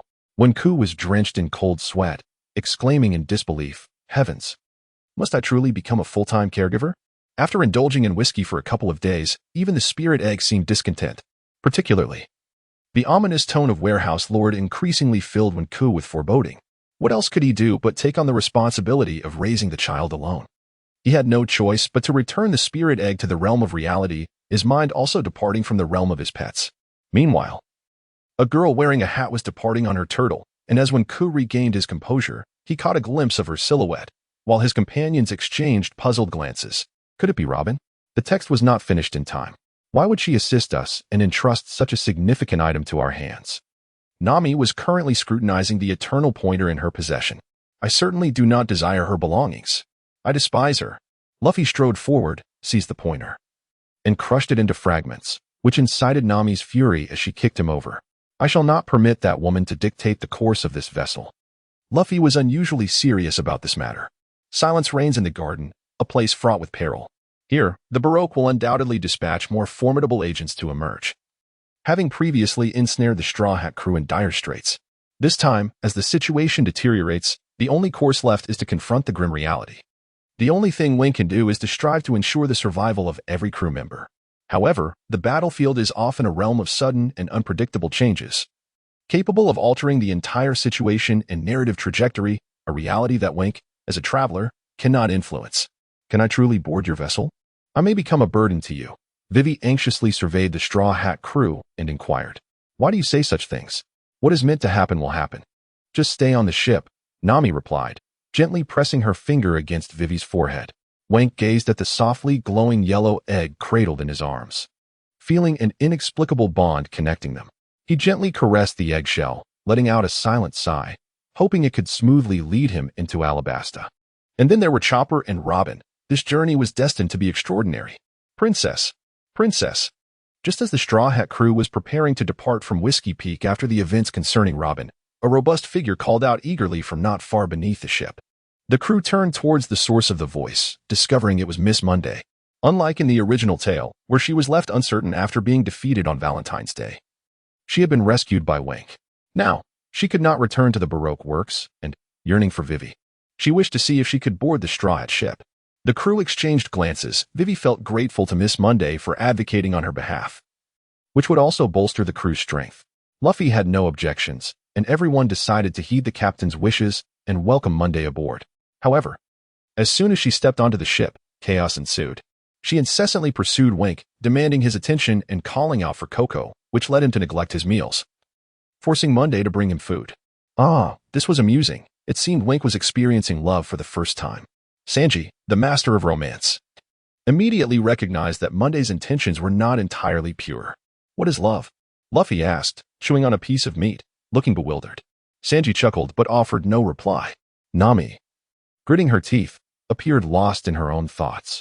Inside the cabin, what was truly happening? Warehouse Cohen, please check Monday's affinity towards me. Wank was drenched in cold sweat, feeling at a loss as he locked himself in his room. A series of knocks echoed from outside. The affinity gauge began to spin, and soon the data emerged. Ding. At that moment, Monday's affinity for the user reached an impressive 97. The message urged the user to continue striving. Striving, my foot. Wank lamented.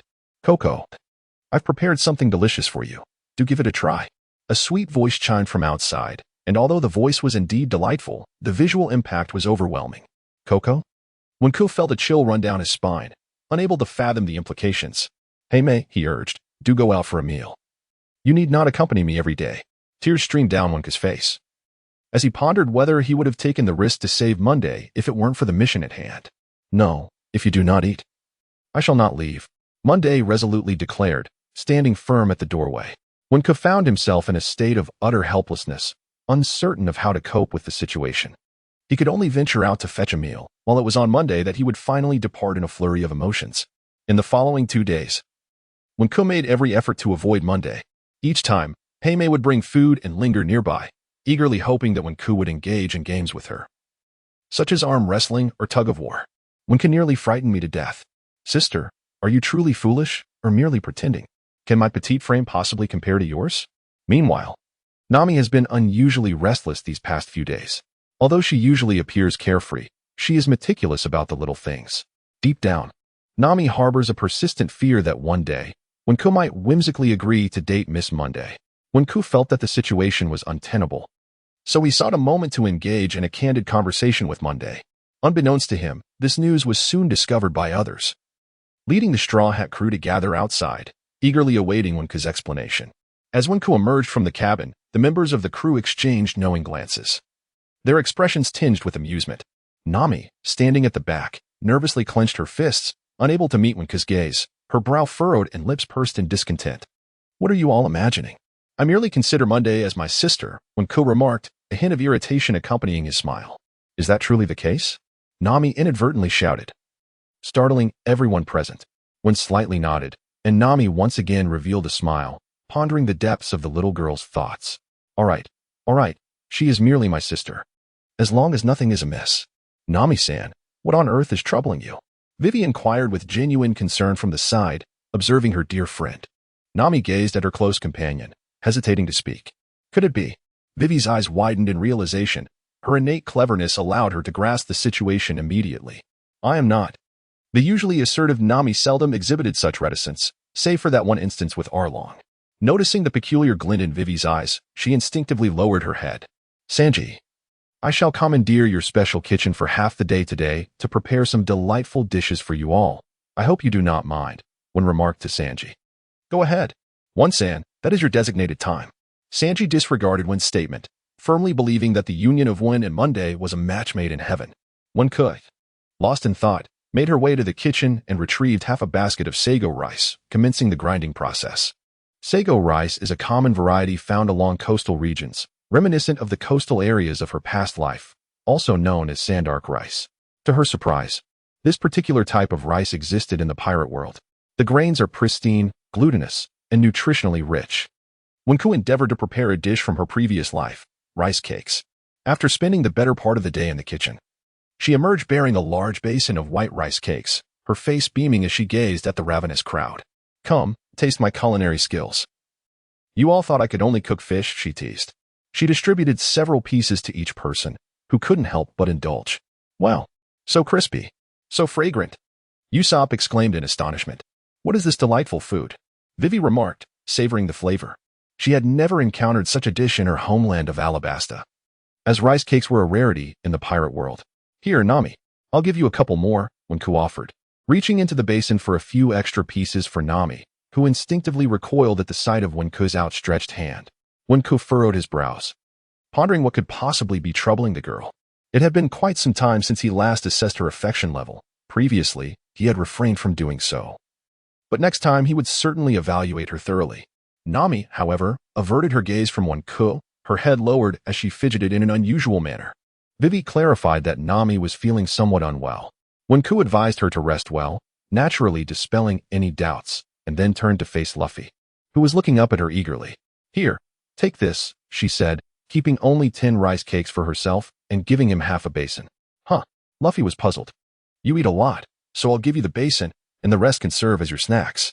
Wenku found the situation both amusing and exasperating. Laughter erupted around them, but Luffy, unfazed, simply accepted the basin. "By the way, Wenku, when are you going to visit Monday with those rice cakes?" Sanji called out, while Zoro, with a toothpick in his mouth, secretly chuckled.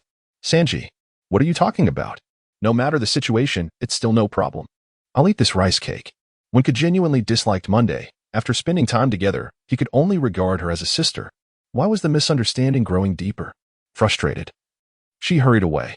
"Haha, this is the rice cake of love. Let us see if Monday gets to eat it." Sanji laughed heartily at Wenku's hasty retreat, once again misinterpreting her feelings. Perhaps this was the only moment he had triumphed over her. But what exactly is love? Why does Monday want to partake in it? Throughout the conversation, Luffy remained oblivious, munching on Wenku's specially made rice cakes, having asked Sanji the same question more than once. "It's Wenku's love," he mused. "Wenku will eventually be with Monday, marry, have children, and live happily ever after. Sigh, even I, a noble knight, can feel this sudden sweetness." Sanji, eager to stir the pot, directly told Luffy, without holding back. Suddenly, a rice cake fell from Luffy's mouth to the ground. "What was that sound?" he mumbled, his ears struggling to make sense of it all. Will Wenku really be with someone else? "Hey everyone, we seem to be nearing Little Garden." Usopp's excited voice rang out from the lookout.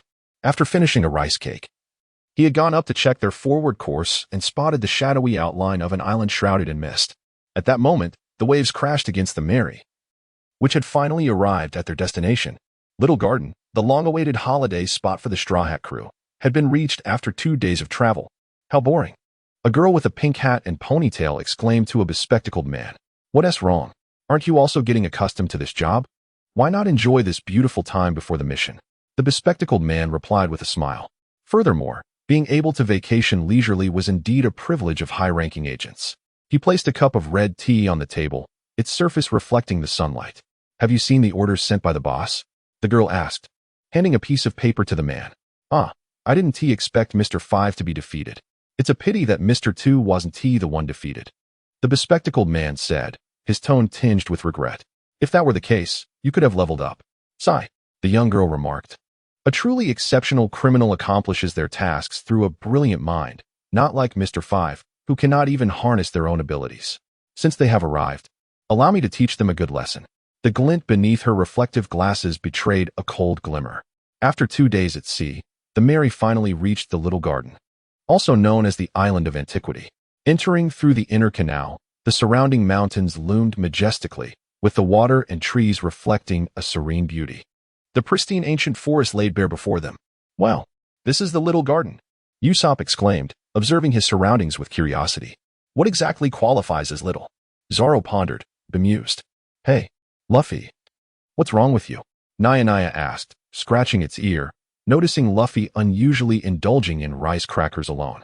Naya was perplexed. Wasn't Luffy usually the most exuberant person upon arriving at any island? What could be troubling him today? Luffy sat silently on the deck, no longer engaging in his usual gluttony, slowly savoring the rice crackers made by Nami, lost in contemplation. The others paid him no mind, continuing their discussion about the island. "It doesn't seem as charming as its name suggests," Nami remarked, chewing on a rice cracker, her expression grave as she surveyed the island's surroundings. Vivi and Karu remained silent on the deck, scanning the area. Little Garden. Vivi recalled Robin's warning about this island, but ever since Luffy had crushed the log pose, the Straw Hat crew had no choice but to follow this course. "Do you think there might be monsters lurking about? Perhaps we should not linger and head straight to the next island," Usopp suggested, wavering. Nami disagreed, explaining that she did not possess a permanent log pose and needed to recharge the magnetic pull at each island. Additionally, Sanji required provisions for the ship. "Look, there's a river mouth." Kaya pointed towards a small inner river that extended into the dense forest ahead. Consequently, the Mary adjusted its course and sailed into the inner river. Meanwhile, behind the Mary, Wenkai took a moment to breathe, observing the island with keen interest. When squinted, aware of the unsettling factors present in this place. The small garden, reminiscent of a primordial island, retained the raw essence of the dinosaur era due to the chaotic climate of the Grand Line. This island was home not only to dinosaurs, but also to an array of colossal beasts, each of extraordinary size. Among the giants inhabiting this land were the Blue Demon, Dory, and the Red Demon, Brogy, hailing from the nation of giants in the New World, both of whom commanded a staggering bounty of 100 million berries. Coupled with the unpredictable presence of Mr. 3 from the Baroque works and the enigmatic Golden Week, this adventure was fraught with uncertainty. User, I wonder how many times I must urge you. Hurry and claim your previous task rewards, or else you shall not receive future assignments, exclaimed the irate warehouse keeper. At this moment, Wenku suddenly recalled that for the past couple of days, he had been preoccupied with crafting the belly pouch for the precious spirit egg and evading the dark-skinned girl, nearly forgetting the rewards he had earned in whiskey. Despite the constant reminders from the warehouse keeper, he gently touched the spirit egg nestled within his pouch and sighed, pondering when it would finally hatch. Warehouse keeper, I wish to claim my rewards, Wenku addressed him. Ding. Whiskey Story Limited Time Mission 1. Disrupt the Baroque Workshop's conspiracy against the users aboard the ship. Reward. 1 level 3 Pokémon. Will the user claim the reward? Ding. Whiskey Story Limited Time Mission 2. Ensure the safety of Princess Vivi. Reward. 1 level 4 Pokémon. Will the user claim the reward? Bring them forth, I shall claim them, he declared. Ding. Missions 1 and 2 in Whiskey have been successfully completed. Rewards. 1 level 3 Pokémon, Venusaur. 1 level 4 Pokémon, Floatzel. The rewards have been transmitted to the pet world, announced the warehouse keeper. Wenku nodded, realizing that his Pokémon Legion had welcomed 2 formidable new contenders. The illustrious Venusaur, a descendant of the renowned Bulbasaur, boasts an impressive prowess in the grass type. Meanwhile, the Floatzel initially emerged as one of Ash's Pokémon in the Super Wish series, playing a significant role in aquatic endeavors. By the way, Warehouse Master, how many of my time-limited tasks have I completed? I should be able to draw from that grand prize wheel now. For details, please refer to Chapter 25. I almost forgot. As of now, the user has successfully completed 25 tasks, with the most recent being the defeat of the scythe-wielding Elric. Presently, the user has 1 opportunity to spin the wheel. Shall the user proceed with the draw? The wheel features 5 major categories: medicine, ancient history, food, evolution, and weapons. When the pointer lands on one of these categories, it will randomly provide an item from that module. Let us draw. This time, I shall extract generously. The 5 categories medicine, ancient history, food, evolution, and weapons are represented by the colors white, brown, yellow, gold, and red, respectively. The pointer spun incessantly and ultimately, to Wenku's anticipation, it halted on the brown segment. Ding. Congratulations to the user for obtaining the ancient history tablet. Reward details, a fragment spanning over a century. A page from Joy Boy's diary, with a current count of 150 pages. Instantly, a yellowed sheet of paper appeared in Wenku's left hand, emanating an air of antiquity. The densely packed text and peculiar symbols upon it left Wenku utterly perplexed. Wenku's pupils constricted, overwhelmed by an uncanny sense of unreality. Joy Boy, a figure who existed during the blank century of 100 years in human history, had once left behind a historical apology on Fishman Island. The enigmatic man, Wenku, wore a grave expression. He might be one of those who either created Noah or possesses the ability to repair it. However, it cannot be dismissed that Wenku might be speculating. Does he also keep a journal?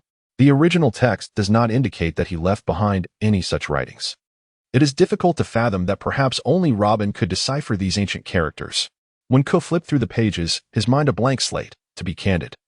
The exceedingly hasty handwriting coupled with peculiar symbols constituted the very essence of the enigma. The text is beyond comprehension. Thus, I must confine the fragmented pages within a miniature space. When Robin boards the ship in the future, I shall present them to her for further examination, as they may potentially harbor significant secrets. Wenku found himself relatively satisfied with the outcome of the lottery, his mind retreating as he surveyed the ancient island. For now, he decided it was prudent to address the current situation. The surroundings were eerily silent, devoid of any human presence, the mountains and forests enveloped in tranquility. He turned back to the deck, only to discover the Straw Hat crew in a state of panic, with Nami and Usopp shouting in disarray. What is going on? Wenku inquired, perplexed. Kaya informed him that a massive tiger had emerged from the forest, only to inexplicably perish right before their eyes, the culprit remaining unseen. This is unusual, Nami exclaimed in distress. Why would the king of the jungle fall, drenched in blood? Ha ha. I have decided against landing on this island. What do you all think? Usopp said, drenched in sweat, as Meow Meow jumped onto his head, scratching in protest to his suggestion, causing Usopp to cry out in agony. Indeed, we should remain on the ship and wait for the magnetic force to restore. Alabasta is our true destination, Nami asserted, striving to maintain her composure while casting a hopeful glance at Wenku, seeking his support. Before Wenku could respond, a figure suddenly appeared behind him. No. I must go on an adventure. I want to embark on an adventure with Wenku. Let's go. It was Luffy, who had been crouching in a corner, suddenly leaping to his feet and grabbing Wenku's hand, intent on jumping overboard. Wenku was taken aback. Hey, you fool, what are you doing? He exclaimed, beads of sweat forming on his brow as Luffy, seemingly reckless, dashed into the forest, and in mere moments, they had distanced themselves from the anchored Mary. Nami and the others were left dumbfounded, unsure of how to react. We cannot leave them behind. We must follow the captain. If they go, we go too. Zoro was the first to leap off the ship, quickly followed by the others. I'm going too. Miss Monday, worried about Wenku, jumped after Zoro. I'm more than willing for an adventure. If I stay here, my mind will wander, Vivi declared, unexpectedly bold, riding Karu as she leaped down to pursue Luffy and the others. If we are to embark on an adventure, we must take some bento. Usopp, come to the kitchen and assist me, Sanji said, puffing on his cigarette. Nanny, I never said I was going. Usopp retorted angrily. Go on, Usopp. Aren't you a man? Kaya encouraged, secretly yearning for adventure herself. Faced with Kaya's words, Usopp felt he could not lose face in front of his future wife and reluctantly agreed. Thus, only Nami remained aboard, alone. Frowning, she weighed her options and ultimately decided to disembark. She could not abandon Wenku and her companions. Besides, being alone on the ship was genuinely frightening. Suddenly, Nami recalled reading about a small garden in a book and hurried to the cabin to search for the material. Meanwhile, somewhere on the island, Luffy crouched down. His curiosity piqued as he observed a mollusk that resembled an octopus beneath the water's surface. Wenku, look, this shellfish looks just like an octopus. Wenku, somewhat speechless, wondered if he was truly brought here merely to observe primitive creatures. After sharing his thoughts, he turned his attention to the octopus shell, remarking that it resembled an ammonite indeed. A marvelous specimen. Luffy, noticing Wenku's light laughter, couldn't help but join in with hearty amusement. As the two were engrossed in their discussion, they were suddenly startled by a cacophony of footsteps from the southeast. Could it be Broggy and Dory? Wenku, struggling to recall the finer details of the narrative, felt perplexed. As they approached to investigate, they discovered a brachiosaurus grazing nearby. Dinosaurs. This was Wenku's first encounter with such creatures. It was astonishing to think that beings of this magnitude truly existed on Ancient Island. Luffy, flashing a broad grin, was equally delighted by the sight of the dinosaur. Wenku, do you like it? I'll catch one for you. Stretchy arms. Luffy exclaimed, excitement radiating from him as he clambered onto the brachiosaurus's back. Luffy, don't just leap onto it. Wenku groaned, placing a hand on his forehead. He truly felt a headache coming on from Luffy's erratic thought process. Let us go? Wenku, climb up. I see a massive hole in the mountain. Without further ado, Luffy extended his elastic arm and hoisted Wenku up, leaving behind a trail of startled cries. Fool, I have acrophobia. When knelt on one knee, gazing at the diminishing expanse of the forest, his hands and feet trembling incessantly. His utmost concern lay with the precious spirit egg nestled within his belly pouch, which he felt compelled to protect at all costs. Fear not. Come here, and I shall hold you. Together we shall revel in the splendid scenery, Luffy said with a smile. When cast a fierce glare, as if to say that the words spoken had been utterly distorted, yet still spoke of enjoying the beautiful scenery. Below, Liang Long grew dissatisfied, fervently shaking his head in an attempt to dislodge Luffy and his companions. Wenku, unfortunately, fell from the heights. Oh no, save me, King Yen. In a moment of desperation, Wenku summoned the majestic King Yen, who managed to grasp him just before he plummeted. The perilous situation had left Wenku numb, no longer breaking into a cold sweat, but merely wishing to distance himself from Luffy, fearing that he might inexplicably meet his end. Luffy, I'm done playing with you. Go wherever you please. Wenku shouted angrily at the straw hat above. At that moment, Luffy resembled a child caught in wrongdoing, silenced by Wenku's outburst, too afraid to respond. As the sun dipped towards the west, Wenku, yearning for solitude, desired a moment of respite away from Luffy. Upon returning to the ground, He noticed numerous living creatures, remnants of ancient fossils, which sparked the idea of collecting them. Warehouse Master, may I place these plants and animals into my small world? Will it consume capacity? Indeed, it will occupy space. Currently, you possess a capacity of 100, which will only expand as your level increases. The Warehouse Master had no objections to enhancing the small world, but reiterated the importance of selecting only the most significant specimens for preservation.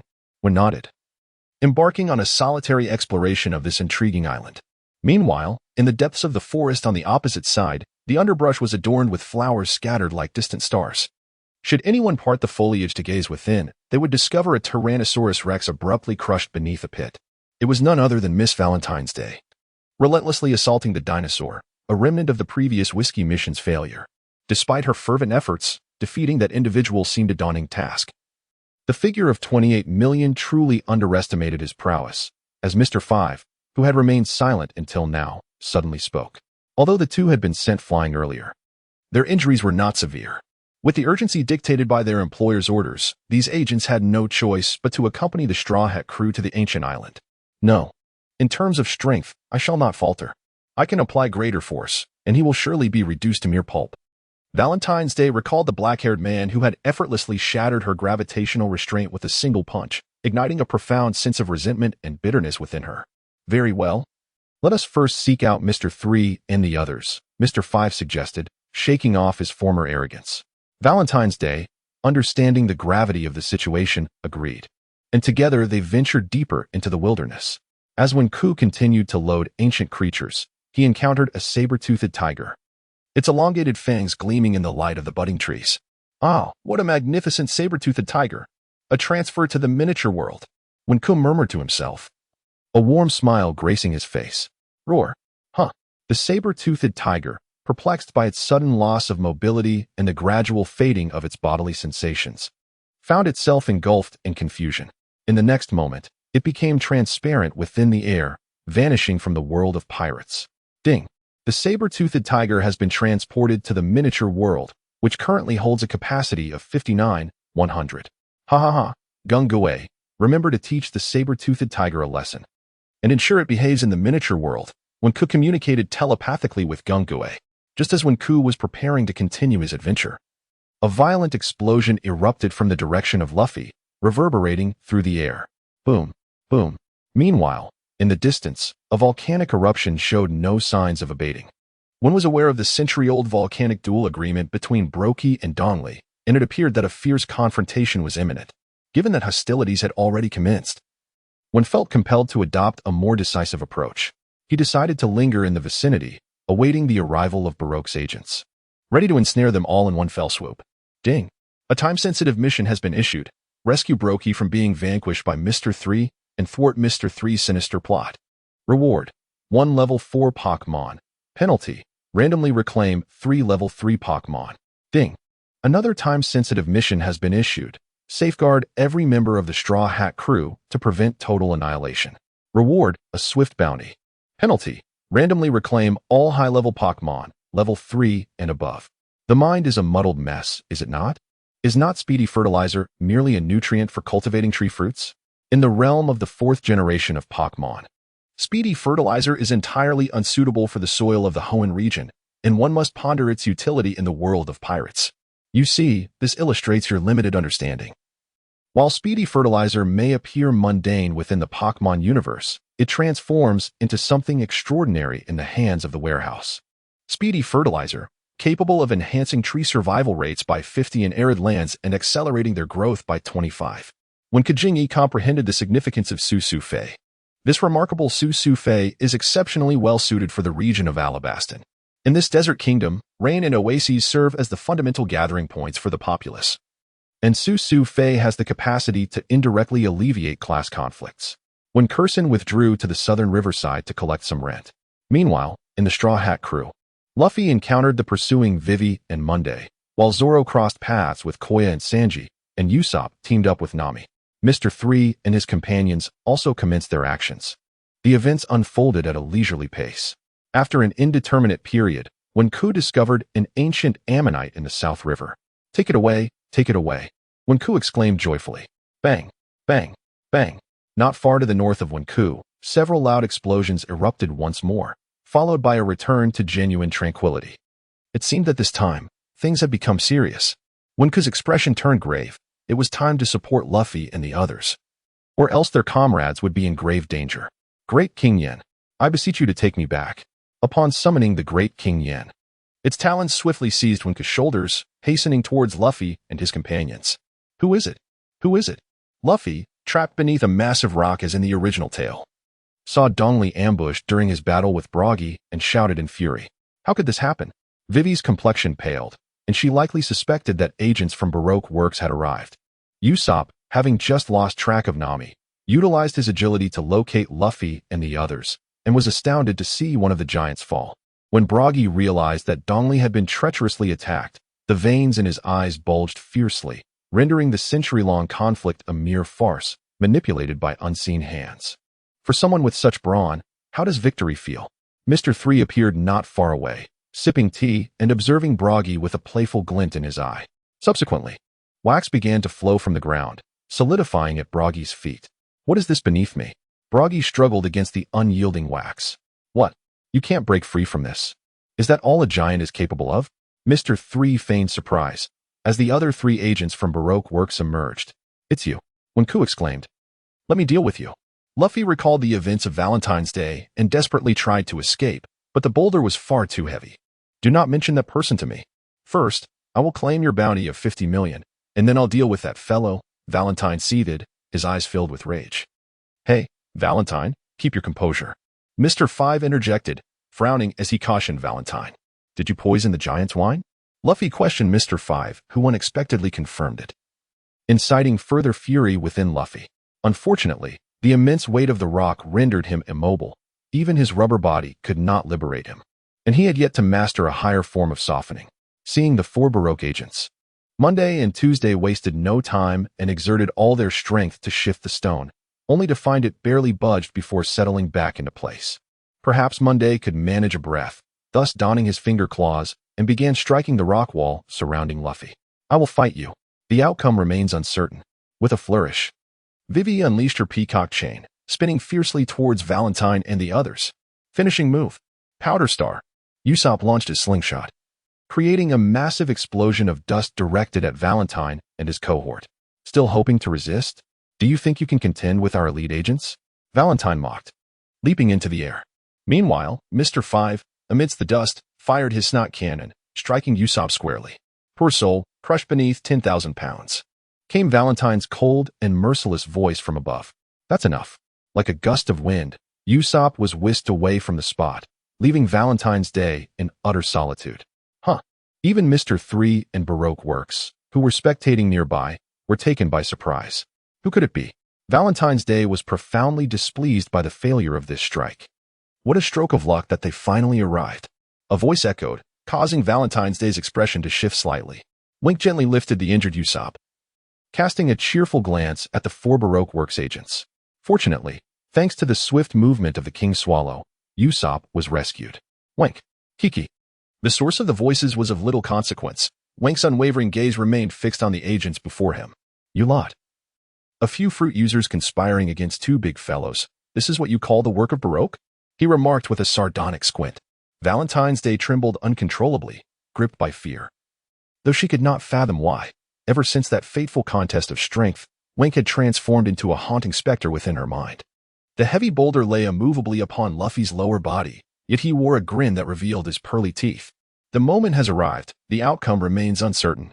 In the little garden, the Straw Hat crew stands in confrontation with the Baroque Works. Wink, help me defeat them. Although Luffy is pinned down by the rocks and unable to move, he has unwavering faith that Wink will triumph over their adversaries. Indeed, we all believe in you. Vivi and Monday also place their trust in Wink. Go for it. Take care of them for me. Usopp shouted with a face full of dust. What?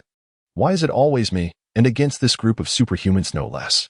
With words failing to express his thoughts, he suddenly received a challenge from the small world. Ding. The user is requested to have Kantaro and Wind Speed Dog engage in battle against Miss Valentine's and Mr. 5. This practical exercise could enhance the comprehension of the paths of these 2 Pokémon and provide an opportunity to attempt a combination technique. A combination technique. What might that be? He pondered in confusion.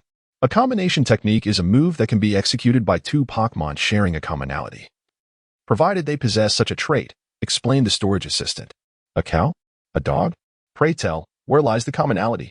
Though one may criticize, I still have faith in the strategies devised by the warehouse master. Compliance is sufficient. Quintero, Speed Dog, arise. The two warriors of the call to battle may be summoned forth directly. In this present day, Quintero, nurtured by the long embrace of a microcosm, boasts a mane of increasingly dense fur around its neck, adorned with 3 robust tails, and a forehead illuminated by 3 radiant points, enveloped in a haze of light brown gas. Speed Dog, too, is not to be outdone. The transformation brought about by the essence of the microcosm has cloaked its entire visage in peculiar black patterns. Its body bears stripes reminiscent of a tiger, and the length of its tail thuds audibly against the ground, all while surrounded by a crimson aura. To elaborate, this gaseous essence represents the Tao veins. Its presence allows for a more comprehensive execution of various elemental techniques, amplifying their potency. Ah, creatures? The distant Baroque agents were expressions of confusion as the flames atop Mr. 3's head blazed fervently, leaving him perplexed as to what the master of summoning intends. Indeed, this master is most adept at calling forth. Mr. 3 gazes gravely at the summoner. What was once an infallible strategy, first vanquishing the giant, then capturing Vivi, a seamless chain of events, has been disrupted by the emergence of this summoner, who plays an unexpected hand. Quintero, you are to confront Valentine. Speed Dog, Mr. 5 is yours. With these commands, the summoner then rushes to rescue Luffy. Moo. Without hesitation, Quintero charges forth. The brown gas swirling around its form accelerates its movements, prompting it to invoke self-empowerment. Muscles ripple and contract. The creature surges with fury as it collides headlong into Valentine. Summoner, rather than engage me directly, you send a brute to humiliate me. Valentine seethes with rage, her light fruit ability reducing her weight to but a fraction, allowing her to float effortlessly above the impending impact. In the midst of her triumph, a sudden weightiness descends upon Valentine's head, akin to a hammer's blow, rendering her momentarily dazed. The mental strike concentrates force upon her forehead, inducing a slight vertigo in her adversary, which can only be resisted by those possessing the hockey of armament. Otherwise, they are bound to succumb. Cursed bovine. 10,000 kilograms guillotine. Valentine, having suffered from a lack of hockey, retaliates fiercely against Quintero, her weight surging to an astounding 10,000 kilograms as she plummets toward him. Quintero retreats, unwilling to withstand the force. Boom. Valentine descends, stirring a cloud of dust as the surface is violently breached, creating a vast crater. Once more. Moo. Just as Valentine and Quintero become locked in a stalemate, Speed Dog and Mr. 5 are embroiled in an equally fierce confrontation. Nasal cannon. Boom, boom, boom. Nasal bullets. Boom, boom, boom. Mr. 5 exerted his utmost efforts to target the wind Speed Dog, yet its movement patterns proved to be exceedingly elusive. The swift motion, coupled with the rapid enhancement of its pathways, enabled the canine to dash with the swiftness of the wind, rendering Mr. 5 incapable of even catching a glimpse of its shadow initially. After enduring several setbacks, Mr. 5 discerned that the only opportunity for his assault lay in the fleeting moment when the wind Speed Dog charged towards him. Thus, he refrained from squandering his energy and patiently awaited the dog's approach. Meanwhile, the wind Speed Dog, not lacking in intelligence, continuously altered its trajectory in search of the enemy's vulnerabilities. Luffy, are you alright? Wenku gazed at Luffy with concern.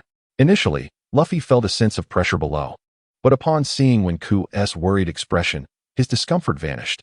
He found himself grinning foolishly at her. Hey, can you move this boulder? Wenku inquired, for after all, Miss Monday was truly a powerhouse, while she considered herself merely an amateur. I can't, Kiki. This boulder must weigh several tons. I've truly given it my all, Monday mumbled, feeling as though she had let Wenku down. What shall we do then? Usopp, supported by Vivi, expressed his worries. After all, the 4 individuals across from them were formidable, and relying solely on Wenku made him fear that 2 fists would struggle against 4 hands. When endeavored to recall how the original Luffy managed to escape, yet after pondering for an extended period, he found himself at a loss. Having lingered in the world of pirates for over half a year, his memory appeared to be quite abysmal in this regard.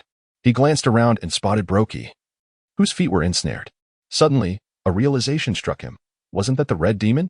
If he could only free him to move the boulders, Luffy would be able to emerge unscathed.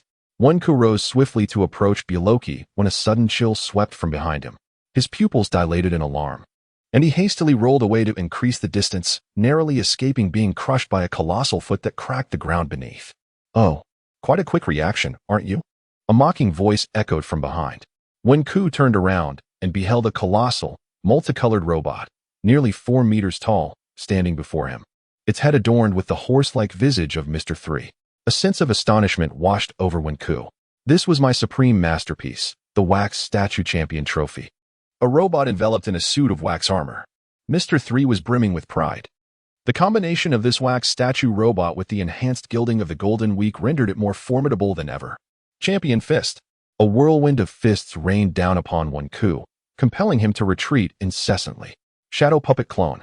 In an urgent moment, Wank unleashed his abilities, enveloping the robot's feet in 8 shadowy figures, rendering it immobile. "What?" Mr. 3 exclaimed, astonished, as he observed Wink disregard him and continue towards Brookie. Mr. 3's face contorted in disbelief. "How is this possible? This is the Champion Cup capable of defeating a 42 million belly bounty criminal. How can it be immobilized?" The stronger the adversary, the weaker the effect. The shadow puppets could only hold for less than 2 seconds, yet that was sufficient for Wink to sprint several meters ahead. "No, it won't matter. I refuse to believe you can sever my waxen shackles. The hardness of these waxen chains rivals that of iron." Bang! Boom! Just as Mr. 3 prepared to charge at Wink, he was struck from behind, turning to find Usopp, trembling, with a slingshot aimed at him. "Eyeball man, your opponent is me. The great Usopp. As long as I draw breath, I won't allow you to harm my Coco. I am a princess. Do you dare to capture me?" Mr.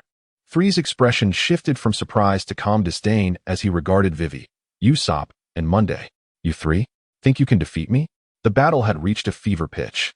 Kintaro and Windspeed Dog had successfully restrained 2 Baroque agents, while Usopp and his companions willingly drew Mr. 3's attention. However, Wank could not overlook the unengaged little girl, Golden Week. The deceptive color traps were a formidable threat. "Haha, if you 3 dare to approach, I'll eliminate these individuals." Mr.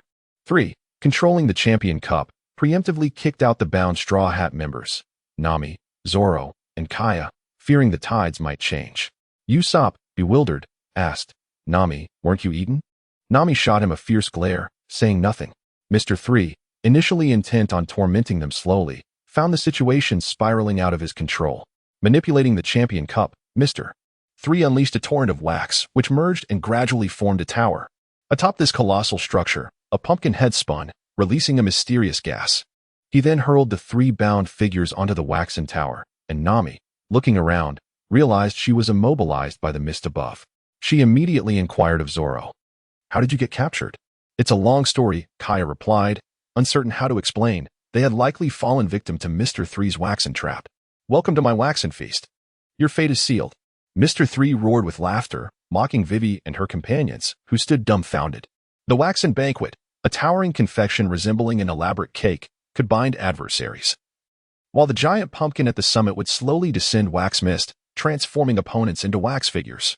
Meanwhile, Wink caught sight of the towering structure rising in the distance, its colors shifting, realizing that time was of the essence. Clang, clang, when approached Brookie, attempting to strike the chains that bound his feet, only to discover that these waxen shackles were indeed as formidable as iron. It appeared that Mr. 3 had not been exaggerating. "What on earth is this accursed contraption? I shall slay that wretched little man." Brookie recalled the brotherly bond he had shared with Dongli centuries ago, now betrayed by the vile scheming of Mr. 3, and he was resolutely unwilling to accept it. Fire Dragon. Teleport. A crimson creature, measuring around 1 meter 30 to 40, materialized before Brookie. The Fire Dragon unleashed flames to melt the waxen chains. When understood that Mr. 3's vulnerability lay in the fact that wax would melt when exposed to fire, currently, the small Fire Dragon and the Windspeed Dog, both fire-type Pokémon, were capable of countering Mr. 3. The waxen chains at Brookie's feet gradually softened under the relentless heat of the flames. "Brookie, see if you can free yourself," when urged. With a mighty effort, Brookie found the shackles had indeed softened, and he easily extricated himself. "Huzzah! I am truly free," Brookie exclaimed. "Please, Brookie, help me move the boulder that is pinning Luffy."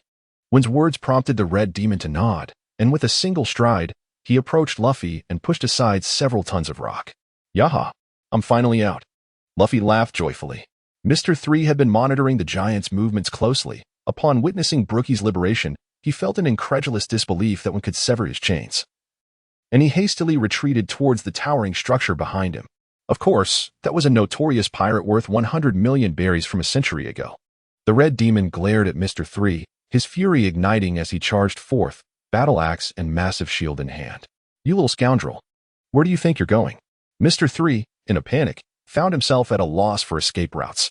Usopp, seizing the opportunity for glory, bravely joined Brookie in a counterattack against Mr. 3. Damn it. Damn it. My perfectly laid plans have been ruined by that one. Vivi and Monday refrained from joining Usopp in claiming the accolades, their attention fixed solemnly on the towering edifice, utterly perplexed. Meanwhile, as Luffy emerged, one exhaled in relief, only to be oblivious to the ominous presence of the Golden Week lurking behind Luffy. Rubber gun. Suddenly, a furious roar snapped one back to reality, just barely evading Luffy's punch. What the hell are you doing, Luffy? One exclaimed, astonished. One, I will defeat you. Luffy seemed to have lost his senses again, as one rolled away, desperately distancing himself from the impending assault, finally catching sight of the paint on Luffy's back vest. 3 colors, black, green, and yellow. The treachery-inducing black pigment, upon contact, would incite even the closest of allies to betray one another. The friend-inducing yellow-green pigment, when touched, would cause Miss Golden Week to be regarded as a companion. When Ka's pupils constricted, this was not good. You insidious wretch! How dare you, a woman, show such cowardice? One Ka furiously exclaimed, yet still, she could not catch a glimpse of Huang Jinzhou. Only Luffy continued his fearless advance, fixated solely on one target. When Ku, Vivi, find a way to sabotage the Candle Tower and rescue Nami and the others. The candles are vulnerable to fire. I entrust the fire dinosaur to you. I shall confront Luffy, when Ku instructed, sending the fire dinosaur to follow Vivi and her companions. Luffy, are you truly willing to harm me? When Ka shouted at Luffy. Luffy, he murmured, momentarily halting his punches, his expression contorted in agony. No, I cannot unleash the rubber rocket cannon. Stop. Stop it at once. After this brief pause, he charged forward once more, unable to halt the impending attack. His arms stretched to their utmost limits. The force he wielded was terrifyingly potent. Regardless of the gravitational impact, when Ku could already sense the imminent threat to her life. A direct hit could prove fatal. Yet, the speed of the rubber cannon was so swift that when Ku found herself unable to evade, one has contemplated the countless possibilities of his own demise. Yet he never imagined that he might meet his end at the hands of Luffy. With your astounding strength, I shall engage you in combat. When Ku's body was entirely relaxed, his explosive tendons bulging as he struck the rubber rocket launcher with a mighty punch. Boom. Unsurprisingly, he was sent flying, crashing directly into the spinning mist of the candle feast, inadvertently toppling the column that supported the pumpkin. The column, along with the pumpkin, collapsed. And after smashing through a corner of the feast, when Ku was pinned beneath the pumpkin, spitting out blood repeatedly. Ah, my oversized candle feast. Mr. 3, witnessing the destruction of his masterpiece due to one Ku's recoil, nearly fainted. In his moment of distraction, he was unwittingly struck by Brokie's axe, severing the left arm of his robot. You fool. The candle wall. Mr. 3, with his remaining right arm, conjured layers of barriers using the champion cup to fend off the incessant onslaught of battle axes, while Usopp maneuvered behind, assisting Brookie with explosive stars and smoke stars. Despicable scoundrel. You have betrayed us. I will slay you. Brookie, consumed by rage, swung his battle axe with relentless fury. He recalled when Ku's advice to be wary of the champion cup's waxy tendrils and to protect himself from further control. Kentaro and Windspeed Dog, unwilling to linger, dashed towards the already collapsed candle tower. Fire Dragon escaped Vivi's embrace and sprinted toward the tower, his small figure pulling Wenku from beneath the debris. A noticeable dent appeared in Wenku's chest. Though he had never experienced having his chest crushed by a boulder, the sensation still caused him to gasp. Had it not been for his last-minute burst of extraordinary strength, which mitigated some of the impact, he might have met his demise. However, the situation remained dire, with his head growing heavier by the moment. Although the candle feast had collapsed and the pumpkin wax mist would no longer invade, Nami, Zoro, and Kaya remained immobilized by the candle's paralysis. Fire Dragon sought to rescue Nami and the others from the feast, while Wind Speed Dog and Kentaro offered their assistance. Wenku's shirt was severely soaked in blood, and his breathing became increasingly labored. With each word he uttered, pain erupted from his wound, and ultimately, his vision faded to black as he succumbed to unconsciousness. Meanwhile, within the realm of the pet universe, the spirit egg began to tremble inexplicably. As if in a state of urgency, the creature inside was on the verge of breaking free, yet repeated attempts yielded no success. Back in reality, on Valentine's Day, they disregarded the towering giant and instead united their powers to confront a common formidable foe, Brokey. Wenku. In the distance, the concealed Golden Week found it increasingly difficult to control Luffy. At that moment, Luffy, with his straw hat discarded on the ground, clutched his head, desperately fighting against the control of the yellow-green-black forces, calling out for Wenku. Roar. Without Wenku, there was no one left to embrace him. Thus, it was my turn to hold you. The fire dragon enveloped the unconscious Wenku in its embrace, tears streaming down its face. Gently placing Wenku in a safe spot, it turned its gaze toward Luffy and Golden Week, filled only with profound hatred. Suddenly, the fire dragon's body emanated a radiant white light, the brilliance expanding its form. The two sides momentarily ceased hostilities, gazing toward the blinding light. What is that? Miss Valentine's Day wondered, holding her flower umbrella and hesitant to act. Brokey's battle axe was planted in the ground as he too focused on the dazzling glow. Gradually, the white light transformed from solid to transparent, revealing the colossal figure within. Roar. Charizard, the fire-breathing Pokémon. After enhancement in the warehouse, it approached 6 meters in height. Its skin of vibrant orange, with a cream-colored belly, surrounded by vast plumes of crimson gas. Its sharp claws left deep scratches on the ground, and its enormous wings, nearly 7 meters wide, unfurled majestically toward the heavens. With cold blue eyes, it stared at Baroque, exuding an aura of icy indifference. Only when its gaze fell upon Wenku did a flicker of tenderness appear in its eyes. A dragon! How could there be a dragon in this world? Mr. 3 and Golden Week murmured in astonishment, while Valentine's Day and Mr. 5 dared not confront Brokey any longer. The 4 agents of Baroque temporarily regrouped. Brokey, initially surprised, soon regained his composure, but the sharp depth in his eyes revealed his true feelings. The Straw Hat crew was equally astonished, never having imagined that the companion of Wenku was, in fact, a dragon, strikingly different from the ancient dragons, yet more imposing in appearance. Ding. Congratulations. The user S Fire Dragon has completed its second evolution, ascending to a level 5 Pokémon, Charizard, and has gained access to a Mega Evolution mode. Will the user accept? At that moment, the warehouse communicated with Wenku, but alas, the unconscious Wenku could not hear. Charizard let out a fierce snort, a torrent of flames erupting from its nostrils, directing a fiery assault toward the Candle Tower, incinerating it with intense heat. This act of rescue gradually enabled Nami and the others to regain their mobility. It saved us and Wenku. Nami recalled something, suppressing the ache in her limbs, and rushed out from the flames, finding Wenku lying still. Wenku gazed upon the wretched state of Wenku, tears cascading down her cheeks involuntarily, realizing it was her own weakness that had led to such despair. Wenku, please don't die. I am still waiting for you. In the distance, Luffy's straw hat lay abandoned on the ground as he clutched his head, desperately resisting the control of the yellow-green-black fuel smeared by Golden Week, shouting Wenku's name. The fire dragon regarded Luffy with wide azure eyes, launching sparks at him. Small flames erupted like fireworks, scorching Luffy's upper body, incinerating his vest. Am I back to normal? Luffy suddenly regained his composure, recalling the fierce battle and the incredulous look on Wenku's face. Along with the moment he had sent her flying, igniting a nameless fury within him. It was a different kind of pain than Shank's lost arm, one Luffy struggled to articulate. You have insulted the duel of the giant and forced me to harm Wenku. Luffy donned his straw hat, standing bare-chested, ready to confront his adversaries. Mr. 3 squinted, now facing the red demon with only one hand left, realizing that his plans were crumbling. The fire dragon charged into the depths of the forest, intent on tormenting that woman, Golden Week. Just as Mr. 3 breathed a sigh of relief, a sudden, bending fist struck his face, causing him to spit blood. And he was sent flying several meters away, his waxen champion trophy crashing alongside him. It's over for you. Gum Gum Pistol. This was the result of Luffy's full-powered punch. Meanwhile, Mr. 5 was devising a way to salvage the situation, oblivious to the approach of a swordsman. In a swift motion, Zoro descended from the flames.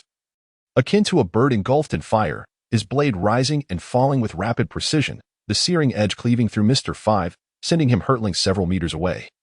His fate uncertain. I give up. I'm leaving.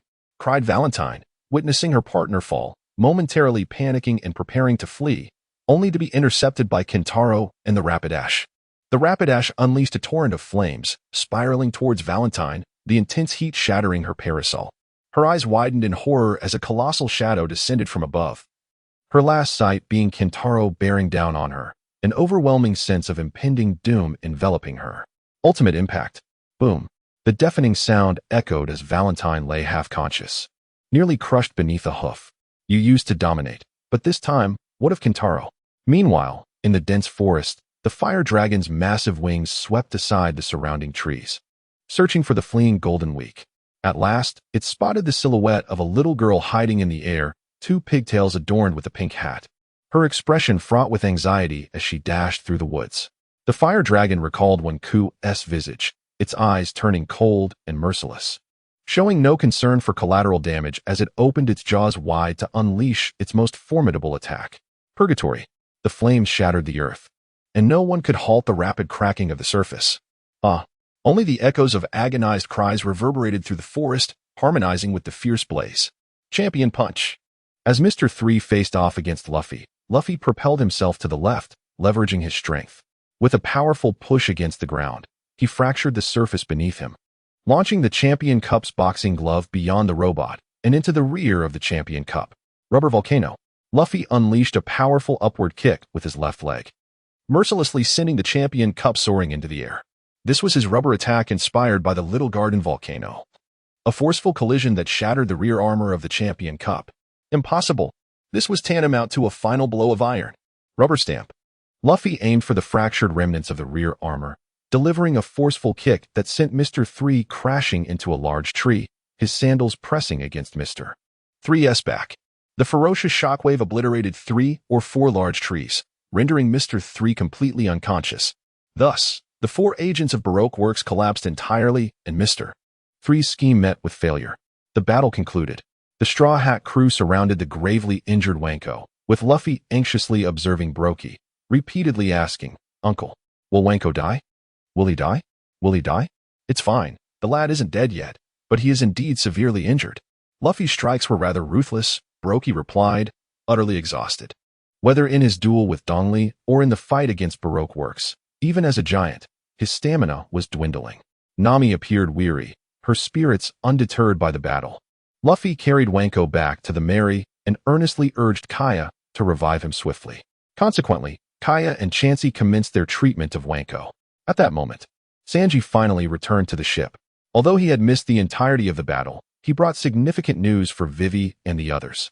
He recounted his conversation with Mr. 0, which astonished the Straw Hat crew. Additionally, he returned with the most crucial item, a permanent log post. This would enable the Straw Hat crew to avoid lingering on the ancient island and continue their journey. However, the expedition to Alabasta grew increasingly enigmatic. Darkness. An endless realm of shadows. When Ku found himself adrift, devoid of direction and purpose, until a beam of light caught his attention. As he opened his heavy eyelids, he realized he was lying in the familiar confines of his room. The only memory lingering in his mind was of Luffy's explosive cannon. "Wow, Coco, you're awake," came the voice of Black Girl, prompting a bittersweet smile from Wanko. Perhaps I should just embrace death. Just as he was about to close his eyes once more, he was jolted awake by that insufferable fellow whose voice echoed incessantly. "Wanko, please forgive me. I was wrong. I can't bear to see you go." Only Luffy would act so recklessly, and Wanko felt numb to it all. "Stop shaking me. Cook me a meal, and I shall forgive you." Wanko retorted through gritted teeth, irritated. "I was unconscious before, but now I simply wish to sleep. Must you disturb me so? You don't even know how to cook, so you'll surely back down." Yet, contrary to his expectations, the outcome was quite the opposite. "All right, Wanko. I will prepare a delicious feast for you." The Straw Hat immediately dashed out of the cabin, chattering excitedly. Could this fool genuinely be planning to cook? The protagonist dared not dwell on the implications, for the warehouse keeper's repetitive notifications resounded. Ding. Time-limited task 1. Successfully thwart Mr. 3's scheme. Reward, a level 4 Pokémon. Will the user claim the reward? Ding. Time-limited task 2. Ensure the safety of each member of the Straw Hat crew. Reward, instantaneous fat. The reward has been recorded in the miniature space. Ding. Congratulations to the user S. Charmeleon for achieving its second evolution, ascending to a level 5 Pokémon. Charizard, and possessing one instance of Gigantamax form. Will the user accept? Gigantamax form. Is not this transformation exclusive to Pokémon from the Galar region? Could it be? Indeed, it is not merely Gigantamax. Both X and Y forms also exist. Generally, Pokémon capable of Gigantamaxing are of level 6 and above. Furthermore, please cherish this Charizard. It is no ordinary creature, the warehouse keeper remarked with a hint of mischief. Wenku, despite his confusion, found the Charizard to be rather remarkable. He did not dwell on it further and continued his recuperation. Accepting the Mega Evolution mode, he also claimed the reward for Task 1. Ding! Time-limited Task 1. Successfully thwart Mr. 3's scheme. Reward. 1 level 4 Pokémon, Dugtrio, has been transmitted to the pet world. Dugtrio is splendid, especially when paired with the powerful Golem. Next time, he shall unleash a seismic eruption, and Wenku felt a sense of inner contentment. As Wenku was momentarily lost in thought, Luffy entered with a large basin of food. Wenku, I've prepared a delightful feast for you to sample. His beaming smile starkly contrasted with the unappetizing contents of the basin. Is this even edible? Wenku inquired, perplexed. Of course it is. Let me feed you, Luffy exclaimed. Scooping a generous spoonful and, taking advantage of Wenku's distraction, promptly shoved it into his mouth. Ugh! Wenku rolled her eyes, her limbs twitching. What a divine flavor is this? Luffy scratched his head, unable to believe he had failed in his endeavor, and took another spoonful, prompting Wenku to roll her eyes once more. Luffy, you might as well keep it for yourself, she insisted, making every effort to decline. I won't eat it. I'll save it for you, and if you refuse, I shall discard it. Luffy, baffled and sulking, retorted. Suddenly, a resounding smack echoed as Sanji delivered a punch to Luffy's head, causing him to clutch his skull and cry out in pain. I detest wastefulness. If Wenku wants to eat, then you shall. Luffy pouted, presenting the food before Wenku, his eyes brimming with longing and hope. Wenku could only manage a bitter smile. If one were to consider who aboard the vessel favored Luffy the most, it would undoubtedly be him. Gritting his teeth, Wenku shakily scooped a spoonful of the food and slowly chewed, grimacing with each bite. Ugh! Luffy, get away from me. Ugh! After enduring torment for an entire morning, Wenku decided to rise and stretch his limbs in the afternoon. Unfortunately, he failed to notice the two giants amidst the chaos. By the way, where had Nami gone? When, unable to comprehend the situation, hurried over upon hearing Vivi's words, only to find Koya, Vivi, and Luffy present. Since boarding the ship, Nami had been feeling somewhat fatigued, and by the following day, she had begun to develop a fever, which, to this day, had persisted for quite some time with a high temperature. Koya expressed her concern. Wenku's expression darkened. Has it begun? The storyline of Chopper. Are you unable to cure her as well? There must be a way to reduce her fever, isn't there? Wenku inquired.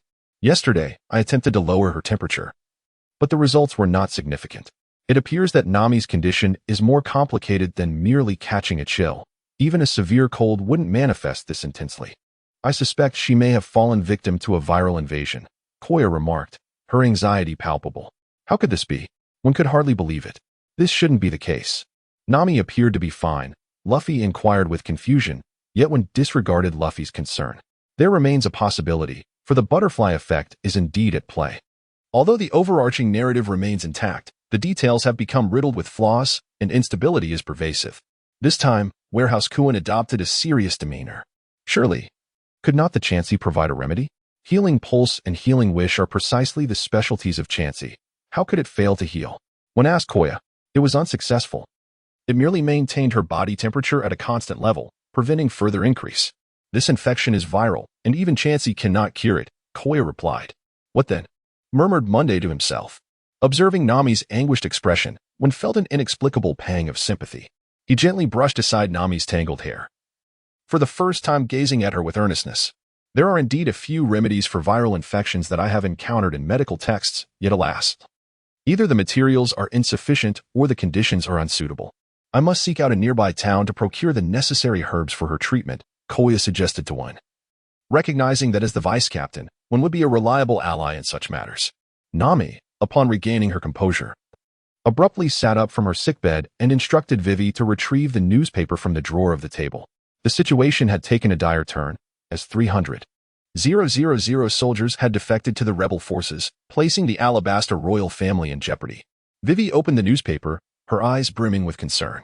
The uprising in Alabasta has finally surfaced, Nami sighed, overwhelmed by a wave of dizziness that nearly incapacitated her. Yet, the gravity of the Alabasta crisis eclipsed even her own health concerns. And please refrain from mentioning my temperature. I am perfectly fine. How could I possibly be unwell?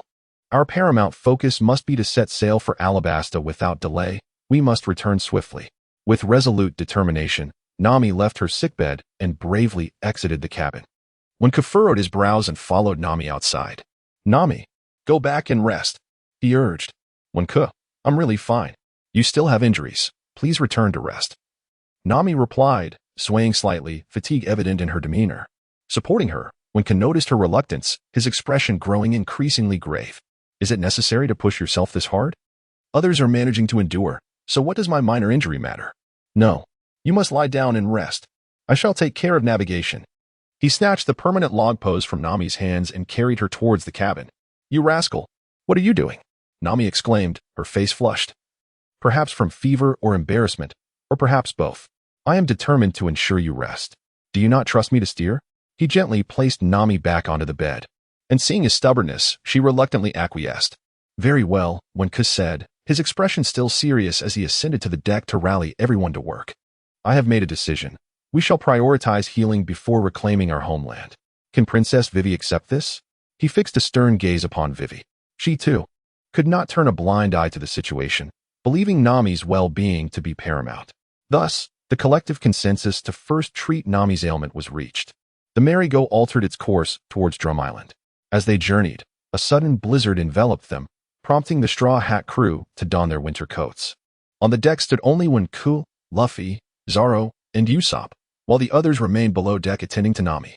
Hey, do you think it's possible for someone to stand on the sea? Zoro mused from the lookout. Usopp shrugged. Dismissing the idea as fanciful nonsense, how could anyone possibly stand on water? Only Wenku, with his deep-set gaze, considered the possibility that it might be a master of the six styles or a certain type of ability user. Yet, he could not recall any specifics from the narrative. Could it be that a formidable adversary was approaching? Zoro pointed ahead, and the others turned to see a figure indeed standing atop the water. This person had thick, wavy lips and long arms that hung down to their knees. Wenku scratched his head, feeling a vague familiarity with the figure from the original story, but unable to place them. It's really cold today, Usopp said, rubbing his eyes for warmth, trying to maintain his composure, with Luffy nodding in agreement. It seems they aren't using the six styles. Thus, they might be a user of some ability. Everyone, stay alert. This is no time for jest, Wenku cautioned, his expression grave. Increase buoyancy. Suddenly, the waters where the long-armed figure stood began to surge, and a massive iron ship emerged from the depths, its size dwarfing the merry-go by several times. Wenku's pupils constricted. Whose power was this? Was Drum Island under the influence of Walpole? Attention! We may soon face an enemy attack, Wenku shouted, and the crew snapped back to their senses, bracing for confrontation. Is that a watermelon? Luffy exclaimed in astonishment. The iron ship, resembling a colossal sphere, bore a flag on its summit that confirmed it was indeed a warship. Soon, the iron plating of the ship was forcibly retracted, revealing the interior. Oh no! It's a pirate ship! Usopp and Meow Meow have donned their goggles, and the mascot has commenced its training in the art of sniping, fully equipped. Ha ha ha! You must be startled by this grand vessel, the king of the seas. A shrill quack emerges from that pirate ship, exuding an air of arrogance.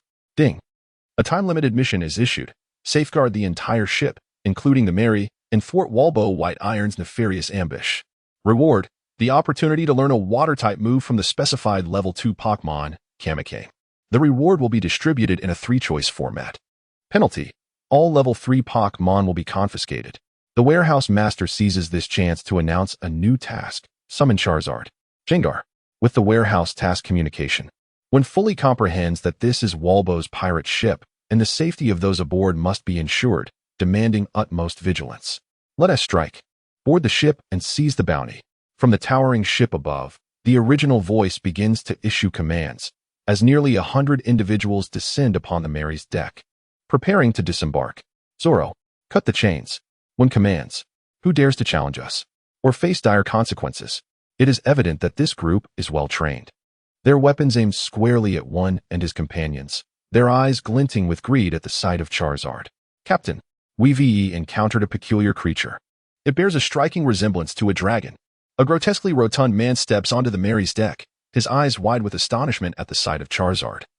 As he mindlessly gulps down his long knife, chewing on it with a cylindrical tin plate for a jaw. I was merely curious if you possessed a permanent pointer. Yet I stumbled upon this treasure, which must be worth a fortune, right? Alternatively, if I devour it, this fellow has already begun to consider it spoils of war, showing no regard for the Straw Hat's potential threat. Moreover, your ship and treasures are mine as well, but my hunger compels me to indulge first. The portly man scans the deck, noting the appealing railing, and bites it clean through, chewing contentedly. What in the world is this creature? Usopp's eyes nearly pop out. Walbo's devil fruit truly lives up to its name when reflects in silence. You shall not consume my ship. Luffy, visibly displeased, prepares to throw a punch. But the soldiers behind him aim their guns, halting his actions, which only fuels Luffy's rage, leading him to dispatch several soldiers with a flurry of blows. I forbid you to eat it. Luffy bellows in anger, charging at Walbo. How dare you resist? Fire! Fire! A battalion of soldiers lines up, unleashing a barrage towards Luffy. We shall retaliate. When roars. Shadow puppet clone. 8 dark figures disperse intricately like a spider's web, incapacitating the surrounding soldiers, while Jengar, with its nimble frame, swiftly maneuvers, taking down 8 or 9 soldiers in an instant. Original desolation. Ghost slash. At this moment, Zoro unsheathed Inma, a swirling azure aura enveloping his left arm, his eyes gleaming with intensity. This technique was inspired by the swift electric flash of the beak bird. He leaped into the air, with the beak bird beneath his feet, executing a powerful downward slash with Enma. The forceful gust of energy instantly propelled numerous soldiers away, while the gun barrels aimed at him were severed by the sheer force of the blast.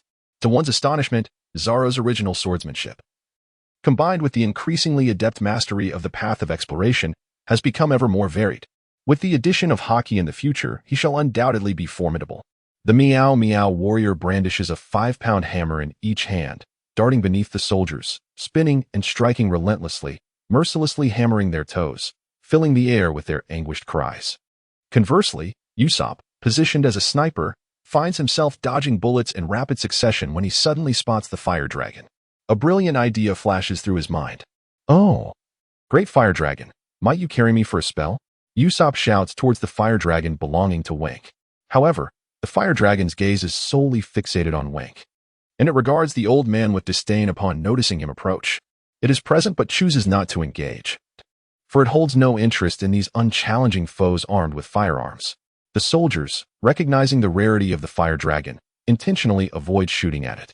I implore you, allow me to put on a show. I promise to treat you to a feast next time.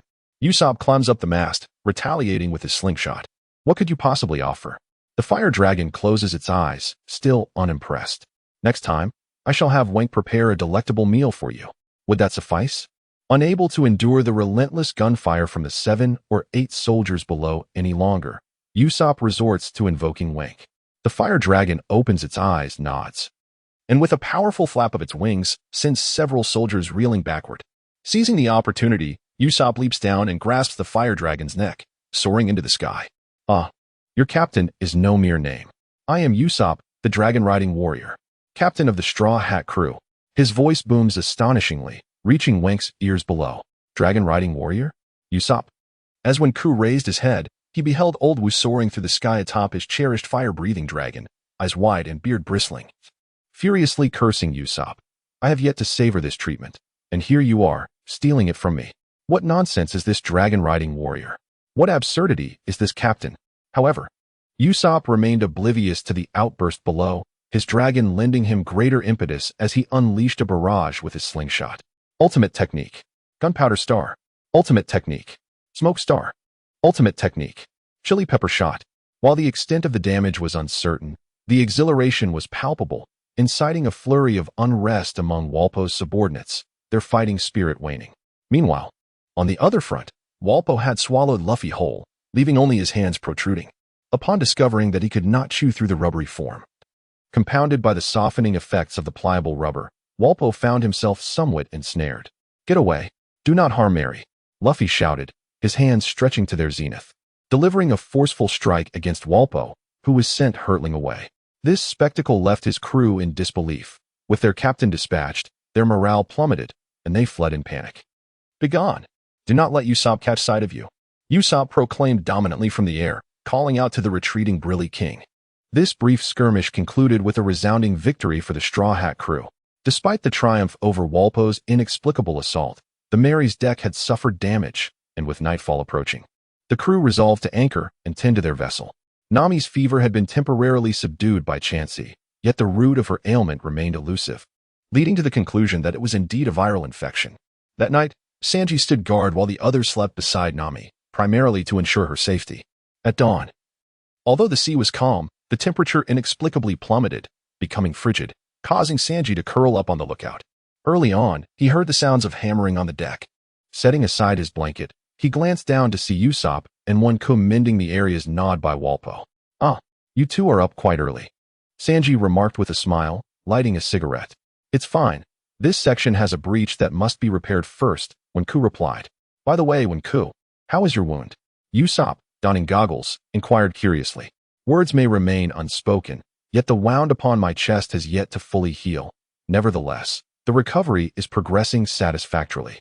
In this moment, Luffy is often unreliable, Nami has fallen ill, and although Vivi possesses intelligence, she struggles to gain the trust of the crew. Hence, the vice captain, Wen Chao, must take on the responsibility of managing the ship's affairs. The waters in this region have become increasingly tranquil. At this juncture, Vivi emerged, leaning against the railing with a grave expression.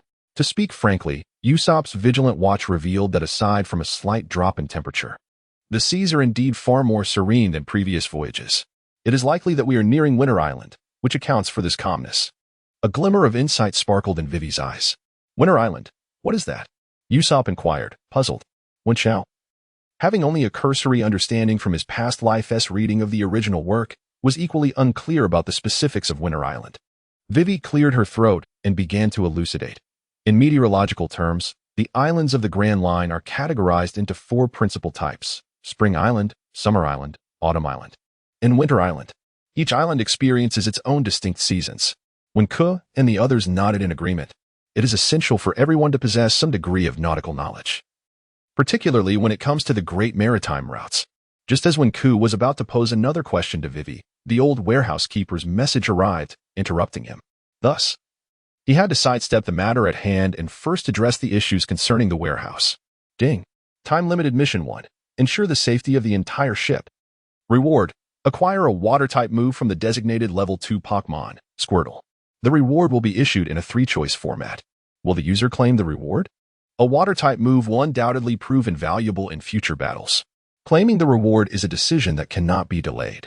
Consequently, the warehouse keeper proceeded to enumerate the 3 exclusive skills of Squirtle, akin to dealing cards. The user is invited to select one skill from these 3 water-type abilities, and the warehouse will subsequently enhance it to create a move tailored for the user. Upon a closer examination, one discovers the following. 1. Water gun. A vehement spray of water directed at adversaries for the purpose of assault. However, its shortcomings include relatively low damage potential, often serving merely to disrupt opponents. 2. Withdraw into shell. A defensive maneuver that enhances protection by retreating into one's shell, yet it necessitates a certain substrate, rendering it vulnerable to external influences. 3. Water tail. A formidable strike using a tail, reminiscent of tumultuous waves crashing against foes, the primary drawback being the necessity of possessing a tail to execute this ability. Alas, one might lament the misfortune that accompanies such abilities. One could chuckle bitterly, realizing that the Kamigame was not weak. It possessed quite a few commendable techniques. Yet none landed a hit. Warehouse Master, I suspect you are leading me astray. The reward for this task is not commensurate with its difficulty. The system randomly offered 3 choices, and if you did not select one, they would be retracted, never to return. The Warehouse Master, slightly displeased, responded curtly, "Please, no fuss. I will choose one. I shall select the water gun." When Ku did not need to ponder this decision between the first and the second option. The first appeared to hold greater utility. Ding. Water gun selected. Infusing the user with an enhanced skill, Water Trajectory, a subpar combat technique derived from water pathways. Subpar combat technique? Never mind. I shall make do with it. In an instant, a warm current flowed gently through his veins and into his brain, endowing Wenku with knowledge of the water trajectory's description and usage techniques. He glanced over the introduction and found that this combat technique was not trivial. Water Trajectory, Absorbing moisture from the air, it condenses into various water guns, unleashing a fierce jet of water to attack the opponent. Note: the format of the water gun is determined by the user's imagination, limited to projectiles, and the damage may vary. The notion of being shaped by the user's imagination made Wenku ponder. Could it be, Warehouse Master, if I were to condense projectiles from my previous world, would that be feasible? Wenku inquired tentatively. Theoretically, it should be possible, but only with guns, and the resulting water guns would lack considerable power. Haha. Now that ability seems quite formidable.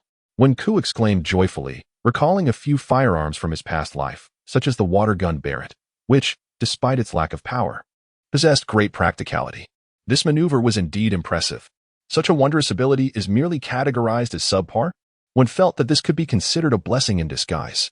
Just as he withdrew his thoughts, he heard Sanji's excited shouts from above. Alas! Look, there truly are islands ahead. Have we arrived? Aswin lifted his gaze. He beheld the drum-shaped island, his heart swelling with excitement. Winter Island, the former bastion of medical prowess. Nami was saved. An island? Really? Had they truly discovered land? Indeed. It was a pristine expanse, likely a snowy isle. At that moment, Luffy kicked open the door and rushed out, exclaiming in exhilaration at the sight of the drum-shaped island. The ship, continuously sailing forward, ventured into a genuine realm of white, prompting everyone to don their winter coats as they surveyed their surroundings. So much snow. I'm overjoyed. Initially clad only in a vest, Luffy's well-being concerned one, who crafted a special white cotton coat for him. In the frigid temperature of -10 degrees, one could still endure, thanks to the warmth of the coat. The Mary sailed onward into the inner river, finding a spot near a cascading waterfall to anchor. At that moment, the warehouse master issued a time-sensitive mission. Ding. Mission 1. Ensure Nami's safety and personally transport her to the witch on foot, guaranteeing her safe arrival. Reward: a randomly generated Pokémon-type devil fruit. Penalty: confiscation of approximately 10 Pokémon. Damn it. On foot. One had contemplated having Charizard deliver Nami. But the system had seen through that notion. And what exactly is this Pokémon-type devil fruit? You will find out upon completion. It is a product simulated by the warehouse in this world, and it belongs to a Tier 4 shop, which you cannot afford. You must secure it. The warehouse master's voice carried a hint of amusement. Very well. This journey is bound to be exhausting. As the Mary docked, the Straw Hat crew prepared to split into groups to seek out a doctor, only to be suddenly surrounded by figures on the island. No pirates are allowed here. The individuals clad in winter coats were evidently the island's inhabitants, armed with hunting rifles, watching the Straw Hat crew with vigilant eyes. As Winch had just finished reviewing the assigned task and was lost in thought, he was unexpectedly confronted with a troubling scene that left his expression rather grim. To his astonishment, the island was inhabited, and the atmosphere was palpably tense. From behind, Usopp retrieved his slingshot and coldly addressed his companions. You despicable pirates. Get out of here. Our island does not welcome you. Among the townsfolk, one individual emerged, sternly commanding the Straw Hat crew to leave. Absolutely not. We are here to find a doctor. We have a patient aboard our ship. Luffy shouted, his focus unwavering on the safety of his comrades. However, to their dismay, the townspeople opened fire, wounding Vivi, which ignited a powder keg of fury within the Straw Hat crew. Luffy, lowering his straw hat, was filled with a murderous intent. Unexpectedly, Vivi fell to her knees, leaving the Straw Hat crew in shock. The resolution of the situation was beyond Winch's imagination, and even more surprising was the sight of Luffy kneeling as well. Winch's countenance grew serious. This moment caused him to momentarily question his own tolerance and compassion. Yet such reflections were trivial now. The pressing concern was to resolve Nami's predicament. Ultimately, that group acquiesced to the Straw Hat crew's request and agreed to guide them in search of a doctor. I shall carry Nami. After meticulously helping Nami don her cold-resistant attire, Winko lifted her onto his back and proceeded towards the ship. The others exchanged glances before following the lead of their guide to seek out the physician, leaving Zoro and Monday to tend to the ship. We have but one doctor here. The leader, known as Dalton, informed the Straw Hat crew. He was the captain of the island's guard, and he began to discuss the matter at hand. Dalton, when diligently endeavored to recall the character from the original work, who appeared to be a user of a devil fruit. However, due to the character's minor role, he found it difficult to remember which fruit it was. What a peculiar island this is, Sanji remarked, cigarette in hand, as he followed along. This island is yet to be named, Dalton replied in a somber tone. Subsequently, They continued on their journey and encountered various strange creatures, such as the hiking bear, which captivated the Straw Hat crew with a sense of wonder. In the narrative, one can observe the towering figure of the bear, standing at an impressive height of 4 meters, truly a magnificent sight, compared to the bears of his own world. It is indeed not a trivial difference. Accompanied by his companions, they reached their temporary destination, the village known as the Great Horn. Subsequently, Dalton recounted the tale of the witch, Dr. Kareha, along with her whereabouts. Upon learning that she resided in a castle atop the magnetic Drum Mountain, the expressions of the crowd turned grave. Surely they jest? Usopp, in his naivety, questioned Dalton, repeatedly seeking confirmation about ascending such a formidable mountain. Moreover, could a woman of over 140 years truly provide healing? Sanji, at this moment, felt a tinge of doubt. No way, Nami exclaimed, her concern palpable as she noted the dangers of lingering too long. Vivi, equally anxious, recognized that although Chansey had managed to stabilize Nami's rising temperature, the feverish body could still be perilous for an ordinary person. Then let us ascend the mountain to seek the doctor, Luffy asserted confidently, making the decision that he, along with Wenkai and Sanji, would escort Nami up the mountain.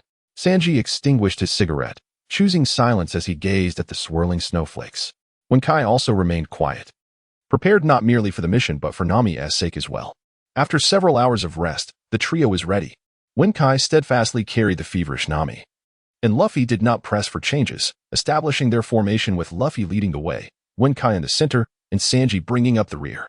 The three figures gradually vanished into the swirling snow, merging with the white expanse.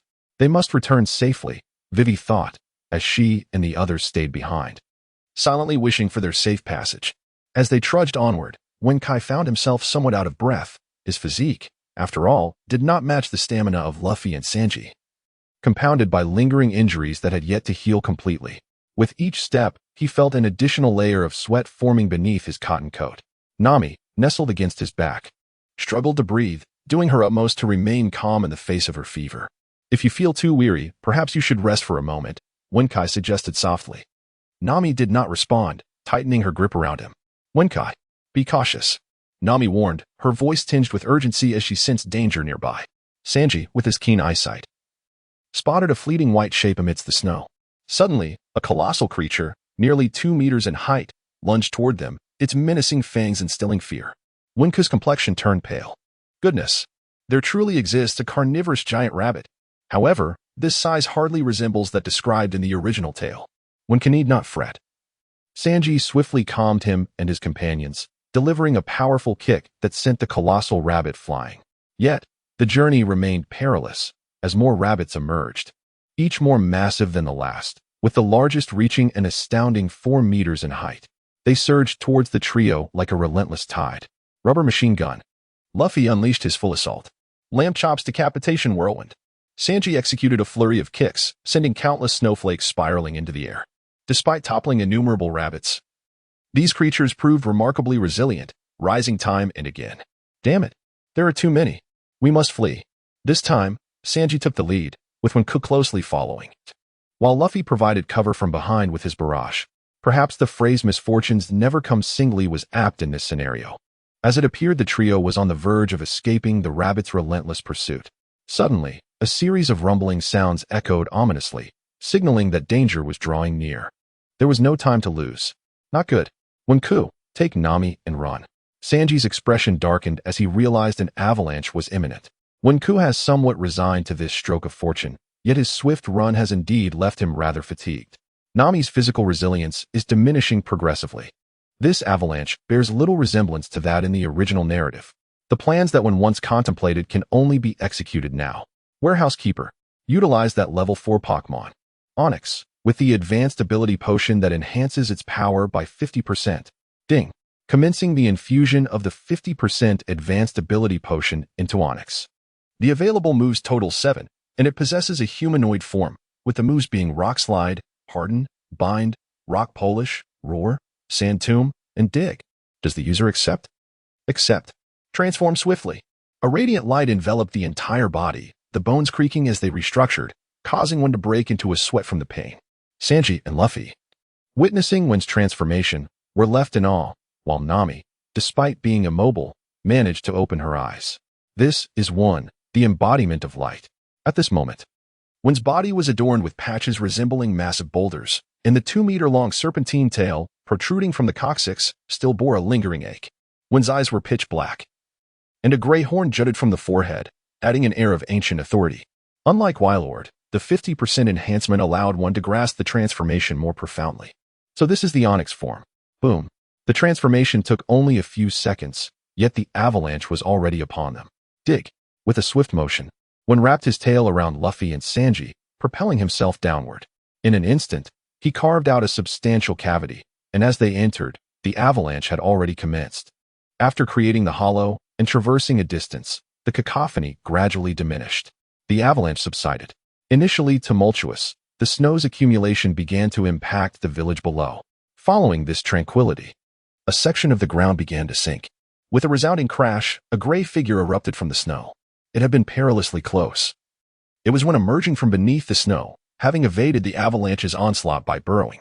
Observing the barren landscape devoid of trees, Wen broke into a cold sweat. Unlike in anime, the forces of nature in reality are indeed formidable, as exemplified by the avalanche's tremendous impact, which could inflict severe injuries upon contact. Now, it seemed that all was well. Neither Sanji nor Luffy would suffer any misfortune due to the avalanche. Wenku smiled lightly, then set aside Luffy and the others, turning to gaze at the two of them. What on earth? Wen's eyes nearly bulged out in astonishment. What has transpired between the two of you? Why do you both have your eyes closed?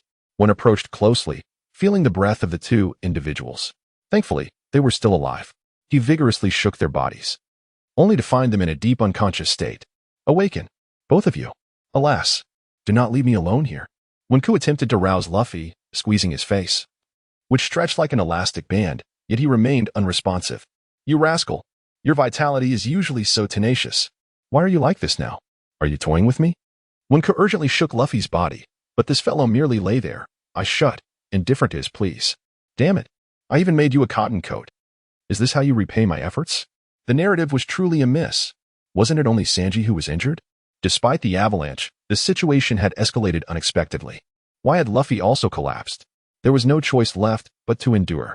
Wen let out a sigh, his entire form expanding to over twice its original size, his rock-like skin becoming even more antiquated and robust.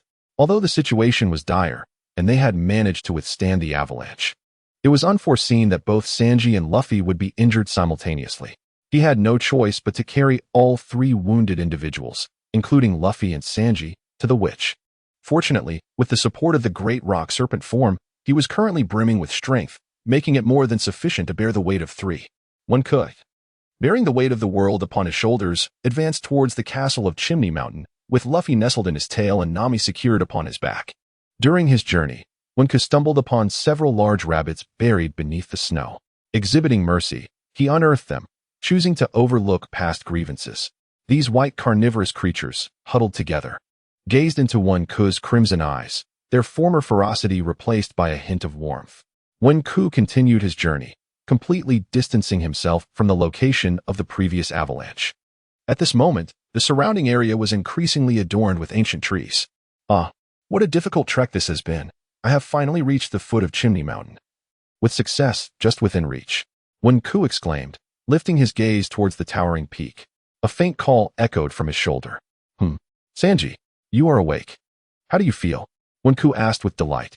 My body aches greatly, perhaps from being crushed by the rubble, Sanji replied weakly. Wenku had indeed underestimated the situation. He had endeavored to widen the tunnel, yet unforeseen pressure still emerged, perhaps explaining Sanji's unconsciousness. You should rest now, with me here. I will certainly ensure you reach a doctor, Wenku said, a gentle smile gracing his lips as he maintained his grip on Sanji's arm over his shoulder. Sanji offered a faint smile before closing his eyes once more, placing his faith in Wenku unwaveringly. The day was waning, yet the snowstorm intensified. This was untenable. Wenku could not recall how Luffy ascended in the original narrative. At the very least, the sun was setting, and the storm was growing fiercer.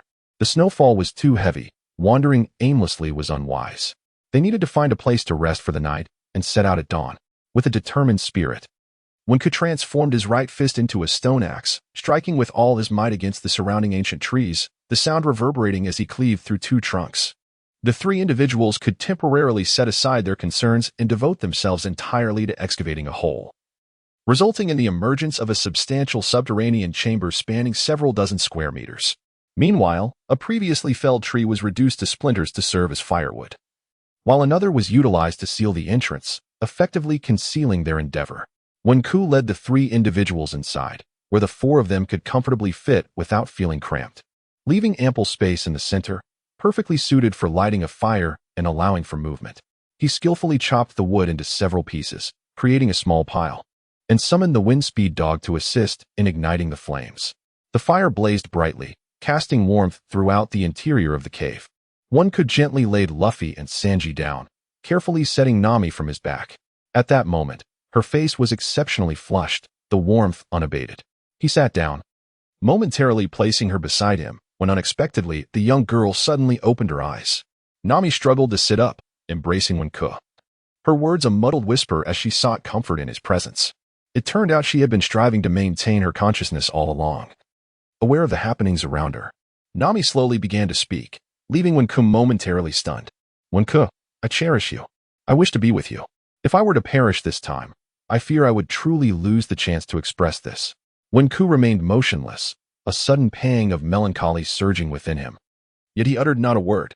In truth, he had contemplated this matter. After all, Nami's affection for him had once soared to a staggering 90. A figure that had left him in a state of disarray.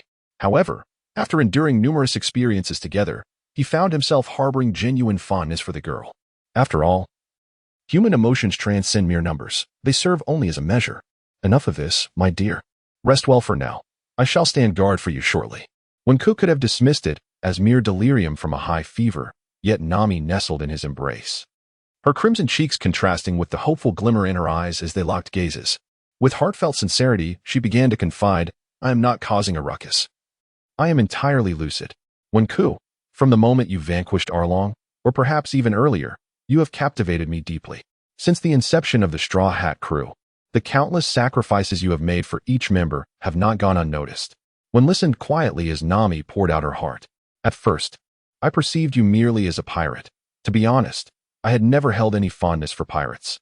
However, the Straw Hat crew is an undeniable exception, as each member aboard strives fervently for their dreams. And you, the last time you were gravely injured, truly terrified me. Do you have any idea how desperate I felt during that moment? You seemed like a being who did not belong in this world from the very beginning. And even now, I find you inscrutable. Yet, none of that matters. I am indifferent to what you possess or who you are. For reality dictates that I hold affection for you. Nami, battling dizziness and physical fatigue, felt compelled to express the depths of her heart. Wenku's features appeared relaxed, yet he found himself unable to fathom the inexplicable flutter of his heart ignited by Nami's affection. Did this flutter signify that Wenku, too, harbored feelings for her? Thus, Wenku, I am acutely aware that once I depart from this world, I shall never again have the opportunity to express my feelings. I cherish you. How do you perceive me? Do you hold any affection for me? Nami's words left her increasingly dizzy. Sentiments she had long yearned to articulate surged forth. As beads of cold sweat trickled down her brow, her quivering voice failing to cease. Such a girl. Wenku, oh Wenku, what qualifications do you possess to betray? Only after making a truly resolute decision can Wenku finally open her heart. Do not utter foolish words. It is only when you are well that we can be together. Wenku gently arranged Nami's orange locks and placed her hat back on. This implies that you have promised me. Wenku, is this truly genuine? Nami's trembling voice grew increasingly indistinct. She could hardly believe her ears. Is Wenku truly willing to be with her? Rest now, dear girl. I have pledged to you, but you must hold on and not succumb. Wenku caressed her head, urging her to rest first. Nami obediently curled up, gradually succumbing to slumber, a faint smile gracing her lips, as if all ailments were but mere wisps of cloud. Wenku tossed several pieces of wood into the fire and glanced over at Luffy and Sanji, relieved to find them unharmed. Concerned that the howling wind and snow might infiltrate their refuge and lower the internal temperature, he settled at the entrance and transformed into a colossal rock serpent, using his formidable body to seal the opening. Wenku cast a glance at the slumbering Nami, then closed his eyes and began to rest. The night on Magnet Drum Island was devoid of stars, with only the swirling snowflakes gracing the air. Yet, even the coldest of hearts can find warmth. The following morning, Wenku led the trio out from the underground cavern. As they continued their ascent, He trekked towards the snowy expanse, oblivious to the pair of eyes observing him from a distance. After traversing several more miles, nearing the foothills where the climb would truly commence, Wenku was lost in thought, neglecting the subtle changes in his surroundings. The famed delicacy of the snow country. Snow transformation. At that moment, Walpole concealed himself within the white snow, mouth agape, poised to devour Wenku while he remained unaware. Fortunately, Wenku's instincts kicked in, prompting him to retreat swiftly and evade the giant maw. That was close. Fire Dragon. Teleport. Wenku instantaneously summoned his formidable ally to aid him. Ha! The lad possesses quite the alertness. You leapt away before I could even bite you. The rotund figure emerging from the snow narrowed Wenku's pupils. Walpole, to think he would be here. Walpole's two henchmen also emerged from the shadows, surrounding him. Damn you. You dare to conspire against me, the king, with an avalanche? You wouldn't mind if I executed you, would you? Walpole glared at Wenku, his mood sour. With 3 individuals on his back, Wenku found himself in a precarious position. Moreover, with the lion-binding rabbit technique at play and the adversary wielding the abilities of the munch-munch fruit, he could not afford to underestimate them. Water bullet Barrett water gun. Wenku attempted his new ability, envisioning and recreating the weapon Barrett from his past life, albeit this time as a water gun. Formed from the moisture in the air, the bullets, also derived from vapor, were indeed weaker, but what could a sniper rifle do? Walpole's henchmen dodged the disturbances created by the Barrett, while the fire dragon unleashed sparks in the air, causing the snow below to melt instantly from the rising temperature. Well, let me have a taste. Walpole, not one to be underestimated in speed, lunged forward, his massive jaws snapping as Wenku continued to retreat. Coupled with the relentless archery from his long-armed companion, Wenku found himself gasping for breath, his expression grave. With 3 individuals still on him, he could not fully wield the power of the great rock serpent, and the longer the battle dragged on, the more unfavorable it became. I believe your stamina is waning. Walpole sneered, having discerned Wenku's predicament. Meanwhile, his henchmen pressed their attack. Water bullet Gatling water gun. Wenku conjured the Gatling gun. Its water gun barrel rotating in mid-air, the blue water solidifying into ice due to the frigid air. Bang! Bang! Countless water bullets mixed with ice shards hurtled towards Walpole and his crew. However, they had anticipated this and scattered to prepare their assault. The long-armed man released 3 arrows in unison. Upon realizing he could not evade, Wenku hastily hardened his body, the arrows striking as if against stone, unable to budge. Just as Wenku faced imminent peril, several white figures sprinted from the distance, positioning themselves before Walpole. Is it truly perplexing, those carnivorous rabbits? Raven, what are you doing? Are you obstructing the way? Why assist this individual? Valpo bellowed in fury. Raven? So, it turns out that the rabbit is named thus. One can observe that these large rabbits have come to aid him, suggesting that acts of kindness do possess their merits.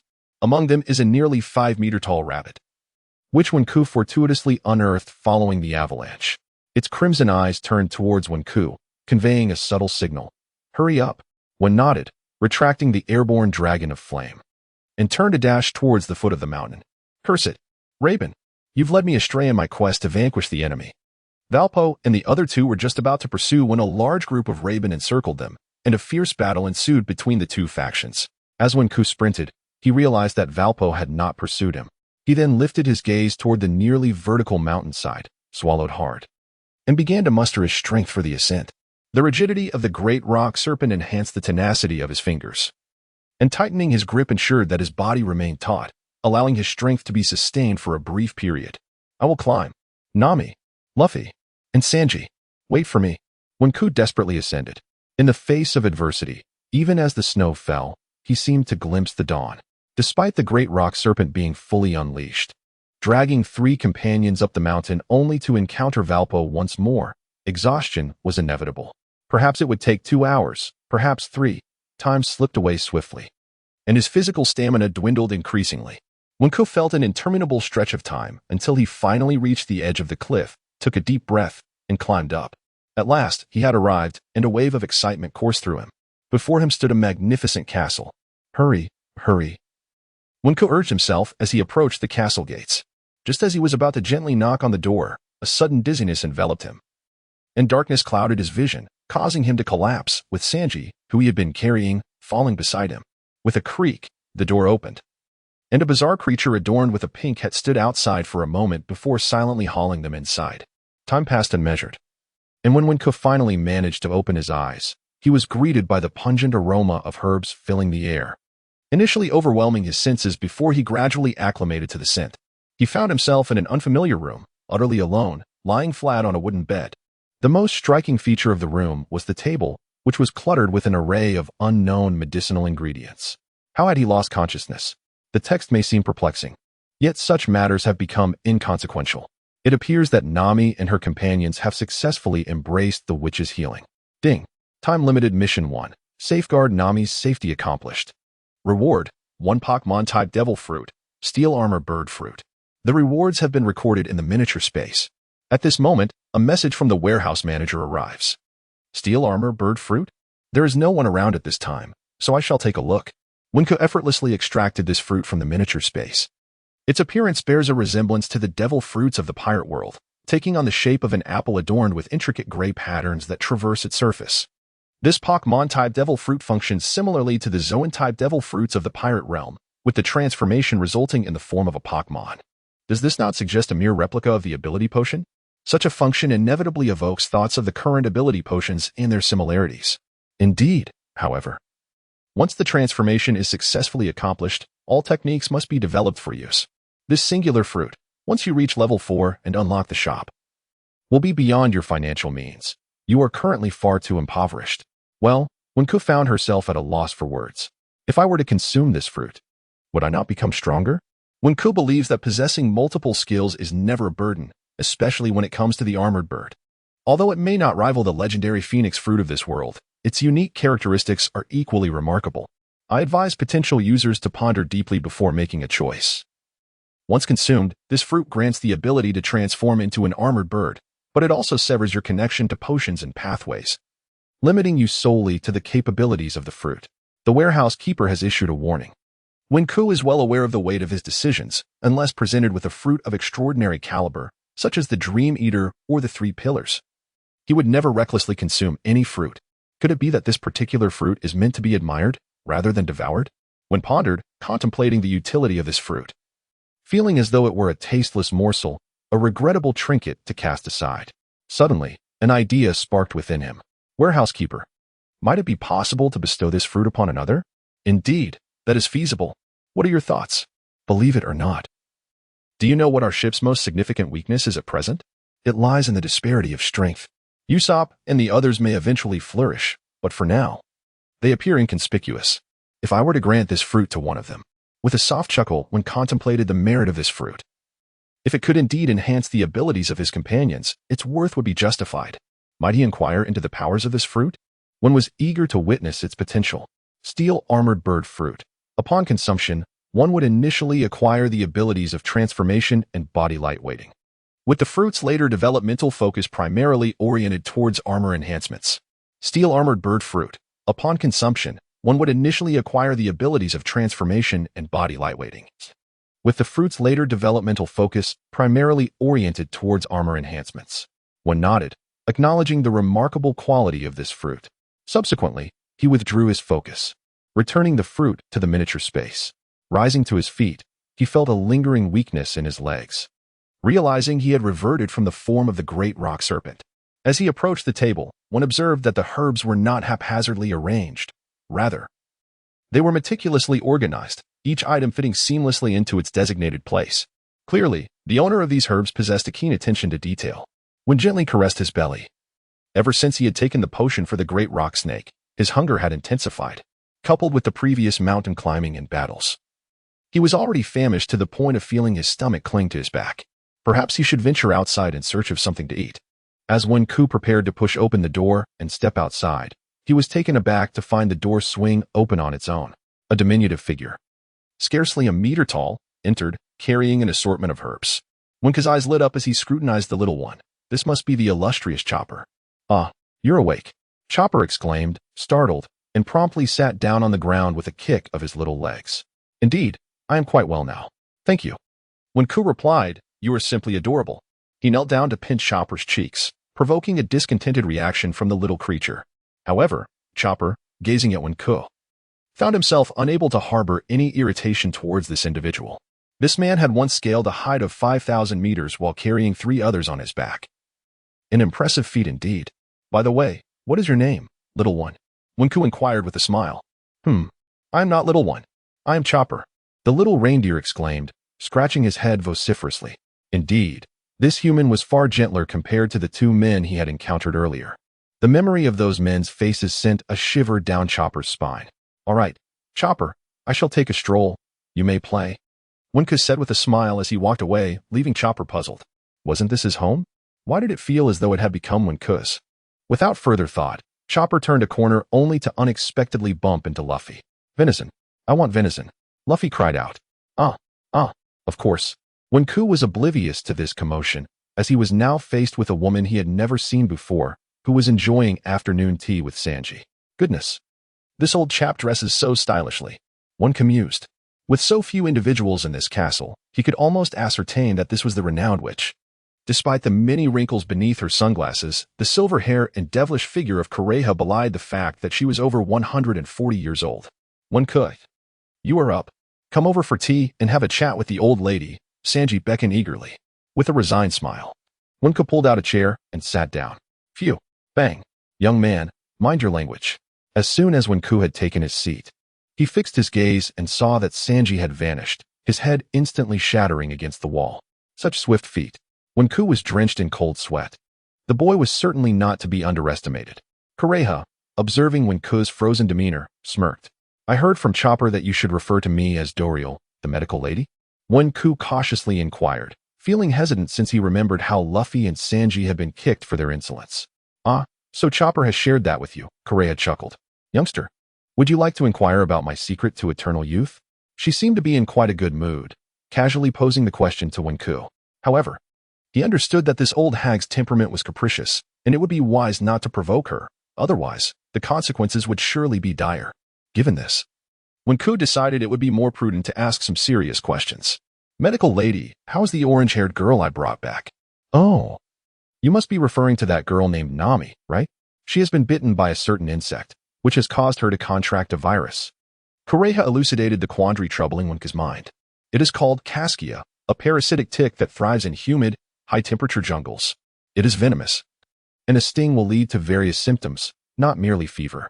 Silence envelopes the scene, revealing the stark truth that even the cherished healing egg is rendered futile. Thus unfolds the tale of the 5-day ailment, with its 5-day incubation period, culminating in a period of eruption. Had Nami delayed her arrival by even a single day, her fate would have been sealed. Kureha speaks of this with an air of casualness, yet within the hearts of Wunk and the upright Sanji, tumultuous waves of dread surge forth. It is indeed a stroke of fortune. A minimum of 3 days is required for the ailment to be cured. Are you able to wait that long? Kureha's gaze remains fixed on Wunk, and only upon receiving his assent does she divert her attention. May I pay a visit to Nami? Wunk inquires. Of course, you may. Beneath Kureha's sunglasses lies a pair of discerning eyes. Just as Wunk is about to proceed, an urgent message from the small world arrives. Trouble brews, Wunk. Your spiritual egg has trespassed. Hurry and take a look. In truth, the warehouse guardian is usually aware of Wunk's name. It is only under exceptional circumstances that the user is referred to as Wunk. What has transpired? Pensive, Wunk pauses in the corridor, allowing his mind to delve into the small world. As soon as Wunk had entered, his eyes nearly popped out of his head. In this miniature world, lightning danced wildly, and the thunder rolled like an unstoppable force across the Yangtze River, relentlessly wreaking havoc upon the realm. What on earth is happening here? Is it not related to that troublesome egg of yours? Hurry and go soothe it. The warehouse guardian urged Wenku to act swiftly. Wenku was truly bewildered as she navigated through the chaotic onslaught of thunder and lightning. Upon seeing Lab injured, she noticed that the other Pokémon also bore various wounds. With the exception of the level 5 Gung Ghost and Charizard, who were utterly unimpressed by such trivialities. This incited a sense of indignation within Wenku. How could they inflict harm upon so many of her beloved Pokémon? If this continued, her prized Pokémon egg would no longer hold its esteemed position. Wenku discovered his base lair, from which the lightning emerged. To his astonishment, an egg suddenly soared into the air. Indeed, it was flying. It burrowed into Wenku's embrace, yet at that moment, the spirit egg was still emitting sporadic bolts of lightning. The golden electrical currents coursed through Wenku's limbs, leaving him in a state of shock and paralysis that startled him. Bang! A slight dizziness accompanied the explosion, causing smoke to rise from his skin. This electricity is unbearable. Wenku exclaimed, expelling a plume of black smoke from his mouth. Gazing at the trembling egg in his arms, he found it impossible to muster any anger. Well, here you are again, playing the victim. But I see through your act, Wenku sighed softly. It truly misses you, thinking that if you ignored it, it would launch a protest revolution to test the waters and your limits, the warehouse keeper remarked with a wry smile. If you weren't Pikachu, who would believe this? It's shocking. Wenku gazed back at the small world, which had been ravaged by golden lightning, now reduced to a mere shadow of its former self. The user need not worry, for as long as life endures, the small world shall gradually restore itself, reassured Warehouse Kuin. Wenku gazed helplessly at the spirit egg, acknowledging its triumph. It seems I must keep you close, lest you wander astray. The spirit egg was transported back to Wenku, who cradled it delicately in both hands before carefully placing it into her belly pouch. Ever since the spirit egg came into her possession, she had carried the pouch with her at all times, and the spirit egg had grown accustomed to the warmth of its embrace. Wenku stood quietly behind, observing Nami as she rose. The girl with the orange hair seemed oblivious to Wenku's presence, busily tinkering with something in her hands. What could she possibly be up to? Wenku did not dare to disturb and quietly stood at the back. Warehouse Lord, could you kindly check Nami's affection towards me? Ding. Currently, the affection meter reveals that Nami's data for Wenku stands at 99. It is advised that the user continues their efforts beyond 100. Nami will undoubtedly remain steadfast and loyal. Indeed, Wenku withdrew his thoughts, quietly observing Nami, as if the two of them were captured in a still frame. Ah, you both are here. No one anticipated Chopper bursting through the front door, nearly frightened to the point of losing control by the cruel antics of Luffy and Sanji. Upon seeing Nami, he quickly retreated. Nami paused for a moment. Two people? Turning around, she beheld the figure she had longed for. It was her man, Wenku. You're awake, Nami exclaimed with a smile. Yes, I came to see how you were faring. Wenku approached Nami and gently placed his hand on her forehead. It seems you no longer have a fever. Nami's cheeks flushed slightly, her tone softening. What's the matter, girl? Wenku glanced down to see the needlework in Nami's hands, his eyes filled with surprise. Nami also engaged in needlework? Oh no, it's not finished yet. You mustn't look. Nami shyly withdrew her sewing, recalling the same expression on Kuina's face when she had requested it from her. Win, with an air of indifference, raised his hands in a gesture of nonchalance. You said it was settled. From now on, you shall be my man, and you must take responsibility for me. Do not abandon me. Nami retrieved the fabric, lifting her head to fix her gaze intently upon Win, the remnants of her recent illness evident in the bloodshot hues of her eyes. Have I done anything wrong yet? Wenku managed a wry smile. However, since Nami had expressed herself in such a manner, he felt compelled to adopt a formal stance. In truth, he harbored deep affection for Nami. The experiences he had amassed over the past 6 months far surpassed those of his 2 decades in his previous life.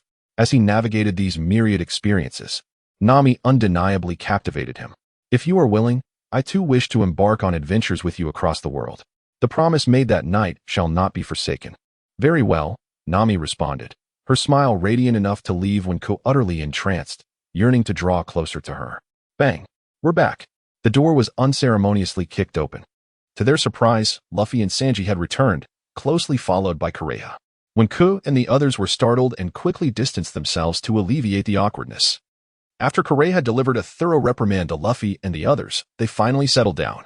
Upon hearing Luffy's intention to invite Chopper aboard, Kureha offered a rueful smile and shook her head, recounting the poignant tale of Chopper's childhood and his vow with Dr. Hirulik. This revelation left Wenku and Nami with a complex mix of emotions as they learned of the hidden story behind the little reindeer, Chopper.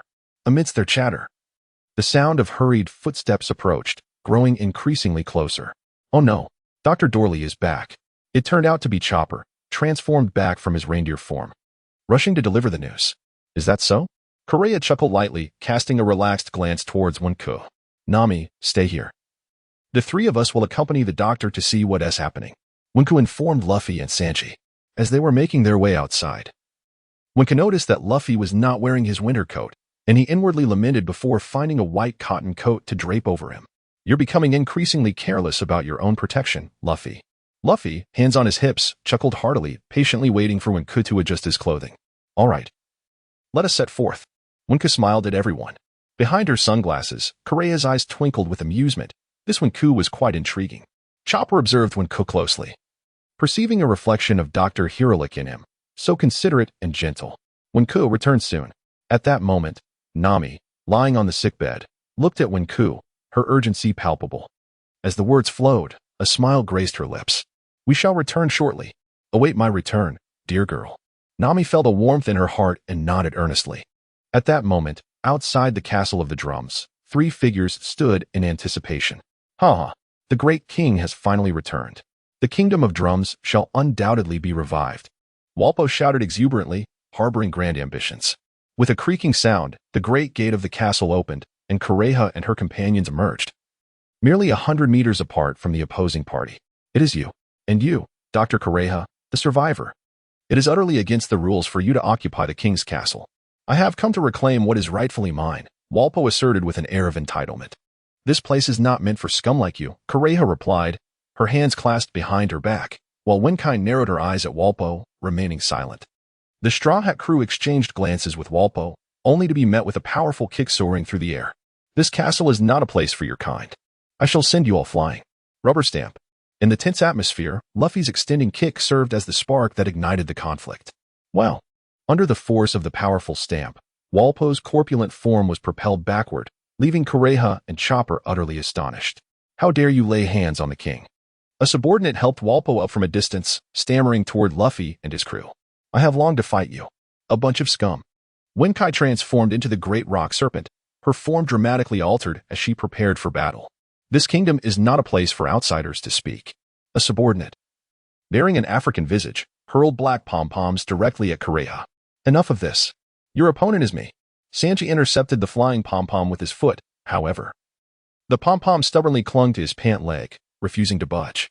When, after retrieving the spiritual egg, rested his forehead in contemplation, observing Sanji as he incessantly swayed his foot. Unable to suppress a sigh at the peculiarities of these adversaries, the static fluff ball could indeed be deemed an audibility. Thus, Luffy engaged in battle with Walpole. When confronted the long-armed man, and Sanji faced off against the African man, the Straw Hat crew commenced their fierce confrontation with the trio of Walpole. Wenku is not the type to indulge in grandiloquent rhetoric. In the world of pirates, strength is the undeniable truth. I am yet unaware of your name, he said, gazing at the long-armed figure. Jess offered no further words, as 3 arrows had silently been nocked. Wenku's eyes gleamed with anticipation. Whoosh, whoosh, whoosh, in rapid succession. The sharp arrows whizzed past Wenku's cheek. The arrows are astonishingly swift. Quicksand hell.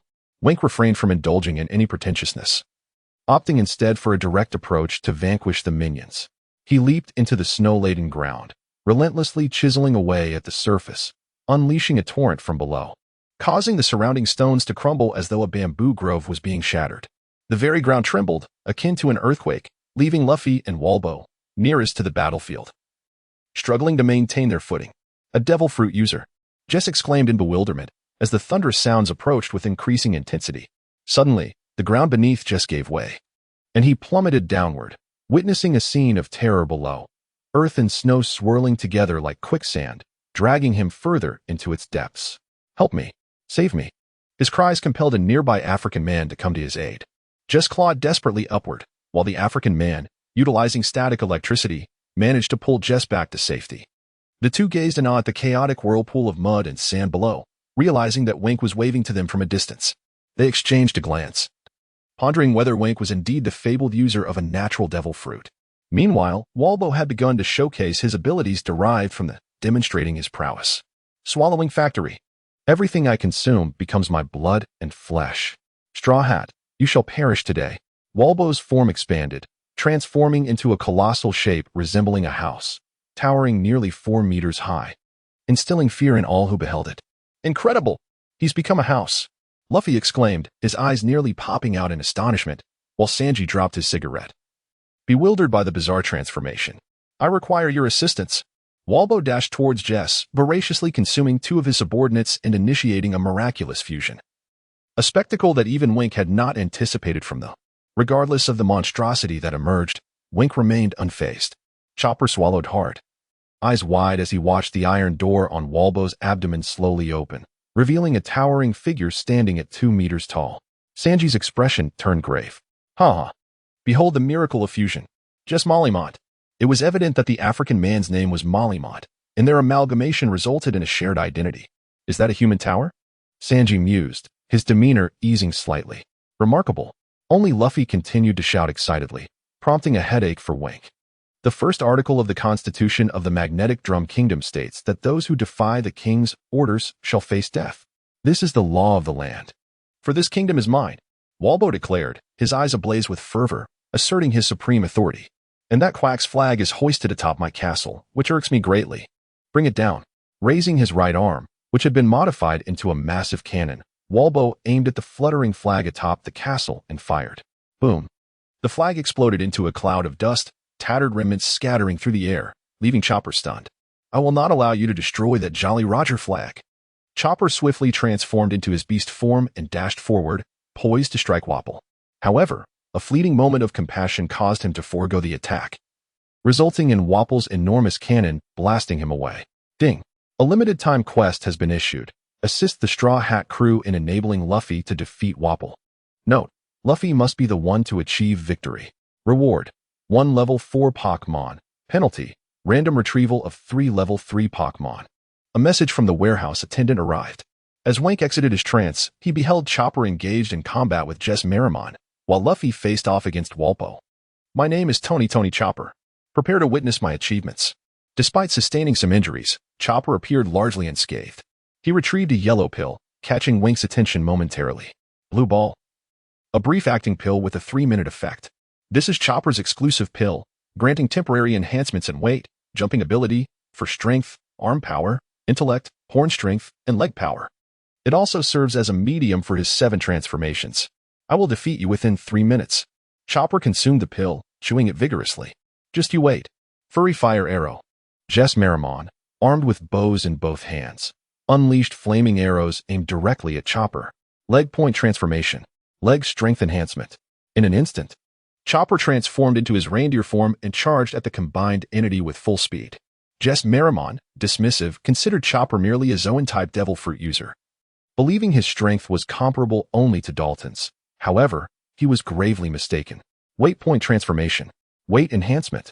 Chopper shifted into his hybrid form, causing the combined entity to lower its guard, ready to overpower Chopper swiftly. Super Furry Ball 4. Great Clubs of Doom. Jess Marimon brandished 4 massive clubs, each grandiosely named. Jumping transformation. Jumping enhancement.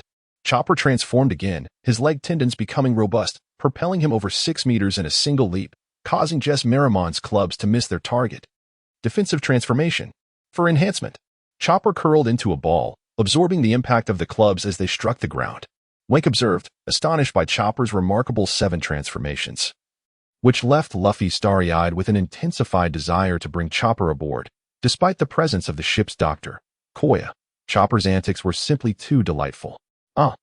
Can a Zoan-type devil fruit user possess such intricacies? I refuse to believe it. Enraged, the combined entity charged at Chopper, wielding the clubs. Upper arm point transformation. Upper arm enhancement. Chopper's meatball form dissipated, his arms swelling to tremendous proportions, akin to Wank's earlier display of incredible strength, as he delivered a single punch that shattered Jess Marimon's club. How is this possible? The unfortunate duo found themselves incredulous, gripped by fear at Chopper's bizarre transformations. No, I refuse to accept this. Allow me to demonstrate Super Furry Ball 4.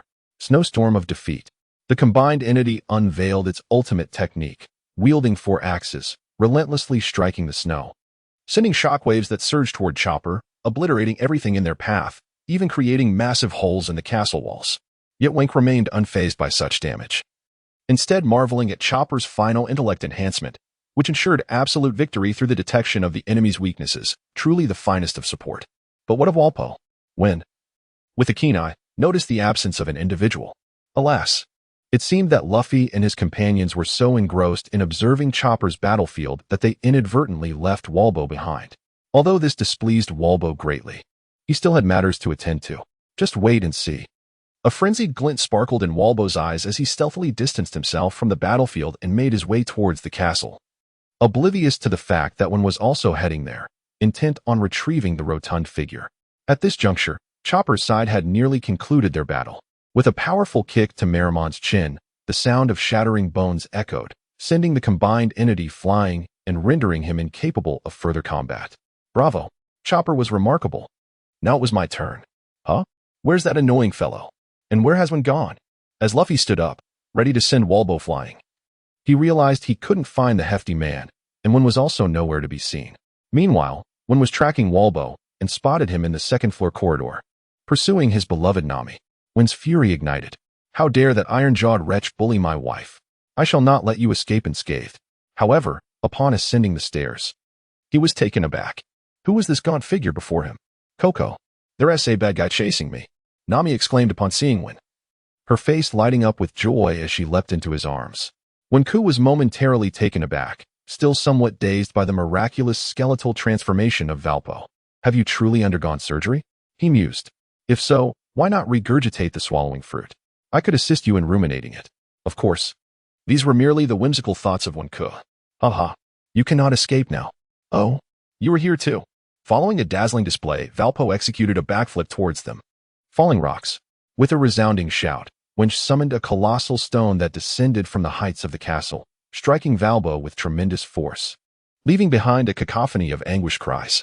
The thunderous impact of the falling boulder sent Valbo careening away, ensuring the safety of Winch and Nami. Cradled in Winch's embrace, Nami found solace in his warmth, her breath mingling with the cool air, rendering it less frigid.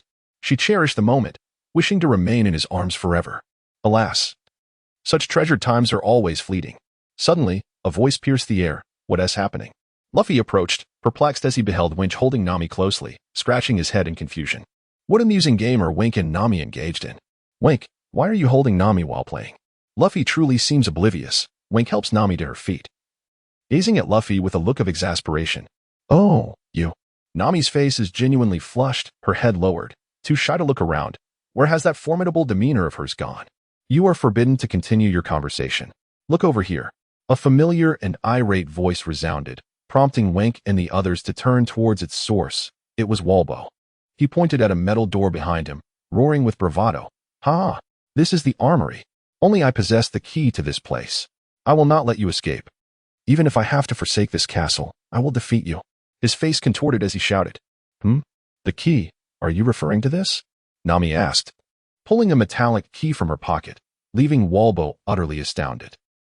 I have other means. He then dashed up the stairs with all his might.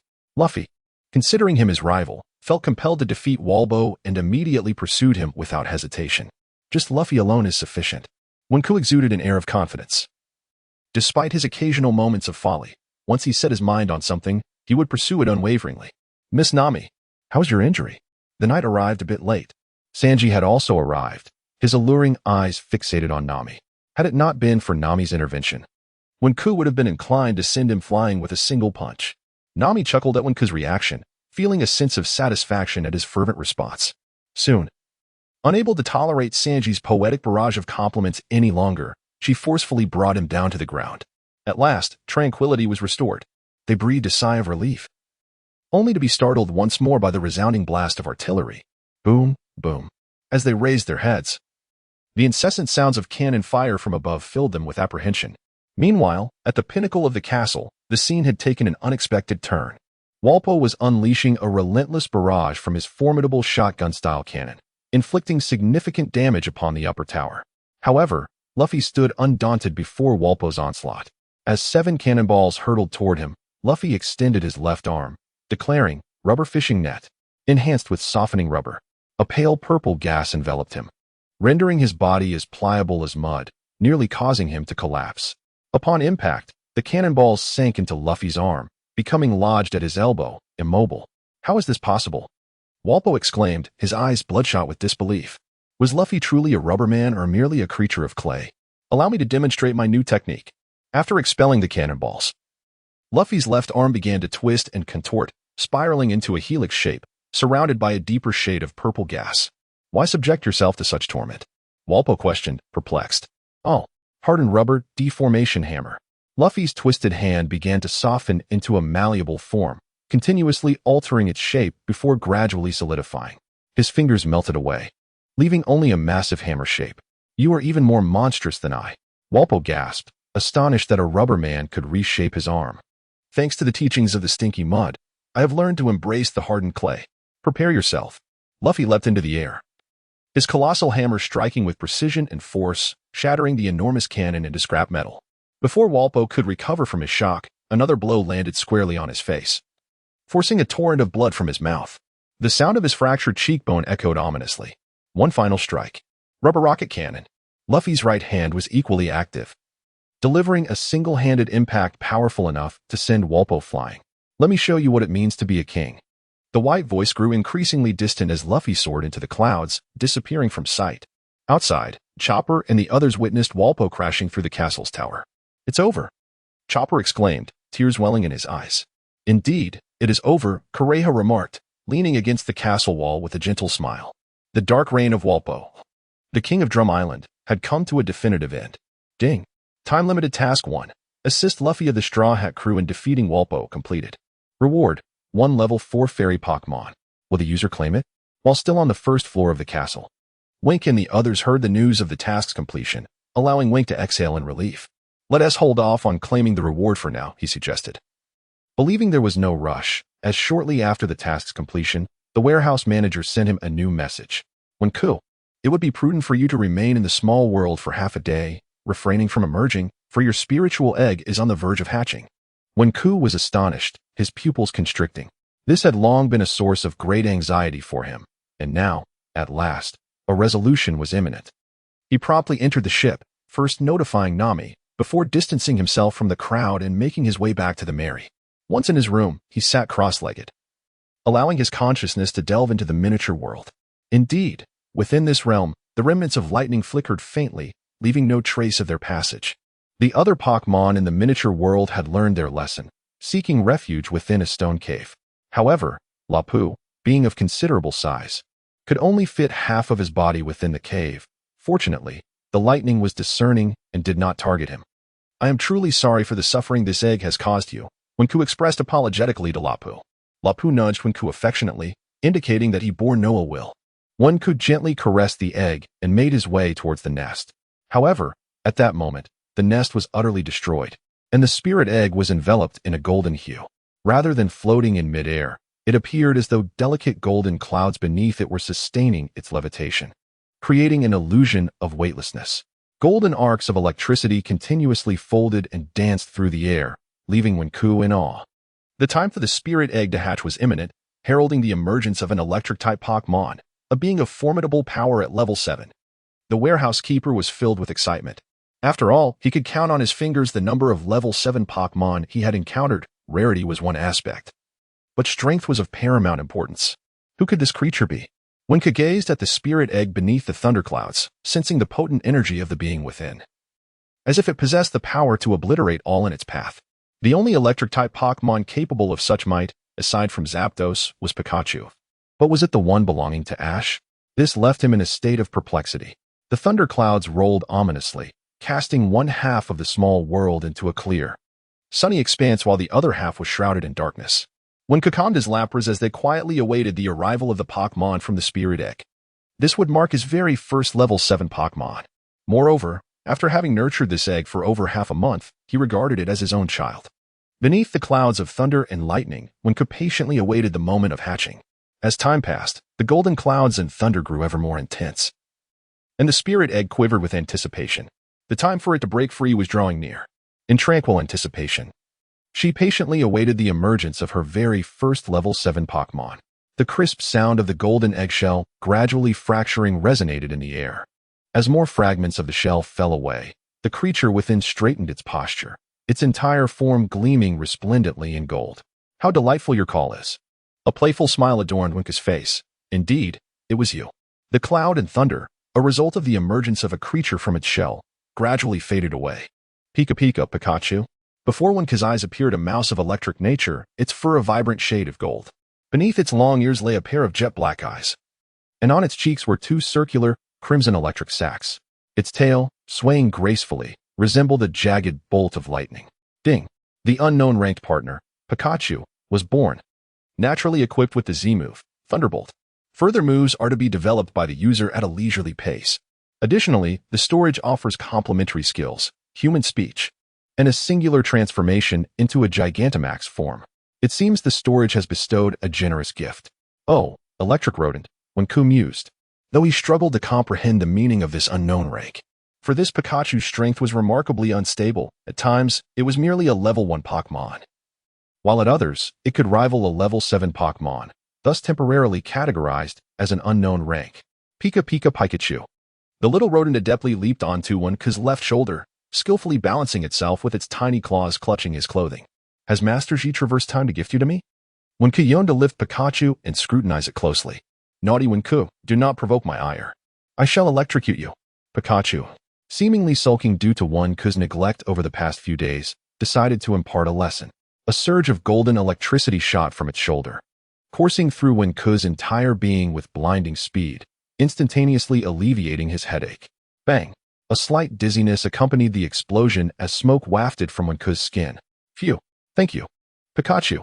Wenku exhaled a cloud of black smoke, the electric shock miraculously curing his headache, a treatment he whimsically dubbed electrotherapy. Humph.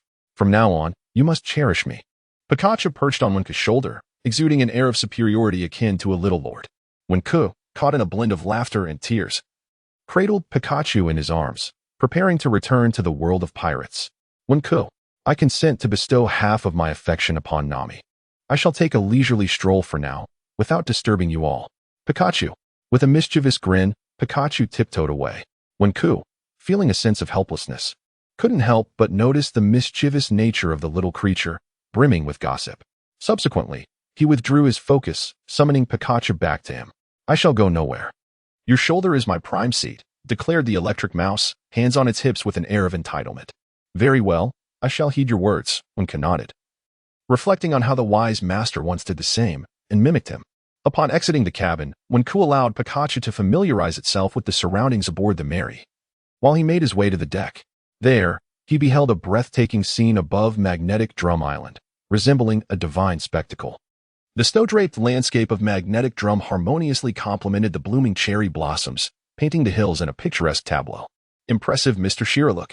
Ha ha ha. Wenku, what are you doing standing there? Let us drink. Just as Wenku was lost in thought, Sanji approached with a bottle of liquor, his eyes lighting up upon seeing Wenku, and he eagerly pulled him along for revelry. Brother, weren't you just about to relieve yourself? In his excitement, Sanji forgot his earlier intent. Wenku observed Luffy and the others celebrating Chopper's arrival with drinks and dance, shaking his head in bemusement. Very well. Let us indulge in merriment. Let us dance. In the dim light of the evening, Wenku observed the bashful Chopper, who, embracing the local customs, joined Luffy and the others in a lively dance, engaging in spirited games and revelry. Time slipped away, and before long, darkness enveloped the surroundings. Ha! Today has been a delightful indulgence. After pouring drink after drink for the others, Wenku leisurely made his way toward the cabin. As the night deepened, he noticed a tall silhouette standing at the doorway. Who could it be? It's me. I've been waiting for you to discuss something, Nami's voice echoed from ahead. What is it, girl? Did you have to wait until Usopp and the others fell asleep? Wenku, clutching the bottle, reeked of alcohol, his gaze hazy as he looked at Nami. The silhouette swayed, and Nami embraced him, for this man had become one of the most significant figures in her life. I miss you.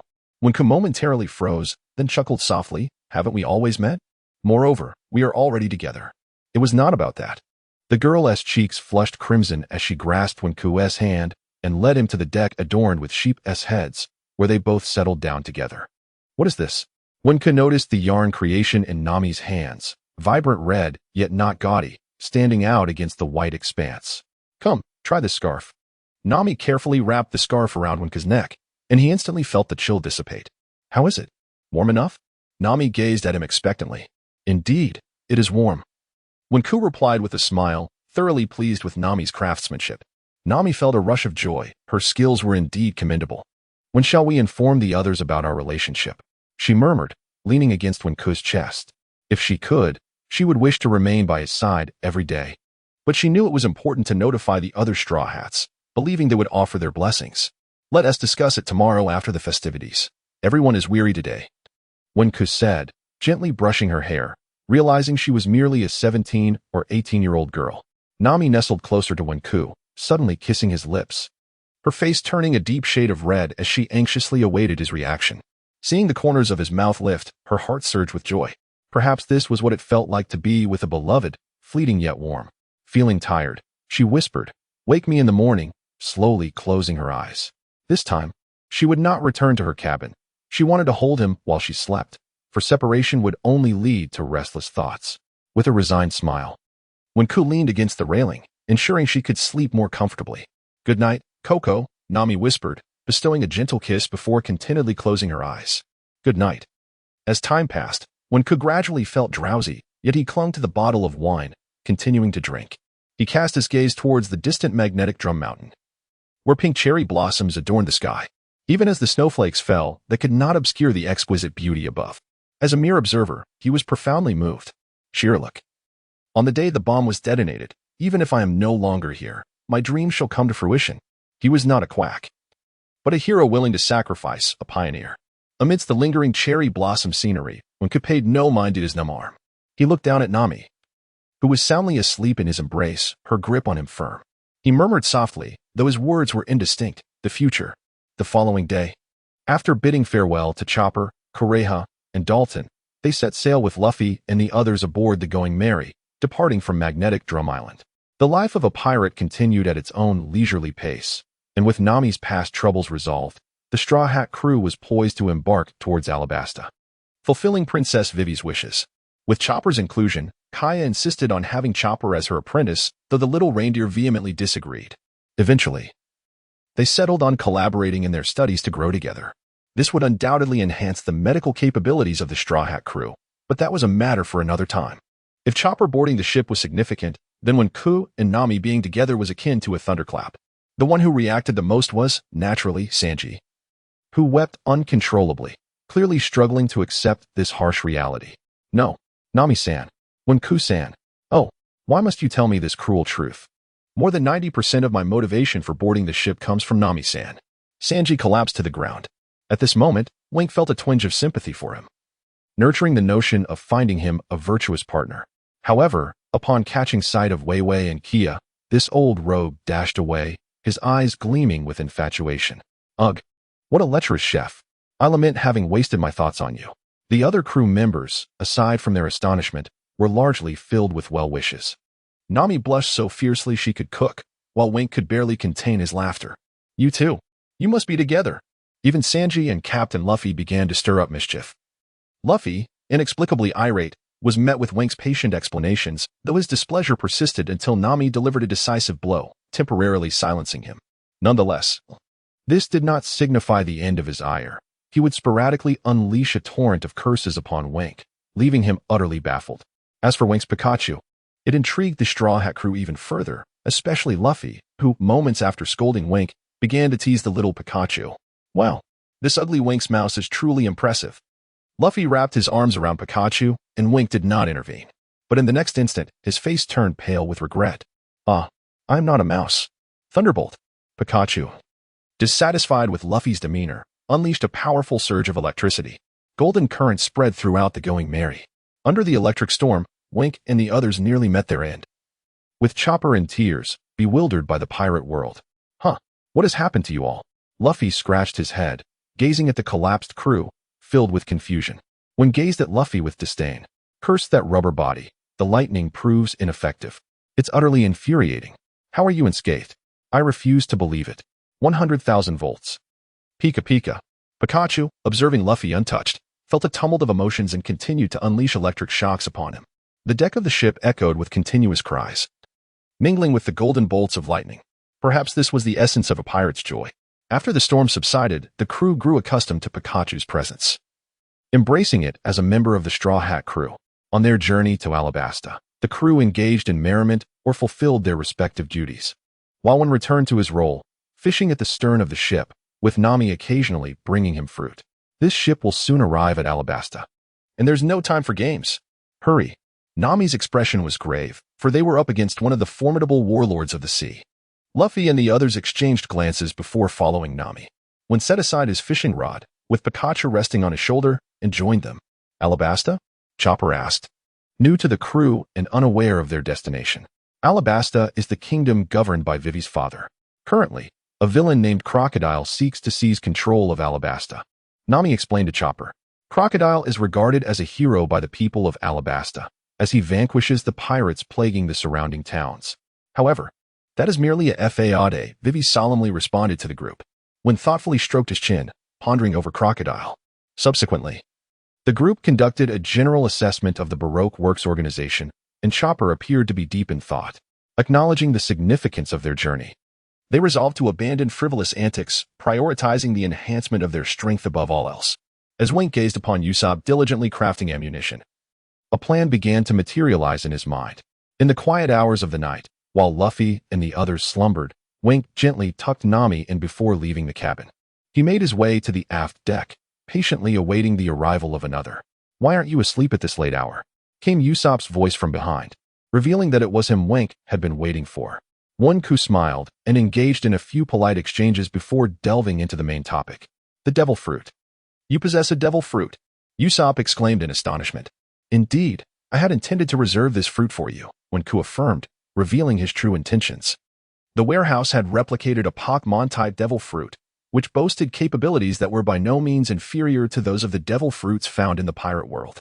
He had contemplated for quite some time on who would be worthy of consuming this fruit and ultimately concluded that Usopp was its rightful owner. As a sharpshooter, Usopp, when paired with the armored bird fruit, could potentially dominate the skies in the future. This was the enhanced version of Usopp that Wonku envisioned.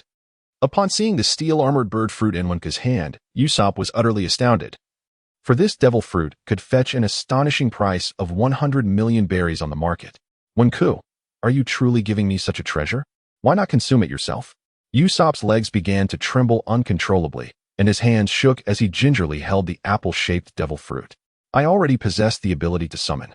This fruit is better suited for someone destined for it. However, I must caution you that this is a Zoan-type armored bird fruit. Naturally, if consumed, a certain degree of ineptitude is unavoidable," Wonku remarked with a resigned smile. As Usopp gazed at the fruit in his hands, he began to weigh the pros and cons. On one hand, his dream was to become a courageous warrior of the seas. On the other, he felt the need to pursue a higher echelon of power. In truth, Usopp was acutely aware of his current standing within the Straw Hat crew. Although he held the position of sharpshooter, his strength and role were not commensurate. Luffy, Wonku, Zoro, and Sanji were the recognized mainstays of the crew, while Usopp did not dare to hope for a place among them. Strength was something to be attained later. At present, he was far from being the Sniper King. The bravado he displayed, akin to fireworks, could not mask Usopp's timid nature. "I have made my decision. I will consume it. I will become stronger. I, too, wish to possess the ability to protect the crew." After a prolonged silence, Usopp arrived at what he believed to be the most significant decision of his life. Wonku nodded, recognizing that this was indeed the armor bird. As for the development of its abilities, it would depend on Old Wu's own fortune. Should he swallow it whole, or consume it differently?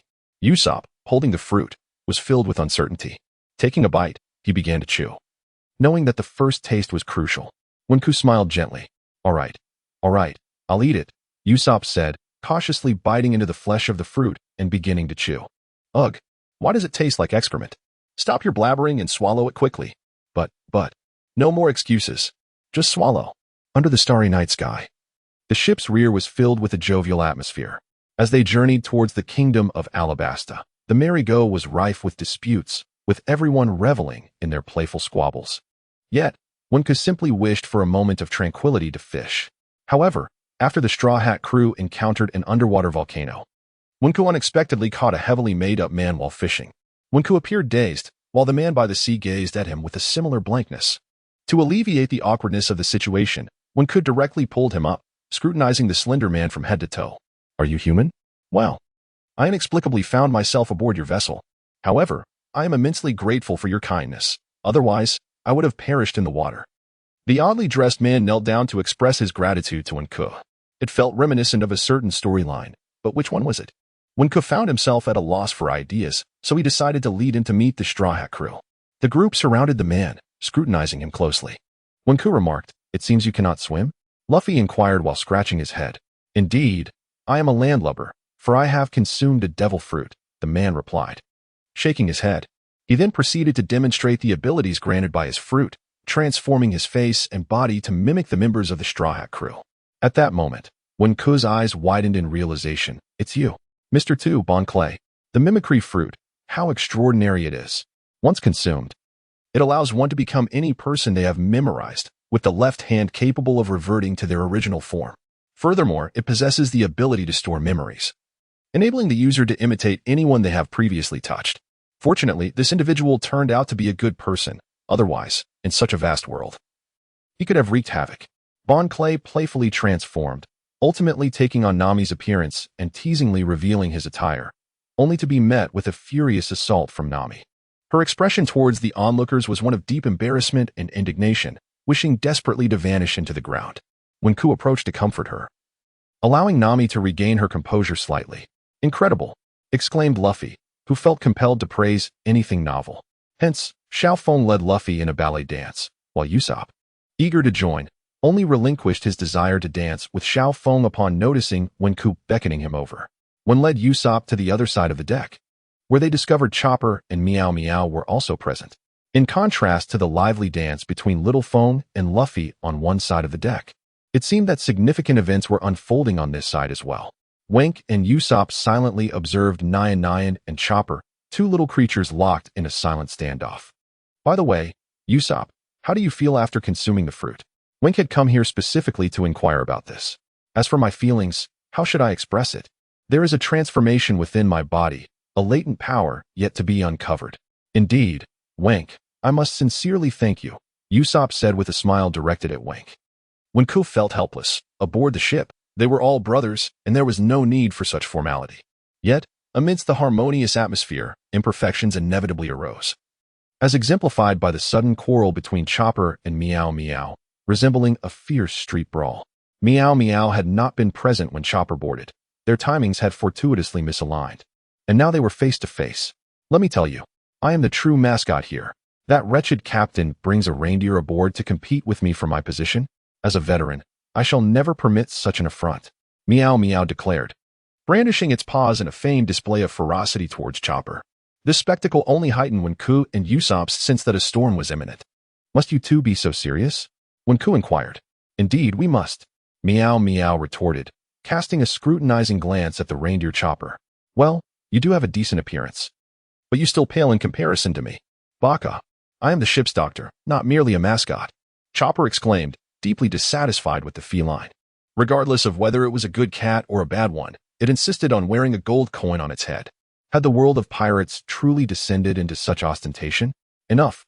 Arguing is futile. You must take action to prove yourselves." Suddenly, Pikachu leaped down from Wonka's shoulder and approached the two lively characters. "Greetings, big brother." "Greetings," Meow Meow exclaimed. At once, Chopper and Meow Meow ceased their bickering and showed utmost respect towards Pikachu. Naturally, when a jolt of electricity was involved, what could they do but fall silent? Chopper and Meow Meow both recognized Pikachu's formidable electric power. Throughout the ship, only Luffy, Wenku, and Nami could contend with it. For the others, avoiding its wrath was the wisest course. "You need not be so formal. I find your dispute quite intriguing. Why not engage in a battle? The victor shall claim the title of mascot," Pikachu suggested. Wenku and Usopp exchanged glances, while Meow Meow and Chopper scratched their heads in silence. "What is the matter? Have you lost your courage?" Pikachu, hands on hips, regarded Meow Meow and the others with a serious expression. "I disagree. I am the ship's doctor and have no interest in competing for a mascot title." Chopper, arms crossed, considered the notion of mascotry to be rather juvenile. "Huh. I see you lack the courage. Your timidity rivals that of Usopp," Meow Meow proclaimed, lifting his head with pride while subtly calling out Usopp. Ahem. Usopp felt an acute embarrassment. Even a cat could casually mention this acknowledged fact, leaving him somewhat disheartened, and he vowed to earn their respect. "All right, let us have a contest. If I don't teach you a lesson, then I, Chopper, am not a member of this crew." Angered, little Chopper prepared to throw a punch. "Take this." The chaotic clawing of Meow Meow King. "Meow, who would fear you? I don't even need to consume a soba ball to handle you." Chopper transformed into his beast form, his size dwarfing Meow Meow. "You are but a mountain. Today, I shall scratch you thoroughly." Meow, the complex emotions of Meow Meow nearly made me forget about the reindeer devouring the devil fruit. However, King Meow Meow is not to be underestimated. Donning protective goggles and wielding a small hammer, he commenced an unrelenting assault. In the end, a brawl ensued, with Wink and Usopp on the verge of slumber, while Pikachu watched with rapt attention. "Perhaps one of you could be the left auspicious and the other the right." Wink rubbed his forehead, feeling as if his mind were mired in glue. Only Nami, Vivi, Monday, and Kaya observed the ruckus from above the main deck, witnessing a chaotic scene of joy and combat. Nami's gaze occasionally drifted towards Wink, her radiant smile unwavering. Meanwhile, Vivi, watching Nami, stifled a laugh. At that moment, Monday's eyes glistened with unshed tears, grappling with her acceptance of Wink's choice, yet ultimately wishing them a blissful union. Kaya held a happy in her arms, frequently glancing at Usopp. Regardless of his character, he was the finest presence in her eyes. Thus, the entire Mary was enveloped in a jubilant atmosphere.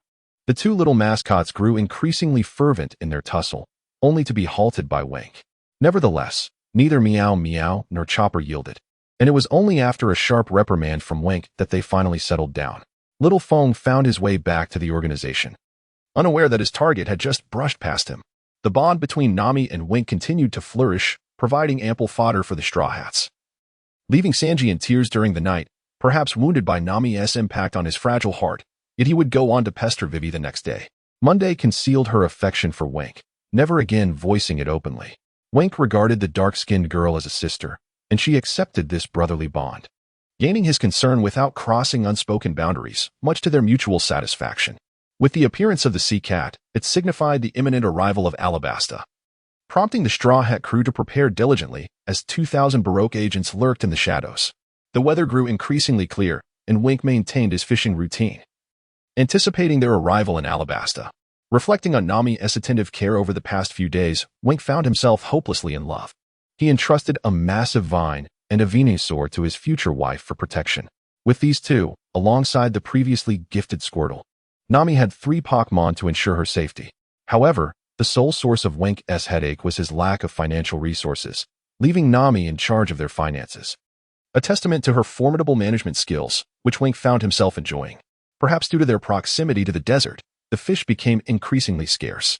As Wink languished in boredom, he was interrupted by the irate shouts of Warehouse Coin. "Damn it, Wink. Are you going to claim that limited-time mission reward or not? Otherwise, you want to receive it next time." The reason for not drawing is simply the desire to come together and indulge in a delightful experience. Yet unexpectedly, the warehouse gentleman refused. "Draw, it must be done." Wink chuckled. "Ding. Limited time task 1. Please assist the Straw Hat Crew's Luffy in defeating Walpole. Reward: a level 4 Pokémon, the Masked Ninja. The reward has been transmitted to the small world." A masked ninja? One vaguely recalls that it hails from the Funyuan region, but beyond that, he knows little and intends to summon it when the time is ripe. On the foredeck, Vivi and Nami are engaged in light conversation. Nami, is one truly as remarkable as he seems? Vivi teased, a playful smile gracing her lips. "He is the finest person in the world," Nami replied, her cheeks tinged with a rosy hue, sweet memories of when flooding her thoughts. Feeling a bit bashful, she deftly shifted the conversation to future plans. "Do you have a strategy to thwart the rebellion?" Nami inquired, her gaze fixed on the Mary as it approached the desert kingdom. Vivi, momentarily taken aback, recognized the validity of Nami's concern, considering her status as a princess. "There are methods, though I cannot guarantee their efficacy. I merely hope the insurrection does not arise prematurely," Vivi replied, her expression grave. Observing her seriousness, Nami refrained from pressing further, trusting that Vivi would find a way to restore peace when the time came. The ocean currents carried the Mary across the waters, and the distant land beckoned the Straw Hat crew to gather. Vivi's eyes sparkled with excitement. "Alabasta, we have finally arrived." Stretching before them were vast expanses of dunes, the scorching sands beneath their feet a testament to this sweltering world. The region is reminiscent of ancient Arab nations where the scorching desert climate predominates. Now Yohala, a town situated in the coastal area of our country, stands out prominently among the towns within the nation. Vivi is well acquainted with the major towns of her homeland, and Naohala holds a notable reputation throughout the entire country. When gazed squintingly at the distant Rahara, realizing that reaching the palace would require some time. At this moment, Pikachu perched on his shoulder, curiously surveying the enchanting desert landscape. Karu turned to observe the surroundings and suddenly spotted a familiar sailboat, its unmistakable Mr. 3 insignia clearly visible. Ah. The group was drawn by Karu's exclamations, and upon following the sound, they too beheld the docked vessel, signifying that the previously vanquished Mr. 3 had also arrived at Rahara. "What? This fellow is still alive?" Usopp inquired, hands on his hips, feeling perplexed. "This is troubling. If he is here, We may be easily recognized, Zoro expressed his concerns, while Vivi and Karu shared their unease. Once we disembark, do not act recklessly. Nami, understanding the gravity of the situation, cautioned as she scanned the group. This time, as everyone prepared to leave the ship, utmost caution was required. Except for Luffy, who was engrossed in picking his nose. Nami's warnings seemed to go in one ear and out the other. The food supply aboard had dwindled in recent days, leaving the captain quite famished. The Mary docked along the coastline, and Wen and the others disembarked together, with Luffy particularly eager. Restaurant! Restaurant! I want to eat! Captain Luffy exclaimed, racing ahead and leaving the others behind as he sprinted towards the town. Shouldn't we go after him? Chopper queried, considering that he was the captain of their vessel. Luffy will be fine. There's no need to worry about him. He will return of his own accord sooner or later, Zoro calmly reassured, with silence enveloping the surroundings. One cannot help but wonder if the directionally challenged individual will indeed return. Consequently, he summoned the King Swallow, hoping it would accompany Luffy and ensure his safety. Oh my! The ground is unbearably hot. Meow after a sharp yelp from its burnt paw. The little cat swiftly climbed atop Usopp's head. Is it really that bad? The ground doesn't seem excessively hot, does it? Usopp scratched his head. While the earth was indeed warm, it did not warrant such a dramatic reaction. It's scorching hot. Meow if it feels too hot. Perhaps you should remain on the ship. I refuse. Meow all right. Enough of this chatter. Let us hasten into the town. As Wink observed the banter between Old Wu and Meow Meow escalating, he pressed his forehead in exasperation. These lively characters were far too restless. Subsequently, the group entered the city, where Vivi noticed the bustling crowd and lively streets. Her expression easing as she realized that the chaos of the rebels had yet to reach this place. When Nami inquired about their next course of action, Vivi hesitated for a considerable time before revealing her plan. To the northwest of this town lies an oasis known as Yuba, which serves as the stronghold for the rebel forces. I intend to go there first to quell the uprising, but the narrative unfolds with the understanding that the Straw Hat crew must traverse the desert to reach Yuba. Thus, we must prepare provisions of water and food, along with additional supplies, to successfully cross the arid expanse. Nami currently oversees the situation.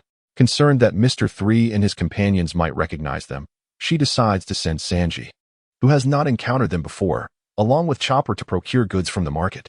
When Ku could follow the crowd, and the warehouse keeper sent a task notification. Upon perusing the message, When Ku was pleasantly surprised to discover a long-awaited hidden mission. Ding! A limited time task was announced. Task 1, Golden Level Hidden Task 9. Final point: the user is required to capture a desert lizard. The specimen must maintain a completeness of no less than 95%. Reward: 1 opportunity for Pokémon evolution and a feature awakening agent. Penalty: all Pokémon will be forfeited. What does final point mean? Warehouse keeper. When Ku inquired. The final point signifies the conclusion of task segmentation, the warehouse keeper explained. This golden level hidden task comprises a total of 9 parts, of which the user has completed 2. The rewards for successful completion are substantial. So I encourage the user to persevere. What is a feature awakening agent? When Ku asked, perplexed. I will reveal that to you once you complete the task, replied the warehouse keeper. It is an item that users of the 4th level shop cannot afford. When Ku felt dissatisfied with the warehouse keeper's response, yet recognized the necessity of diligence in their work. Where should I search for the desert lizard? The text may be somewhat unclear.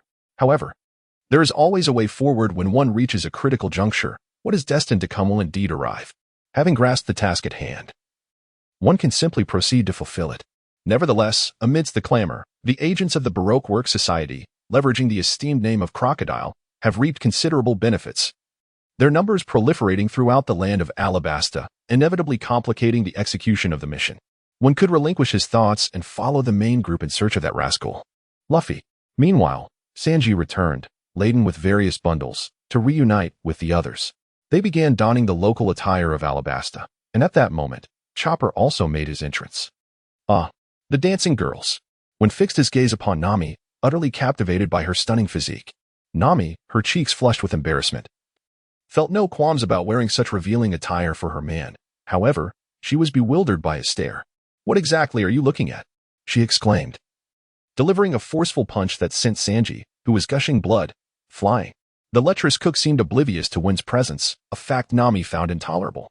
Sanji stubbornly managed to rise from the ground, only to shower compliments upon Vivi and Kaya, while simultaneously mocking Zoro, and Usopp's outfits. Hey, Sanji, why not praise my sister? Isn't she a woman? When interjected with a chuckle. This prompted Sanji to turn and scrutinize the muscular figure of Monday, sweat trickling down his brow. Am I beautiful, Sanji? Monday inquired, his large hand resting heavily on Sanji's shoulder. Not beautiful, too ugly. Beautiful. Yes, beautiful, Sanji stammered. But his words were cut short as a powerful uppercut from the formidable woman sent him crashing to the ground. One looked at Chopper, who lay there in a state of exhaustion, and inquired about the reason for its condition. It turned out that Chopper's nose was exceedingly sensitive, unable to tolerate the scent of perfume. When contemplated for a moment, then removed the pouch that had previously housed the spiritual egg and fashioned it into a makeshift mask. Wearing this should provide you with some relief, he said, gently placing it on Chopper's face, which visibly eased the little reindeer's discomfort. Upon witnessing One's kindness, Nami ceased her application of perfume and took One's hand, requesting that he create a mask for her as well, further aggravating Sanji in a comical manner. With their objective of acquiring supplies accomplished, the group prepared to set forth towards Yuba to embark on their desert journey. However, Luffy had yet to return, leaving everyone to search and wait in anticipation.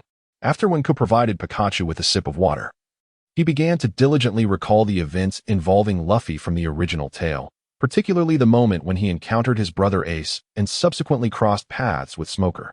Nevertheless, it seemed of little consequence to him. He resolved to wait patiently. Meanwhile, Old Wu and the others scoured the area in search of something, only to be confronted by an uninvited guest, the Navy. This unexpected development left them perplexed, prompting them to hastily return to communicate their findings. The Navy? Wenku's expression grew grave. The commotion in the back streets caught the attention of Nami and her companions, who soon discovered that the Navy was apprehending pirates. And to their astonishment, the pirate in question was none other than their own Luffy. Good grief. You truly know how to stir up trouble. Wenku. Zoro. So it turns out you were here. I'm coming. Luffy waved as he dashed towards them, prompting the Navy to take note of his associates and prepare to apprehend them all together. A man in white attire, smoking a cigarette, accompanied by a young man wearing an orange cowboy hat, followed closely behind Luffy. Wenku's pupils widened. The man in the white Navy uniform was none other than the earlier Smoker, while the other was undoubtedly the renowned Fire Fist Ace, wielder of the Mera Mera no Mi, and Luffy's sworn brother. Simultaneously, Smoker's gaze fell upon Wenku, and he was overwhelmed with emotion. His face alight with joy. I have finally found you. This time, I will not let you escape.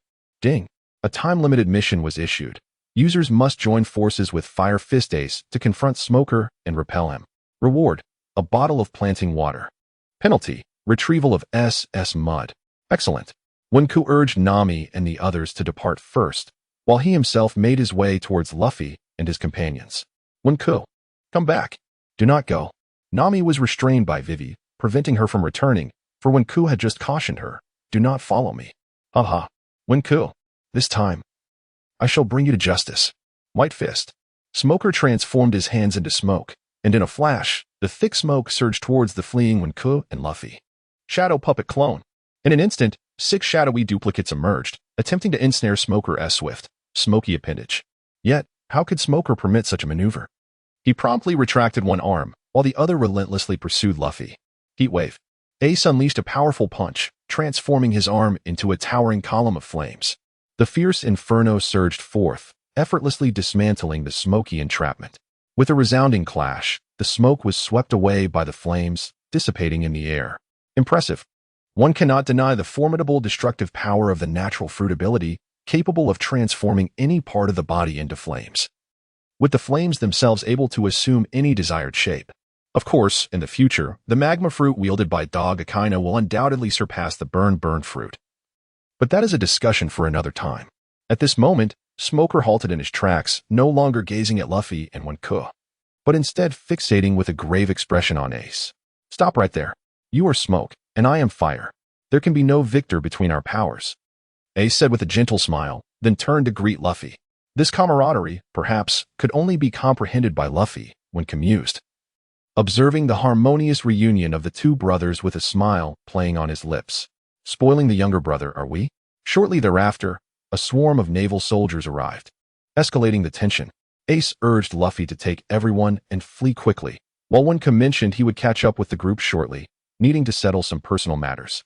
Reluctantly, the others departed, save for Nami, who cast a worried glance at Wenku. Stand aside. Portiasti, Ace. Smoker commanded in a low voice, only to be met with Ace's refusal. Wenku stood tall, with Pikachu poised on his shoulder, the power of electricity beginning to manifest. Hey, you should be with Luffy's crew. Hurry and leave. Ace's words prompted Wenku to shake his head. Nonsense. I have a mission at hand. I cannot simply wander off. Do you want to abandon the mission? Fear not. I am merely here to assist you. Luffy will not mind, Wenku replied with a smile. Ace paused. Then his expression relaxed as he regarded Wenku with growing intrigue. This is quite an interesting man. Then I shall not hold back. White Gale. Smoker transformed into white smoke, racing forward at lightning speed. Water projectile, Gatling water gun. Barrett water gun. Combination. Wenku, unwilling to be outdone, unleashed a new technique against Smoker. Even in the arid expanse of the desert, moisture could still be harvested from the air, enough to craft a water gun. You two are a devil fruit user? Ace inquired, his smile unwavering, gazing at Wenku with a hint of astonishment.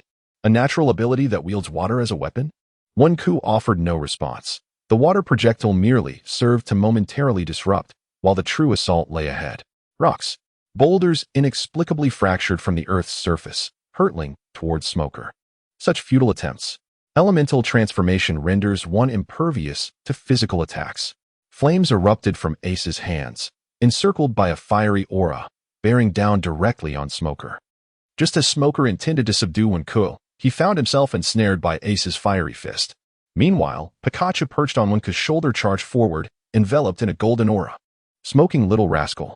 Allow me to introduce you to Thunderbolt. With a resounding Pika Pika, golden lightning cascaded across half the town, crackling chaotically in the air. Smoker felt his body suddenly paralyzed, his complexion paling as he glanced at Pikachu. This rodent? Astonished. He could hardly believe that the two elemental beings were simultaneously struck by Thunderbolt. His body felt as if it were hollowed out, movement sluggish. Though he suffered no significant injury, the situation was profoundly vexing. While Pikachu's Thunderbolt proved ineffective against him, the lightning path resonated in the realm of pirates. The power of lightning possesses the ability to incapacitate all devil fruit users. Of course, this only applies to paralysis. The stronger the foe, the longer the duration of incapacitation. Without a moment's hesitation, Wink grasped Ace's hand and departed, leaving Smoker to watch helplessly as they took Pikachu with them. The group of Navy soldiers stood in stunned silence, merely observing their exit.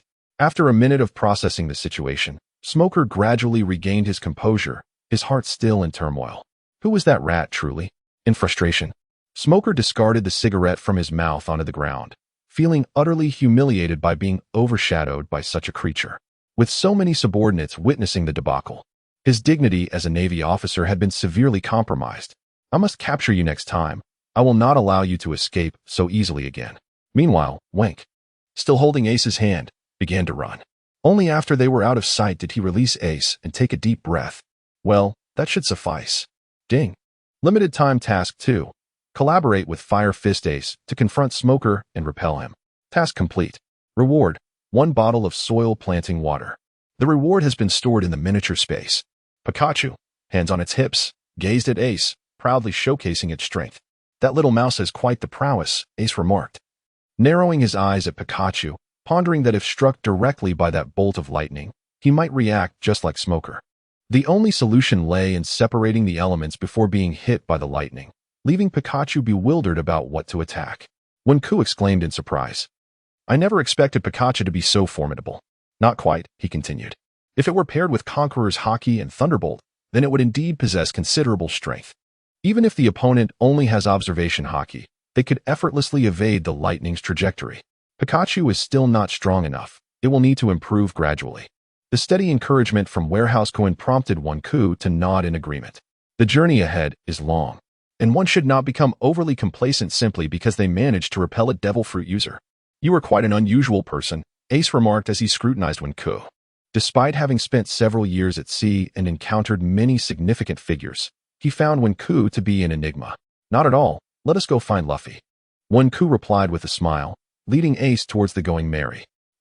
Just as they rounded a corner, they stumbled upon Luffy, who had once again succumbed to his notorious lack of direction, forgetting the way back. You, of all people, you never make things easy. Wenku chided as he playfully ruffled Luffy's neck. Wenku, I'm worried about you all. Luffy grinned widely, his mischievous nature evident in his words, which only puzzled Wenku further. It's been a while, Luffy. Ace laughed heartily, his joy palpable upon seeing his younger brother. Indeed, it has been several years, Ace. Luffy responded as they clasped hands, the reunion of brothers filled with unspoken words too numerous to convey in mere phrases. All right, we should be on our way, yes? As Wenku turned to leave, he was startled by the forceful sound of breath behind him, nearly fainting at the sight. You rascals! Is this truly the moment for an arm wrestling match?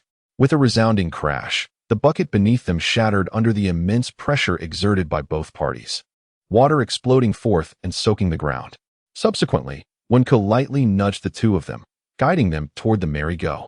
Along the way, Ace shared a few tidbits with Luffy and Wenku. First, he had boarded Whitebeard's ship and become one of its crew. Second, he had come to Alabasta in pursuit of a man known as Blackbeard. Wenku nodded in agreement, finding no contradiction with the original text. As the trio journeyed along, noticing the two engrossed in lively conversation, Wenku felt compelled to inquire about what the soil planting water entailed. This soil planting water was a premium item available in stores for a staggering 7,000 pot coins. And its sole effect was remarkable. It could ensure a survival rate of 98% for plants cultivated with fertilizers across various regions. In other words, it served as the finest supplement to the existing rapid fertilizer. 98%. In a desert environment, out of 100 saplings planted, only 2 would be destined to perish. When paired with rapid fertilizer, the survival rate was indeed astonishing. The joy of literature is immense. What, then, can be said of the vast expanse of the Alabastan desert? Upon returning to the ship, I shall present these 2 items to Vivi. Ding. A permanent quest has been issued. Bronze level the Rapid Fertilizer Project.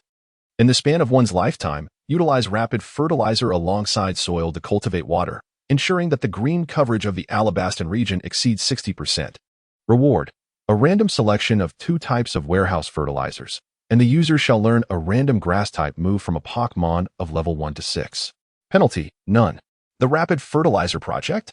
Compared to the seemingly endless permanent quests assigned by Koya, Zaro, and the King of the Underworld, this bronze mission is considerably more manageable. It merely requires the investment of time. Wenku could abruptly cease his task of perusing, and as for the conversations exchanged between Luffy and Ace along the way, they remained unheard. The trio proceeded towards the shoreline, only to discover that the ship, the Mary, had vanished without a trace, prompting Wenku to scratch his head in confusion. Alas, where could they have gone?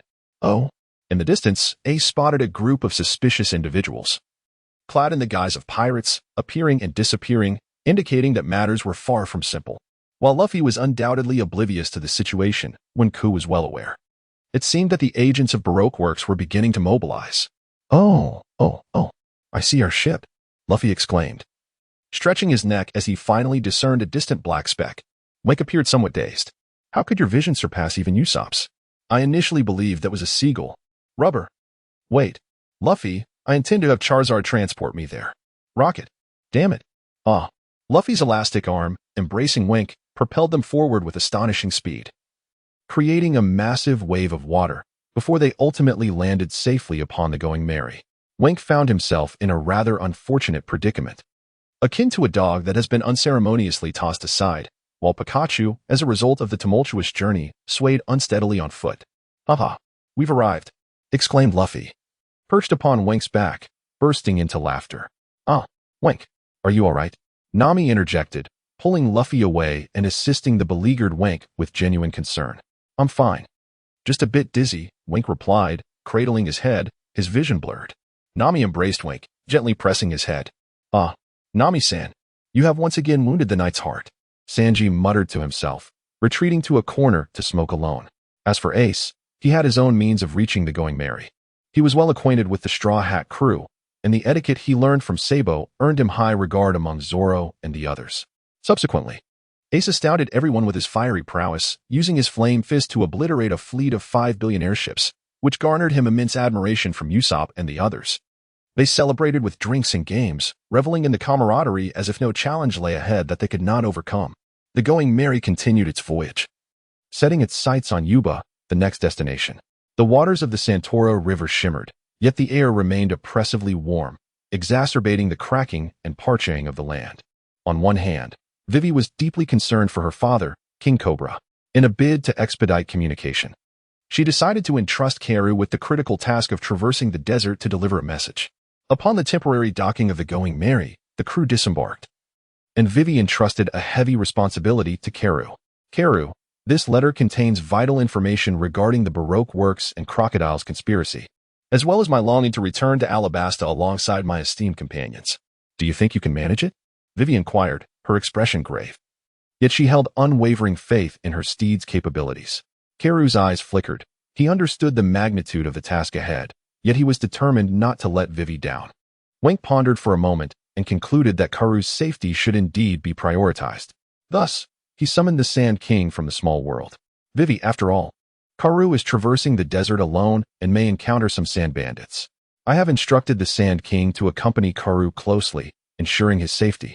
Wank remarked as he approached Vivi. Ah, that is truly wonderful, Vivi replied with delight. The journey was long and arduous, with Wank's Pokémon to assist. Karu's safety was significantly enhanced. The group watched them depart, filled with confidence in their success. Karu was swift of foot, and the Sand King was adept at burrowing, capable of seeking out water sources underground. Each possessed unique strengths that complemented the other. The entire group boarded the ship, and the Merry continued its voyage. Yuba was the stronghold of the rebel army, and Wank was fully aware of the challenges that lay ahead. Moreover, the transformation into Onyx was nearing its expiration. The high-grade potion that sustained this form had been effective for a month, and today marked the 18th day. Leaving less than half a month for the Onyx transformation to endure, the sailing vessel relied heavily on the environmental conditions. During calm winds, its speed was naturally sluggish, and thus, the duration of the transformation was steadily dwindling. However, Wank was not overly concerned about the Onyx situation, for he was preoccupied with crafting garments for the woman he cherished. As they were about to traverse the scorching desert, Vivi and the 4 girls, including Nami, needed to don long robes to minimize their skin's exposure to the sun. The attire Nami wore was meticulously designed by Wank, resembling a Cheongsam from his past life. Yet it retained the local style to blend in seamlessly. This brought immense joy to Nami, as her dexterity in crafting was equally applied to Wank, evoking a hint of envy from Vivi and the others. Nevertheless, Wank remained indifferent to their admiration, which only served to further endear him to Nami. Sanji, the culinary artist, harbored less than noble intentions, as he presented 2 revealing yet modest outfits for Vivi and Kaya, which earned him a sound thrashing from Usopp. 1. Adorned in garments inspired by ancient elements imagined from past television shows, garnered much admiration from Luffy and his companions, earning him the title of Master Tailor aboard the ship. After a full day of sailing, the Merry reached its destination, and the crew prepared to anchor and disembark to embark on their desert adventure. However, a group of peculiar little beings appeared at the shore, obstructing the Straw Hat crew. These creatures, bearing what resembled turtle shells on their backs and raising their arms as if showcasing their muscles, were a sight to behold. Are they seals? Luffy wondered aloud, scratching his head at the oddities before him. Ah, those are kung fu manatees, Vivi exclaimed, leaving everyone puzzled, as when two had a vague recollection of these creatures. Suddenly, one of the manatees waved at Luffy and the others, its expression uniformly serious. If you wish to come ashore, you must defeat me. If you are too cowardly, then return to the other side. Chopper translated this line by line, while Naya could understand some of it, feeling irked at Chopper stealing the spotlight. Ding! A time-limited mission was issued. Defeat 10 kung fu manatees and catalog this species for the pet world. Reward: Level 3 Pokémon, Weezing with a 50% capability potion. Penalty: random retrieval of 3 Pokémon. The warehouse manager sent this message just as when finished reading the task, only to see Usopp confidently disembark, only to emerge disheveled. Oh no, Usopp, the manatees are quite formidable. Vivi's warning came too late, as Usopp was knocked down within 3 seconds. Too weak? Usopp barely had time to use his devil fruit ability. The speed of the manatee's punches was indeed astonishing. Haha, Usopp, what happened to your face? Luffy laughed heartily, standing over a defeated manatee. I can't let this stand. I'm going down too. When leaped from the ship, with Nami unable to stop him. Zoro and the others observed as the manatee, once defeated by Luffy, rose and bowed, finding it peculiar. If a kung fu manatee loses, it must bow to the victor. That's the rule, Vivi explained. Roar. Shadow puppet clone. Water projectile Barrett water gun. Meanwhile, when, having jumped from the ship, utilized the shadow puppet clone and water projectile to successfully subdue 10 manatees, who now stood in formation beside him. After completing the task, he turned to Luffy in astonishment. Goodness, he has more than 40 manatees at his feet, and yet he is so much slower. Luffy, oblivious to this, continued to enthusiastically throw punches, with the manatees mimicking his every move, reveling in the moment. With a hand resting upon his forehead, he diverted his gaze from Luffy, instead crouching down to observe the 10 small manatees at his feet, feeling a profound sense of contentment within. These 10 little creatures, allowed to gradually learn skills in their miniature world, would surely be capable of accomplishing many tasks for him in the future. In an extravagant manner, they were assigned names, Neo-E, Neo-Air, and so forth, collectively referred to as the 10 Brothers of Neo. These 10 brothers saluted Wenku, recognizing him as their master. We must traverse the desert. However, you cannot accompany me across it. Yet, I possess a means to lead you to a new world. After calming the 10 brothers of the sea cows, Wenku transported them into a miniature realm for pets. Ace, seated on the ship, lowered his cowboy hat. His gaze fixed intently on Wenku. He watched in astonishment as the 10 martial sea cows vanished, further convinced of the man's extraordinary nature. However, Nami and the others were accustomed to Wenku's antics, as it was well known aboard the ship that he often summoned rare creatures for various reasons. Ding. Limited time task 3 completed. Reward, level 3 Pokémon Weezing with a 50% proficiency in intermediate potions, now stored within the microcosm. 10 in total, neither more nor less. The task was fulfilled. In the future, these 10 martial sea cows would contribute significantly to Wenku's endeavors, but that is a tale for another time. With the sea cow challenge successfully overcome, the crew disembarked to commence their journey. Usopp, covering his face, also rose to his feet, while Wenku observed the situation with Luffy, finding himself in a quandary. The number of sea cows under his command was simply overwhelming. The capacity of the vessel was somewhat insufficient, rendering it impossible to accommodate over 40 manatees. Nami and the others did not permit Luffy to bring the manatees along. Amidst their predicament, Chopper conceived a solution, sacrificing a portion of their provisions to deter the manatees from following them into the desert. As the group ventured forth into the arid expanse, the scorching ground was suffused with golden sand, devoid of any signs of life. Yet, to reach Yuba, they had no choice but to traverse this desolate terrain. The desert of Alabasta was sweltering, and Wenk could feel beads of perspiration trickling down his forehead as he sighed internally. It was his inaugural crossing of a desert. How excruciatingly hot it was. They had been walking for an indeterminate length of time when a barren sight ahead astonished them. Remnants of crumbled walls stood stark against the landscape. The surrounding sands whisked away by the wind, revealing the vestiges of a once thriving city, now unable to conceal its desolation. The fall of civilization, silently fading into the annals of history. Is this Yuba? Usopp inquired, as the BB bird perched on his shoulder surveyed the surroundings. No, this is Elmaru. Formerly known as the City of Green, Vivi responded gravely, leading everyone to discuss the reasons behind the decline of this once thriving city. Along the way, the group patiently listened as Vivi recounted the tale. It was revealed that the Baroque works had sown discord among the populace, fostering distrust towards the king, which ultimately led to the city's demise. The listeners fell silent, their understanding of Baroque's despicable tactics deepening, and this reinforced their determination to defeat Baroque and rescue Alabasta. As they walked, the wind whistled through the desolate ruins, instilling a sense of anxiety in Usopp and the others. Ace, wise and knowledgeable, elucidated the matter for them. The hollow sound echoed like the weeping of Elmaru as the wind, laden with yellow sand, relentlessly assaulted the Straw Hat crew. Nami was shielded by Van, who was completely blinded by the swirling sand.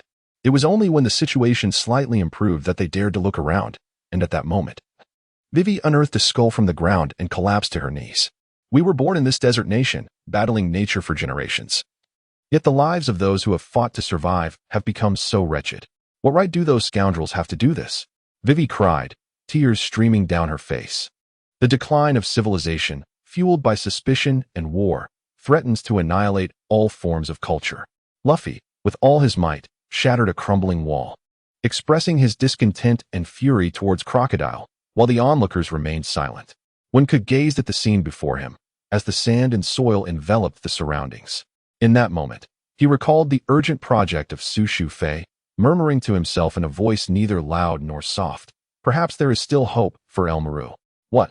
Including Vivi, along with Ace. They all turned their attention towards Wenku, removing their hats in unison. Wen took a deep breath.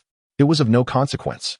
Aside from Ace, everyone aboard the ship had witnessed Wen's extraordinary ability to manipulate objects from a distance, which was, in truth, a manifestation of his power over miniature spaces. One can extract rapidly decomposing fertilizers and soil from a miniature space, with the fertilizers weighing several hundred pounds, crashing to the ground and startling everyone. However, the planting water is merely contained in a large bottle held in hand. What can one accomplish with just this single bottle? This is the first occasion that Wenku has brought the soil and the water for planting into the light of day, only to realize that this seemingly exorbitant price of 7,000 is for such a meager quantity. What a fool. A mere half drop is sufficient to cultivate a single tree. Within this small amount, there are at least 100,000 drops. Furthermore, through simple dilution, one could produce several million drops. Just consider the vastness of Alabaston. If utilized wisely, achieving 60% of the oasis is hardly an insurmountable challenge. Wenku nodded, a smile gracing his lips as he surveyed the crowd, only to find them wearing expressions of sheer bewilderment, which struck him as quite amusing. The inexplicable nature of his revelations left Ace perpetually guessing about the extent of Wenku's secrets. Yet, paradoxically, this realization brought an inexplicable sense of relief to Ace's heart. Given his character, he would never entertain thoughts of suspicion. This was a mark of respect for a friend. What are these, Wenku? Nami inquired first.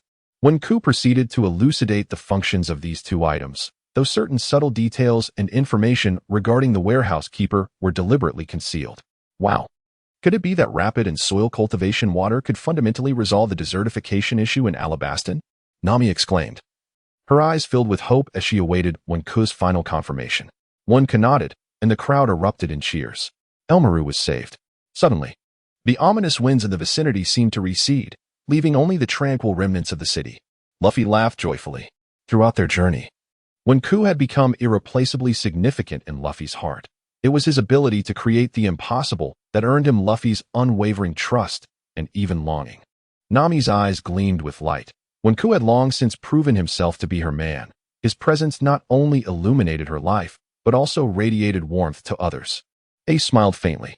During the days spent with Wenku, no, since forging bonds with Luffy and Sabo before setting sail, he felt a renewed desire for companionship.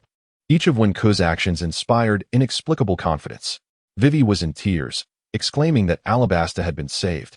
Usopp and Zoro looked at Wenku with relaxed expressions. Time and again, Wenku had devised innovative solutions to their challenges, and they never questioned the origins of his items and teleportation, for their trust in him was unconditional. Subsequently, Wenku retrieved these items, planning to present them to Vivi after the Straw Hats defeated Crocodile. Everyone was filled with excitement. Nami held Wenku's hand tightly, her gaze brimming with pride at his figure. She would not inquire about the origins of his treasures. She would choose to believe unconditionally. The group continued onward, leaving Elmaru increasingly distant behind them. Yet one day, a new king would lead the people of that land to rebuild the once verdant city. In that moment, how could civilization be allowed to wither? The arid climate continued to deteriorate, exacerbating the heat in the desert regions. The Straw Hats had long departed Elmaru, journeying further into the unknown. It was said that the sand dunes here were numerous. I had thought the desert would be as flat as sea level. After laboriously climbing a dune, I was utterly exhausted. The heat was unbearable, and Wenku's parched lips cracked. Pikachu, wearing a little hat, lay wearily on Wenku's shoulder. Only Vivi, having grown up in this environment, was more accustomed to the heat compared to the others in the Straw Hat crew. There was no denying the reality of this ancient desert, where some dunes towered over 300 meters. Vivi sighed as she explained that was why she had urged everyone to prepare for hardship.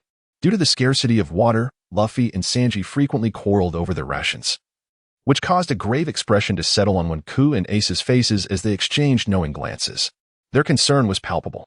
After another day's journey, the evening meal had to be divided into smaller portions due to their large numbers, leaving Luffy feeling quite uncomfortable. Wenku pondered and decided to share half of his dinner with Luffy. Are you foolish? You don't have enough for yourself and still share with this glutton? Nami exclaimed in annoyance, delivering a punch to Wenku's head. Wenku smiled helplessly, unperturbed by his empty stomach. Luffy, with a contemplative glint in his eyes, silently consumed Wenku's portion. Meanwhile, Ace wore a faint smile, growing increasingly fond of Wenku. Why is it so cold here at night? Usopp inquired, shivering. It's a matter of temperature variation. The desert's temperature can plummet below zero at night, Vivi calmly responded, adding, And what? Meow meow meow interjected. And in the desert, dangers lurk at every corner, necessitating constant vigilance against sudden natural disasters and human-induced threats. One can embrace Nami closely, resting together with everyone, hoping that this night will be devoid of troubles. A group of individuals shivers like fools, for the desert night is indeed mercilessly cold. When gently cradled Nami as she drifted into slumber, while he leaned against Sanji and Monday, gazing at the stars that adorned the night sky. Perhaps due to the emptiness of his stomach, sleep eluded one, and he noticed Ace was also awake, their eyes meeting in a silent exchange. They resembled longtime friends, communicating through meaningful glances. With a soft smile, one closed his eyes. The following morning, as dawn began to break, the nearby and distant sand dunes stirred in the wind, the chill lingering yet softened by the light. One could barely open her drowsy eyes, her head slightly aching. She only recalled that she had felt no inclination to sleep the previous night and had eventually managed to doze off after counting sheep for a while. Indeed, her rest had been inadequate. Pikachu, perched on her shoulder, rubbed its eyes with its tiny hands, having enjoyed a restful slumber the night prior. One could notice the absence of Nami in his embrace, indicating that she had already risen. Consequently, one could also got up. Hearing the sounds of an argument coming from the nearby sand dunes, he approached to investigate. It turned out that Vivi and Luffy were embroiled in a dispute over a scorpion, which eventually managed to escape from Luffy's grasp. With a hand resting on her forehead, she sighed in exasperation, pondering how troublesome the morning had become. What would happen on the other side when Luffy eventually ties the knot? Chopper, rising early as well, possessed the acute hearing that came with his reindeer nature. He perked up his ears, catching an unsettling sound. Something ominous seemed to be approaching. His expression turned grave, prompting the others to heighten their vigilance. Was the wind beginning to stir? Ace stood up, smiling as he scanned their surroundings, just as uncertainty enveloped them. A single remark from Vivi urged them to seek shelter among the rocks. A tempest, a desert storm was on the horizon.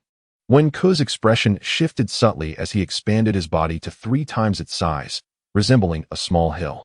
In his great rock serpent form, he burrowed into the ground, allowing everyone to follow him into the tunnel while he coiled around the entrance. The storm's fierce winds posed little threat to Wenku after the tempest passed. The surroundings returned to normal, and he retracted his form, allowing the Straw Hat crew to emerge. Coughing, Usopp and the others emerged with dust-covered faces, spitting out the sand from their mouths. Wenku felt a twinge of regret. After a brief moment of rest, they continued their journey. Initially, all was tranquil, with their belongings entrusted to Luffy, who, burdened by the weight, lagged behind. In his foolishness, he stumbled upon the pretentious fainting of the great deceiving birds, which misled him and made off with the crew's possessions. Believing the white birds were genuinely injured, Luffy pursued them in search of Chopper to tend to their wounds.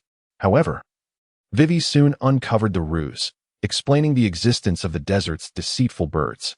"We've been tricked," Luffy exclaimed in frustration. Sanji was furious, for their supplies for 3 days had been stolen. Retrieving them in the vast desert would be akin to an insurmountable challenge. "What shall we do? My food," he lamented, recalling the lone pack of cat food that remained in their belongings, which now seemed doomed as well. While Luffy and Sanji bickered, Luffy suddenly spotted the silhouette of the great deceiving birds and dashed away from the group in pursuit. What on earth is he up to now? Sanji groaned, his head pounding from the stress caused by Luffy's antics. With no other option, they waited, while Nami leaned against Wenku, drowsily drifting off. Wenku remained alert, anticipating Luffy's return, for he was their captain. Boom, boom. Time passed, perhaps a quarter of an hour or two, when a series of thunderous roars approached from the direction Luffy had ventured. "What is happening?" Vivi inquired, perplexed, as sand swirled, obscuring their view. Usopp donned his goggles and squinted, barely discerning the scene. "It looks like a monster." "Ah, a giant monster," Usopp cried, tears welling in his eyes, completely forgetting his powers as a devil fruit user. As the commotion drew nearer, a scene unfolded before them. A colossal purple lizard, flicking its serpentine tongue, was crawling in pursuit of Luffy. "Ha! Sanji, I've brought back meat," Luffy shouted, riding atop a camel, utterly unconcerned by the looming danger, as if he had enticed the prey to come to him. Wenku's eyes sparkled with surprise. Could that be a giant lizard? His hidden mission had finally materialized. "Luffy, bring him over here. Let me at him," Wenku shouted as he sprinted towards Luffy. "Ah, Wenku, I'm back."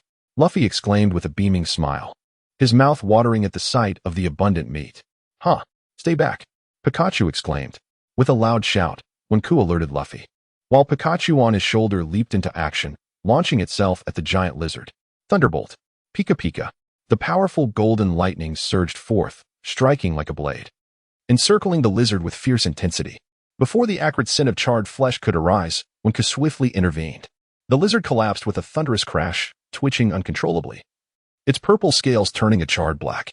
Pikachu halted its electric assault midway and scampered to Ku, seeking a comforting embrace.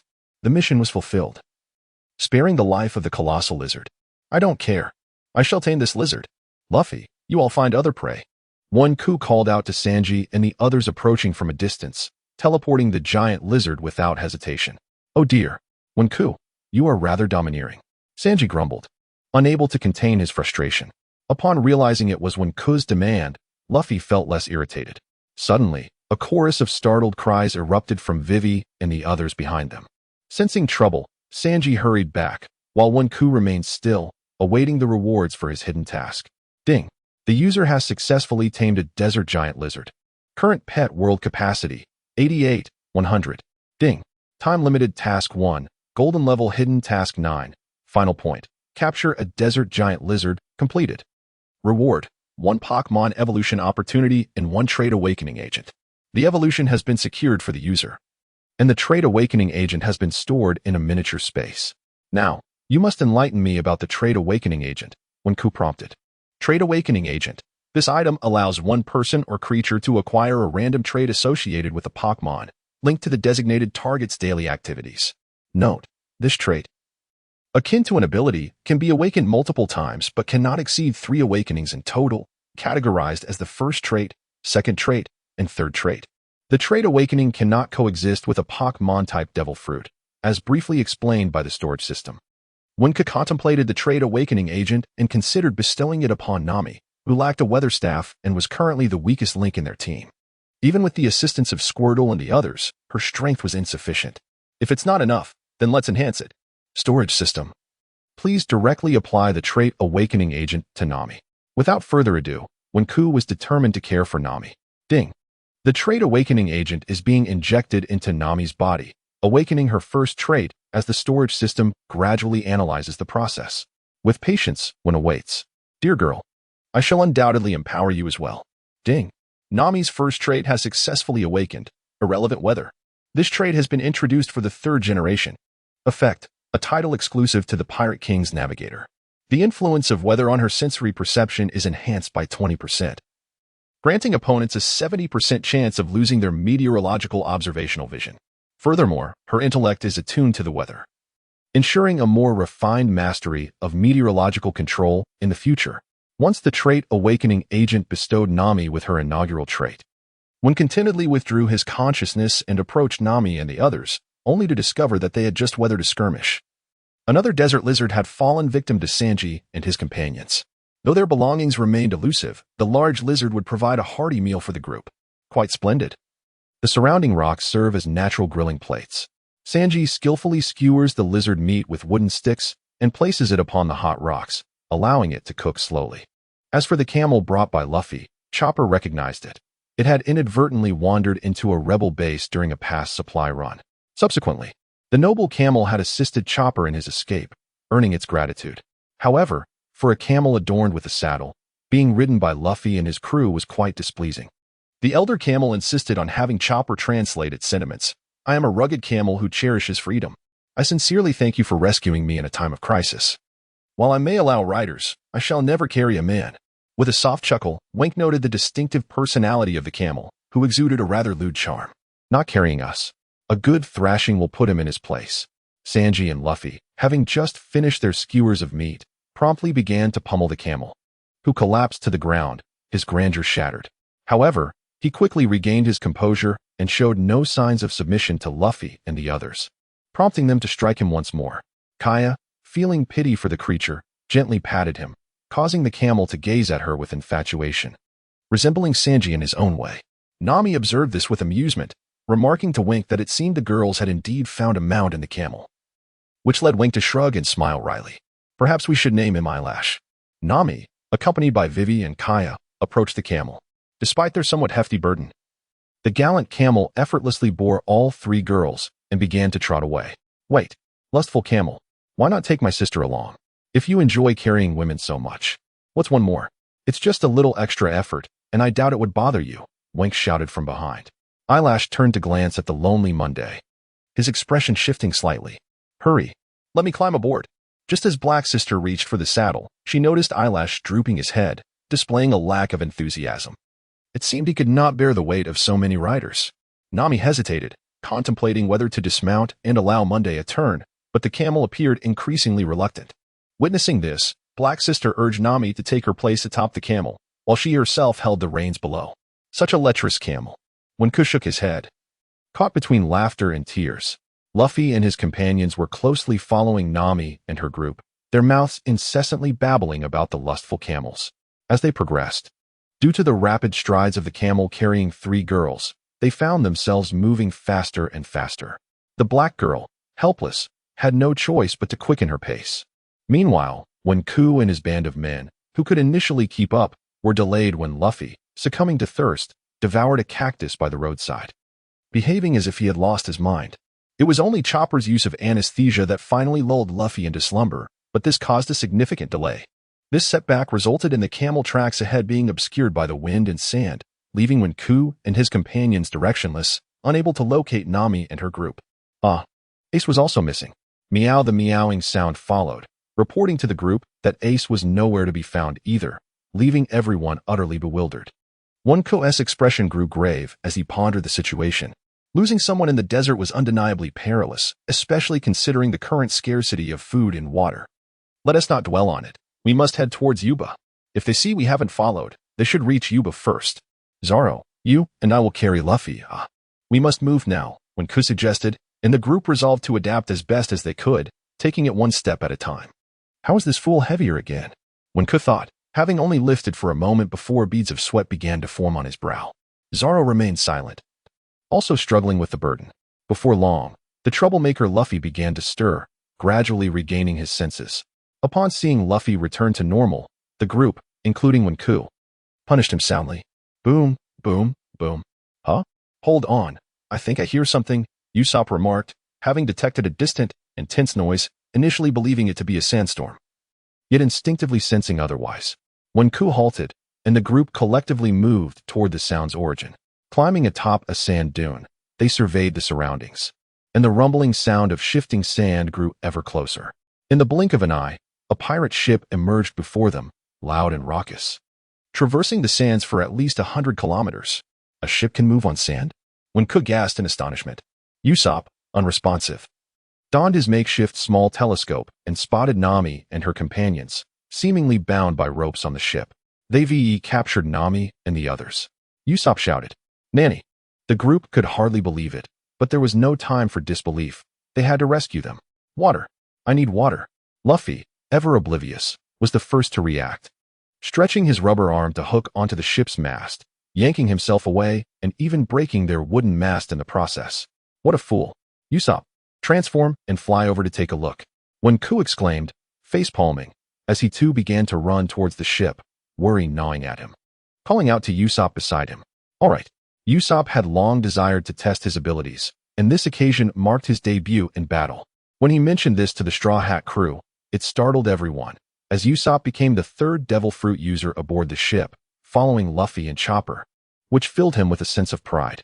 His transformed body gleamed like armor, a silvery hue enveloping him, with wings nearly a meter in length unfurling from his back, their insides a deep crimson. Usopp's face was elongated and pointed, his long nose resembling a beak, with sharp teeth visible at the corners of his mouth. His hands retained a humanoid form, shining silver, while his feet had morphed into massive claws, significantly enlarging his overall physique. Await my good news, he proclaimed. Lightweight body. This technique eliminates unnecessary mass from my form, such as air, fat, and excess heat, greatly enhancing my speed while reducing my weight. With his wings flapping and his body lightened, Usopp soared through the air, swiftly reaching his destination. The crew on the ship looked up in awe as a great bird flew overhead. Usopp! Nami exclaimed in delight, recognizing his transformation into his bird-beast form. Listen up, everyone aboard. I advise you not to provoke any trouble. My sole purpose here is to rescue those bound nearby. If you do not heed my warning, the armored Usopp shall unleash a torrent of blood upon you." Usopp glared menacingly at the burly, dark-faced giant standing beside Luffy. This giant, bare-chested and rugged, bore a fearsome visage. Upon seeing his intimidating demeanor, Usopp sensed that he might be a formidable opponent. Noticing the lack of response from the giant, Usopp kept his wings aloft and began a long-range assault. "Rapid Smoke Star," he shouted as his body shrank in weight, allowing him to ascend higher. Armed with his slingshot, he rained down shots upon the giant and his crew. The smoke bombs he launched enveloped the ship in a thick haze, exacerbated by the swirling sands, causing chaos among the crew. "Stop it, Usopp!" Luffy and Nami shouted, covering their mouths and noses, sneezing incessantly as they called out to him from above. "We, the Barra pirates, have a saying, but considering your ferocity, I shall refrain from sharing it. Also, I am Barra, the captain of this ship. I kindly request that you cease your assault." Barra, unable to endure the smoke, stammered as he pleaded with Usopp. Despite his fierce appearance, his tone conveyed a surprising warmth and sincerity. Seeing that the situation had calmed considerably, Usopp awaited the dispersal of the smoke before returning to his human form on the deck, just as the others boarded the ship. Barra promptly ordered his crew to untie the ropes binding Nami and the other girls, leading to a reconciliation between both parties. "Your Captain Usopp is truly remarkable. I, as a pirate captain, feel rather humbled," Barra remarked, gesturing towards Usopp and addressing his crew. "Captain?" Wink and the others were left utterly astonished. What tall tales was Usopp spinning this time? Following the reconciliation between Barra and the Straw Hat crew, the group engaged in conversation with Captain Barra. They learned that they had captured Nami and her companions merely for the sake of the camel's eyelashes, intending to feast upon them. When one of his subordinates remarked that the ship was out of timber for repairing the mast, Wink and the others turned their gaze towards Luffy, who scratched his head in confusion. This revelation brought tears to the eyes of the crew. Without wood to repair the mast, their vessel would be rendered sluggish, making it nearly impossible to reach the nearest village in a timely manner, thus putting their lives at risk. The only alternative was to journey to the Melia's oasis, where timber was surely abundant. If they could procure some wood from there, hope would still remain. After a moment of contemplation, Barra devised a plan for the fleet's escape. "Where shall we go? Perhaps I should take a trip myself," Luffy declared, stepping forward. Recognizing that it was his fault the mast was damaged and that he ought to take responsibility, Barra warned that the journey might be perilous due to shifting sands. However, Luffy remained unfazed, while Wink believed that with a measure of caution, they would likely encounter no significant issues. Ding! A time-limited mission was announced. Operation Timber Retrieval. Proceed to the Melia's oasis to obtain a specified quantity of wood. Reward: the opportunity to learn a grass-type move from a level 3 grass-type Pokémon. Still following the 3-choice template. Penalty: the forfeiture of all existing grass-type Pokémon held by the user. The task was assigned by the warehouse manager, making it imperative for them to undertake it. "I'll accompany Luffy," Wink suggested, though Nami was the first to object, only to be interrupted by Luffy's exuberance. With Wink's insistence that it was essential, Nami reluctantly acquiesced, but not without repeatedly urging Wink to exercise caution. Bang, bang, bang, as the 3 small boats landed. These sand sleds became excellent tools for transporting timber. Luffy and Wink rhythmically struck the 3 specially crafted sand sleds, which, with their lightweight hulls and sails, were the preferred mode of transportation for sand pirates navigating the desert. "Saba and Lasha will accompany you to the Melia's oasis. Lasha is particularly skilled at maneuvering our sand sleds," Barra informed Luffy and Wink. "What will you do, with the sleds being 2-person teams?" When Ku was perplexed about the whereabouts of Lasha when, suddenly, a metallic dart whistled past him. He instinctively ducked, beads of cold sweat trickling down his brow. Who could it be? He turned to gaze in the direction from which the dart had come. A short-haired girl, adorned with a small umbrella atop her head, executed a backflip off the ship, landing directly before Wenku. With a delicate hand, she retrieved the dart embedded in the wooden vessel, casting not a glance at Wenku, but instead directing her attention towards Wei Wei and Monday, insistently requesting that they join as well. It seemed that this girl, whose exquisite features were imbued with a wild essence, was indeed Lasha. "So, are we to be 4 in total?" Wenku sought confirmation once more. Wei Wei's expression was grave, while Monday, being half Alabastan and having previously undertaken missions in the desert as a former agent, possessed a rudimentary understanding of sand manipulation. Indeed. It will be me and Saba, that straw hat, and that woman, alongside you and that black woman. Lasha had already organized their groups. Wenku felt a sharp pain in his head, perplexed by the situation. Yet, for the sake of the mission, he had no choice but to comply. Nevertheless, he was quite joyful on Monday, cherishing the brief moments spent with Wenku, who felt a surge of happiness. Enough is enough. If you harbor any inappropriate intentions, do not blame me for informing your wife, Pikachu playfully threatened. Wenku observed his Pikachu already in cahoots with Nami, feeling a profound sorrow within. Did he truly have ulterior motives regarding Monday? He could only wonder what Nami was thinking. However, the young girl, Black's sister, was oblivious to everything. She had long since taken her seat on the sand sled, her excitement evident despite her attempts to conceal it with a serious expression. After the groups were formed, the 6 individuals set off in their sleds under the watchful gaze of onlookers. There were several instances where Vivi and Monday struggled to steer properly, nearly capsizing their vessel. As they grew more familiar with the sand sled, they gradually managed to maintain a steady speed. However, the girl named Lasha seemed to harbor ill intentions. She suddenly altered her speed and collided with Vivi and Luffy's sled, sending them crashing down. Wenku's pupils constricted as he squinted at the short-haired girl. This was dire. Vivi and the others had fallen into the quicksand below.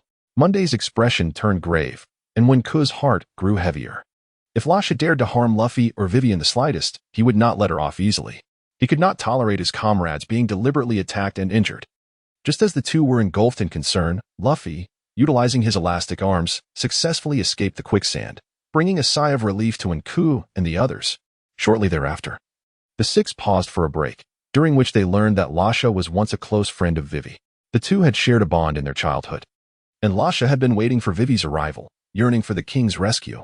But alas, Wenku remained silent, his grievances towards the short-haired girl having dissipated like smoke. He comprehended the agony of waiting, a feeling of helplessness. "I'm sorry, Vivi," he murmured, as tears once again streamed down her face. She understood that no amount of tears could amend the stark reality of the oasis gradually vanishing. After a brief respite, the group rose to continue their journey toward the oasis. Upon arrival, they found that the verdant forest was nearly obliterated, vast stretches of yellow sand concealing the earth's surface, leaving behind mere remnants of what the city once was. Is there still hope for this nation? Lasha pondered aloud, gazing at the desolation. There must be hope for this country. Vivi suddenly embraced Lasha, asserting her conviction. For we have Luffy, Wenku, and the Straw Hat crew. Crocodile will surely fail. Baroque will undoubtedly falter, and Alabasta shall be saved. Amidst the ruins of the oasis, the group discovered scattered timber. They transported the wood back to the sand cart and began their return journey. As Wenku glanced back at the ruins, he sighed inwardly, hoping that with the aid of rapid growth and the nurturing of the soil, these lost oases could be revitalized. Ding. Timed Mission 4. Wood collection completed. Reward. Learn level 3 grass-type Pokémon move Spiky Cactus. Will the user learn this? As the sun descended, the journey ahead remained long. And Wenku felt he had ample time to learn about his 4th ability. The 3 templates emerged as usual for his review. 1. Rooting. Establish roots in the ground to gradually recover from injuries. Drawback. The caster becomes immobilized due to the firm rooting. 2. Cotton Spore. Soft spores adhere to the opponent, thereby reducing their speed. Drawback. None. 3. Spiked Arm. A fierce attack using spiky arms, with a chance to cause recoil. Drawback. None. This selection offers an intriguing dilemma. Each skill shimmered with potential before Wenku, and choosing one became a challenge. Weighing the pros and cons, he initially dismissed the second option, given his current possession of shadow puppet clones capable of blocking movements, while the immobilization of rooting posed a significant issue. Then I shall choose the third option. After all, the forceful nature of the bludgeon monster has its drawbacks, and I seek a truly effective close combat technique. Ding. Spiked Arm selection is in progress. Enhancing the user's skill. Floating Ray. Spiked Barrier. A medium-level combat technique derived from the dry grass path. Without hesitation, Wenku delved into the information, unable to suppress a shout of amazement. This ability is truly remarkable. It is then revealed that Wenku has acquired his 4th ability, Floating Thorn Barrier. He peruses the description of the technique. Floating Thorn Barrier. This ability generates floating vines that envelop the user, forming a temporary armor. The vines on the arms bear sharp thorns, and if one is pricked by these thorns, it inflicts substantial damage. Note, substantial damage can bypass the elemental intangibility of the devil fruit. The barrier serves as both an offensive and defensive mechanism. This ability is extraordinary. Although the piercing power is not overwhelming, a punch delivered with such a force would undoubtedly be unpleasant for any ability user. It resembles a miniature version of the armament hockey, albeit with considerably lesser potency. Such a strike pales in comparison to a bullet. Nonetheless, when combined with the strength of the bulking monster, it still possesses the potential to deal a commendable amount of damage. As when Ku withdrew his thoughts, he discovered that the sand cart they were riding was nearing its destination, with the ships of barrel.A already visible in the distance. Upon arrival, everyone promptly disembarked to begin transporting the timber. Noticing that daylight was waning, they prepared to repair the mast the following day. Wei Wei and La Sha took this opportunity to reminisce. As night fell, the crew, exhausted from the day's toil, temporarily sought refuge aboard the barrel.A ship for the night, planning to depart the next day. In the deep of night, however, when Ku and Nami found themselves together, as Nami had matters to discuss with him. "What's the matter, Nami? Aren't you going to sleep?" When Ku inquired. Is there something you haven't told me?" Nami sighed, her curiosity piqued. "Something?" When Ku replied, slightly bewildered by her fragmented words, which left him perplexed. "Why haven't you informed me?" Nami questioned, wrapping her arms around When Ku from behind, parting his lips with hers and indulging in a kiss. Unlike before, this time the orange-haired girl did not lazily lean against him. Her gaze was earnest and fixed upon her man. "What are you referring to?" When Ku chuckled softly, feeling somewhat dazed. Could it be?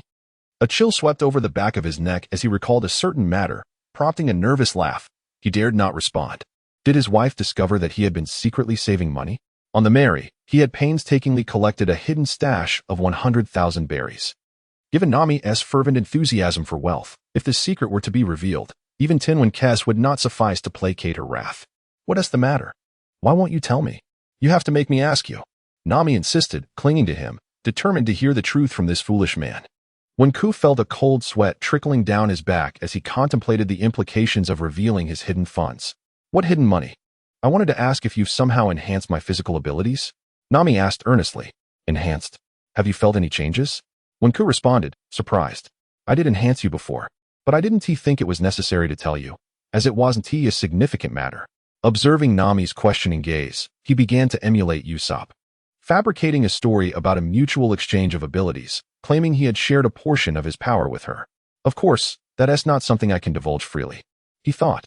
Initially taken aback, Nami soon recalled When Ku's penchant for creating the impossible, which eased her mind. It turned out that earlier that afternoon, she had been able to accurately perceive the climatic distribution within hundreds of miles, and could even faintly discern the presence of surrounding creatures through her climatic analysis. Wow. The text is astonishing. To be frank, there seems to be a hint of opportunism. However, upon further contemplation, there remains a possibility of awakening one's observation and color dominance. Is it truly time for such an awakening so soon? It may even be deemed premature. One must remember that we are merely in the second chapter of Alabastan. It is unlikely. She has merely amplified the potential for awakening, with the primary influence still stemming from her characteristics. At this moment, Warehouse Kuin steps forward to elucidate. When nodded, and soon after, Nami delivered an even more astonishing piece of news that left him in a state of agitation. "What? Squirtle has evolved? When did this happen?" When Ku exclaimed in disbelief. "It occurred just this afternoon while you were out gathering wood. The little fellow inexplicably evolved, and, believe me, it looks significantly more mature than before." "Don't believe me? Allow me to show you," Nami said, observing When Ku's skepticism. She tossed out a Pokeball, revealing a brand new Pokémon before When Ku's eyes. Unlike Squirtle, this creature's body was entirely adorned in a deep indigo hue. It sported a pair of ear-like, fluffy appendages atop its head. Its eyes were a rich brown, each side exhibiting small fangs, and scattered deep blue spots were uniformly placed across its form, while its tail swayed gracefully like the gentle undulation of 2 waves. When Ku squinted and reconfirmed. Indeed, it was the evolved form of Squirtle, the second-level Pokémon, Wartortle. But what could be the reason? Could it evolve simply through ordinary life? When Ku could hardly believe it. Surely, there must be some underlying cause for Squirtle's evolution. Wartortle leapt onto Nami, lying down to rest. It had ceased to concern itself with matters of belonging. Both When Ku and Nami were objects of its loyalty. "When Ku? Wake up. What is wrong with you? Wake up," Nami exclaimed, noticing When Ku lost in thought, fearing he had been stunned. She repeatedly slapped his face, while in reality, When Ku's mind had ventured elsewhere, engaged in a conversation with the warehouse master. Warehouse master, what exactly is the reason behind Squirtle's evolution? Wenku inquired. It is primarily due to Nami, as she is considered a half-master to Squirtle, a fact you are well aware of. Indeed, this is something already understood. He recalled the dream that Zaro and Luffy had shared. It was a method by which Pokémon accepted influences from outsiders. Nami's affinity for water-type elements had increased, benefiting directly from her connection with Squirtle. Affinity for water-type elements? Affinity is determined by traits. A human possessing a water-type trait can share elemental properties with nearby water-type Pokémon, thus having a chance to evolve. The warehouse master explained patiently, and one could grasp it, albeit with some difficulty. In essence, it was a fortuitous circumstance. When Ku felt this unexpected joy confirmed that placing this Pokémon with Nami was indeed the right choice. As he withdrew his focus, a sudden, sharp pain shot through his cheeks, a burning sensation accompanied by tingling, leaving him at a loss for words. What is happening to me? When Ku touched his cheeks, realizing one was swollen, the other even more so. He had been thoroughly slapped into a puffy state. Oh dear. Nami, you scared me to death. Nami tightly embraced Wenku, who trembled and pointed at her in disbelief. My dear, why did you strike me so harshly? Wenku, I thought you were unresponsive. Fearing you had lost your mind, leading me to resort to such drastic measures. Nami's face flushed, realizing her actions were indeed excessive. Nearby, Pikachu, witnessing Wenku's pig-like appearance, rolled on the ground, clutching its belly, almost in stitches from laughter. You will face retribution for this. First, his secret stash was exposed, and now his face was swollen. Wenku's mood plummeted. All right, I admit my fault, darling. Will a kiss make it better? Without hesitation, Nami kissed the swollen area, her complexion pale, resembling a child who had erred, far removed from her usual commanding demeanor. As one can observe, Nami has resorted to her usual act of feigned softness, compelling Link to reluctantly forgive her. By the way, regarding that hidden stash of money, oh dear, I am not one to be stingy. My love for you is profound. Witnessing Link's state, Nami felt a pang of compassion, deciding to forego further discussion about the hidden funds. However, she insisted that he inform her of any future purchases, warning him softly while nestled in his embrace, if I discover again that you have concealed money, well, you know me, I cannot predict what outrageous actions I might undertake. The stars shimmer brightly in the night sky, yet Wink bears a countenance marked by turmoil, his heart heavy, ushering in yet another sleepless night. In the realm of pirates. 1. Hockey. Observation hockey. This grants the user the ability to intensely sense the presence and strength of others, allowing them to perceive the position, number, and impending actions of foes beyond their line of sight. In Sky Island, this is referred to as the Heart Network. Armament hockey. This enhances one's defensive capabilities, functioning akin to an invisible armor. It can also be transformed into offensive power, enabling confrontation with those who wield devil fruit abilities, even allowing contact with the physical forms of Logia-type users. In Wano country, it is known as flowing cherry blossoms. Usage methods: hardening, wrapping, external release, internal destruction. Conqueror's hockey. This empowers the user to intimidate or incapacitate adversaries through sheer willpower, if mismanaged. It may inadvertently affect those nearby. Conversely, when mastered to a higher level, it can exert pressure over a multitude. This rare ability is bestowed upon only a select few among millions, signifying the qualities of a ruler, unlike the previous two. Conqueror's hockey cannot be enhanced through training, but rather through the personal growth of the user. Levels, categorized into beginner, intermediate, and advanced. 2. Devil fruit abilities are classified into 3 categories: Paramecia, Zoan, including 2 rare types, mythical and ancient. Paramecia. These fruits grant the consumer extraordinary capabilities. Notable users include Luffy, Buggy, and Magellan. Zoan. This category encompasses 3 types: standard, ancient, and mythical, allowing transformations into human, beast, and hybrid forms. Representative figures include Chopper, Dalton, and Sengoku. Logia. The defining feature of these fruits is the ability to elementalize the body, rendering physical attacks ineffective. Only armament hockey, see Prismstone, and the dark fruit can affect Logia users' physical forms. Notable representatives include Smoker, Ace, and Enel. 3. Additional system of this book. Detailed introduction. The Path of Veins, based on the 17 elemental types of Pokémon, which include water, normal, fire, flying, bug, grass, steel, fighting, ground, poison, electric, rock, ice, dragon, dark, psychic, and ghost. It is a form of ethereal energy that envelopes the practitioner, enabling them to wield the techniques associated with each elemental type, thus allowing humans to perform Pokémon moves. The author, in a moment of folly, decided to delineate 12 primary paths and 31 subpaths based on these attributes. The 12 primary paths, ranked from strongest to weakest, are Life Path, Creation Path, Nirvana Path, Dragon Path, Thunder Path, Fairy Path, Wilderness Path, Water Path, Poison Earth Path, Fire Path, Dark Path, and Brawl Path. The 31 subpaths, also ranked from strongest to weakest, are categorized as follows: Water, Splitting Water, Wave Surge, Normal, Time, Space, Fire, Flame, Underworld. Flying, Bird Flight, Swift Bird, Bug, Insect Camp, Human Bug, Grass, Drought Grass, Ripple Grass, Steel, Extended Steel, Source Steel. Fighting, Frenzied Combat, Chaotic Blade, Ground, Earth, Rock Soil.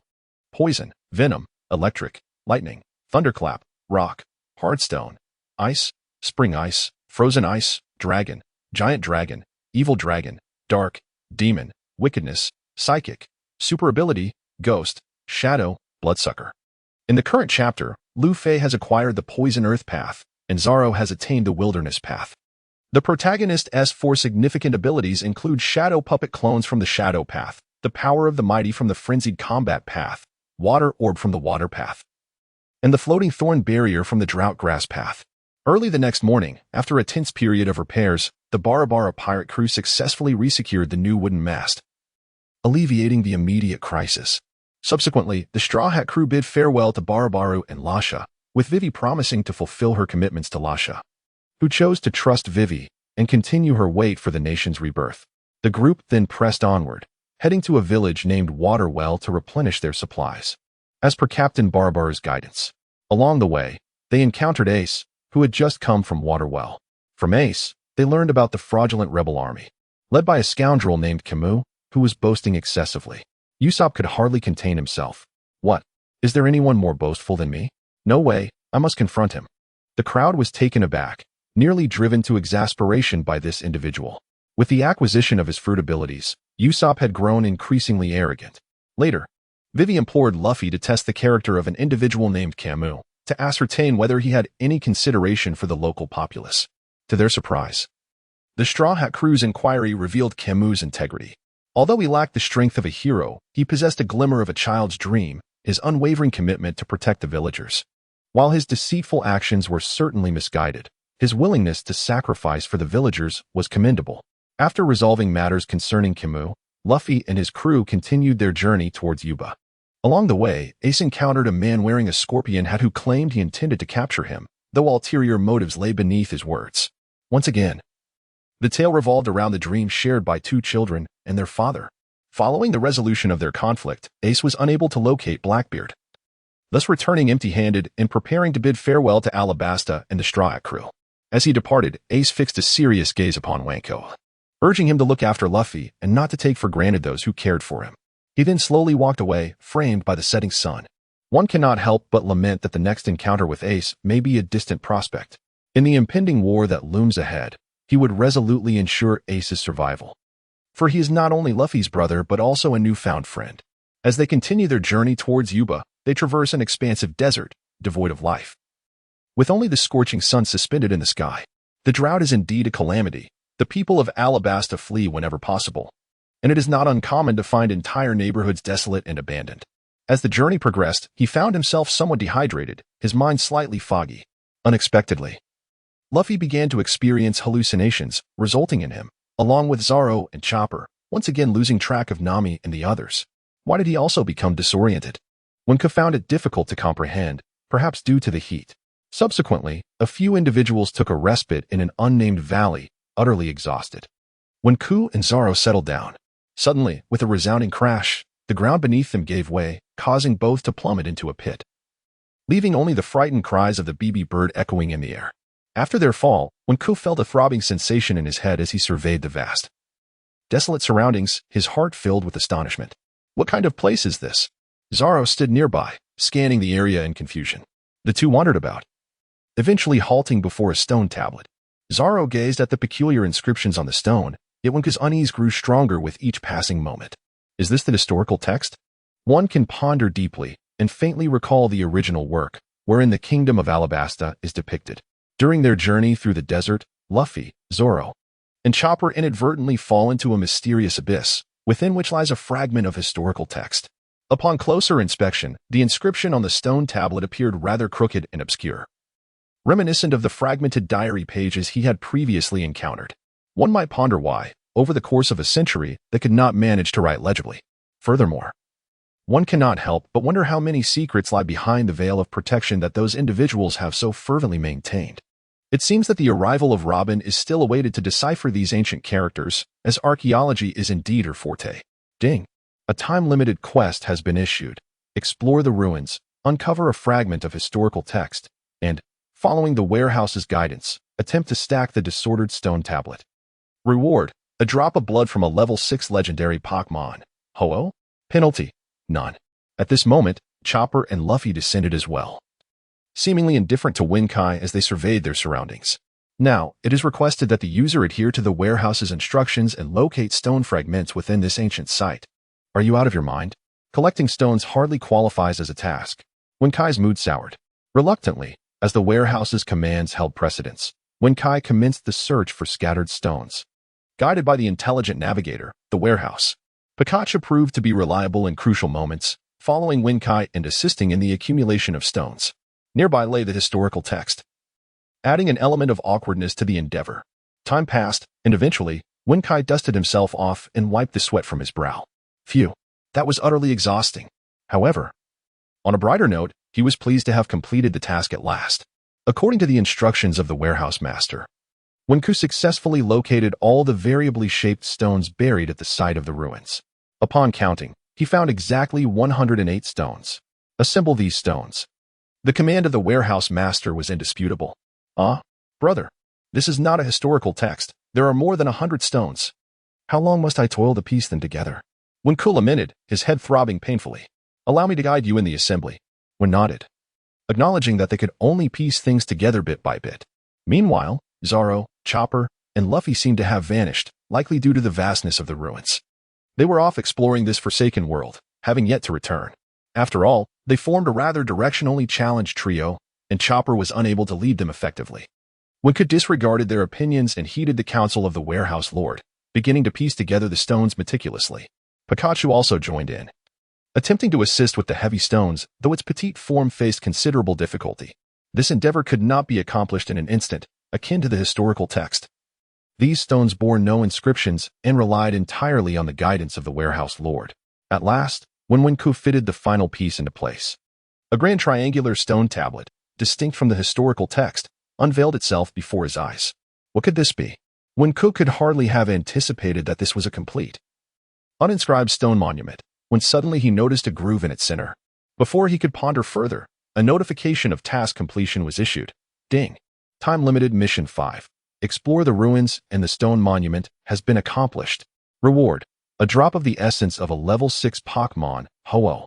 The reward has been retrieved by the warehouse guardian. Please catch it. A small vial unexpectedly materialized in midair and began to descend. Wenku swiftly caught it in his hand.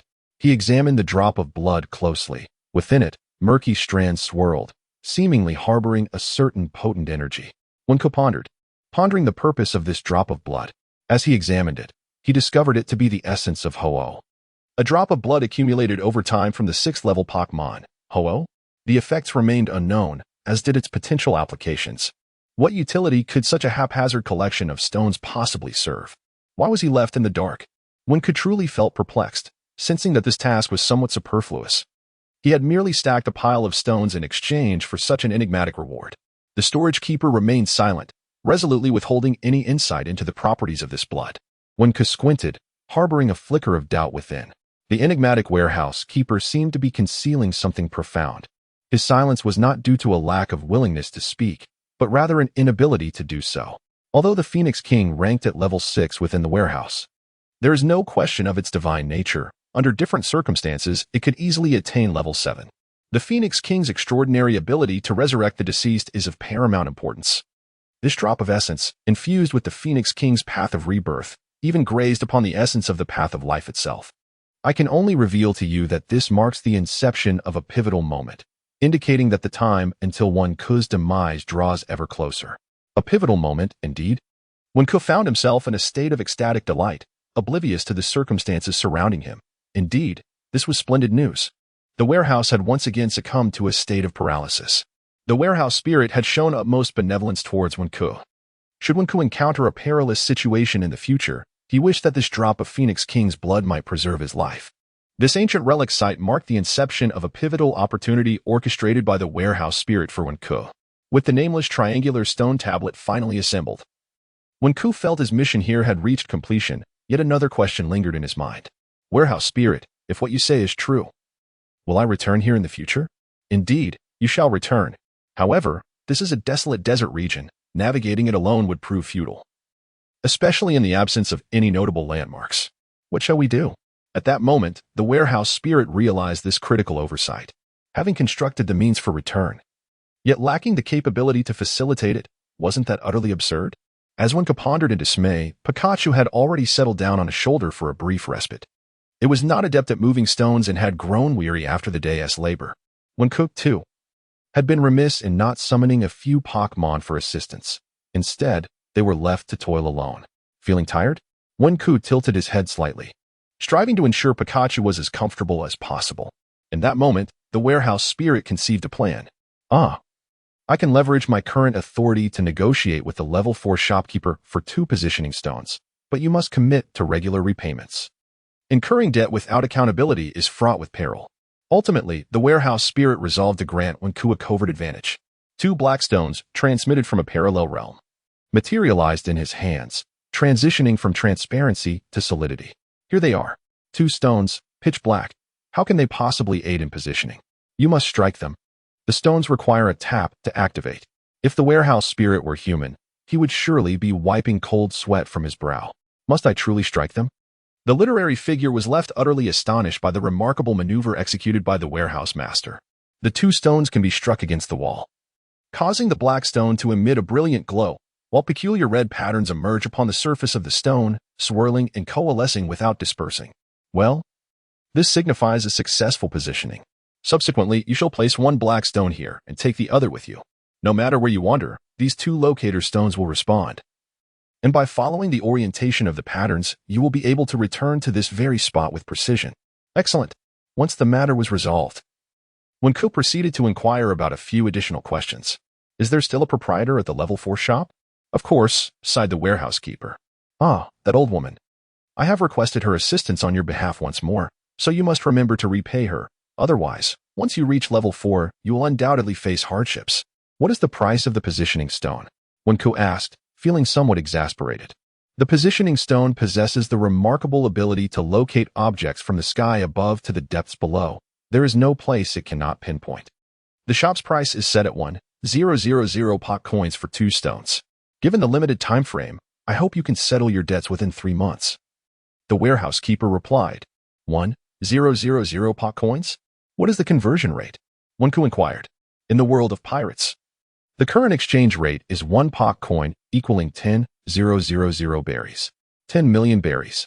For just these 2 insignificant stones, she demands 10 million. Is this not highway robbery? One was infuriated, nearly losing his composure entirely. Given the extraordinary circumstances and the looming threat ahead, there was hardly any time to contemplate financial gain. If only it were merely a matter of 1,000 belly, he would have readily sold Pikachu to gather the necessary funds, thus settling his debts. Yet, as fate would have it, demands escalated to an outrageous 10 million, leaving him at a loss for where to procure such an amount in a short span of time. Upon reaching the Alabasta Royal Palace, perhaps he could muster the courage to appeal to Vivi's father for assistance, considering their arduous journey together, though lacking in merit. He certainly had endured his share of hardships. With a plan forming in his mind, Wen's anger began to dissipate, though he felt a twinge of apprehension about discussing the matter with Nami. Undoubtedly, she would inquire why he required such a substantial sum. However, it was evident that this seemingly worthless stone could not possibly be valued at 10 million. Nami would undoubtedly share this sentiment. Thus, it would be prudent to keep this information from her. Coincidentally, at that moment, Pikachu had awakened, and Wen decided to confide in it about the situation regarding the positioning stone. And please, Do not mention this to my sister-in-law, he added, aware that Nami was of an age where she might soon approach her menopausal years. Pikachu, with a determined stance, began to analyze the situation. Your mind seems to be in disarray. One moment you refer to her as sister-in-law, and the next as Nami. What is this hierarchy? Are you looking down upon me? You ought to address me as elder sister. Wenku wore a facade of solemnity. All right, he said, echoing the light laughter of Pikachu. He then approached the triangular stone monument, searched for an appropriate spot, and buried a piece of black stone within it. Alas! Wenku, where are you? Came Chopper's adorably earnest voice from behind. Not one to lose his way. Chopper had followed his scent after finishing his exploration of the ruins and had successfully located Wenku. As for Luffy and Zoro, they were likely not far off. After a brief wait, Luffy and Zoro miraculously reunited with Wenku, not wishing for Luffy to employ his rubber abilities to transport them. Wenku instead called upon the strength of Pokémon. Charizard, come forth. Instantly, he summoned Charizard, whose formidable physique effortlessly bore the weight of the four individuals. Whoosh! Roar! Charizard carried them upward towards the opening from which Zoro and Wenku had fallen, gliding through with ease. Splendid. We've escaped that peculiar hall, Chopper sighed in relief. Ha ha. We are finally safe, Luffy exclaimed, gazing at the diminishing opening below with glee. Charizard, I know you despise desert climates, but I implore you to endure it a little and help us locate Nami and the others. Please, Wenku gently stroked Charizard, hoping it would scan the skies for any signs. Roar! Roar! Charizard's expression was one of joy, its affection for Wenku evident. No further inquiries. It simply harbored affection. The reason for not utilizing Charizard earlier was due to its fire attributes being ill-suited for the desert environment, where the sweltering heat would hasten its dehydration. Roar! Roar! Roar! As Charizard soared through the air for a while, its keen dragon eyes finally spotted several small black dots slowly moving across the sea of yellow sand, while beads of sweat streamed down its brow. As we observe, Wenkai can see that Charizard is nearing its limit, prompting an urgent decision to have it descend. Once the four descend, Wenkai promptly teleports Charizard back to its realm. If we head east, we shall catch up with Nami and the others, Wenkai informs Luffy and the crew, who immediately set off in pursuit of the main group. After approximately an hour, they manage to reunite with Nami and the Straw Hat crew once more. However, the journey proves arduous, as traversing the desert becomes increasingly challenging. And exhaustion is evident on everyone's faces, heavily influenced by the harsh desert conditions. Wenkai, take a look at this piece of paper my brother gave me, Luffy says, pulling out a blank sheet from his pocket to show Wenkai. What does it mean? This was a parting gift from Ace to his younger brother before his departure. The others gather around, eager to join in the curiosity, but despite passing the paper among themselves, they fail to uncover any hidden significance, nearly falling victim to an encounter with a wayward eyelash in the process. Wen's expression grew solemn. Among those present, only he, a traveler from another realm, understood the gravity of the situation. This was no ordinary paper. It was a life paper, resistant to both water and fire. This unique parchment was crafted by blending the host snails into the material. It symbolized the vitality of its owner, and it was customary for individuals to tear it and present it to loved ones or friends who were about to part ways. The torn pieces would draw together, a testament to their bond. Treasure it well, Luffy. This is a gift and a token of concern from Ace, Wen smiled, choosing to remain silent on the matter, leaving everyone else in a state of confusion. Oh, Brother Ace, not allowing you to perish is the best outcome for both of you. The heavy air of the desert made it difficult to discern how much time had passed amidst the vicissitudes of life. From their original town to the arduous journey through the sands, the Straw Hat crew had lost track of the days. At the very least, Wen could utilize the time he transformed into a giant snake to estimate their journey. It had been nearly a week since they had crossed the desert, with approximately 9 days remaining until his transformation concluded. They had already squandered too much time, and furthermore, he had yet to fully exploit the capabilities of the giant snake form. Wenku could not help but sigh inwardly. Everyone, after you've seen that rock formation, we should reach the oasis of Yuba soon. Just a little further, let us press on. Vivi pointed towards the prominent rock ahead, invigorating the group. We are almost at Yuba, Luffy shouted exuberantly like a child, while Wenku felt a sense of relief, grateful to have arrived at last. However, upon traversing the rock, the sight that awaited them was far from pleasant. Vivi's pupils contracted as she beheld the once familiar city of Yuba, now ravaged by a sandstorm. The yellow sand swirled violently, obliterating the greenery and diminishing the once glorious oasis of Yuba. The fierce winds nearly engulfed the modest town, and the yellow sand obscured the vision of Vivi and her companions, leaving them disoriented. No one could ascertain how much sand had blown through in that moment. After a considerable time, the wind subsided and tranquility returned, allowing the group to gradually regain their sight. What has happened? Vivi's heart trembled at the sight of the decline of this venerable oasis, a place that held her childhood memories, rendering her expression taut with disbelief. Heavens, this is dreadful. It bears no resemblance to Elmaru, Zaro remarked solemnly, while Chopper shielded his eyes with his wings, unwilling to witness such a scene. Isn't this the city of the oasis, Miss Vivi? Sanji inquired, perplexed, as it starkly contrasted with what Vivi had described. Vivi, although astonished, maintained her composure and deduced that the current state of Yuba was due to the elevation of the ground caused by the accumulation of gravel. Silence enveloped the scene, as he grappled with the discomfort of such an outcome. Despite the prospect of rapid prosperity, he could not guarantee the restoration of even a single oasis. The sound of shoveling sand echoed in the stillness. A man, with his back turned to them, diligently excavated the sand, his voice hoarse from a prolonged absence of water. He then began to narrate the reasons behind the decline of Yuba over the past few years, revealing that the rebel forces had shifted their main operations to Caturlia. Caturlia! A group of individuals exclaimed in astonishment. With a sigh of exasperation, one realizes that after all the effort, it culminates in mere futility. Wasn't Caturlia the very city where Chopper was abducted? To put it plainly, the rebel forces are now stationed at the point of their departure. Subsequently, this elderly gentleman, or rather, this venerable figure, reunites with Vivi, revealing his name to be Dado, who happens to be Vivi's uncle. Among those who left the royal palace to establish Yuba, only the old man Dado remains. Regrettably, after 3 years without rain, Alabasta teeters on the brink of collapse, with countless citizens embroiled in escalating conflicts. This oasis city has become a victim of both natural and man-made calamities. Yet, Dado remains steadfast in his pursuit of digging wells. Presently, the Straw Hat crew gathers together, quietly observing Dado's efforts. Luffy wishes to offer assistance, but Wenkai intervenes to halt him. Thus, the group decides to refrain from action for the moment. Indeed, they are weary from their journey. They seek refuge in a warehouse within the city, where they promptly succumb to slumber. Nami, too, is so fatigued that she can barely keep her eyes open, soon drifting into a dream, seemingly filled with sweet reveries, as a faint smile graces her lips. After ensuring that Nami and the others were comfortably tucked in, I stepped out to keep company with Dado. At that moment, Dado continued to shovel sand, his movements a ceaseless repetition. "Allow me to assist you, old man." Wenku stood up, for he was currently encased within the formidable body of the onyx, and his digging skills lay dormant, not to be squandered in vain. Young man, are you offering your assistance? Perhaps it would be best if you retired for the night, as this situation is not suitable. Oh dear, do refrain from digging. How exactly do you intend to assist? A monster.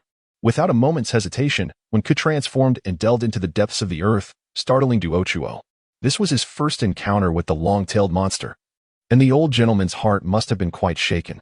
Wenku descended several dozen meters, finally reaching the moist soil.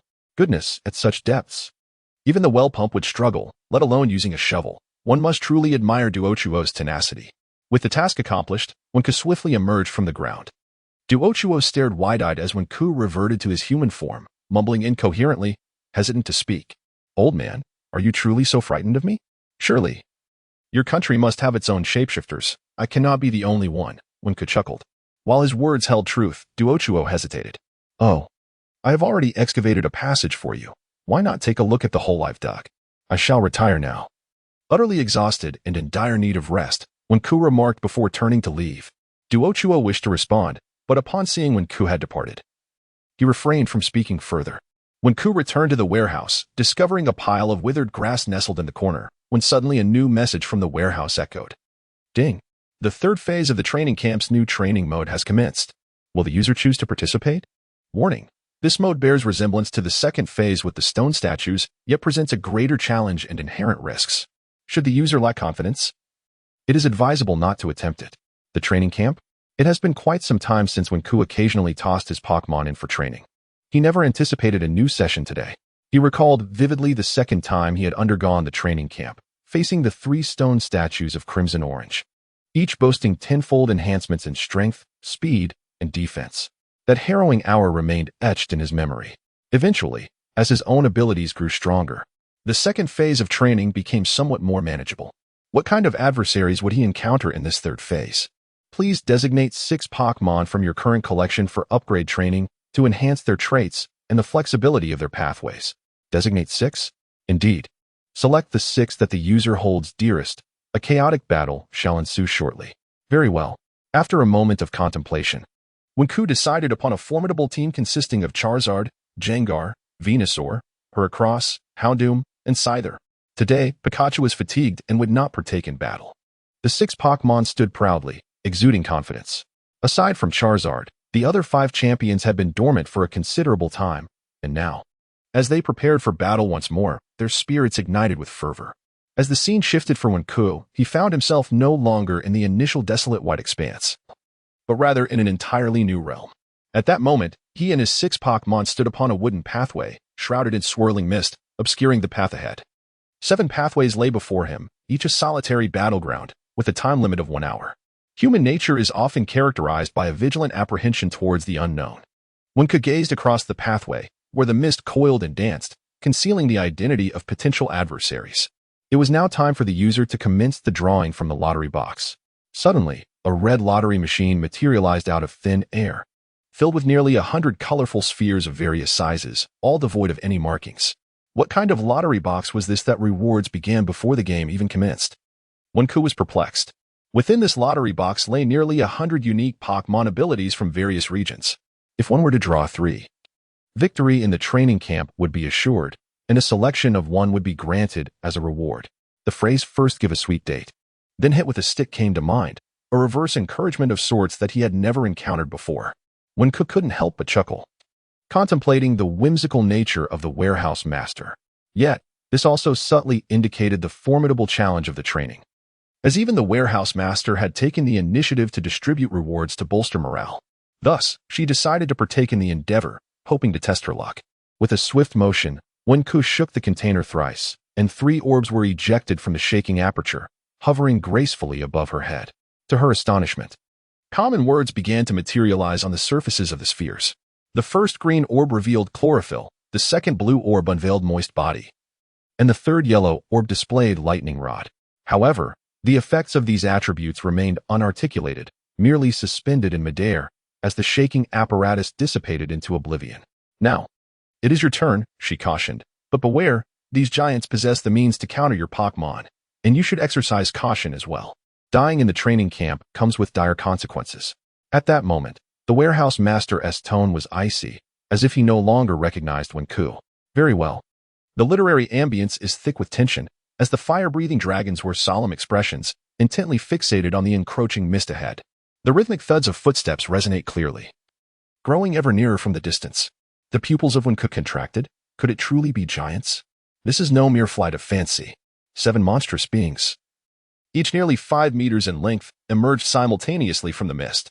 Their bronze-hued bodies were entirely covered in scales, and these giants possessed neither eyes nor noses. Only a gaping maw that occupied nearly 2/3 of their countenance. They occupied 7 platforms, each adorned with a flag that billowed majestically in the wind sweeping down from the cliffs. In their hands, they wielded massive axes, each weighing several hundred pounds, adorned with intricate and eerie patterns that exuded an aura of lethal intent. What on earth are these creatures?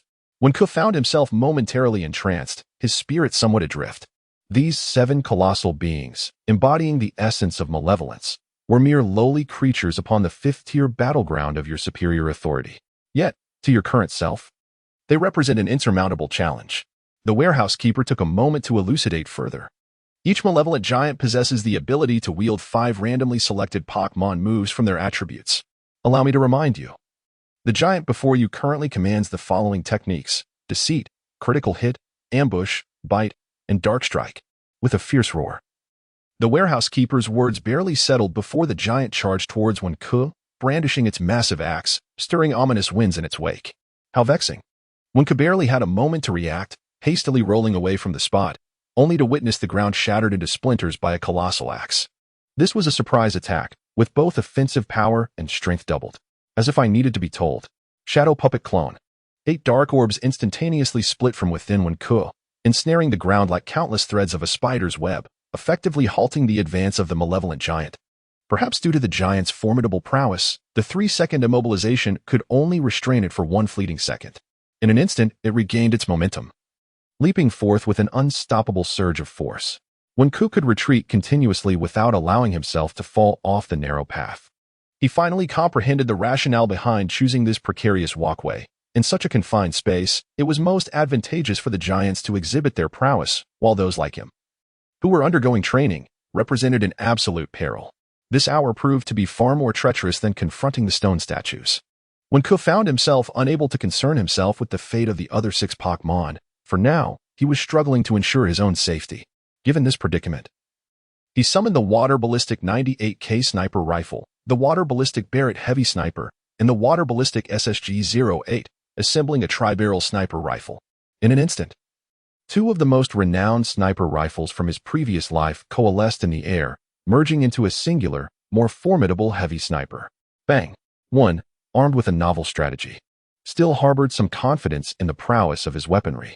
Alas, the water gun's projectiles shattered against the giant's scaled exterior, exhibiting formidable penetration, yet proving futile, merely causing the colossal being to stagger a few paces, its protective armor unscathed.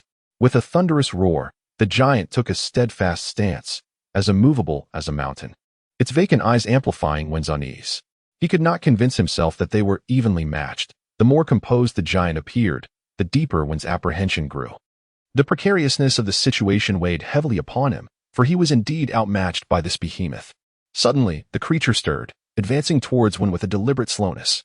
In a moment of unwarranted relaxation, it accelerated with a ferocious might, swinging its colossal axe with the force of a thunderclap, an unstoppable force. By heavens! Too swift! Wen exclaimed, enraged by the ambush, and resolved to gamble everything. Channeling his extraordinary strength, his muscles swelled, and a spiked barrier enveloped his arms. With a resounding impact, he struck a glancing blow that diverted the axe's trajectory, ducking just in time to evade the deadly swing. The giant, taken aback by the unexpected might of this diminutive adversary, found itself confronted by a fist aimed at its abdomen, as swift as lightning. The force of the punch, imbued with spikes and combined with Wen's tremendous strength, struck the giant's midsection, sending it hurtling backward.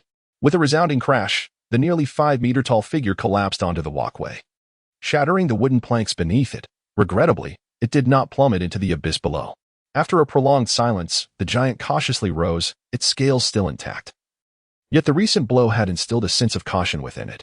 It bellowed at Wen repeatedly, its steps faltering in hesitation.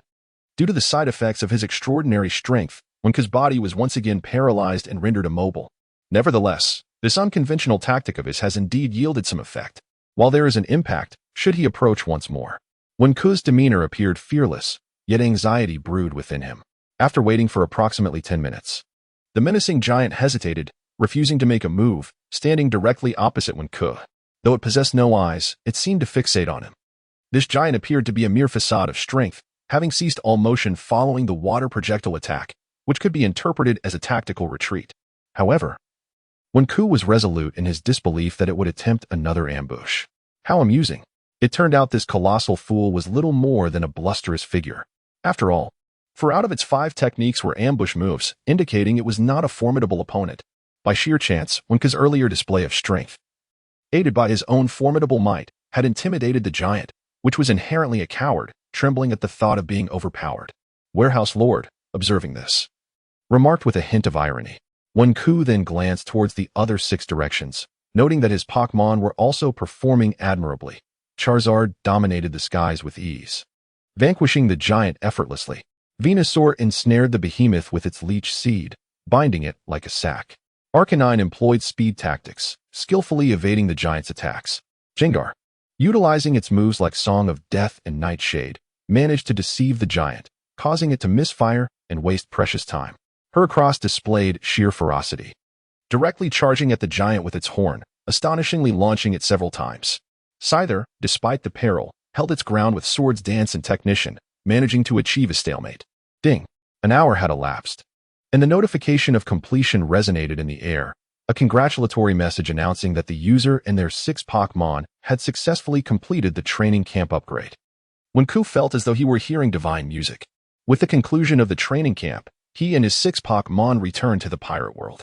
As long as they had emerged unscathed, it was a resounding victory. Alongside them were 3 ability orbs: Chlorophyll, Moist Body, and Lightning Rod. Their effects were displayed as follows. Chlorophyll. In sunny weather, it absorbs solar energy, ensuring a speed increase of over double. Moist Body. In rainy weather, it allows the injured body to heal slowly in water. Lightning Rod. It attracts lightning to itself without sustaining damage, instead accumulating and amplifying the electrical energy, which can be released in a powerful burst. The first 2 abilities were too heavily dependent on weather conditions. Any discerning individual would choose Lightning Rod. Wenku promptly retrieved the yellow orb, setting it aside for later use. Ding. The choice of rewards concluded with the acquisition of Lightning Rod, marking the completion of the 3rd phase of the training camp. The remaining 6 Pokémon would be teleported back to the pet world. You have all worked hard, Wenku exclaimed, embracing each of his Pokémon. Naturally, Charizard was too large, and Wenku could only wrap his arms around its leg. Subsequently, they were all teleported back to their world, while Wenku's consciousness retracted. Glancing at the peacefully slumbering Pikachu beside him, he smiled faintly, though he couldn't shake the sensation of sweat trickling down his back. The inner spirit, when perpetually maintained in a state of tension, will invariably elicit corresponding reactions from the external body, as elucidated by the warehouse master. Wenku nodded slightly, utterly exhausted, and as he closed his eyes, he fell into a deep slumber. At the break of dawn, it was Pikachu that roused Wenku from his sleep. Rubbing his eyes, he beheld the cheerful smile of Nami through his hazy vision. "Coco, you're awake," Nami said, licking her lips, her cheeks still tinged with a faint blush. I'm awake, aren't I?" Wenku scratched his head, feeling the dampness on his neck. Nami, with a playful gesture, handed him a small girl's mirror. Upon glancing at his reflection, he was taken aback. 2 prominent, light purple marks were clearly visible on his neck, remnants of fervent kisses, glistening with saliva. "Is this your handiwork?" he thought. "How long did you nibble on me to leave such marks?" Yet, he had risen late that day. If he had awakened earlier, perhaps she wouldn't have gotten the chance. "What is the matter? I've proclaimed to everyone that you are mine. Is there anything wrong with that? No one can take you away, unless you no longer wish to be with me?" "Well, that isn't quite the case," she replied. "My heavens," Wenku mused, surveying the warehouse for any signs of life. It seemed that Luffy and the others had all ventured out. The sight of the 2 large purple bruises made him feel a touch bashful. "From now on, I shall nibble on you every day. If you don't love me, then I shall cease my affections, and of course, refrain from speaking to you henceforth. You must choose between being a stranger or a lover," he declared. Nami's authoritative demeanor had vanished, and her nickname, Little Wildcat, seemed fitting in the liberated world of pirates, where many women were both beautiful and spirited. At that moment, Nami resembled a little cat, nestled against Wenku, her delicate hands wrapped around his waist. Neither felt discomfort, the straw pile beneath them serving as a natural bed. "Yes, it may be a bit abrupt, but if you enjoy it, then let it be," Wenku gently remarked, brushing Nami's hair aside. Within the boundaries of his principles, he could wholeheartedly embrace all of Nami's quirks. This thought made her cheeks flush deeper, affirming in her heart that Wenku was her one and only. At the tender age of 17 or 18, she was on the brink of blossoming into love. Just as the 2 were lost in their tender moment, a series of faint, suspicious sounds emerged from outside the door. Pikachu, sensing something was amiss, quietly tiptoed towards the entrance. "Pika, Pika, Pika." Peering outside, Pikachu's large eyes met the startled face of Meowth, who had drawn too close for comfort. "Well, you scared me to death," Meowth exclaimed, hastily retreating, his nervousness evident in his frantic demeanor. "Boss, there's a cat eavesdropping." "It's that little rascal, Meowth," Pikachu returned, hands on its hips, indignation evident in its voice. "Enough of that. They're all just Pokémon. Why bother with quarrels?" Wenku said to Nami, helping her to her feet while wrapping her scarf around his neck. Hand in hand, they made their way outside. The sun shone brightly, the heat unwavering. Wenku spotted his companions nearby, busy packing their belongings. Upon noticing Wenku and Nami's approach, playful smirks danced in their eyes. "What delightful mischief were you 2 up to in the warehouse?" Vivi inquired with a grin. Nami's face flushed crimson, akin to a ripe pomegranate, while Wenku felt a bead of sweat trickle down. This was a difficult situation to address. "Speak up. Where did you kiss him?" Usopp yelled, eager to stir the pot. Wenku and Nami's expressions drastically changed upon spotting the feline creature hiding behind Usopp. Their eyes filled with murderous intent. Before Wenku could charge forward, Nami took the lead, delivering a fierce beating to the cat, and inadvertently punishing Usopp in the process. The sounds of cries echoed intermittently, while Sanji, having procured a small cloth from an unknown source, dabbed at his nose, tears welling in his eyes. Nami-san, your actions have truly saddened the night. Only Luffy and Zoro exchanged bewildered glances, utterly perplexed by the discourse of their companions, epitomizing the world of oblivious masculinity. After Nami had vented her frustration, she spared Usopp and the cat, allowing them to escape. Just as everyone prepared to return, Old Man Dotto offered Wink a cup of underground water as a token of gratitude for his assistance in digging. Thus, the Straw Hat crew resumed their journey, albeit with a core member now in conflict. Luffy suddenly sat down, resolutely deciding to cease their expedition. Vivi and the others turned to Luffy, their minds clouded with confusion. Only Wink understood that the moment for Luffy's profound yet seemingly foolish wisdom had arrived. "Luffy, what troubles you?" Vivi inquired, dismounting from her camel to approach him. Typically, this boy was somewhat stubborn and naively simple-minded, yet one could not deny his inherent charisma that shone through in numerous situations. Luffy was indeed a perplexing amalgamation. His simplicity was genuine, yet his depth was equally undeniable. Hence, one could foresee his potential to become the Pirate King. "I'm done," Luffy declared emphatically.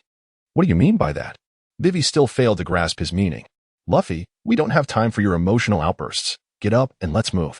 Usopp echoed the sentiment of confusion. The leader of the rebel army was Kusha, Vivi's childhood friend, and she maintained an optimistic outlook regarding the suppression of the rebellion. Thus, returning to find Kusha might still yield hope. Usopp and the others were genuinely perplexed by Luffy's sudden change of heart, while only Wink smiled knowingly. "My objective is to defeat Crocodile. Will preventing the rebellion truly halt Crocodile's ambitions? Therefore, reaching Cartelia is utterly futile." Luffy, in a rare moment, demonstrated an ability to analyze the situation. When nodded, truly hitting the nail on the head. Subsequently, Vivi and Luffy engaged in a dispute. However, in the end, she chose to place her trust in Luffy. The group reached a consensus and set forth towards the rain base, where Crocodile was known to linger, continuing their journey. As they ventured north, they aimed directly for the mastermind, Crocodile. The rift between Vivi and Luffy was but a trivial matter, quickly forgotten as harmony was restored among them all. Although the journey to the rain base would only take a day, it proved to be a torturous one. Meow meow. The mischievous feline, seeing Usopp withholding water from him, took to striking Usopp's toe with a small hammer, causing tears to stream from Usopp's eyes. "You troublesome cat. Next time I'll take the coins from your head and sell them for my own gain." Usopp, already fatigued, was further incensed by Meow Meow's antics. "Never mind. Meow Meow, I shall transport you back to where you belong." Wenku refrained from explaining what that entailed, but Meow Meow understood implicitly. "Thanks, Captain, and you too. May you perish of thirst, long-nosed one." Meow Meow was teleported back by Wenku, leaving Usopp feeling a tinge of envy. Wenku had been pondering matters throughout the journey. He contemplated whom to entrust the lightning rod, realizing it was of little use to him, as Luffy's rubber body rendered such a feature unnecessary. After much deliberation, he concluded that Nami would be the most suitable recipient. After all, in the future, she would wield the weather stick, and the lightning rod's attributes could both protect against electric shocks and enhance her attacks. Thus, he requested the warehouse keeper to transfer the lightning rod to Nami. With a chime, the attribute orb began to infuse into Nami's body, awakening her second characteristic. Unbeknownst to her, she merely felt a fleeting sensation of tingling pass through her mind before returning to tranquility. Another chime echoed. Nami's second characteristic had now awakened. The lightning rod. It draws lightning towards itself without sustaining harm, instead accumulating the retaliatory electrical energy, which can be unleashed in a tremendous burst once it reaches its peak. "That will suffice," Wenku smiled. Now, Nami possessed her first characteristic unrelated to weather and her second, the lightning rod. The warehouse had regulations stating that a human could acquire a maximum of 3 characteristics. Wenku was mindful of this. Journeying north, he learned from Vivi that Rainbase was the renowned gambling capital of Alabasta, and his eyes sparkled with the possibility of obtaining 10 million berries to settle his debts. "Once I send Crocodile flying, I shall indulge in a grand feast," Luffy exclaimed vehemently, leaning on his crutch, causing Vivi to react with surprise. As a day passed, Wenku's great rock serpent form had only 4 days remaining. Fortunately, the Straw Hat crew finally laid eyes on the town of their dreams. "We have arrived." Luffy laughed heartily, eager to rush into Rainbase for a hearty meal, while Usopp's eyes gleamed with excitement as he dashed towards the tavern. These two rascals. The literary landscape is overwhelming, and on Monday, Wink continues to flutter her eyelashes. Despite her robust physique, she has lost some weight. Previously, during their journey through the desert, Koya and Chopper engaged in discussions about medical knowledge, hoping to alleviate their thirst through such means. Evidently, this proved effective now in the rainy region. It is truly uncomfortable not to partake in a drink. Smoker recalls that in the original narrative, there exists a moment where he might encounter them. And barring any unforeseen circumstances, he is confident that they will meet again. Of course, Pikachu regards Smoker with indifference, having witnessed him suffer due to his smoking habits. The streets, bustling with crowds, are filled with vendors, and gamblers frequently create disturbances and altercations, truly deserving the title of a gambling capital. At this moment, the warehouse lord sends a new task notification, though his tone carries a certain gravity. Ding. A time-limited task is announced. Evil, utilize your own abilities to dismantle the rain banquet traps. Note, assistance from others will be deemed a failure. Reward, 1,000 POC coins. Penalty, Curse of the Wind, mental debilitation. Ding. Another time-limited task is announced. Evil, you are not allowed to engage with users of the devil fruit powers before dismantling the traps. Note, you may not take action yourself. Reward, 3,000 POC coins. Penalty, Curse of the Wind, skill blockade. What kind of task is this? Wink exclaimed in astonishment. Currently, there are 3 types of tasks: real tasks, permanent tasks, and hidden tasks, and this announcement marks the emergence of a 4th, newly unearthed task. These 2 tasks are not issued by me, but rather by that individual above me, a malignant task that you must not fail. The Curse of the Wind is a complex matter. Who is this individual? Wink asked, perplexed. Once you attain level 5 permissions, you will discern their identity. Just understand that this task must not fail. Do you comprehend? Otherwise, you will be in danger, the warehouse lord spoke urgently, unable to divulge too much information. As Wink is currently at level 2 with severe restrictions. Fine, I cannot escape this misfortune. Regardless of who wishes to harm me, I shall accept it. Wink thought no further and withdrew her focus. Meanwhile, the Straw Hat crew sought a shady spot to rest. Nami instructed Wink to return with some water, while Luffy and Usopp, 2 exuberant children, eagerly prepared to accompany her. The trio found a quaint tavern, where Luffy and Usopp hurriedly jostled to enter, clamoring for water. And Wink followed closely behind, removing her scarf and adjusting her attire before stepping in. The purple marks were still quite evident, despite a day having passed. There was no improvement, which could only attest to Nami's unrivaled ability to speak. Water. I want water. 5 barrels. Luffy and Usopp frantically pounded on the bar, prompting Wink to facepalm with a wry smile. Can you two not be a bit quieter? You sound like children. Wink inadvertently cast a glance at the man and woman leisurely seated to his left, his pupils constricting in recognition. Could it be that this was Smog and the woman known as Dasky? Goodness. In a world so vast, to encounter you both again, could this not be fate? Wink found himself on the brink of questioning his existence. Furthermore, he could no longer remain in this tavern. Wink hastily covered the mouths of the shouting Luffy and Usopp, preparing to stealthily depart with them. However, they both bit down on his hands. Ouch. You 2 rascals. What fierce bites. At that moment, Wink's palms were bleeding from their bites, while Smoker and Tashigi glanced towards the source of the anguished cries, staring at Wink in silence. Wink? You 2, take the water and go. I'll hold them off. Before Wink could finish his sentence, Luffy and Usopp, clutching buckets of water, dashed out, each carrying 2. You smoke-loving fool. Do you want more? Pikachu leaped down, pointing accusatorily at Smoker. Tashigi, assemble the navy. Pursue the Straw Hats. Smoker commanded Tashigi, who had been standing nearby, and she suddenly snapped to attention, darting past Wink to exit. Smoker and Wink locked eyes, neither making a move. I initially aimed to capture the Straw Hats, but I find myself intrigued by you. Wink, Smoker declared, a cloud of smoke surrounding him. I won't waste any more words. We're leaving. Wink called to Pikachu, urging him to flee, but Smoker was determined to thwart his plans, launching a white punch that elicited gasps from the surrounding patrons.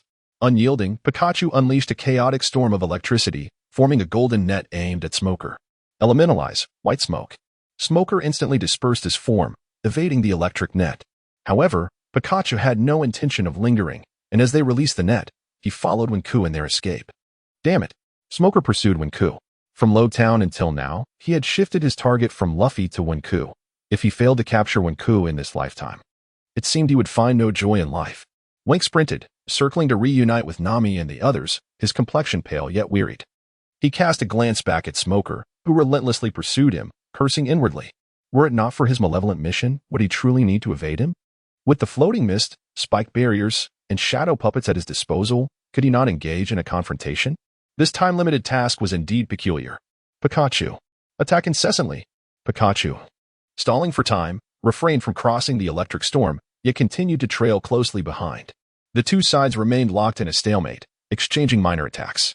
However, due to the constraints of the malevolent mission, Wink could not recklessly engage the Devil Fruit user, leaving only Pikachu and Smoker to test their skills against one another.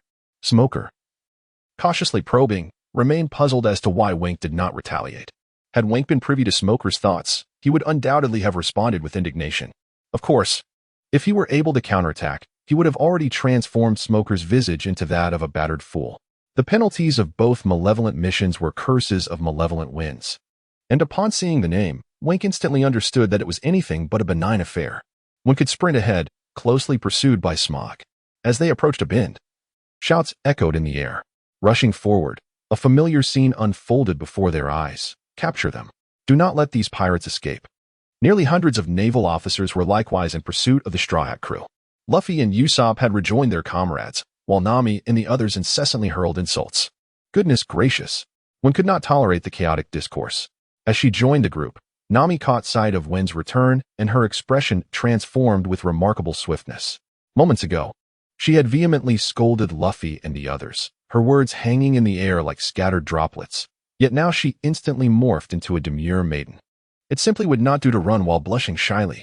Wink reminded them, then took Nami's hand to continue their flight, while a sweet smile graced Nami's face. Oblivious to their current predicament. Ugh, those scoundrels. Zoro was the first to retch, earning a disapproving glance from Wink. I believe we cannot shake them off. It would be prudent for us to split up, Sanji suggested, and the others readily concurred. Wink grasped Nami's hand and sprinted westward. As Smoker had set his sights on pursuing Luffy this time, leaving Wink unpursued. Subsequently, Wink weaved through alleys and turns, successfully evading the relentless pursuit of the Marines.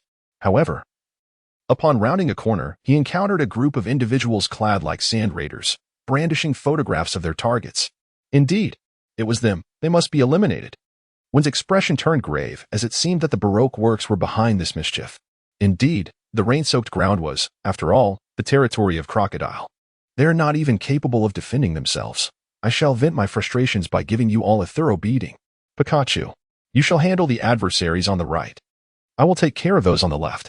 Releasing Nami's hand, Win charged forward, recklessly dashing towards the 100 or so agents on the left. A bunch of fools. Shadow puppet duplication. 10 clusters of dark shadows merged seamlessly with the ground, dispersing into millions of thread-like strands resembling a spider's web, effectively ensnaring the feet of these individuals like an all-purpose adhesive, rendering them immobile for 3 precious seconds. Floating rain. Spiked barrier. When Ku found himself ensnared by tendrils of grass, engaged in a fierce struggle with a cadre of agents, the sharp spikes of their fists pierced deeply into their flesh, eliciting a symphony of anguish cries.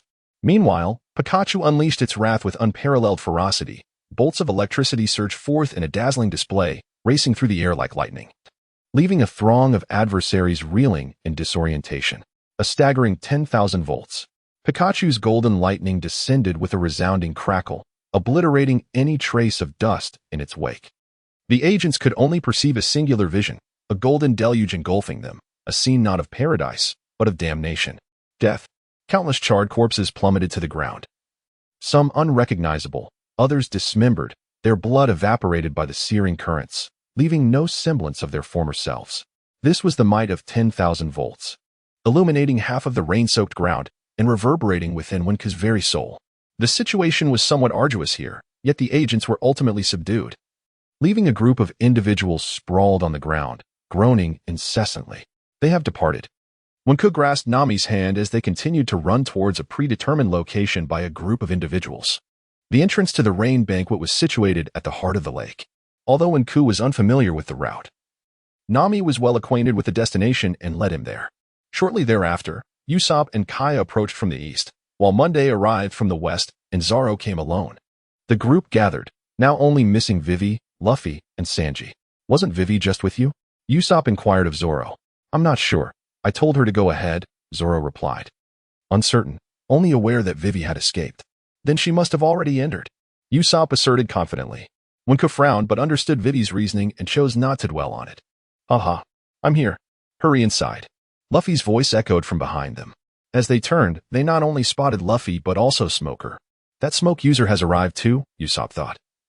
Feeling slightly discouraged, Winka cast a sidelong glance at him. Come on, you're a devil fruit user, in a full power showdown.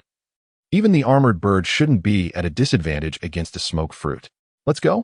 Wenku called to everyone. Pikachu leaped back onto his shoulder, and the group hurried to follow Luffy into the venue, with Smoker trailing behind. That bastard. Once I get inside, I'll blast him away, Luffy declared, his eyes gleaming with determination as he charged into the Rain Banquet Palace. Inside the palace, a massive crocodile loomed overhead as they sprinted through, the internal space expanding progressively. Adorned with opulent decorations. No running inside. Another group of agents appeared, firing their guns at them incessantly. Shadow Puppet Clone. Original Land. Eagle Wave 100 slashes. Seizing the opportunity while they were momentarily immobilized, Zoro drew his sword with precision. Swish, swish, swish. A multitude of gray-white waves erupted from his blade, crashing down and toppling countless agents, sending towering waves splashing from the surrounding pools. Wow, Zoro has grown even stronger. With a meaningful smile, when gazed at Zoro. At this point, he should possess the ability to slice through iron. Crocodile, show yourself, Luffy shouted as he forcefully pushed open the grand doors of the palace. To his surprise, the hall was even more expansive, resembling a colossal gambling den. Countless individuals were engrossed in their bets, completely indifferent to Luffy's loud calls. Nami, exasperated, delivered a punch to silence him. After all, Crocodile still maintained his fade as a celebrated hero of Alabasta.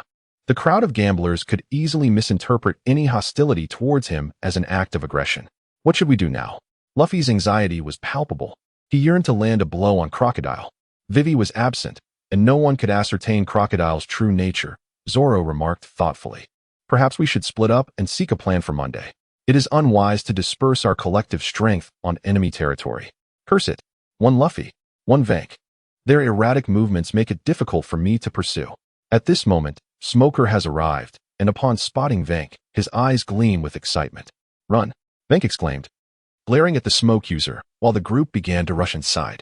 To their astonishment, they realized they were in the presence of VIPs, leaving them to ponder the connection between these individuals and Crocodile. Smoker observed the glossy black door ahead of Luffy and the others swing open, allowing their passage, which instilled a sense of trepidation within him. After all, the opposing party was one of the 7 warlords of the sea, acknowledged by the government, and possessed the same natural-type devil fruit abilities as he did. What trials lay ahead remained uncertain. As they evaded the smoke user, the passage grew increasingly constricted, revealing 2 diverging paths ahead, one marked for VIPs to the left and the other for pirates to the right. Should we go left or right? Luffy, who was notoriously directionally challenged, found himself bewildered by the fork. Since it says VIP, let's take the left, Usopp declared impulsively, ready to charge leftward. No, we are pirates. We should go right, Luffy countered decisively. Seeing that the captain favored the right path, Usopp opted to adhere to Luffy's wishes, dismissing his earlier assertion as mere chatter. When Curson was filled with doubt, should the path to the left be forsaken? Something felt amiss. Perhaps it would be prudent to send out Pokémon to scout the route, allowing both paths to be explored simultaneously. In an instant, the agile Gung Ghost was summoned. Pikachu, Gung, let us venture to the right, while you two explore the left path. It is imperative. With a cheerful pika-pika, the 2 Pokémon leapt onto Wenku's shoulder and dashed towards the left. Smog observed the 2 small creatures scurrying by without paying much heed. Only Nami gazed at Wenku with admiration, acknowledging her partner's cleverness. Meanwhile, the Straw Hat crew turned right, only to abruptly discover they had reached a dead end. Coincidentally joined by Smog. What on earth was happening?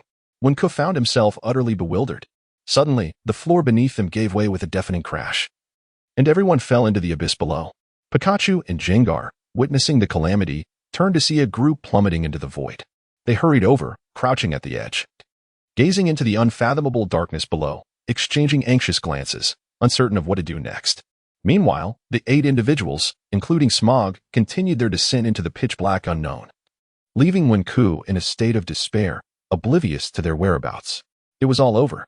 At this moment, Wink was suffering from a severe headache. The trap was merely a triviality, overshadowed by the two malevolent tasks at hand. Suddenly, a bright light appeared, growing ever larger, until they were enveloped and fell into a cage that had long been prepared. Smog was fortunate to serve as a cushion, catching the falling Koya and the others. Gradually, everyone rose, checking one another for injuries. What an ingenious trap, Luffy remarked, his expression grave. Indeed, there was no other option, Usopp concurred. Nami, infuriated, struck the two, causing Wink to break out in a cold sweat. To be honest, he had foolishly rushed forward and fallen into the trap himself. Was he not slapping his own face? Unexpectedly, Nami did not chastise Wink. Instead, she praised him for having the foresight to leave Pikachu and Jinky outside, demonstrating wisdom and decisiveness. Love often renders one blind.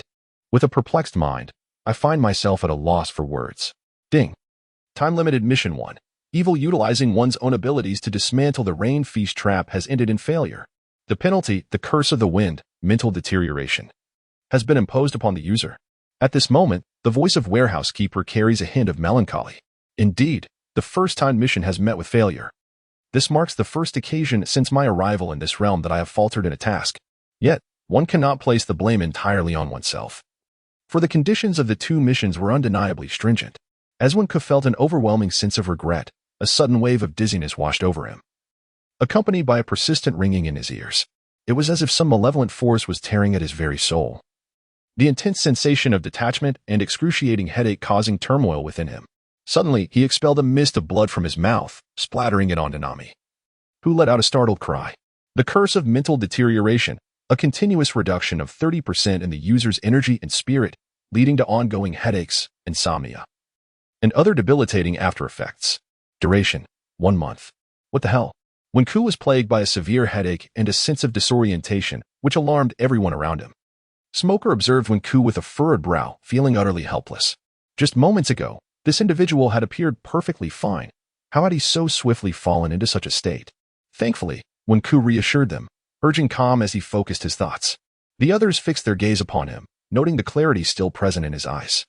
"You nearly frightened me to death," Nami exclaimed, her eyes glistening with unshed tears.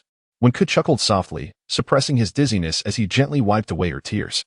"This is not a fitting sight. There is no need for distress." Despite his reassurances, they remained encircled around him, while Luffy stood frozen, staring at the bloodstains left on the ground. Truly, what a stroke of misfortune. Alas, one cannot help but sigh, for the arrival of a second piece of unfortunate news is upon us. Ding. Due to the failure of the prerequisite for the time-limited task 2, Evil the Destruction of Traps, this task has also met with failure.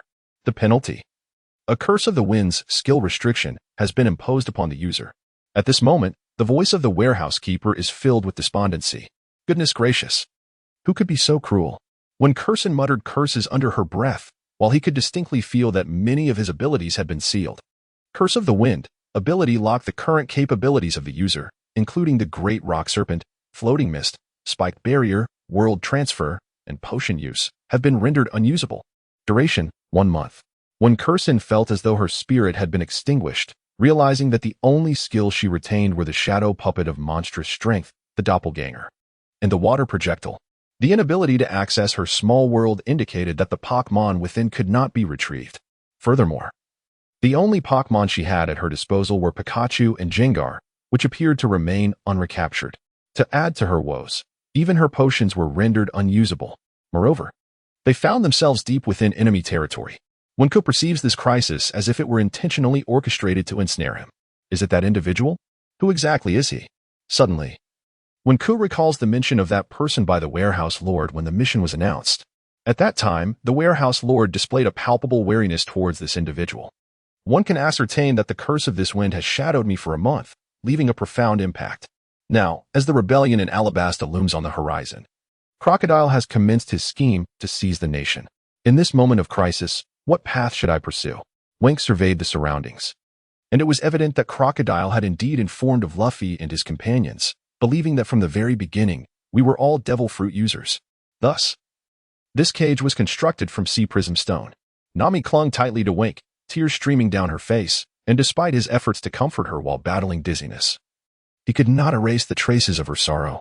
At that moment, as Luffy was lost in thought, Smoker approached him, cigarette in hand, and swiftly incapacitated Luffy with a blow from his jutty, raising alarms among the onlookers. Yet only Wink understood that Smoker was in no position to harm Luffy himself.